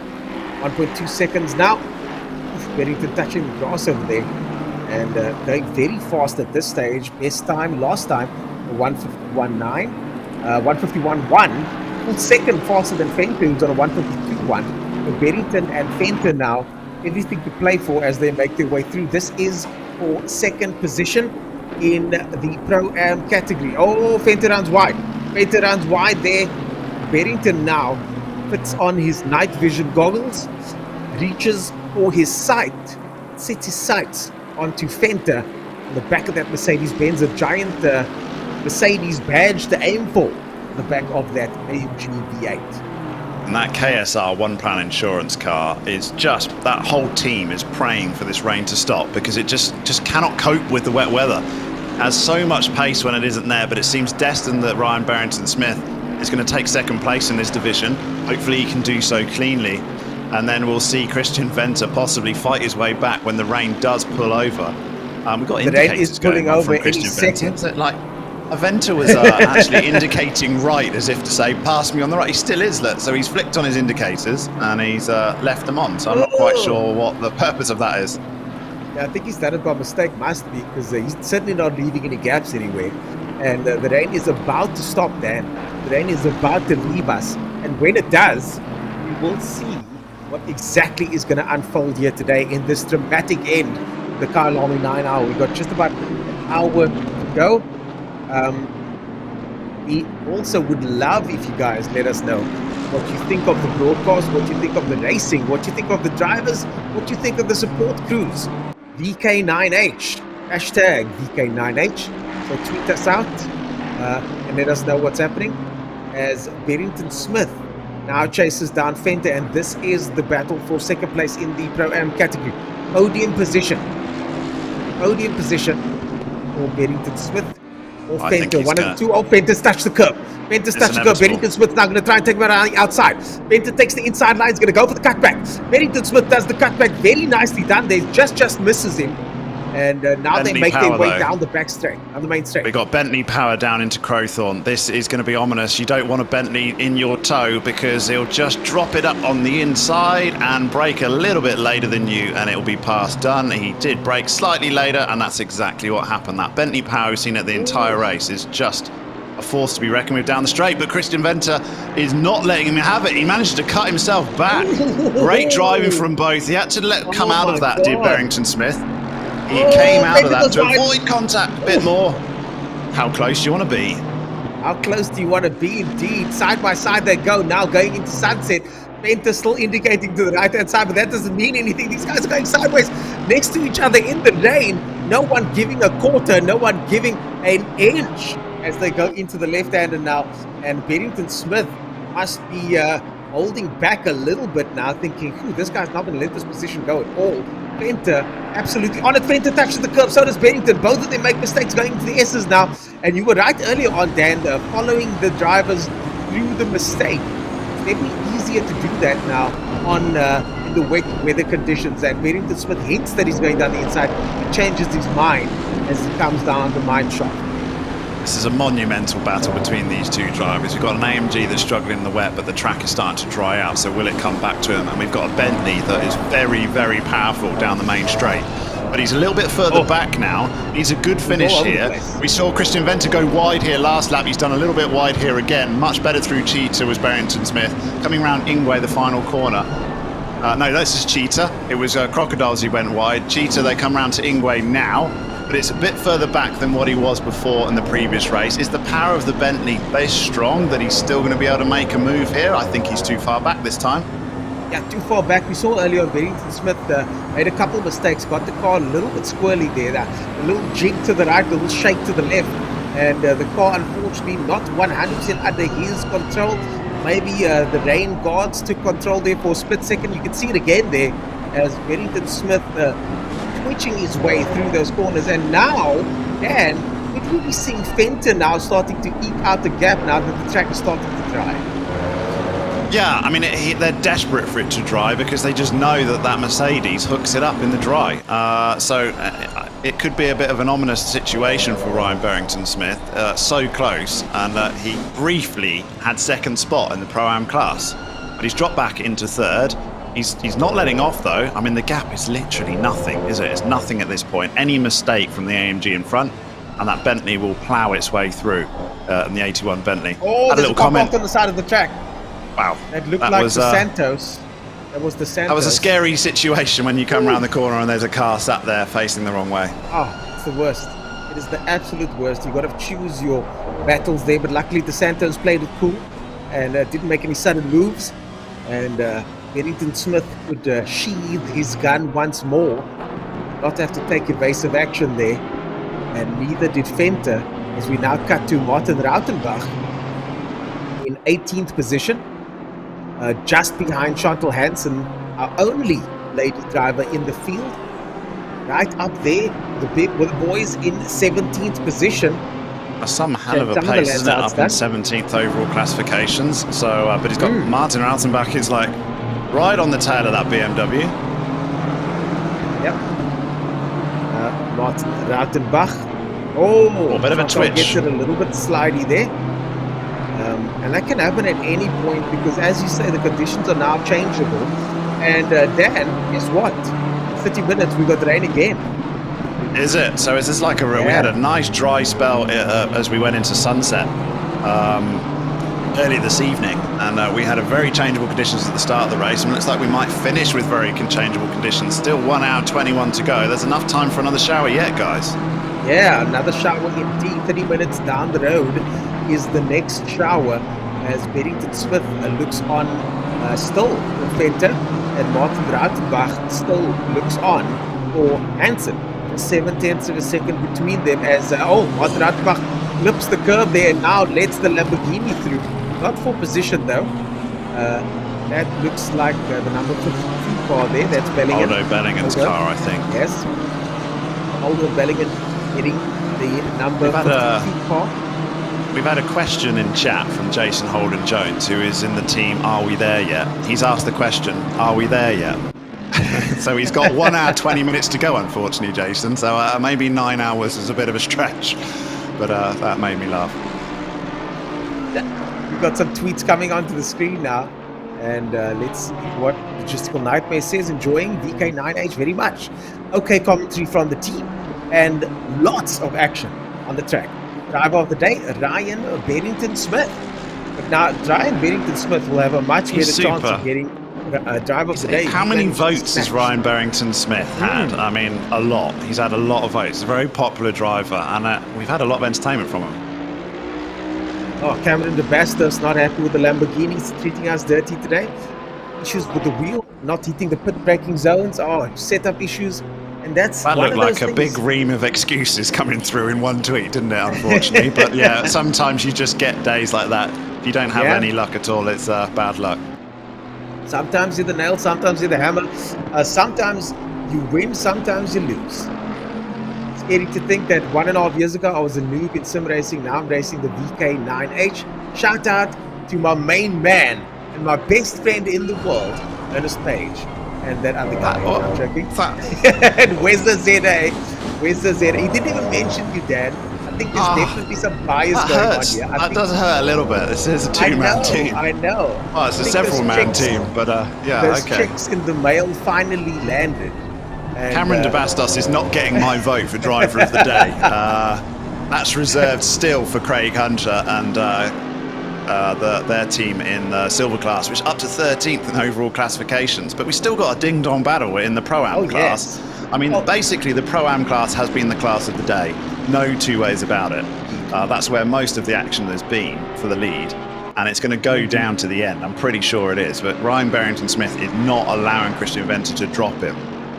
If the track dries out, then he might stretch. But if there's rain coming again, then that Bentley is hot favourite in my books to gain this spot back. Well, more importantly, the shout out was also directed to our man Wezza ZA, as I said, a stalwart of the sim racing community. He's ventured over to your side, Dan, did a little bit of the racing sim that you like to participate in. iRacing, is it? Yeah. Okay. A little bit of Nice. iRacing. We only do quite- iRacing because it doesn't have rain. I can highly recommend it to anyone that's been caught out in the wet today. So Christian Venter and Christian Deploy, please move yourself over to iRacing and then you will be just fast for the whole 9 hours because there won't be any rain to deal with. Well, speaking of rain to deal with, it's on its way. We've got 30 minutes before the next shower hits. The track not drying though, Dan. Is that because of track temperature that the track is staying wet? We are seeing though that Venter is starting to get a bit more of a stable gap ahead of the number 8 car. Yeah, and when did you say rain's coming? In another sort of half an hour? So Ryan Barrington-Smith, he just needs to just hold on to the coattails of Christian Venter, get dragged along. They're both trying to work together to try and track down Jason Gray, who's on a different pit strategy to these two. We're waiting for them to come in because I really think that final splash and dash could be what chooses the winner of this class. Sometimes you can't avoid it as well because you're dealing with a 70-minute maximum stint as well. So you can think to yourself, well, I'll do a bit of fuel saving to try and stretch my stint. But if that puts you over the 70 minutes, you can't do it anyway, so you're forced to pit. So sometimes you just don't have a choice. They'll probably already know whether they're going to have an extra pit stop or not. But we won't find out until towards the end of this race. 1 hour 16 to go. Can you imagine if Jason Gray gets overtaken by one of these two? I mean, that would be absolutely sensational for both of them. Oh, Barrington-Smith hits the curb. Barrington-Smith hits the curb and puts himself back another second or so. And now 2 seconds the gap. Nothing to worry about too much though, because the car's still fine, driver is okay, and there's still plenty of time to go. I think the best thing to do, as you mentioned, Dan, I think you're right on the money with this one. Barrington-Smith, maybe just hang on, wait for the rain to come, and then do a final onslaught when that happens. Yeah, you got to be there or thereabouts. So he had to come back from quite a long way for this last shower, and he basically got the pass done, didn't he? And then he's lost it again. But he doesn't want that gap to stretch anymore because these showers are short and sweet. And before you know it, that Merc's hooked itself back up again. And that AMG power is blasting its way around the circuit, pulling that gap back. Jason Gray back in the car, so they switched out. So Jason Gray's back in that car, so he has pitted at some point. And they are looking comfortable, but it's not comfortable enough with only a 40-second gap outside of pit strategy windows with the other two behind them. So Pro-Am, that's where it's at. It's the Pro-Am is the new Premier League of the Kyalami 9-hour. It seems. Couple more tweets coming through. Driver of the day, Ryan Barrington-Smith. My teammate is on fire, says Paul Venter. And he's a celebrity, that guy. Yeah, he's a popularity. I'm a bit jealous of. I'm a bit jealous of Ryan Barrington-Smith. He's one hell of a celebrity. There we go. Malosi also. Berries, man, needs to get driver of the day. Who's responsible for the weather? I think they can look at Daniel. I was only one of several people that was responsible for the weather. I sat in with the admin team whilst they were choosing it, so I'm not going to take full blame for it. But anyway, guys, you spectators, you can't be upset because it's given us some fantastic action to talk about. And it's been a very realistic indication of exactly what the weather's been like there today and is forecasted to be like next weekend as well. Joburg's had a bit of a bad run for weather recently, from what I gather. Plenty of rain.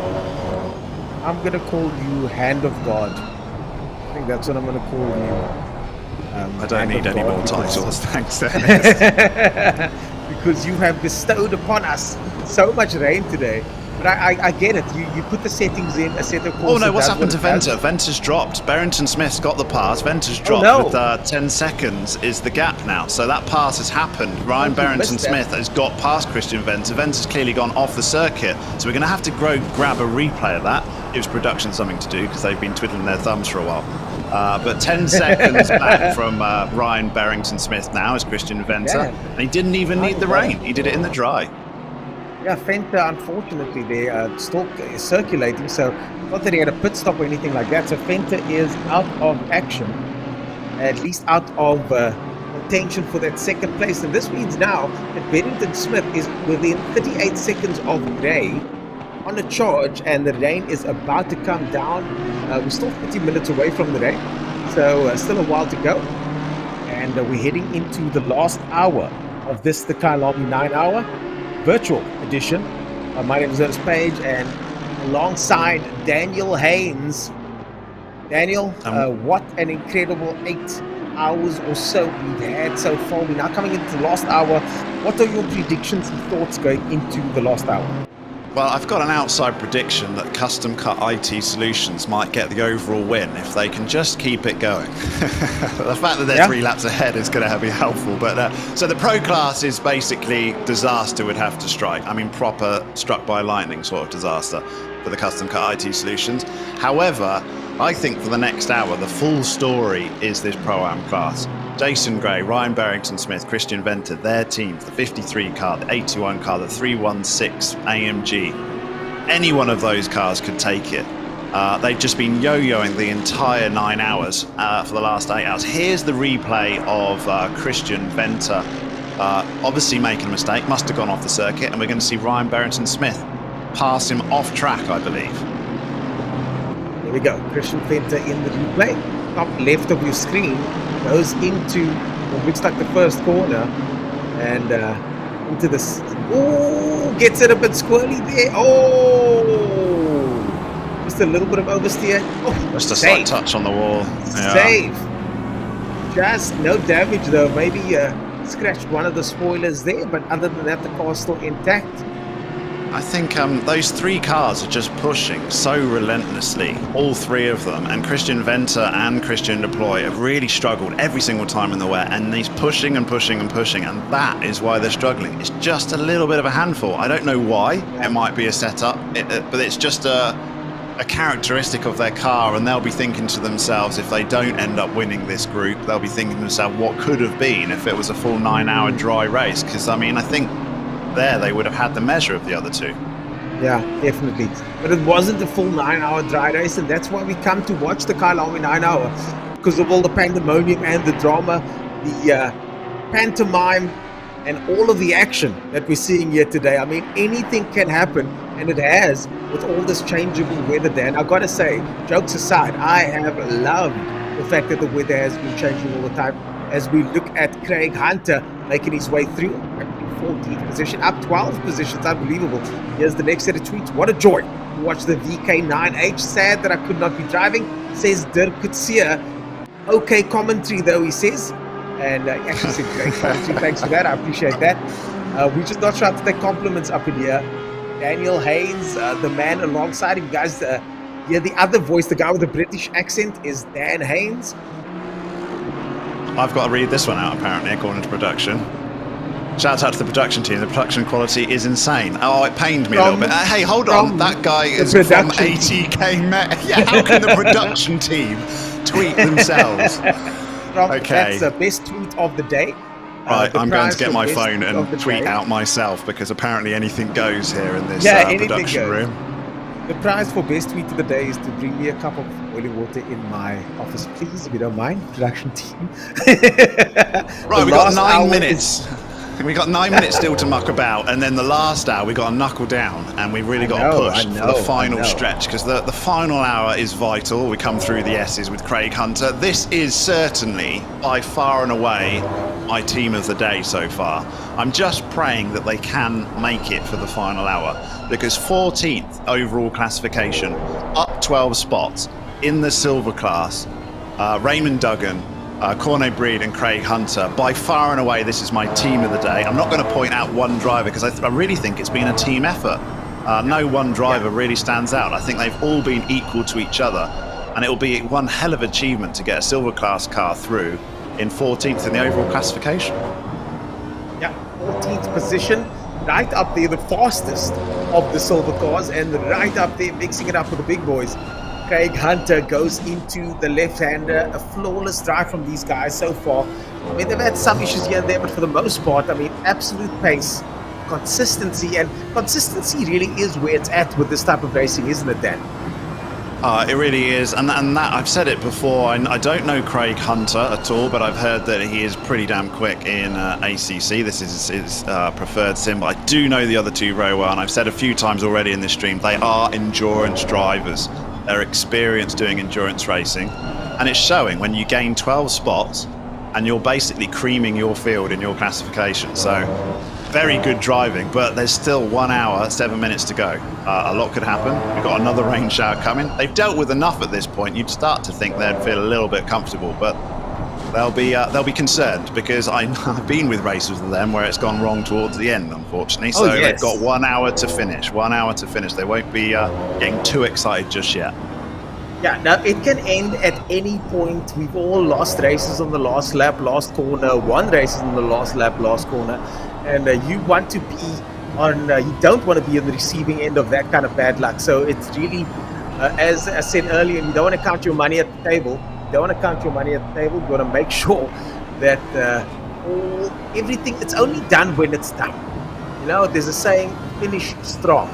Finish strong and. You're not done until you're done, until that last bell rings, until the flag drops, until the referee pulls you apart. It's not over. So these drivers have to push all the way through to the end to make sure that they get those positions, keep those positions, and secure those positions, as we watch Ethan Rutter now up 3 positions in 16th place, number 11 car. He's just 1 second behind Ottens. This is for position. So Ethan Rutter really pushing quite hard now, trying to get in front of Ottens. Something quite ominous is that we've got less than 70 minutes to go in this race. That is the requirement for a pit stint. So anyone that pits now, this is the final pit. That will be the final pit of the race, unless they do an unscheduled pit stop for tyre changes. So we're looking at that Pro-Am class specifically, and it looks like a splash and dash should be avoided for all of them. So now it's just whether they save time in pit stops. I mean, they might have a So if they this next pit stop is their last pit stop, but we don't know whether one's going to go longer. So then you'll have to put less fuel in the car to get to the end, and a slightly less pit stop. Therefore, it's looking pretty good for Jason Gray in the 53 car, isn't it? Because so what you're saying is that Jason Gray doesn't need to make 2 stops. Everybody has to make 1. So he should be secure. Yeah. So regardless if they pit earlier than Barrington Smith, the 81 car, and the 316 AMG, they're only going to make 1. And that is a very, very good sign. All of a sudden, we're starting to see this unfold. Jason Isherwood, Dwayne Hall, and Jason Gray in the Retro Esports 53 BMW. They are odds-on favourite for the Pro-Am win at this point of the race. And the rain is still holding off. It still says 30 minutes in the future, so I'm not quite sure what's going on there, but the rain is still holding off. So these drivers are going to be pushing hard, but still the rain in the distant future. All those going for an overtake. This is for position. There is looking to see who we can get past there. That's Aldo Bellingham loses out there, spins out in the end. And under braking there, loses position completely. That Lamborghini is an absolute handful. How many times have we seen that today? That 52 and the number 7 Porsche are the 2 cars which we've seen all day that have just been off the circuit or had mishaps. Nothing massively major, but just very little and often, isn't it? Too much, little and often. Yeah, definitely. That's the case. And Aldo Bellingham usually is a lot more consistent than this. Yeah, surprising. I think he's just really struggling in that Lambo. He said we had a whole ream of reasons earlier on tweet, didn't we? They've had quite a few difficulties. It's one of those races. And the number 7 Porsche was exactly the same. He's now back down in 37th position, I see. So it's happened again for that number 7 fast, the new car. Superb commentary. Yep. I'm not going to change it. I enjoyed the bits about Daniel when you joined Supermax side. No chance, not even remotely. What is Supermax? I take it all back. You can say rubbish commentary, exactly Cameron Javastos, I don't mind. Tell me about the Supermax Verstappen guy that you... When you finished, I can't believe you haven't seen it. Go onto YouTube and just type Supermax in, and you'll have some stupid video of Max Verstappen fans. It's gone viral, and it is actually very, very funny. I did enjoy it. I think it was like number 1 in the Netherlands. as a result. It's insane. It went to #1 on Spotify, and it's just a comedy, and it's like a load of Dutch guys dressed up just saying Super Max for about 4 minutes. Very, very funny though. Do watch Dutch it, do but have a strange sense of humor, don't they? I'm not going to sing it for Cameron de Bastos though, Please live don't. on air. Please don't. No. Please don't. And I won't do it for the production team that are egging me on in my ear either. So no, don't even try. So let's carry back on with Aldo Bellingham, who's got that Lamborghini pointing in the right direction for the first time for a little while, and still in 30th place though. And yeah, I think he'll be willing this race just to finish that team. I think they've had enough at this point. Yeah, the car seems to be a little bit of a handful. Unfortunately, they've just been spinning out quite a few times. Dave Young also down 11 positions in the number 129 car, and that must be very disappointing for the LNR Academy Silver Cup car with Sean Buck and David Young. And they started out in 18th position and now find themselves in 29th, but they are in the running for 28th. There's a Sean Olivier in front of him there as they go into the left-hander, tight, long left-hander, and trying to see if he can find a way past as they go down the mine shaft now. Flat out. We've got quite a few people in chat that have they've had enough of the rain at this point. They want us to uninstall it from the server. But it's still there and it's lingering, and we've got an hour to go, and I think it's going to rear its ugly head once more as Young looks up the inside. Very brave there. I think he's going to have to drop back, regroup, get through Cheetah, finish Ingwe. Gone wide. How many times do we see that in front, gone wide? But Young's going to try and get a clean exit, goes out wide, takes the later apex, and it's BMW Power versus BMW Power, but tucks in behind, get into the toe, flicks it up on the inside. This could be a pass quite easily made here by Young. Going to break a little bit later and force him out wide. We've seen it all day long. Oh, Young doing 220 kilometers an hour, 225 into the braking zone, breaks a little bit earlier. Around the outside goes the BMW, but it looks like Sean Oliver is going to get that position, or at least Young is going to get that position over Sean Oliver. The two BMWs battling it out, and Oliver comes off second best. Sol will be happy with that. He is up 8 positions after all. And that's a classic pass, isn't it? That's the equivalent of a DRS pass for the Kyalami 9 hour. We've seen it as the most popular pass of the day, but you still got to execute it, and it all starts at Ingwe, the final corner, and getting the cutback, and then making sure you got that inside line. It's so important to grab the inside. So if you want to be defensive, can't go too far left, guys. Just cover that left-hand side. It's a long way round on the right. It really is about setting it up, isn't it? These guys are masters at setting up individual corners, setting up multiple complex corners. And before we do that, before we go on a break, we're just on screen now with Philip Minard in the Audi. And after this, we're going to take our last break, Dan. And after that, we're going into the final hour, just now hitting the final hour, 59 minutes and 50 seconds left of this, the Kyalami 9 hour. And we're going to go to break in a moment. We'll see you guys after this, our final break, and take us through to the end in the next couple of minutes.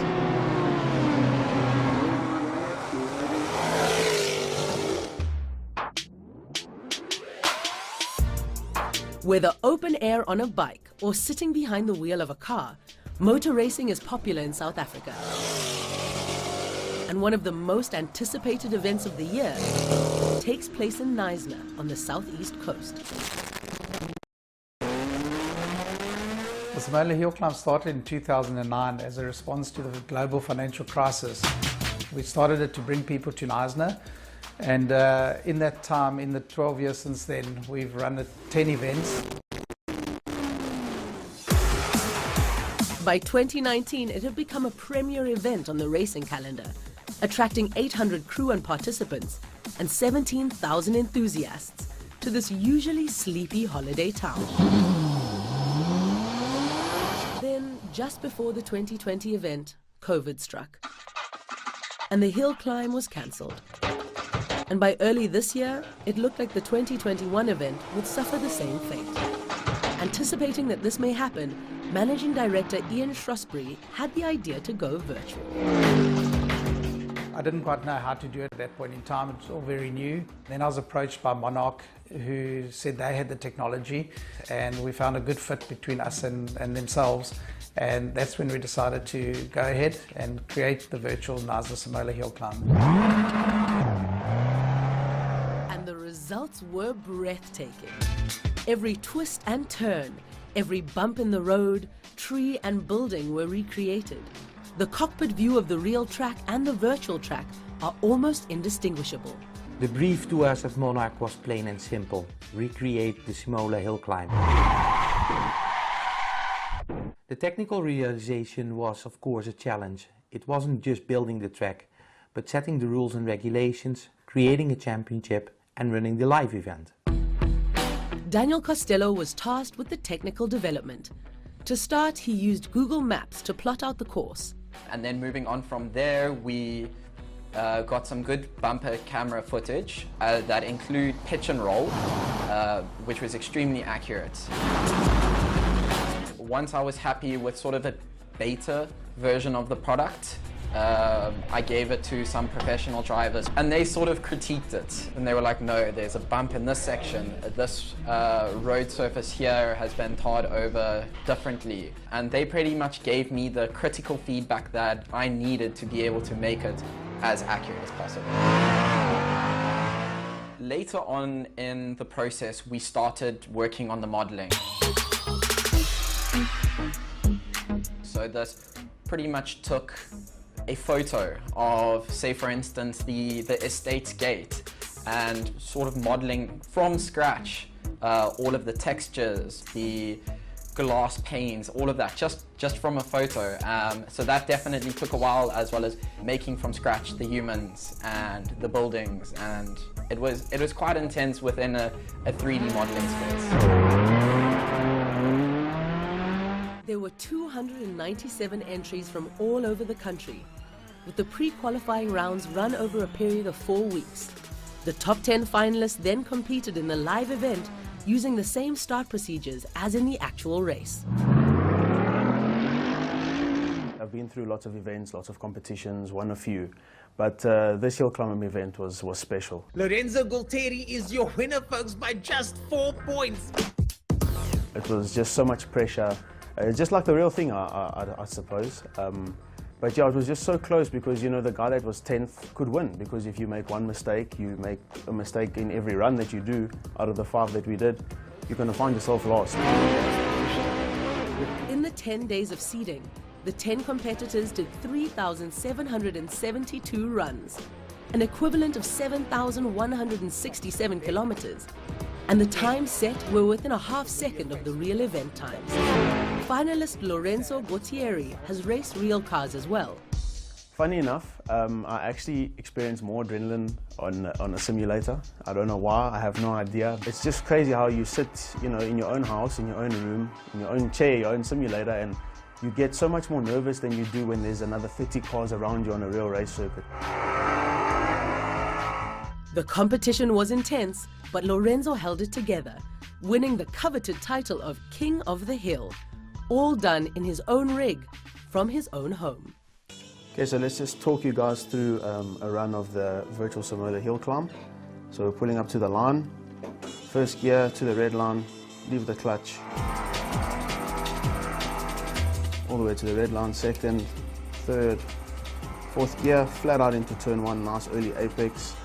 Let it run wide, and as we're going up the hill, obviously big speed, about 220, look for the bush, press the brakes. I like to turn in early and get on quite early to get the best exit out possible. Now for the section that's quite technical, flat in almost, just a dab of the brake. Try to keep it as tight as possible, car feeling a bit light over here, and across the line. That's a run of the Simola Hill Climb.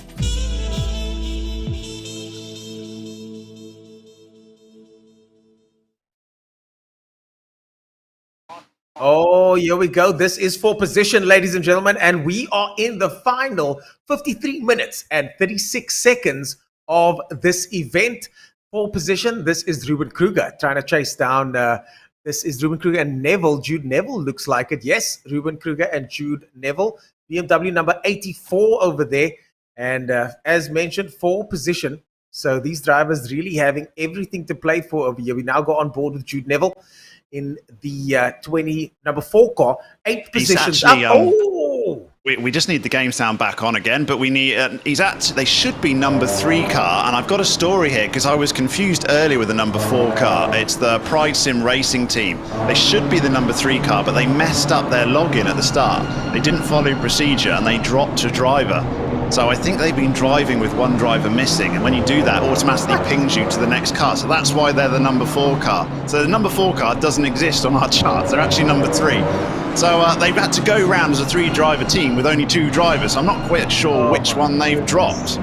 But a bit of a disastrous start, but they're side by side as they go down this straight. And the number 3 car, we should say, up on the inside, which is Neville. Oh, Neville gets it. Kruger slots in just behind. That was very close. Kruger now trying to get that slipstream going into the first corner here. Kruger's going to go down the outside. Neville down the inside. Hard on the brakes on the curbs. Neville way later on the brakes. Kruger running wide. Kruger, I think, gave that one away there with a little bit too much late braking over there. He's still on the wet tyres, remember that. Because the rain now is going to come in the next 10 minutes, a last shower before we go across the finish line.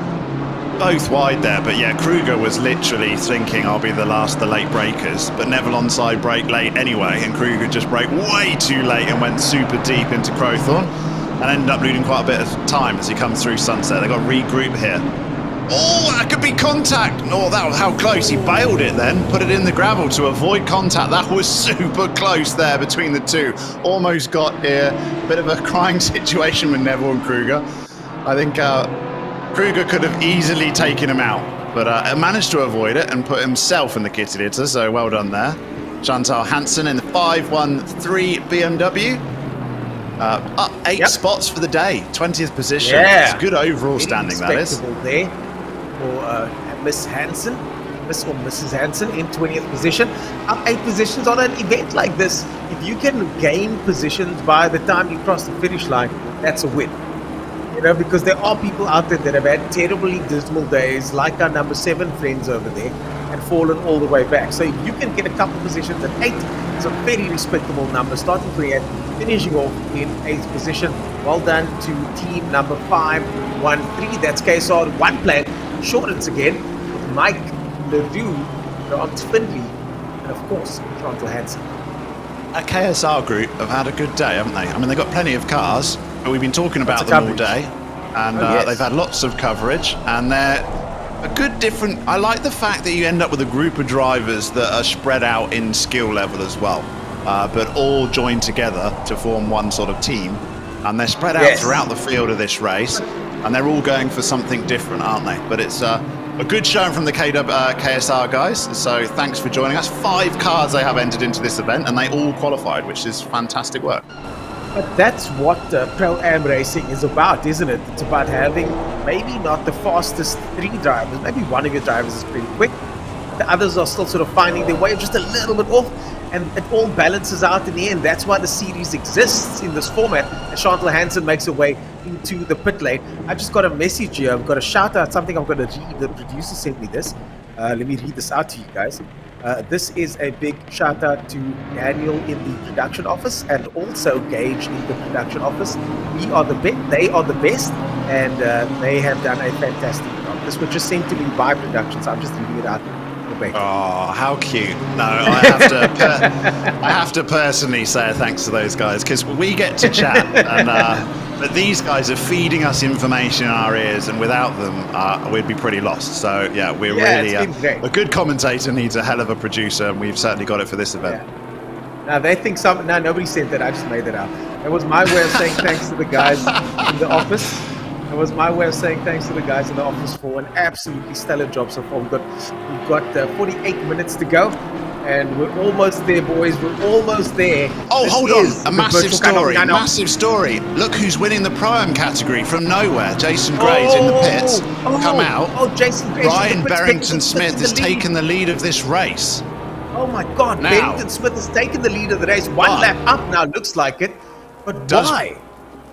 So it's a driver swap. Jason Isherwood will finish for that team in the 53 BMW, but Ryan Barrington-Smith possibly, no, I don't think Barrington-Smith can finish the race. I think he's got a pit stop to go. I don't think this is a disaster at all. I think this is a scheduled pit stop, and he's got 48 minutes to go. So it'll be quite a long pit stop, but that's it. Jason Isherwood's team, the 53 BMW, they finished in the pits. Ryan Barrington-Smith, though, he has to go through again. I'm pretty convinced he's got to go through again. It's going to come down to pit windows here. Who's going to win the Pro-Am category of the Virtual Kyalami 9 Hour? And I reckon it's still Jason Isherwood's to lose. And both of them now on wet tires, so no tire strategy coming into play here. These drivers both running the wet setups as we go into the final few 47 minutes or so. The rain should be out and about and happening right now.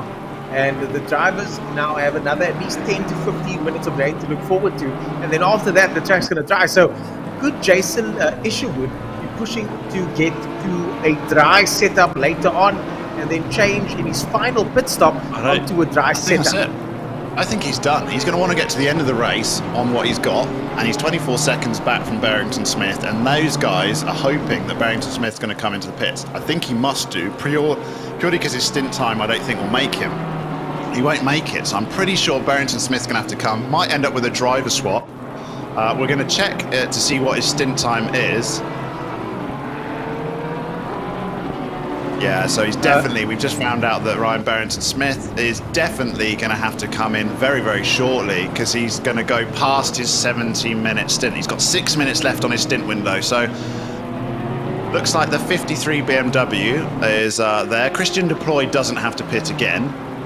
But he's struggled in the wet weather, so he won't like that again. But they finished as well. So it's down to the 81 BMW Ryan Barrington-Smith, whether he's going to finish this or he's going to hand over the rounds. And Jason Isherwood is going to take it, effectively leading this Pro-Am division. And Jordan Sherritt is also going to finish the Pro Series. Quite fittingly, the #1 driver gets back into the car to take this home. 46 minutes to go to win the first overall classifications of the Virtual Kyalami 9 Hour. It's just that Pro-Am. So exciting, down to the last hour. Jordan Sherritt working that steering wheel there. You can see how hard he's still working the car, even with 2 laps in hand. Still working the car on the limit there. He's going to be so happy that he's going to be the one to cross the line. Just look at that front grip on that car. I thought he went that corner too fast and somehow just manages to keep the car pinned down onto the ground. He really does have a way. The best drivers really have a way of working the front tires in such a way that it seems almost impossible, isn't it? I think it's all that negative toe he's running. Anyone that knows ACC will know that's a bit of an inside joke, but I suspect Jordan Sherritt might have a lot of negative toe all around, possibly. A little bit of a trick with ACC lately. For some reason, someone found that if you go maximum negative toe, you end up with maximum grip and no tyre wear. Don't know whether that's been fixed yet, but it's yeah, it's a little bug. And these guys, I mean, you give any bug in your game, and these guys will exploit it. And that was one that was found, and it was a very popular when was this little found, thing. About 2 weeks ago. Very recently. I think it was found quite a while ago, but it only came to light a couple of weeks ago with a few pro drivers maybe keeping it under their hat. And Jordan Sherritt's definitely one of the guys that knew about it. Oh my just goodness. A little bit of a conspiracy theory there. We're going to get the 3. Hopefully we get to speak to at least one of them at the end. And it's maybe a question we can ask them. But they've been a masterclass the whole time as we're on with Aldo Bellingham in the Lamborghini that has been unbelievably eventful, and he's worked his way back up to 24th position, slipped up on the inside there to gain another place into 24th. And can he keep it? And can he keep it facing forward in the 52 Lambo that's been a real handful today? Jason Isherwood in 6th position. This is Aldo Bellingham though, in number 52 car in the Lamborghini that has literally been trying to, the raging bull has been trying to kick them off all day by the looks of things. So Aldo Bellingham having to ride that bull and try and tame the beast, so to speak, over the last 8.5 hours or so. We've got 45 minutes of driving to go as we go on board with Barrington-Smith. And this is the man that I think everybody has got his eyes on. He's going to have to pit.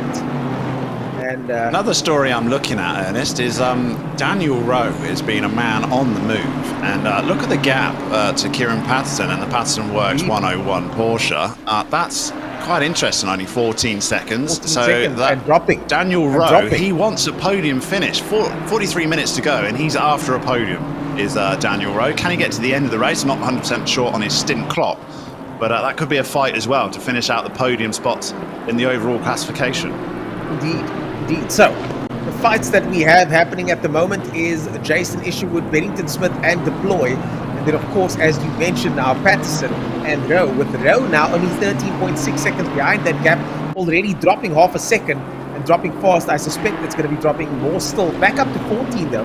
But I do suspect it might drop as we go. The weather is changeable. We got 10 more minutes of rain to go. Oh, it's all classifications because Raymond Duggan has taken control of the Flying Gypsies car, the leading of the silver class in 14th position, and they had like a 150-second gap between second place from Kleb. There we go. Might explain it. Kleb's coming into the pits now because I was starting to get worried for Raymond Duggan because the gap was down to like 40 seconds for the second position. So I was thinking something monumental would happen, but I think that driver swap from the 28 car has happened earlier, and now Kleb's coming in to do their final pit stop of the race. So they can breathe a sigh of relief in the silver class because the gap is... I was a little bit concerned for them, but I think the gap was simulated until the final pit stop, and I think Raymond Duggan will be taking this car to the end of this race. And hopefully, for them, the win of the silver classification.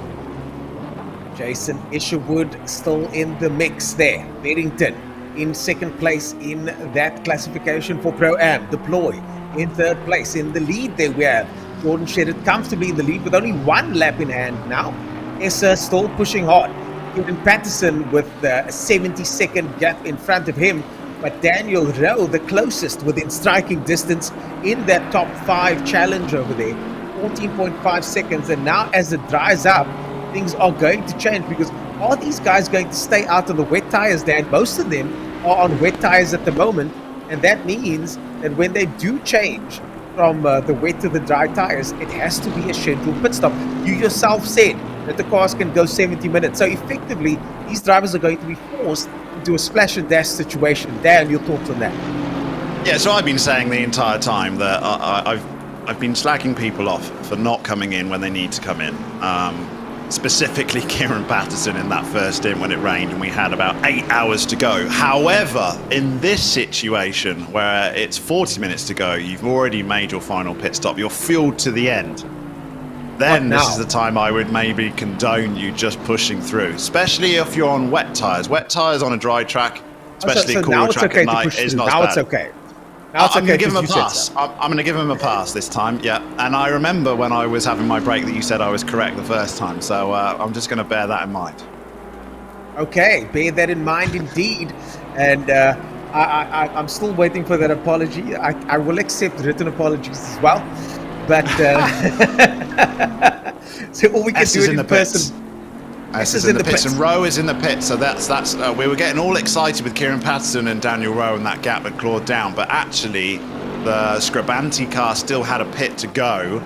This will be their final pit window. Does he put dry on? Does he go for a slick tyre? With knowing that the rain's going to stop and he's got one final push to get a podium? Because that may be his only gamble at this point. I think so. Deploy is on dry tyres, by the way. So Deploy is on dry tires, and we're going to have to wait and see how that plays out, because he, as we mentioned earlier on, is very much in the running for that top spot. He doesn't have to pit again if he managed his pit window correctly, and we could see Deploy leapfrogging his way into second or first position if things go according to plan. As you mentioned, Dan, you do lose a lot more time when you are losing time in the wet, more time than you gain in the dry. So you will, however, though, have a pit stop in hand, and this is going to turn out to be as my ex-co-commentator used to say, a grandstand finish. And that's exactly what we want for this, the virtual Kyalami 9 hour. In the Pro-Am division, it definitely is. So we've got Barrington Smith have done their pit stop. He's like, no, I'm having too much fun in this Bentley. No way I'm handing this car over. He's going to take this car to the end. And he's trying to track down Jason Isherwood, 28 seconds, but in wet racing with 38 minutes to go, that is too close for comfort for the Pro-Am division. Way too close for comfort. They've given us a lot of entertainment, and Ryan Barrington-Smith's had a hell of a lot of votes for driver of the day as well. You can really only be driver of the day if you win your class, can't you? It's got to be one final push for the last 38 minutes. In fact, sometimes the driver of the day doesn't even need to be a winner. It's just someone that has the spirit of the day, or someone that's gained the most positions, or pulled some of the best moves. But in this case, it might be someone with the most fans. We've got another tweet coming out, and this is for the same driver. Let's see. Well done to all the drivers and team. Solid performances. Let's go. BK9H. We got some kudos to the commentators there, and also a hi mom at the end from Omar Khan. Classy. I love that. Loves. You got to shout out to your moms. That's where you came from. So Beamstein doing the ultimate shout out there. And the last 37 minutes, try not to fall asleep, Daniel. I know that I don't think I will, to be honest with you, because the action has kicked off big time in the all sideways moment there from BMW there. And the action has kicked off big time, Dan. This is not what we expected. I was expecting a sort of processional last hour, but now here we are, and we've got ourselves a full-on race for the next. No, and sometimes the last hour can be super dangerous because you start really pushing, thinking, I just want to get a couple more spots. It doesn't even matter where you are. You can be in 25th here with Van Niekerk, and you're thinking, oh no, 24th looks good. 23rd looks really good. Sure does. And you just push and push and push, and you just go for moves that you maybe shouldn't have. And he's looking up the inside of Jason Holden-Jones in the "Are we there yet?" car. We're almost there. 37 minutes more, and we will be there. But he's holding on in that 720S is Jason Holden-Jones. But Van Niekerk has got he's dropped back though, hasn't he? He's let a back marker through on blue flags, I believe. Let a back marker through. But you just got to be careful, because you could be pushing for one place, you make a mistake, and you lose two. So sometimes you should just be satisfied with what you got. But it's always a bit frantic at the end of an enduro. I do think we're going to see a shuffle here, Dan. We might see a shuffle, mate, because some of the guys are still on dry tires. They are struggling at the moment. We've got Minard. I've got eyes on Minard over here. He is running wide at the moment, trying to keep his car on the circuit. A couple of guys on dry tires, most of them obviously on wets. Deploy in 8th position on dry tires as well. Also got KB 36th position on dry tires. But as you say, further back it makes sense. Further forward, maybe not so much, but this is the final gamble that these drivers are about to take now. And Sean Buck starts to get a little bit of pressure there from Holden-Jones. Sean Buck started making the move there on Big Stuck Holzheisen. It's a going. Holzheisen tries to get it back. Side by side here. Tries to get it back. And he gets it.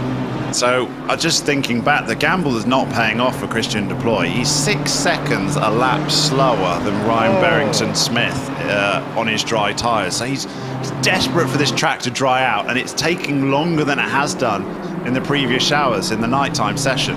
So, it's not there, is it? We've got 30 minutes to go, and I don't think he's going to get as much benefit from those slicks as he would like. Yeah, 30 minutes to go, indeed, 35 minutes on the clock. And we still got 10 minutes, so at least the rain will be stopping shortly. As Daniel Rowe, our 4th place man, it's certainly one of the performances of the day. I mean, how consistent is Daniel Rowe? Have you ever seen him make a mistake? No, we haven't, have we? In 9 hours, I've not seen a mistake at all. And he's in a car which is notoriously hard to drive. And we've seen that other Lambo in Aldo Bellingham's team really struggle to keep that even facing forwards. But Daniel Rowe, relentless. And that gap 14 seconds in 34 minutes, he's going to be licking his lips, I think. Another person that's sort of closing the gap, Ryan Barrington-Smith, is 25 seconds now from leading his class. Can he do it? 25 seconds in 34 minutes? That's a big ask. But if anyone can do it, Ryan Barrington-Smith is going to be pushing for it. That's the song that's being chanted on Twitter now, isn't it? Ryan, he's our man. If he can do it, he can't do it. No one can. And, no one can. He got another 7/10 out on that lap. Smith. Interpol driver of the day, Ryan Barrington, of course. My teammate is on fire. VK98 Logistical Nightmare Racing. Shout out to the guys at Logistical Nightmare Racing.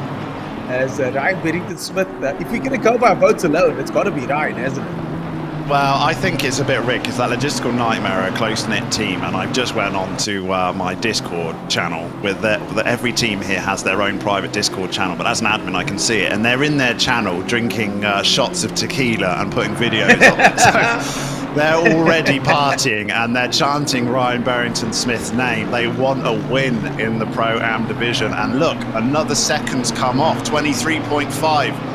I think he might run out of time. I think he really might run out of time, but he's hunting Jason Isherwood down. And then Daniel Rowe, you said he never made a mistake. Oh my God, the commentator's curse strikes again. Daniel Rowe is off, still in 4th position though, no harm, no foul. And 2 laps ahead of Steyn. He's got nothing to lose at this stage, just a little bit of fatigue there. And for the first time ever, Daniel Rowe makes a mistake. He's human after all. He's human after all. He was pushing for a podium. You could see a podium. He was only 14 seconds back and he was pushing, but there you go. If Daniel Rowe can lose a Lambo, it's going to be difficult to drive, isn't it? Indeed, but like you said, he was pushing very hard. And unfortunately, trying to catch up to that 3rd place man over there. He's still on the wets, is Daniel Rowe. Now the track is drying out, folks. The track is drying out. And let's pay close attention to those drivers that are running the dries, at least those that are of consequence. I'm getting super excited, Ernest. I'm getting really excited with 32 minutes to go because Ryan Barrington Smith took 2 seconds out of Jason Isherwood in the last lap alone. 2 seconds. At that sort of pace, he could do it, you know? This could be a massive story, a huge climax at the end of this race in the Pro-Am category. He's pushing very, very hard though, so he doesn't want to do what Daniel Rowe just did. He's got to keep the pressure on. Barrington Smith, unfortunately, is still running the wet tire. Jason Isherwood also, I would imagine, on the wets as well. And Jason Isherwood, his last time of 49.8, and Barrington Smith 49.1. So, like you say, time is definitely dropping for him. He's able to get the most out of that Bentley. 30 minutes to go. 20 seconds in 30 minutes. That's doable. Hannes van Wyk over there, he's on dries at the moment, so let's watch out for him because he could hopefully claw his way up. And Deploy is the other man to watch, but he's so far down. Lapping slowly. Yeah, 54 was his last time through, so we keep seeing it. It needs the track to be in optimum condition for that AMG to hook itself up. And whenever it isn't, he's struggling. He's nearly 5 seconds a lap slower than Ryan Barrington Smith is Christian Deploy. So this 3-horse race is pretty much a 2-horse race at this point. It's just whether Jason Isherwood can hold on. What if Deploy and what if Barrington Smith and Isherwood have to pit? How much time? Is there enough time for Deploy to be able to do the lead? No, I'm pretty sure the pit stop's over. Everyone's pitted. Their stint clocks have been reset. They don't have to pit unless they short fueled or some absolute stupid mistake. So I think they are as they are to the end. So it'll be wet weather tyres even if the track dries out. At this point, I would be pushing and I wouldn't be coming in. I mean, because you're basically throwing away track position, aren't you, in this instance? Yeah, so we've got Jason Isherwood on wet tyres and you've got Barrington Smith on wet tyres. If they both struggle, take each other out, that's Christian Deploy's chance. But I think that's the only chance Christian Deploy's got now in the AMG. So it's a 2-horse race. Yeah. The track is going to be dry for the end of the race, folks. We will have a dry finish. We will have a dry finish confirmed. And the track will be drying out over the next 30 minutes or so. So, car 2, which one is that? What does that mean then? Bellingham car. So they've still got a pit. So, a couple of cars still have to pit at this stage. Not quite sure who. That's the only car that has to pit at this stage. So, only one car has to pit. The others don't have to pit their pit window. They're all within the pit window. So that means that this is a dash to the finish unless, and this is a big unless, I'm wondering if Jason Isherwood and Barrington Smith can push it all the way through to the end.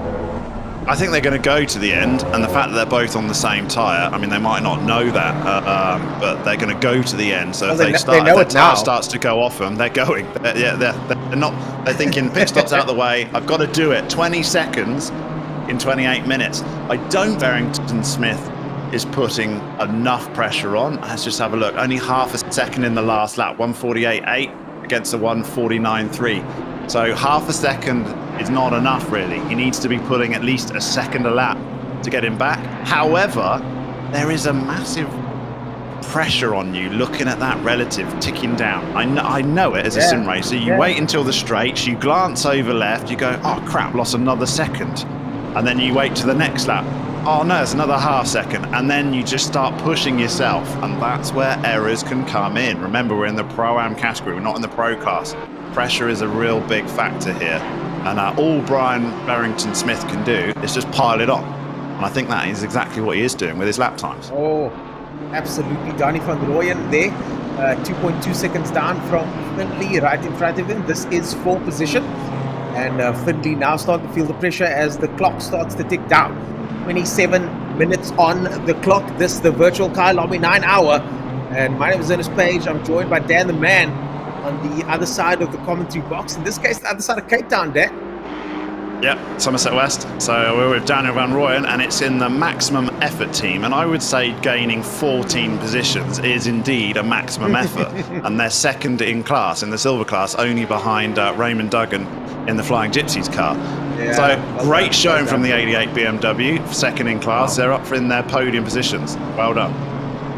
Yeah, I must say, after spending 9 hours watching these guys go around in circles, I'm very much invested in the outcome of this race for all of these drivers. And I gotta say, we've not done this much, but a big shout out to all the teams and drivers, and especially those that have got the little green arrow facing up with quite a few numbers next to it. I mean, it's been an incredible day. And unfortunately, guys like Philip Minard, you know, the 10th position doesn't tell the story of Philip Minard and his team, does it? 10th So position unfortunately, does not Philip tell the Minard story with of Philip Minard. No, disconnect there, because they were running 5th, which is where they started, and they had a brilliant Super Pole as well. So they were cementing their good work from yesterday, and then they had a disconnect in Sas van der Westhuizen, and Philip Minard took the realms of that car in 10th with a huge gap. And he's managed to get to win with, I mean, that gap was about 80 seconds when Philip Minard took it, and now he's only 1 second behind Hannes van Beek for a 9th position. So I said at the time, well, that's it, he can only get 10th, just bring it home. And he's still pushed relentlessly. So respect to that team for taking adversity on the head and then carry on pushing, because they can still get 9th position here right at the death. Hannes van Beek under a bit of pressure here from Philip Minard. He's been quick all day long. Let's have a look at his times. What was his last time through? It was a 1:53 against a 1:52.8. 2.5 seconds quicker than Hannes van Beek. A pass is inevitable here. Pass is absolutely inevitable. I think Van Beek is on the dry tires as well. So Van Beek is on the dry tires, if I'm not mistaken. I was shuffling through earlier on. And there he runs wide as Minard has a look down the inside of the main straight. Just look at that view backwards. You can see the tower there. Right. That's where we're going to be next week, Dan, as he comes to the left-hand side of the Porsche. The Porsche now nowhere to go except break in a straight line and healed. And on those dry tires, unfortunately, that is all he can do, as the oily splashed car can't miss. Van Beek gets overtaken by the hard-charging Minard. Yeah, that was destined to happen. The pace difference between those two cars at this point of the race was just monumental. And that, like I said, Philip Minard clawed back basically an 80-second gap to steal from 10th to 9th. And now he's got an 83-second gap to get to 8th. So there's a huge gap in the field down there. But it just shows you just keep pushing, and 1 spot higher, they'll be happy with that. Obviously, they'll be very disappointed with their bad luck during the day. But a top 10 finish nonetheless. Barrington Smith, the time is coming down. It keeps coming down, but it's just not coming down enough. 21 seconds is, and the clock is ticking out. You always think you've got enough time in an endurance race, right until the end when you start seeing 0-0, and then you've just got minutes to go. 24 minutes to go in this race, and there's 20 seconds. It's a bit too much work, I think. We've got some tweets coming up. So, okay, 9H, great race, great production from Barry there. Thanks for that, man. Appreciate the shout out and support. we could not have done this without the community. And I think one of the things that I've realized over the years now is it's all about the community, isn't it, Dan? It really is. And it's a close-knit community. Lost our father the race. So the broadcast has been absolutely insane. Ernest Page is going to get his first driver of the day in his career. I recognise that guy. Eh? Did you recognise that guy? He looks familiar. I think that's Daniel Haynes. Is that Daniel Haynes? No, that's Daniel Costello. That's the other Daniel. It's hard to pin. I mean, I can. It's usually we're used to seeing him with his shirt just buttoned down a little bit more than what that picture is. But that profile picture, I do recognise Daniel Costello. So that is Dan the Man in production. He hasn't had a break or anything. Me and Ernest have had a break, had a nice little break. And he gets 30 seconds. He's allowed to run around the ATK studio and then get back in his seat. So respect for that. He's done the full 9 hours. He's the only guy that's done the full 9 hours. Everyone else has had teammates involved. Yeah, well, he's got Gage with him, who doesn't necessarily do that but he's much. useless. I'm sorry, Gage. Of course you're not. Gage, of course, you're not. Dan and Gage. It's 8 o'clock at ATK at the moment. It's 9 o'clock at ATK. I've lost track of time. And these two guys are here. The place is absolutely quiet. There's just me sitting in the room shouting and screaming at a mic with nobody else around me. The two of them making sure that everything works. So, we're in that position now. Just a couple minutes to go, 22 minutes to go. And what a successful event we've had so far, Dan. Incredible. So glad to be part of this. I've always said I've been proud to be part of the sim racing community in South Africa and be there to push the boundaries of the sport as it becomes more recognized in the mainstream. Yeah, and a special thanks to all the different communities that were involved in this. Like I've said already once before this weekend, but the fact that everyone comes together to view this exactly what it is, a very special event, before arguably the biggest motorsport event in South Africa in the year, and to be able to pull off a virtual 9 hour and have so many people sign up. I mean, we had 150 odd drivers sign up for this. A few didn't make it and they're enjoying the stream instead, but a very big thanks for them for at least partaking. Couldn't have done it without you. And the fact that so many people put everything aside from different communities and think, no, let's make this really special. And that's exactly what's happened. And Ryan Barrington-Smith is trying to have a special finish to this race. And I just think the clock's going to beat him. The time gap now is down to 19 seconds, but it's only half a second a lap. It's ticking down. It's not enough. Stuart White is in the pits. That is Essa, and he's dropping down all the way. He's dropped down to 4th place with Byron Kutzer taking 2nd position. Essa's team down to, that's Masterclass down into 4th position. So what's happened there? They were comfortable in 2nd, and they've had an issue clearly because this shouldn't be a pit stop. They've come in for some reason, and I would have thought they had already finished. So this is an unscheduled pit stop for the 777 Audi. They've just given away a podium spot to Daniel Rowe, who will say, thank you very much. I deserve it in this Lamborghini for my effort. But the 777 car, what a disaster right at the end with only 20 minutes to go. Stuart White does get away, taking the realms from Essa. But I think something's gone wrong in that team.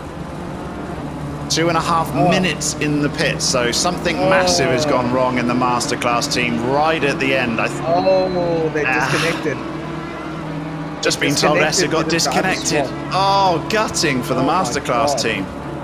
Essa now on dry tyres.Essa's now on dry tyres, runs a little bit wide there. Oh no! Stuart White has taken over from Essa, I think. But it was Essa that got disconnected. Oh, Essa got disconnected. I've still got Essa on my screen over here. So Stuart White, unfortunately now behind the wheel of a car that's slipping and sliding all over the circuit. He's got the dry tyres on. And Daniel Rowe now is Zahir Essa. That is Zahir Essa behind the wheel. It just switched on the live tower. You're quite right. So did Stuart White jump in and then Essa reconnect and jump back in again? Something went wrong there because Essa was in that car and something funky happened. But the 777 that was easily the second best car of the day, 20 minutes to go, and they're not even going to get a podium at this rate. Whew. 777 car. Now everything to play for. It's dry out there though and drying. The circuit though, the dry line is forming, but the circuit is still a little bit wet. Is it because of the cold, Dan? I mean, is ACC that realistic that the circuit takes so long to dry now because of the cold weather? I think so. Yeah, I think without sun baking down on it, it definitely will take a bit longer. Yeah, these sims are incredibly realistic now.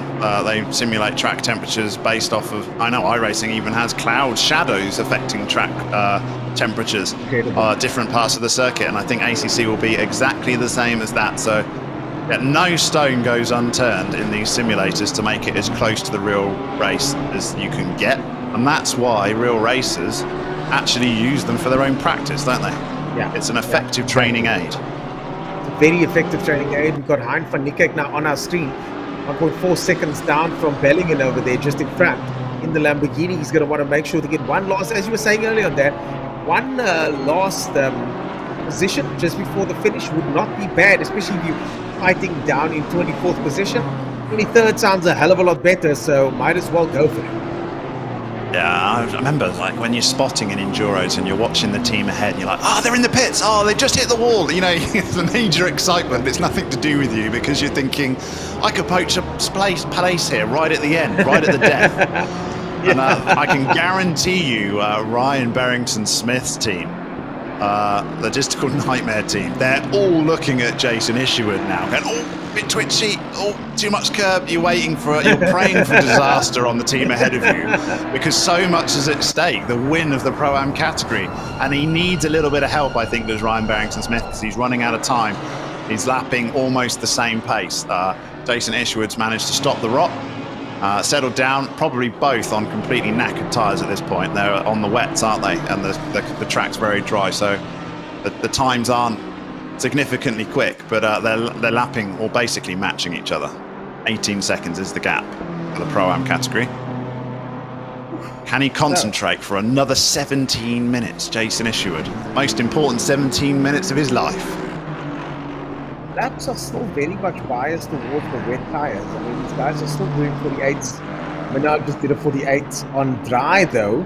Menard just did a 48 on the dry tires. Where is he sitting? He's still in 9th position, and he's going to give Deploy some hassles. But it does look like the wet tires are still better. Sheriff on the wet tires comes flying past Menard on my screen here. So I think and Isherwood and Ryan Barrington-Smith, they're almost the fastest car on the track. Oh, I got Daniel de Villiers. Oh, 2 cars on circuit now. Daniel de Villiers and Van der Merwe with an incident. Oh! Please rejoin This could safety, cause some hassles guys. behind them. This could cause some hassles behind them. The guys behind them make it through. And Donuts on the start-finish line there. Van der Merwe and de Villiers trying to go into the pits now. Yeah. Both of them into the pits. Oh, thank goodness they didn't take a few more cars out with them. Spin in the pits as well. Oh no! I think the pit limiter needed to be on there. That's a little. I mean, that was a pretty classy donut. I mean, you're a fan of a donut. I've seen you do a few. And what score would you give that one? I mean, that was a out of 10. Well, you don't want to go into the wall though. So, and the thing I is, think the donut was pretty classy. He did a full 360 in the pit entrance. It doesn't matter how good the donut is the third time now, because you're supposed to get it the first time. The third time, if you get it the third time, then you're just practicing donuts, aren't you? True, very true, very true. Ryan Barrington-Smith took 7/10 out of Jason Isherwood in the last lap, but 15 minutes to go. You're going to be very nervous in the 53 BMW team. You're going to be very, very nervous. You're thinking to yourself, you're watching that Delta for the last sort of whole stint, and you're just concerned that he's going to hold on. In the retro esports, you got Dwayne Hall and Jason Gray watching Jason Isherwood trying to bring home the win for the team. A lot of pressure on Jason Isherwood's shoulders. He did have some time to play with, and it's just as well he has, because he's lost about 5 seconds, but the clock's ticking down. 14 minutes to go. The clock is his friend for retro esports. Well, someone that I know we mentioned this before, but driver of the day certainly should be, one of the nominations should be the team 101 team of the day.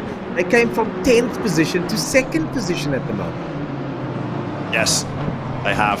I still think they made a slight mishap at the front at the start. However, it makes absolutely no difference now, does it? Because they're 3 laps down anyway from the leader, and 2nd place is the next best. Here we got a replay of what happened on Van der Merwe. Van der Merwe early on. Cheetah again. Cheetah. Oh, that curve at Cheetah every time. And nowhere. He was a passenger behind in the he was a passenger in that BMW behind. Could do nothing about that, could he? Absolutely nothing and nowhere to go.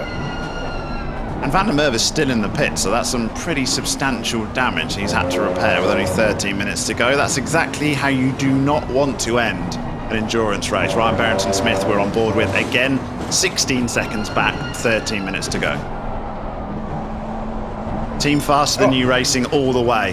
Faster than how many at this point is Team Faster Than You? Last time I checked it was faster than none. That name put them in the back. But I do think the experience has been good for them, certainly, and the spirit seemed to be up with them and their supporters, so well done to them. And talent-wise, we can't deny that team is talent-loaded. I think the console race has got a bit of an eye-open here for an endurance race on PC, though, and how sort of nuanced of the game you have to be aware of, and they'll come back very much more up there. I think they're going to come back strong in the next event. I think the weather didn't help them as well. Perhaps they were just completely and utterly caught out by the massive changes in conditions we've had, whereas we had perfect track conditions yesterday for qualifying, where they excelled at and showed their talent. Now the track is now starting to even out for the dry and the wet tires, but still no advantage to be gained for the dry tires. And you're right, Dan. I mean, they might as well just stay out there on those wets. It's only 12 minutes to go. Even if you're losing 2-3 seconds a lap, it's still not the end of the world. It's better than having to stop for a pit stop. Yeah, I mean, I'm looking at the times now. Barrington-Smith and Christian Deploy are like the fastest guys on the circuit. Actually, Jason Isherwood had a really slow lap there. He lost 2 seconds according to the timesheet, 1:49.2 to a 1:47.2. However, I'm looking and the gap is still 15 seconds. So 11 minutes to go. Jason Isherwood's getting a little bit nervous and twitchy on some very old wet tyres on a dry track. But that 15 seconds and we've only got, 6 laps to go?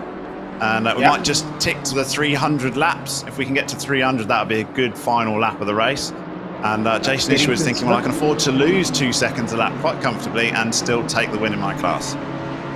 Barrington-Smith has been the talk of the town now, and this certainly is fitting for him, because he's now chasing down Jason Isherwood. 14.7 seconds down the road is Isherwood. Between him, it's got Sheehan in the 885 BMW, 6 seconds drift from Jason Isherwood. So Isherwood and Barrington-Smith having an on-track battle at the moment. They can't see each other, but they can certainly see those deltas, and I'm sure they're glancing down at those screens just to make sure things stay the way they want them to, with just 10 minutes and 57 seconds to go. I'm pretty sure their teammates in comms will be telling them the exact situation. Don't you worry about that. They're watching this race. They've come all the way down. We've had 8 hours and 50 minutes. And those two teams, the 53 and the 81, they are absolutely glued to their screen to see who's going to take the win. It could still go either way, just a slight mistake. It's not safe by any means, but Jason Isherwood, can he bring it home for his team in Retro Esports? Jason Isherwood, 14.2 seconds now. The gap down now to 13 seconds. So everybody's pushing very hard. I'm interested to see what Barrington-Smith's lap times are looking like. He's currently doing a 48.0. I wonder what Jason Isherwood is doing. He did a 48.285, so only 2/10. So he had a good lap, Jason Isherwood. He lost 2 seconds on the previous lap, but this lap's good. 1:48.155, just went across the line. 1:48.155 for him. And Barrington-Smith gets a 1:47.3. Barrington-Smith gets a 1:47.3. So I mean, Barrington, to give you an idea on the sort of how much Barrington-Smith is pushing, go to the Patterson Work 101 car, did a 1:48.5. Daniel Rowe, 1:48.3. I mean, Barrington-Smith's quicker than our leaders right now.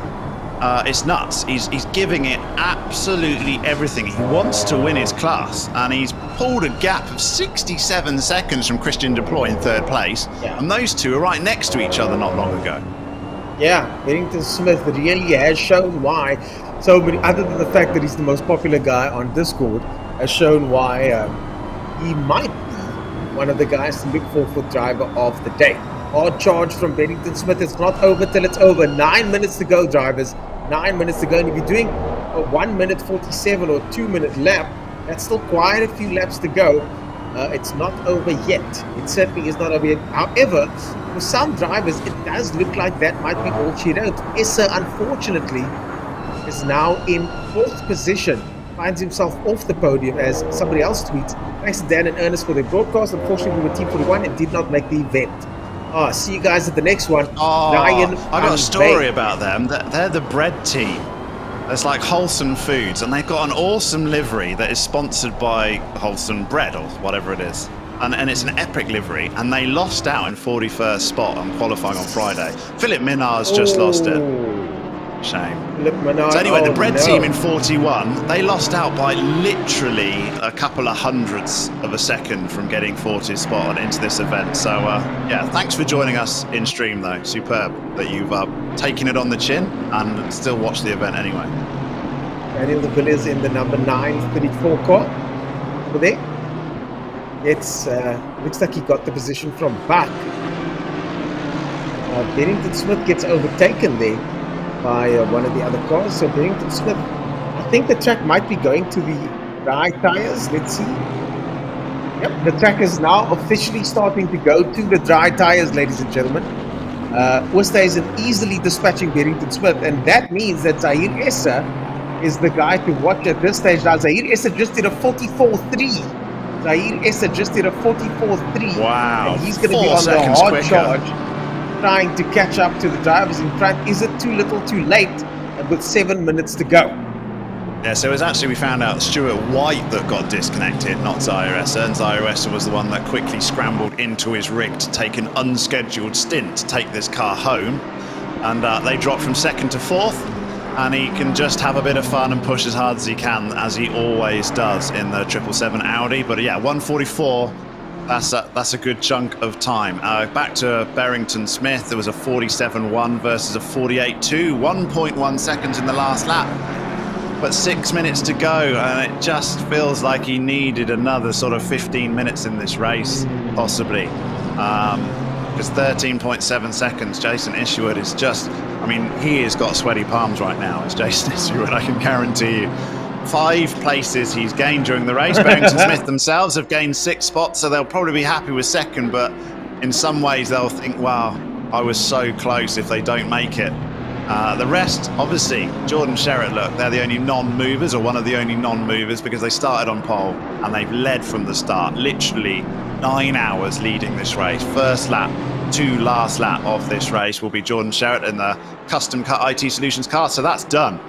We still don't 100% know the Pro-Am, but we do have to play a mention for the silver team, because look at that, 12 places gained, Raymond Duggan in the 28 Flying Gypsies car, and that is a massive performance from that team. Team of the day for me, as I've said already, 14th in overall classification, beating out so many Pro-Am cars, only 4 Pro-Am cars ahead of them, and they're in the silver class category. They weren't quick in qualifying, but they were massively consistent in the endurance race. And they're going to walk away with a prize for their efforts, so they can just hold on for another 5 more minutes. There's the issue on screen at the moment. Well done to all, and especially Team Flying Gypsies and my brother. What I did, we got a crash on screen there. Somebody crashed on screen. That's Brandon Holthuizen. I think that was Are We There Yet? Yeah, Holden Jones in the Are We There Yet 720 McLaren was what crashed, and he's trying to rejoin safely. So he's in 25th spot, dropped a few places as a result. And yeah, we're in waiting for, yeah, I think they did rejoin ahead. So Jason Holden Jones in the 33 Are We There Yet 720S car. Here is carving his way through there. That's Barrington Smith, we're on board now. In front of him is Essa in 4th place, also pushing very hard on dry tires. Let's give I can't believe over to Raymond Duggan. Yeah, superb run. I mean, it's a flawless run from those guys. Really has been a flawless event. I mean, that they've got to their position just purely by consistency, not necessarily outright pace. But they're lapping in the 148. So their fast lap of the race, 142.5, which is a pretty average with the rest, or it's pretty much matching around them. But it's their ability to keep it consistent and it's pulled a silver class car right up into the mix, mixing with the big boys in front of them. That's what it's about, that consistent lap after lap after lap after lap. On board now with Jordan Shedit, our first place man. So far ahead of the rest of the guys. Just now got to coast away. 3 minutes and 44 seconds to go. And very close to the finish with Jordan Shedit, our leader. Jordan Shedit teamed up with Tariq Adam and Luke Addison. And Jordan Shedit is really hustling this car around. He's really rotating this car around quite a bit. Still on the wet tires. Track not drying enough for that to make much of a difference, so he's going to be happy with that. The strategy paid off completely. The preparation paid off completely. All that blood, sweat and tears paid off for absolute domination. Yeah, at Kyalami 9 hour. Jordan Shedit will be the man at the top of the podium, and there is nothing that anybody can do about that. His teammates alongside him as they all raise the trophy in about 2 minutes time if everything goes according to plan. He's got a couple more laps to go. He'll probably be the only car that does over 300 laps because we're on 299 at the moment. He's going to take us into our 300th lap for the leader, but he's got a lead of a couple, 2 or 3 laps. So he'll see 300 laps. The rest are just going to fall slightly short of that number and probably finish on sort of 298. But we got 2 laps to go, unless, I mean, Jordan Shedit could basically park it on the line now and decide that this is his last lap because he's got that much of a lead that there isn't enough time for people to unlap themselves through. So he's just going to, he could cruise around. So he can decide whether he wants, does Jordan Shedit want to do 2 laps or does he want to do 1? If he pushes like I think he will do, we'll have 2 more laps of this race. Well, we said that the last time. Byron Kutzer there in 2nd position. Byron Kutzer in 2nd position in the number 101 car. Daniel Rowe in position number 3. Zaire Essa in position number 4. We're on board now with Daniel Rowe in the Lamborghini. A fantastic performance from him, and he gets onto the podium. Shedit, of course, in position number 1. Essa in position number 4. We've got Marcus Stain driving that car into 5th position. Jason Isherwood takes 1st place in Pro-Am in 6th place. Fantastic performance from him so far. In 7th place, Bennington Smith still on the charge. Bennington Smith still on the charge, but I don't think there's going to be enough time to get that 1st place. Deploy in 3rd place in this category in Pro-Am, and Minnar 9th, Van Wyk 10th, Van Sail 11th. Nice to see Chris Radloff being in 12th position. And then, of course, Otten's behind him. But the man that separated himself from the silver class, Raymond Duggan, gets 1st place in silver, followed by Van Rooyen and Pleb further back. In between him is Rameva and Mawa, but Van Rooyen gets 2nd place for silver class, silver cup. A fantastic performance. Etienne Klep gets 3rd place on that silver podium. So Jordan Shedit's going to come round. This is penultimate lap of the race unless he decides to park it here. He doesn't. He says, I'll have 1 more. Thank you very much. We're going to get 301 laps in this virtual Kyalami 9 hour. The first race in the virtual world is 301 laps for our leaders and 298 laps for back for the 101 PWSR Porsche. So it has been a dominant performance by the Custom Car IT Solutions car. A job well done, a weekend well done. They haven't put a foot wrong all weekend. They led every single qualifying session yesterday. They won Super Pole, and they're going to win this race as well. What a class act. What a class act indeed. Jordan Shedit making his way around. Looking at Daniel Rowe's times, Daniel Rowe just did a 48. Zaire Essa's doing a 44. He's 4 seconds a lap faster, but it's still too little too late. As we mentioned earlier, the race is about to end, and it's probably going to end as it is right now, as it stands right now. I definitely think team number 101 in 2nd position started from 10th after a dismal qualifying. And jokes aside, 9 positions in the top 10 is a frankly unbelievable achievement considering the class of the field. Yeah, they had a bit of bad luck with an invalidated lap in Super Pole yesterday, but they took their good luck when they could here with the likes of the Masterclass 777 Audi having a late disconnect with 20 minutes to go. but there's no subtitles in the results, is there? You'll take a second place in the virtual Kyalami 9 hour, and that'll matter. You came second, so well done to the 101 Patterson Works Racing Porsche. A job well done for you guys as Jordan Sherritt comes around Ingwe for the very last time after 9 long hours to complete this virtual Kyalami 9 hour. He will take the victory. Wow, Jordan Sherritt gets across the line. Jordan Sherritt takes the win, ladies and gentlemen. He is your winner. Tariq Adam, of course, cheering him on from the pits. Luke Addison also cheering him on from the pits. Those three are your winners, ladies and gentlemen. Jordan Sherritt driving the car, but those three drivers are your winners. Jordan Sherritt takes the win, followed by Kutsa in the 101 car. Daniel Rowe gets third place. Zahir Essa just misses out on that podium, gets fourth. And the drivers now crossing the line. This is the end of the virtual Kyalami 9 hour. Isherwood. Jason Isherwood hasn't crossed yet, has he? They've just got to cross Jason Isherwood for the Pro-Am win. A 53 BMW got across to get the win of the Pro-Am category. And that's the last story to come through here. We've got Daniel Rowe flashing. Everyone's happy they made the result. I mean, that's a solid podium in a Lambo. Well done to that team. There's the fireworks. That's what we've been waiting. Finally. I think they were a bit delayed because they couldn't believe how quick Jordan Sherritt was. It took a while to get them going, but we've got some fireworks in the end. We're waiting for them. Jason Isherwood's still not got a checkered flag next to his name, though, so maybe we can just jump with Jason Isherwood, just so we can see the Pro-Am class winner. He's got it. Jason Isherwood has got it. He is the Pro-Am winner. He held off a relentless charge from Ryan Berrington-Smith, who got a very well-deserved second spot. Close, but not enough time. Not enough time, but we do have other winners coming through as well. Findlay coming through, Althuizen Ottens, Holden Jones, Stain as well. The drivers coming through, the fireworks flying.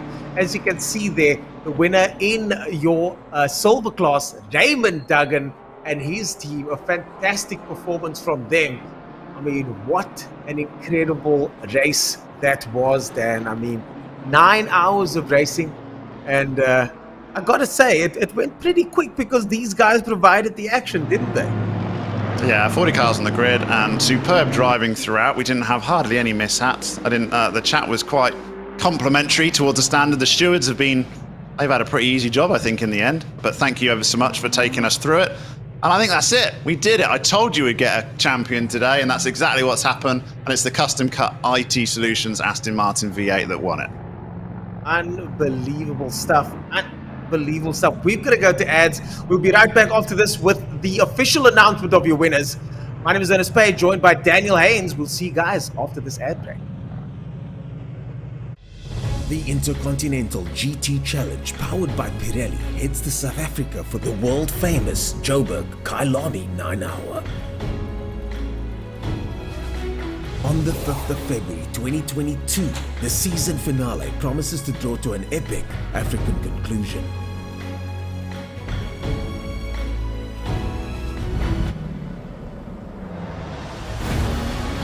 This is the premier GT series in the world, and you could be part of the action.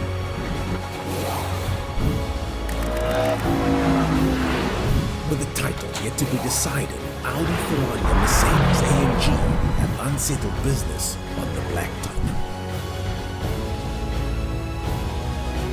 For more information and ticket sales, visit www.kyalami9hour.com.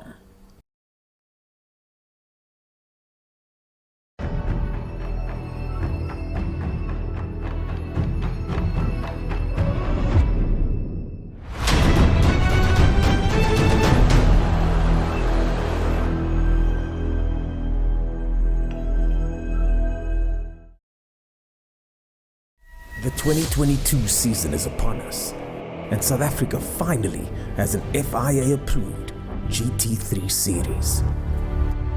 6 rounds, 12 races, including the prestigious Kyalami 9 hour. The fastest South African drivers will compete on equal terms, thanks to a complex system called balance of performance. Before each round, there will be an almost identical virtual round.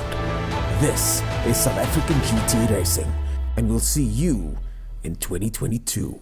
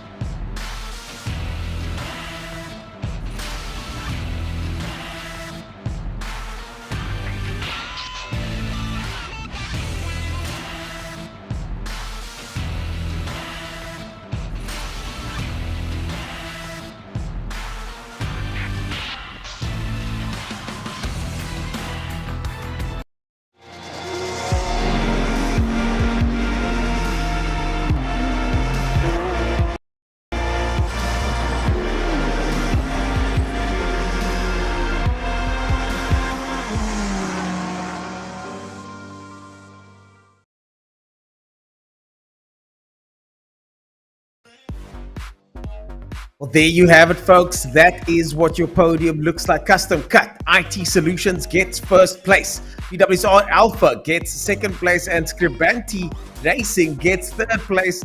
I mean, what a fairy tale ending to this event. We've got PWSR in second position, all the way from 10th place. You've got Scuderia Scribanti in third place, looking fantastic over there.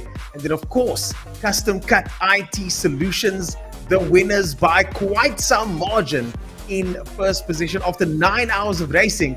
I mean, unbelievable stuff. Superb. And we pretty much knew the winner after a few hours, but the final two results only came in the last 20 minutes, with PWSR Alpha inheriting second spot from the 777 Audi Masterclass team, and then Daniel Rowe got that Lambo on the podium. Well done to those two cars. They'll be chuffed with that final 20-minute sprint. And that is our podium for the Pro Division. 101 laps from our leaders and about 298 for the others. Sorry, 301 laps for our leaders, 298 for PWSR. So we're going to bring in, I think, the winner in one of the drivers from the winning team in the Custom Cut IT Solutions. We can't bring all three in. And that should be Jordan Sherratt, hopefully. He'll be dragged in on air from our production guys, and we can have a chat with those guys and see whether it was as easy as it looked. I don't think it was, probably. I wonder. We're waiting for the man of the moment to join us in the commentary booth. We're getting the winners from each class joining us here today. So be keen to see when he does join us, what exactly he has to say about all of this. I see them off air and waiting. Our production team is making sure to get these guys lined up and ready for action. But wow. They're just busy connecting him to a call. But this has really turned on its head, hasn't it? Scribanti Racing, from the performance that they had at the last event and all the controversy around that, getting slated by some of the guys, rightly or wrongly so, and then regrouping, putting out that incredibly poignant press release, taking full responsibility for what had gone down. I mean, that is class right there. That is professionalism right there. Then putting together a team that comes back and does a top 3 position finish. A fantastic performance from Scribanti Racing. As you said yesterday, it was a class act in marketing, wasn't it? They pulled in just the right man in Daniel Rowe. Didn't put a foot wrong until you gave him a commentator's curse, and then he just had a little off, but he recovered nicely from it. And yeah, I think he did exceptionally well in that car, and he did Scuderia Scribanti. They're going to be very happy with that end result. They'd like to see a podium finish next weekend as well, when we see 2 of those Lambos take to the track in the national division. So yeah, we'll see both the Scribanti guys where they belong on track, and their sim racing team has done them proud as well with a podium here in the Pro Division. So very well done to those guys. Well, think about it. He's a sponsored driver pulled into a team to help them perform, and this is exactly what he did. I mean, they went from literally right at the back of the grid. They're new to the sim racing world. They called in his expertise, someone that they probably know from the real world of racing as well. And he's delivered. So our number 3 man over there should be very proud, Daniel Rowe, of course. But the team is not just made up of Daniel Rowe and his teammate of course, will be very, very happy. Scuderia Scribanti's teammate there, Bagel Grobla, should be very, very proud of his performance as well, because this was a team effort, and him, Johan, and Daniel together brought that car home. In second position, PWSR Alpha started in 10th place after a dismal Super Bowl. Some say it's unlucky, but mistakes are made, and that's what happens in motorsport. You're not supposed to make mistakes. That's the one that makes the least mistakes is the one that usually wins. But when it came to the race, even with that risky strategy that we both gambled on, they eventually managed to turn things around and somehow ended up in second position. And we didn't see as much of just Kieran Patterson. We almost also saw Byron Kutzer in the mix as well. So between the two of them, this is definitely a flag flying for the two-man team, because the two-man team ended up on the two-man podium in second position. And they sort of slipped in there because we were paying a big amount of attention at the start. That first wet spell, it was all Kieran Patterson, and the comment for the fact that Bettini was different strategies. It didn't quite work out for him. So then we sort of left them be and looked elsewhere on the grid. And then we come back towards the end, and they're there, aren't they? They'd recovered nicely from that early mishap, and they're right back in there and have finished up in second spot. So good overall. I mean, you've got to look at the overall in an enduro. You take not all decisions go with you every time. But overall, clearly it went well for them, because a second spot in such a high-class field as this in the virtual Kyalami 9 Hour is something to be quite proud of. So well done to the PWSR Alpha team in second spot. And then obviously our winners, Custom Cut IT Solutions. It wasn't just Jordan Sherritt at all. It was Luke Addison and Tariq Adams as well. And their times were super consistent between all three. There wasn't one quick driver here. There was three very quick drivers, the quickest drivers of the weekend, all in the same team, basically. And that's how you win, by about 3 laps. So it was pretty relentless from the Custom Cut IT Solutions car. Yeah. Custom Cut IT Solutions on the top spot of the podium. Jordan Sherritt, Tariq Adam, and Luke Addison made it all the way to the top of the podium. And you're right, Dan, that is a class in consistency from those 3 drivers. Absolutely impeccable stuff from all of them. One after the next, just putting in those laps. Not many mistakes, a couple here and there, but they were so fast in the end. It was just speed and consistency combined to get them an insurmountable lead when compared to the other competitors in the pro division. And it was a super hard race, wasn't it? I mean, how many rain showers do we have? About 4, 5 maybe? Just about. I mean, we had a good dry spell section as we go into the night, and it was looking like we might finish in that respect. And then we just had a final shower just to put a final twist in the story, and people having to cope with yet again the decision of going on to wet tyres, whether to carry on or whether to take dries. So I think production have just about managed to grab hold of Jordan Sherritt so we can have a chat with our leaders. Very interested to ask him whether it was as easy as we thought it looked, but I suspect he'll have all sorts of stories about near disasters with back markers, because that always is the case with the leaders. How many passes did he have to make? So here we bring in Jordan Sherritt. Welcome, Jordan Sherritt. How was it? That's all I can say. It was long. I hope you can hear me. It was long. Yeah. Awesome. Yeah, Jordan Sherritt, it did seem long, but it also seemed like you guys had everything under control. It seemed like you knew exactly what you guys had planned. Your strategy was intact. I mean, tell me, why were you guys so fast in a car that people wouldn't necessarily think would be that fast? Sure, I don't know. That's a hard one to answer. I think practice obviously is the first thing, because not everyone can drive any car fast, right? And it obviously takes 2 to get it to work, and obviously setup, trying to extract everything. And the Aston is very good at Kyalami now, actually. I didn't actually know this until the SimGrid race that we did in the Audi. And I saw the Aston, and I was like, that might be a good choice. So that's why we chose Because it. It was a last minute change for you guys, wasn't it? You changed with about 2 weeks to go and went into the Aston. Was that following a lot of testing that you were actually quicker in that car than the Audi? Actually not. I think it's a better car for all 3 of us in terms of drivers, because Luke has always driven the Aston, and Tariq is pretty much, he can drive most things, and obviously I'm actually an Audi driver, but I think Tariq and Luke struggled slightly with the car, so it made sense for us to go with the Aston for a better overall balance, and that's why you saw us all perform extremely well today. Superb result. And another Fantastic. question I've got for you. When we were coming up with the weather settings, we simulated quite a few weekends. We were there for a long time, just keep running it, jumping through the hours. And we were generally getting a big, long, dry section, a sort of 2-hour wet section, and then a big, long, dry section. We're thinking that seems pretty tasty. And then when we finally fired up this server, we ended up with a massive mixed bag of lots of different showers. How did you cope with that? And was it difficult? Was it what you were expecting? It wasn't what I was expecting. And I actually come up with some of the settings for this. Obviously, I'm very experienced in the game, so because I've done quite a few races with this new system that ACC has, I sort of knew what it was going to do. So we could always predict what was going to happen because it all runs in a pattern, depending on how variable the server is. So we could time literally everything to perfection. I don't want to tell what we do, but yeah, that's how we can figure out what to do most of the time. Insane. So there are levels to this game. I've got to ask this question. Apparently, there's some toe setting that makes all the difference in the world. Are you guys running that toe setting? Yes or no? That's a simple yes or no answer. Actually, no. I mean, no one. Okay. No one. Are you prepared to share your files? I mean, yeah, I could actually share it. I could show you on a screenshot. No, I swear, I'm not even joking. Because everyone I didn't think you were. There was just a few comments going around, and we're just wondering whether there was a possibility.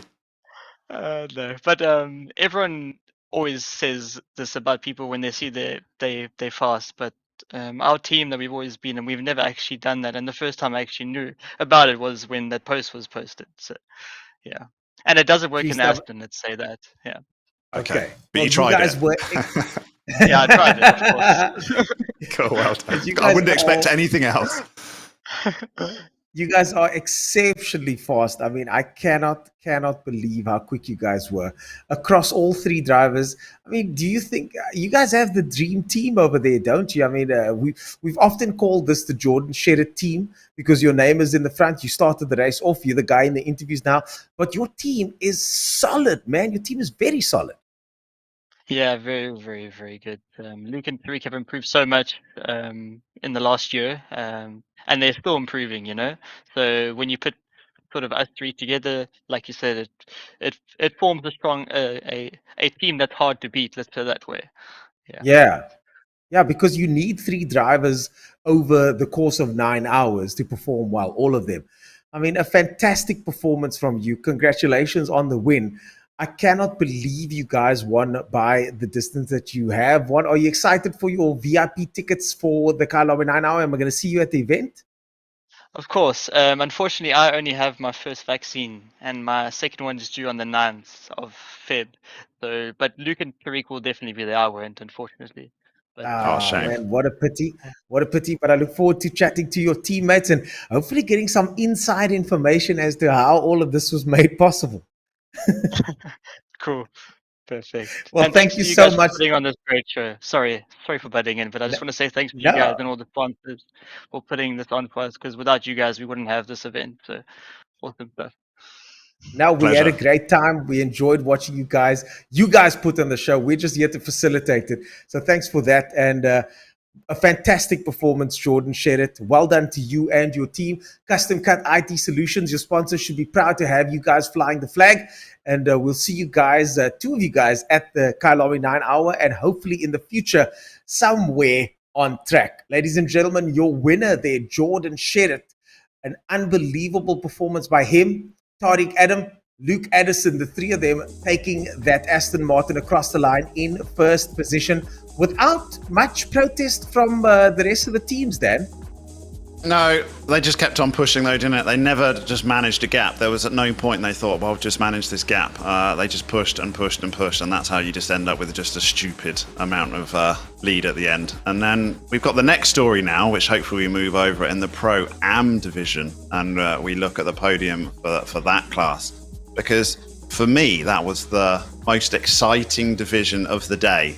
It was just moving around all the time. Retro Esports just about held on from LNR Express. I mean, they were an express in that last half an hour, weren't they? My word, Ryan Barrington-Smith, a very popular sim racer. We had a lot of votes for him, and he almost got the top spot. And then we had the KSR One Plan Insurance 316 car, the Mercedes, that was leading at one point. All of these cars were leading at one point in this division. But that Mercedes, I thought, was odds-on favourite to win, but it just struggled in the wet. And then it dropped back towards the end of the race with the changeable conditions again. So Retro Esports held on to the death, and they are your winners of the Pro-Am division. Congratulations to all three of those drivers. Yeah, KSR one plan. I'm sure they're very happy to have their name on the podium over there. LNR Express can say the same. One Plan Insurance there in third place, LNR in second place, and Retro Esports. But like you said, Dad, this was they were the stars of the show at the end, because they were the ones that were racing for position right through the course of the 9 hours. And that's what we came to see. We wanted to see some exciting driving, and that's exactly what we saw, thanks to the guys from Retro, LNR, and KSR. And just a fantastic performance there from the Retro Esports guys, all the way in first position. Isherwood coming in to give us a bit of a chat here. Jason Isherwood, of course, teamed up with Jason Gray and Dwayne Hall. Jason Isherwood, welcome to the virtual commentary booth. And thank you so much for joining us. And what a fantastic performance. But I got to ask, were you feeling the pressure in the end there? Was everything under control? What was the sentiment in the team? Well, yeah, the stress was getting to me really badly. I've got a Discord call full of mates that were watching, and Yeah. I just said to them, yeah, just keep reading me the times, keep reading me what's going on. I just have to focus on driving. Yeah, the tires were just going off. They were just red. They were so red. Wow. And But what you might have not known, Jason, is you were on the wet tyres on a dry track, but you were being hunted down relentlessly by Ryan Barrington-Smith, also on the wets. So you were both cooking, and you were literally the two fastest guys on the circuit towards the end. And the Pro-Am division was the most exciting class of the day for us. I mean, we were just glued to it for 9 hours, basically. It didn't seem like anyone wanted to win the class. Every time they felt comfortable, they'd drop back. And then we were going, well, can Jason Isherwood held on? You must have been looking at that delta every pitch straight. Yeah, we at one point we got pretty comfortable, and it was around the 3-hour mark or just beforehand. And we had one incident early in the race where somebody went into us and gave us a 50-second pit stop, which was a problem, but we were able to come back during one of the wet stints. And then it got to about the 3-hour mark, and I accidentally put Dwayne Hall on used tires. So he was 5 seconds slower for about 5 or 6 laps, and we said, no, you need to come in. So he came in, and at that point, we still technically had a pit stop over everybody else. And so when we had 2 stops, everybody else had 3 stops. So we were still comfortable, and then all of a sudden comes the rain, and that just evened out the playing field, which in all honesty made it much more exciting. We were getting pretty comfortable, and but I much preferred it ending sort of being chased down. But I'm glad I won. Well, I'm glad we won, should I say? Sorry. I'm sure you are. Well, Yeah, rain they is gave the us a good time. ultimate equalizer, isn't it? Rain is the ultimate equalizer, and you guys had to deal with a lot of that. What was the weather situation like, and how difficult was it to deal with this weather situation? I'd say it was actually easier than I thought it was going to be. We actually referenced a lot of the custom cut guys. We often like sent Luca or Tariq a message and said, you know, like, what do you guys suggest? Or we watched them. Can we and saw have when your they were going to setup, the pit. please? No, because we chat a lot, so it was just helpful. So we would watch them, and as soon as they went to the pit, like, okay, go, now we box, and we were basically just following their lead. Brilliant. And the setup was, I mean, the setup was sort of honestly last minute that we came up with that, and it worked out perfectly. Yeah, well, it definitely worked out perfectly that you guys ended up on the top spot of the podium. It was nail-biting stuff to the finish. What was happening when you guys weren't in first position in class? What was the thought process between you and your team? Tell us about the progression of the 9 hours, because at the front of the pro class, the guys were pretty much in their positions, at least our winners. You guys were shuffling positions all the time. What was going on in the background that we, the audience, didn't see? Well, we were we didn't really expect much of the race because we had just sort of like last minute done preparations. And we also didn't expect to do any quali work on Saturday because Jason Gray was going to go sailing, and then all of a sudden he wasn't. So we actually did quali. We would have started from the back of the grid. So we went starting at 11th. We were just like, well, we just have to make it through the first few laps alive, and we'll be all right. We can just enjoy the rest of the race. We fully expected to finish behind the ATK guys and behind the KSR guys in front of us. We had resigned ourselves to that fact, and then as the race went on, as things do, things happen, and we found ourselves competing for the lead. And when it was dawning on us, hey, we actually have a chance of winning this, it was only halfway through. We're like, wait a minute, we have a really strong lead here. The guys are closing in, but when it comes to pit stops in the rain, we're pulling away. So about halfway through that, we had gone from just enjoy ourselves, have a good race, finish the race, and have a good time to we need to win this thing. So we kicked it into high gear, and that's when it became far more stressful. And not only did you win your class, but you also stuck at 6 in the overall classifications as well. That's pretty cool, eh? Well done. Yeah, I must say the best thing about that is being the fastest beamer. Because when I saw the amount of beamers as to last race, and it was just myself and Brett Crocom's team, we were like the only 2 beamers. And coming in here, I was like, so many BMWs. I'm just going to fit in with the crowd. So being the fastest and winning Pro-Am was, I think, was really something special. I think that out of everything is for me is the best feeling is being the fastest beamer. Well, enjoy that feeling. Enjoy it. Tell your teammates to enjoy it too. A fantastic performance from Isherwood, and the team Retro Esports gets first place in the Pro-Am division. Wow, the fastest BMW, as he mentioned over there, Jason Gray, Dwayne Hall, Jason Isherwood are glad to be the fastest of all the BMWs. And Dan, that is something to be said for that, because all of these guys are the same cars. They've all tried to get the setups just right, but these guys prevailed after 9 long hours. Yeah, 20 odd BMWs on this truck, and to be the fastest one, that's something to be proud of. It was the most selected car, and then towards the end, everyone's like, "Oh, it's not actually that quick." But we can get a Pro-Am car into 6th place. That's pretty quick for me. It's got one last story to talk about, and that is the silver class division. Very competitive as always, and that also shuffled around during the day. We had, again, several leaders of the silver class division. And it took someone to really take it by the scruff of the neck and a bit of consistency, and that was the Flying Gypsies Racing Gold team, who by the end won it quite handsomely, and I think finished like 14th in overall classification. So that is a very good day's work from those guys.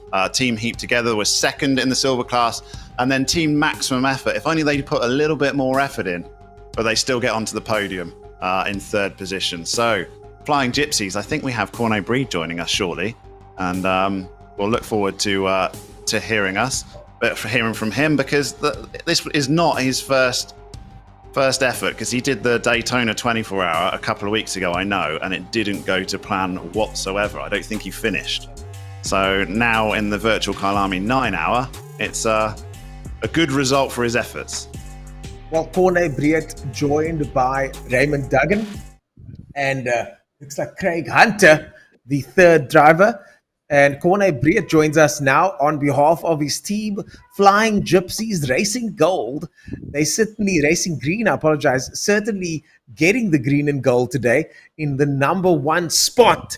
Flying Gypsies, tell us about exactly how that went down, Mr. Breed. You've got a big fan club outside there. We've seen you guys fighting it out. It looked like a fight out there. Your fans were behind you. But what was it like from behind the wheel?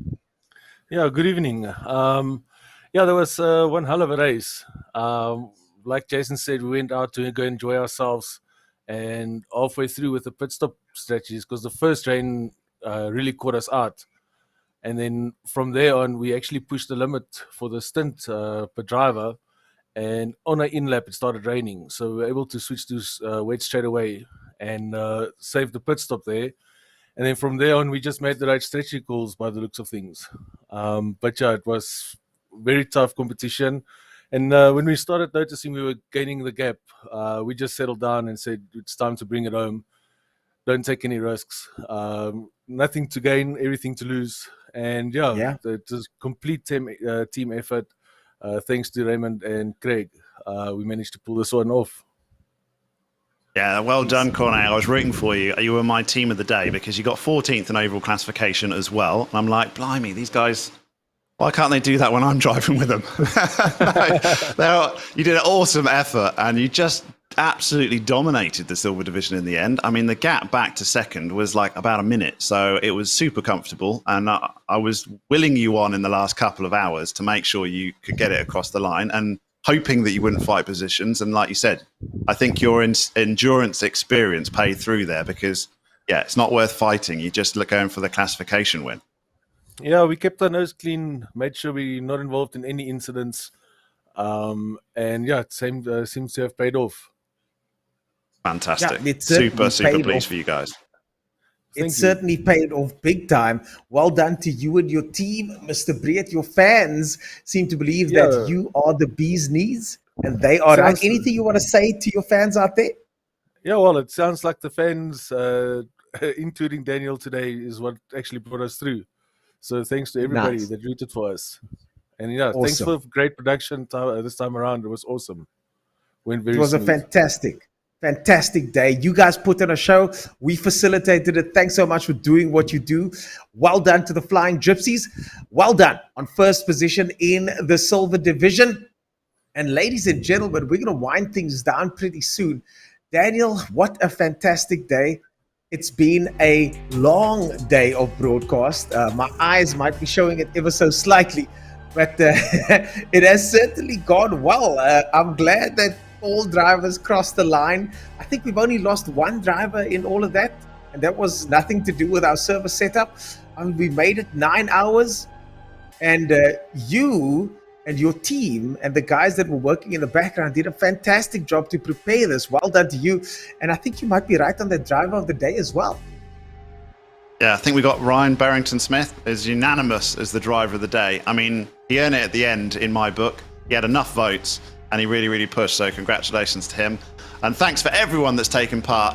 That is it. The virtual Kyalami 9 How has finally finished and I can go and stretch my legs. So thank you so much. And all of you that have joined us for all of this time, brilliant. Now, all that's left is next week. And that's the big one. So if you've enjoyed the virtual race, you're not going to want to miss the real race. And we're a forerunner. We're officially sponsored by Kyalami 9 Hour. Thank you to all of our sponsors at the bottom of the screen. But you want to join us for next week now, Friday and Saturday. It's the big one. Ernest will be working his way up there tomorrow morning. Not much sleep for him. And yeah, don't miss it, guys. Let's follow on from the real one. Hopefully it'll be as good as the virtual one. It's got quite a lot to live up to, I think. Yeah, it's got a lot to live up to, especially since coming off this virtual Kyalami 9 Hour. The two of us get a little bit of a warm-up round now, so at least we managed to get those vocal cords warmed up. But also shout out to everybody out there in the stream, all those comments. You guys were keeping us entertained, letting us know when the rain was coming, when we missed it sometimes, so that was good to know. And of course, our sponsors down the bottom, SAGT, Monarch, Kyalami 9 Hour, Sim Racing GP, Sim Race South Africa, Coach Dave Academy, and of course, Sim Grip as well. Sim Grid, sorry, I apologize, Sim Grid. Well, I've got a bottle of water in the way. Yeah. I've been keeping hydrated today. But that is all from us, myself, Ernest Page, and Daniel Haynes. What a fantastic day of racing. Thanks so much for joining us. We'll see you guys at the Kyalami 9 Hour next week. This has been the virtual Kyalami 9 Hour powered by Monarch. Thanks to our production team and all those people in the background making it possible. We'll see you guys on the next one. The Intercontinental GT Challenge, powered by Pirelli, heads to South Africa for the world-famous Joburg Kyalami 9 Hour. On the 5th of February 2022, the season finale promises to draw to an epic African conclusion.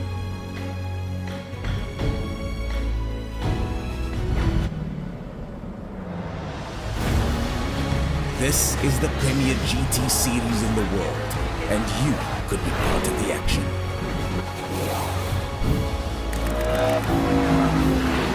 With the title yet to be decided, Audi, Ferrari and Mercedes AMG have unsettled business on the blacktop.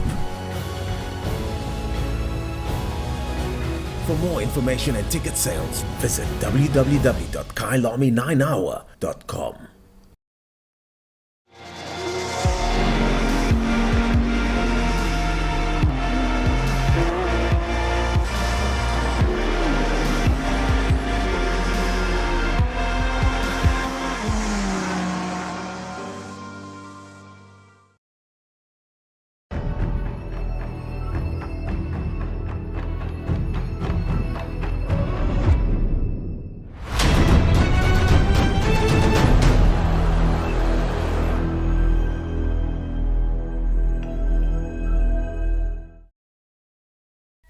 2022 season is upon us, and South Africa finally has an FIA-approved GT3 series. 6 rounds, 12 races, including the prestigious Kyalami 9-hour. The fastest South African drivers will compete on equal terms thanks to a complex system called balance of performance. Before each round, there will be an almost identical virtual round. This is South African GT racing, and we'll see you in 2022.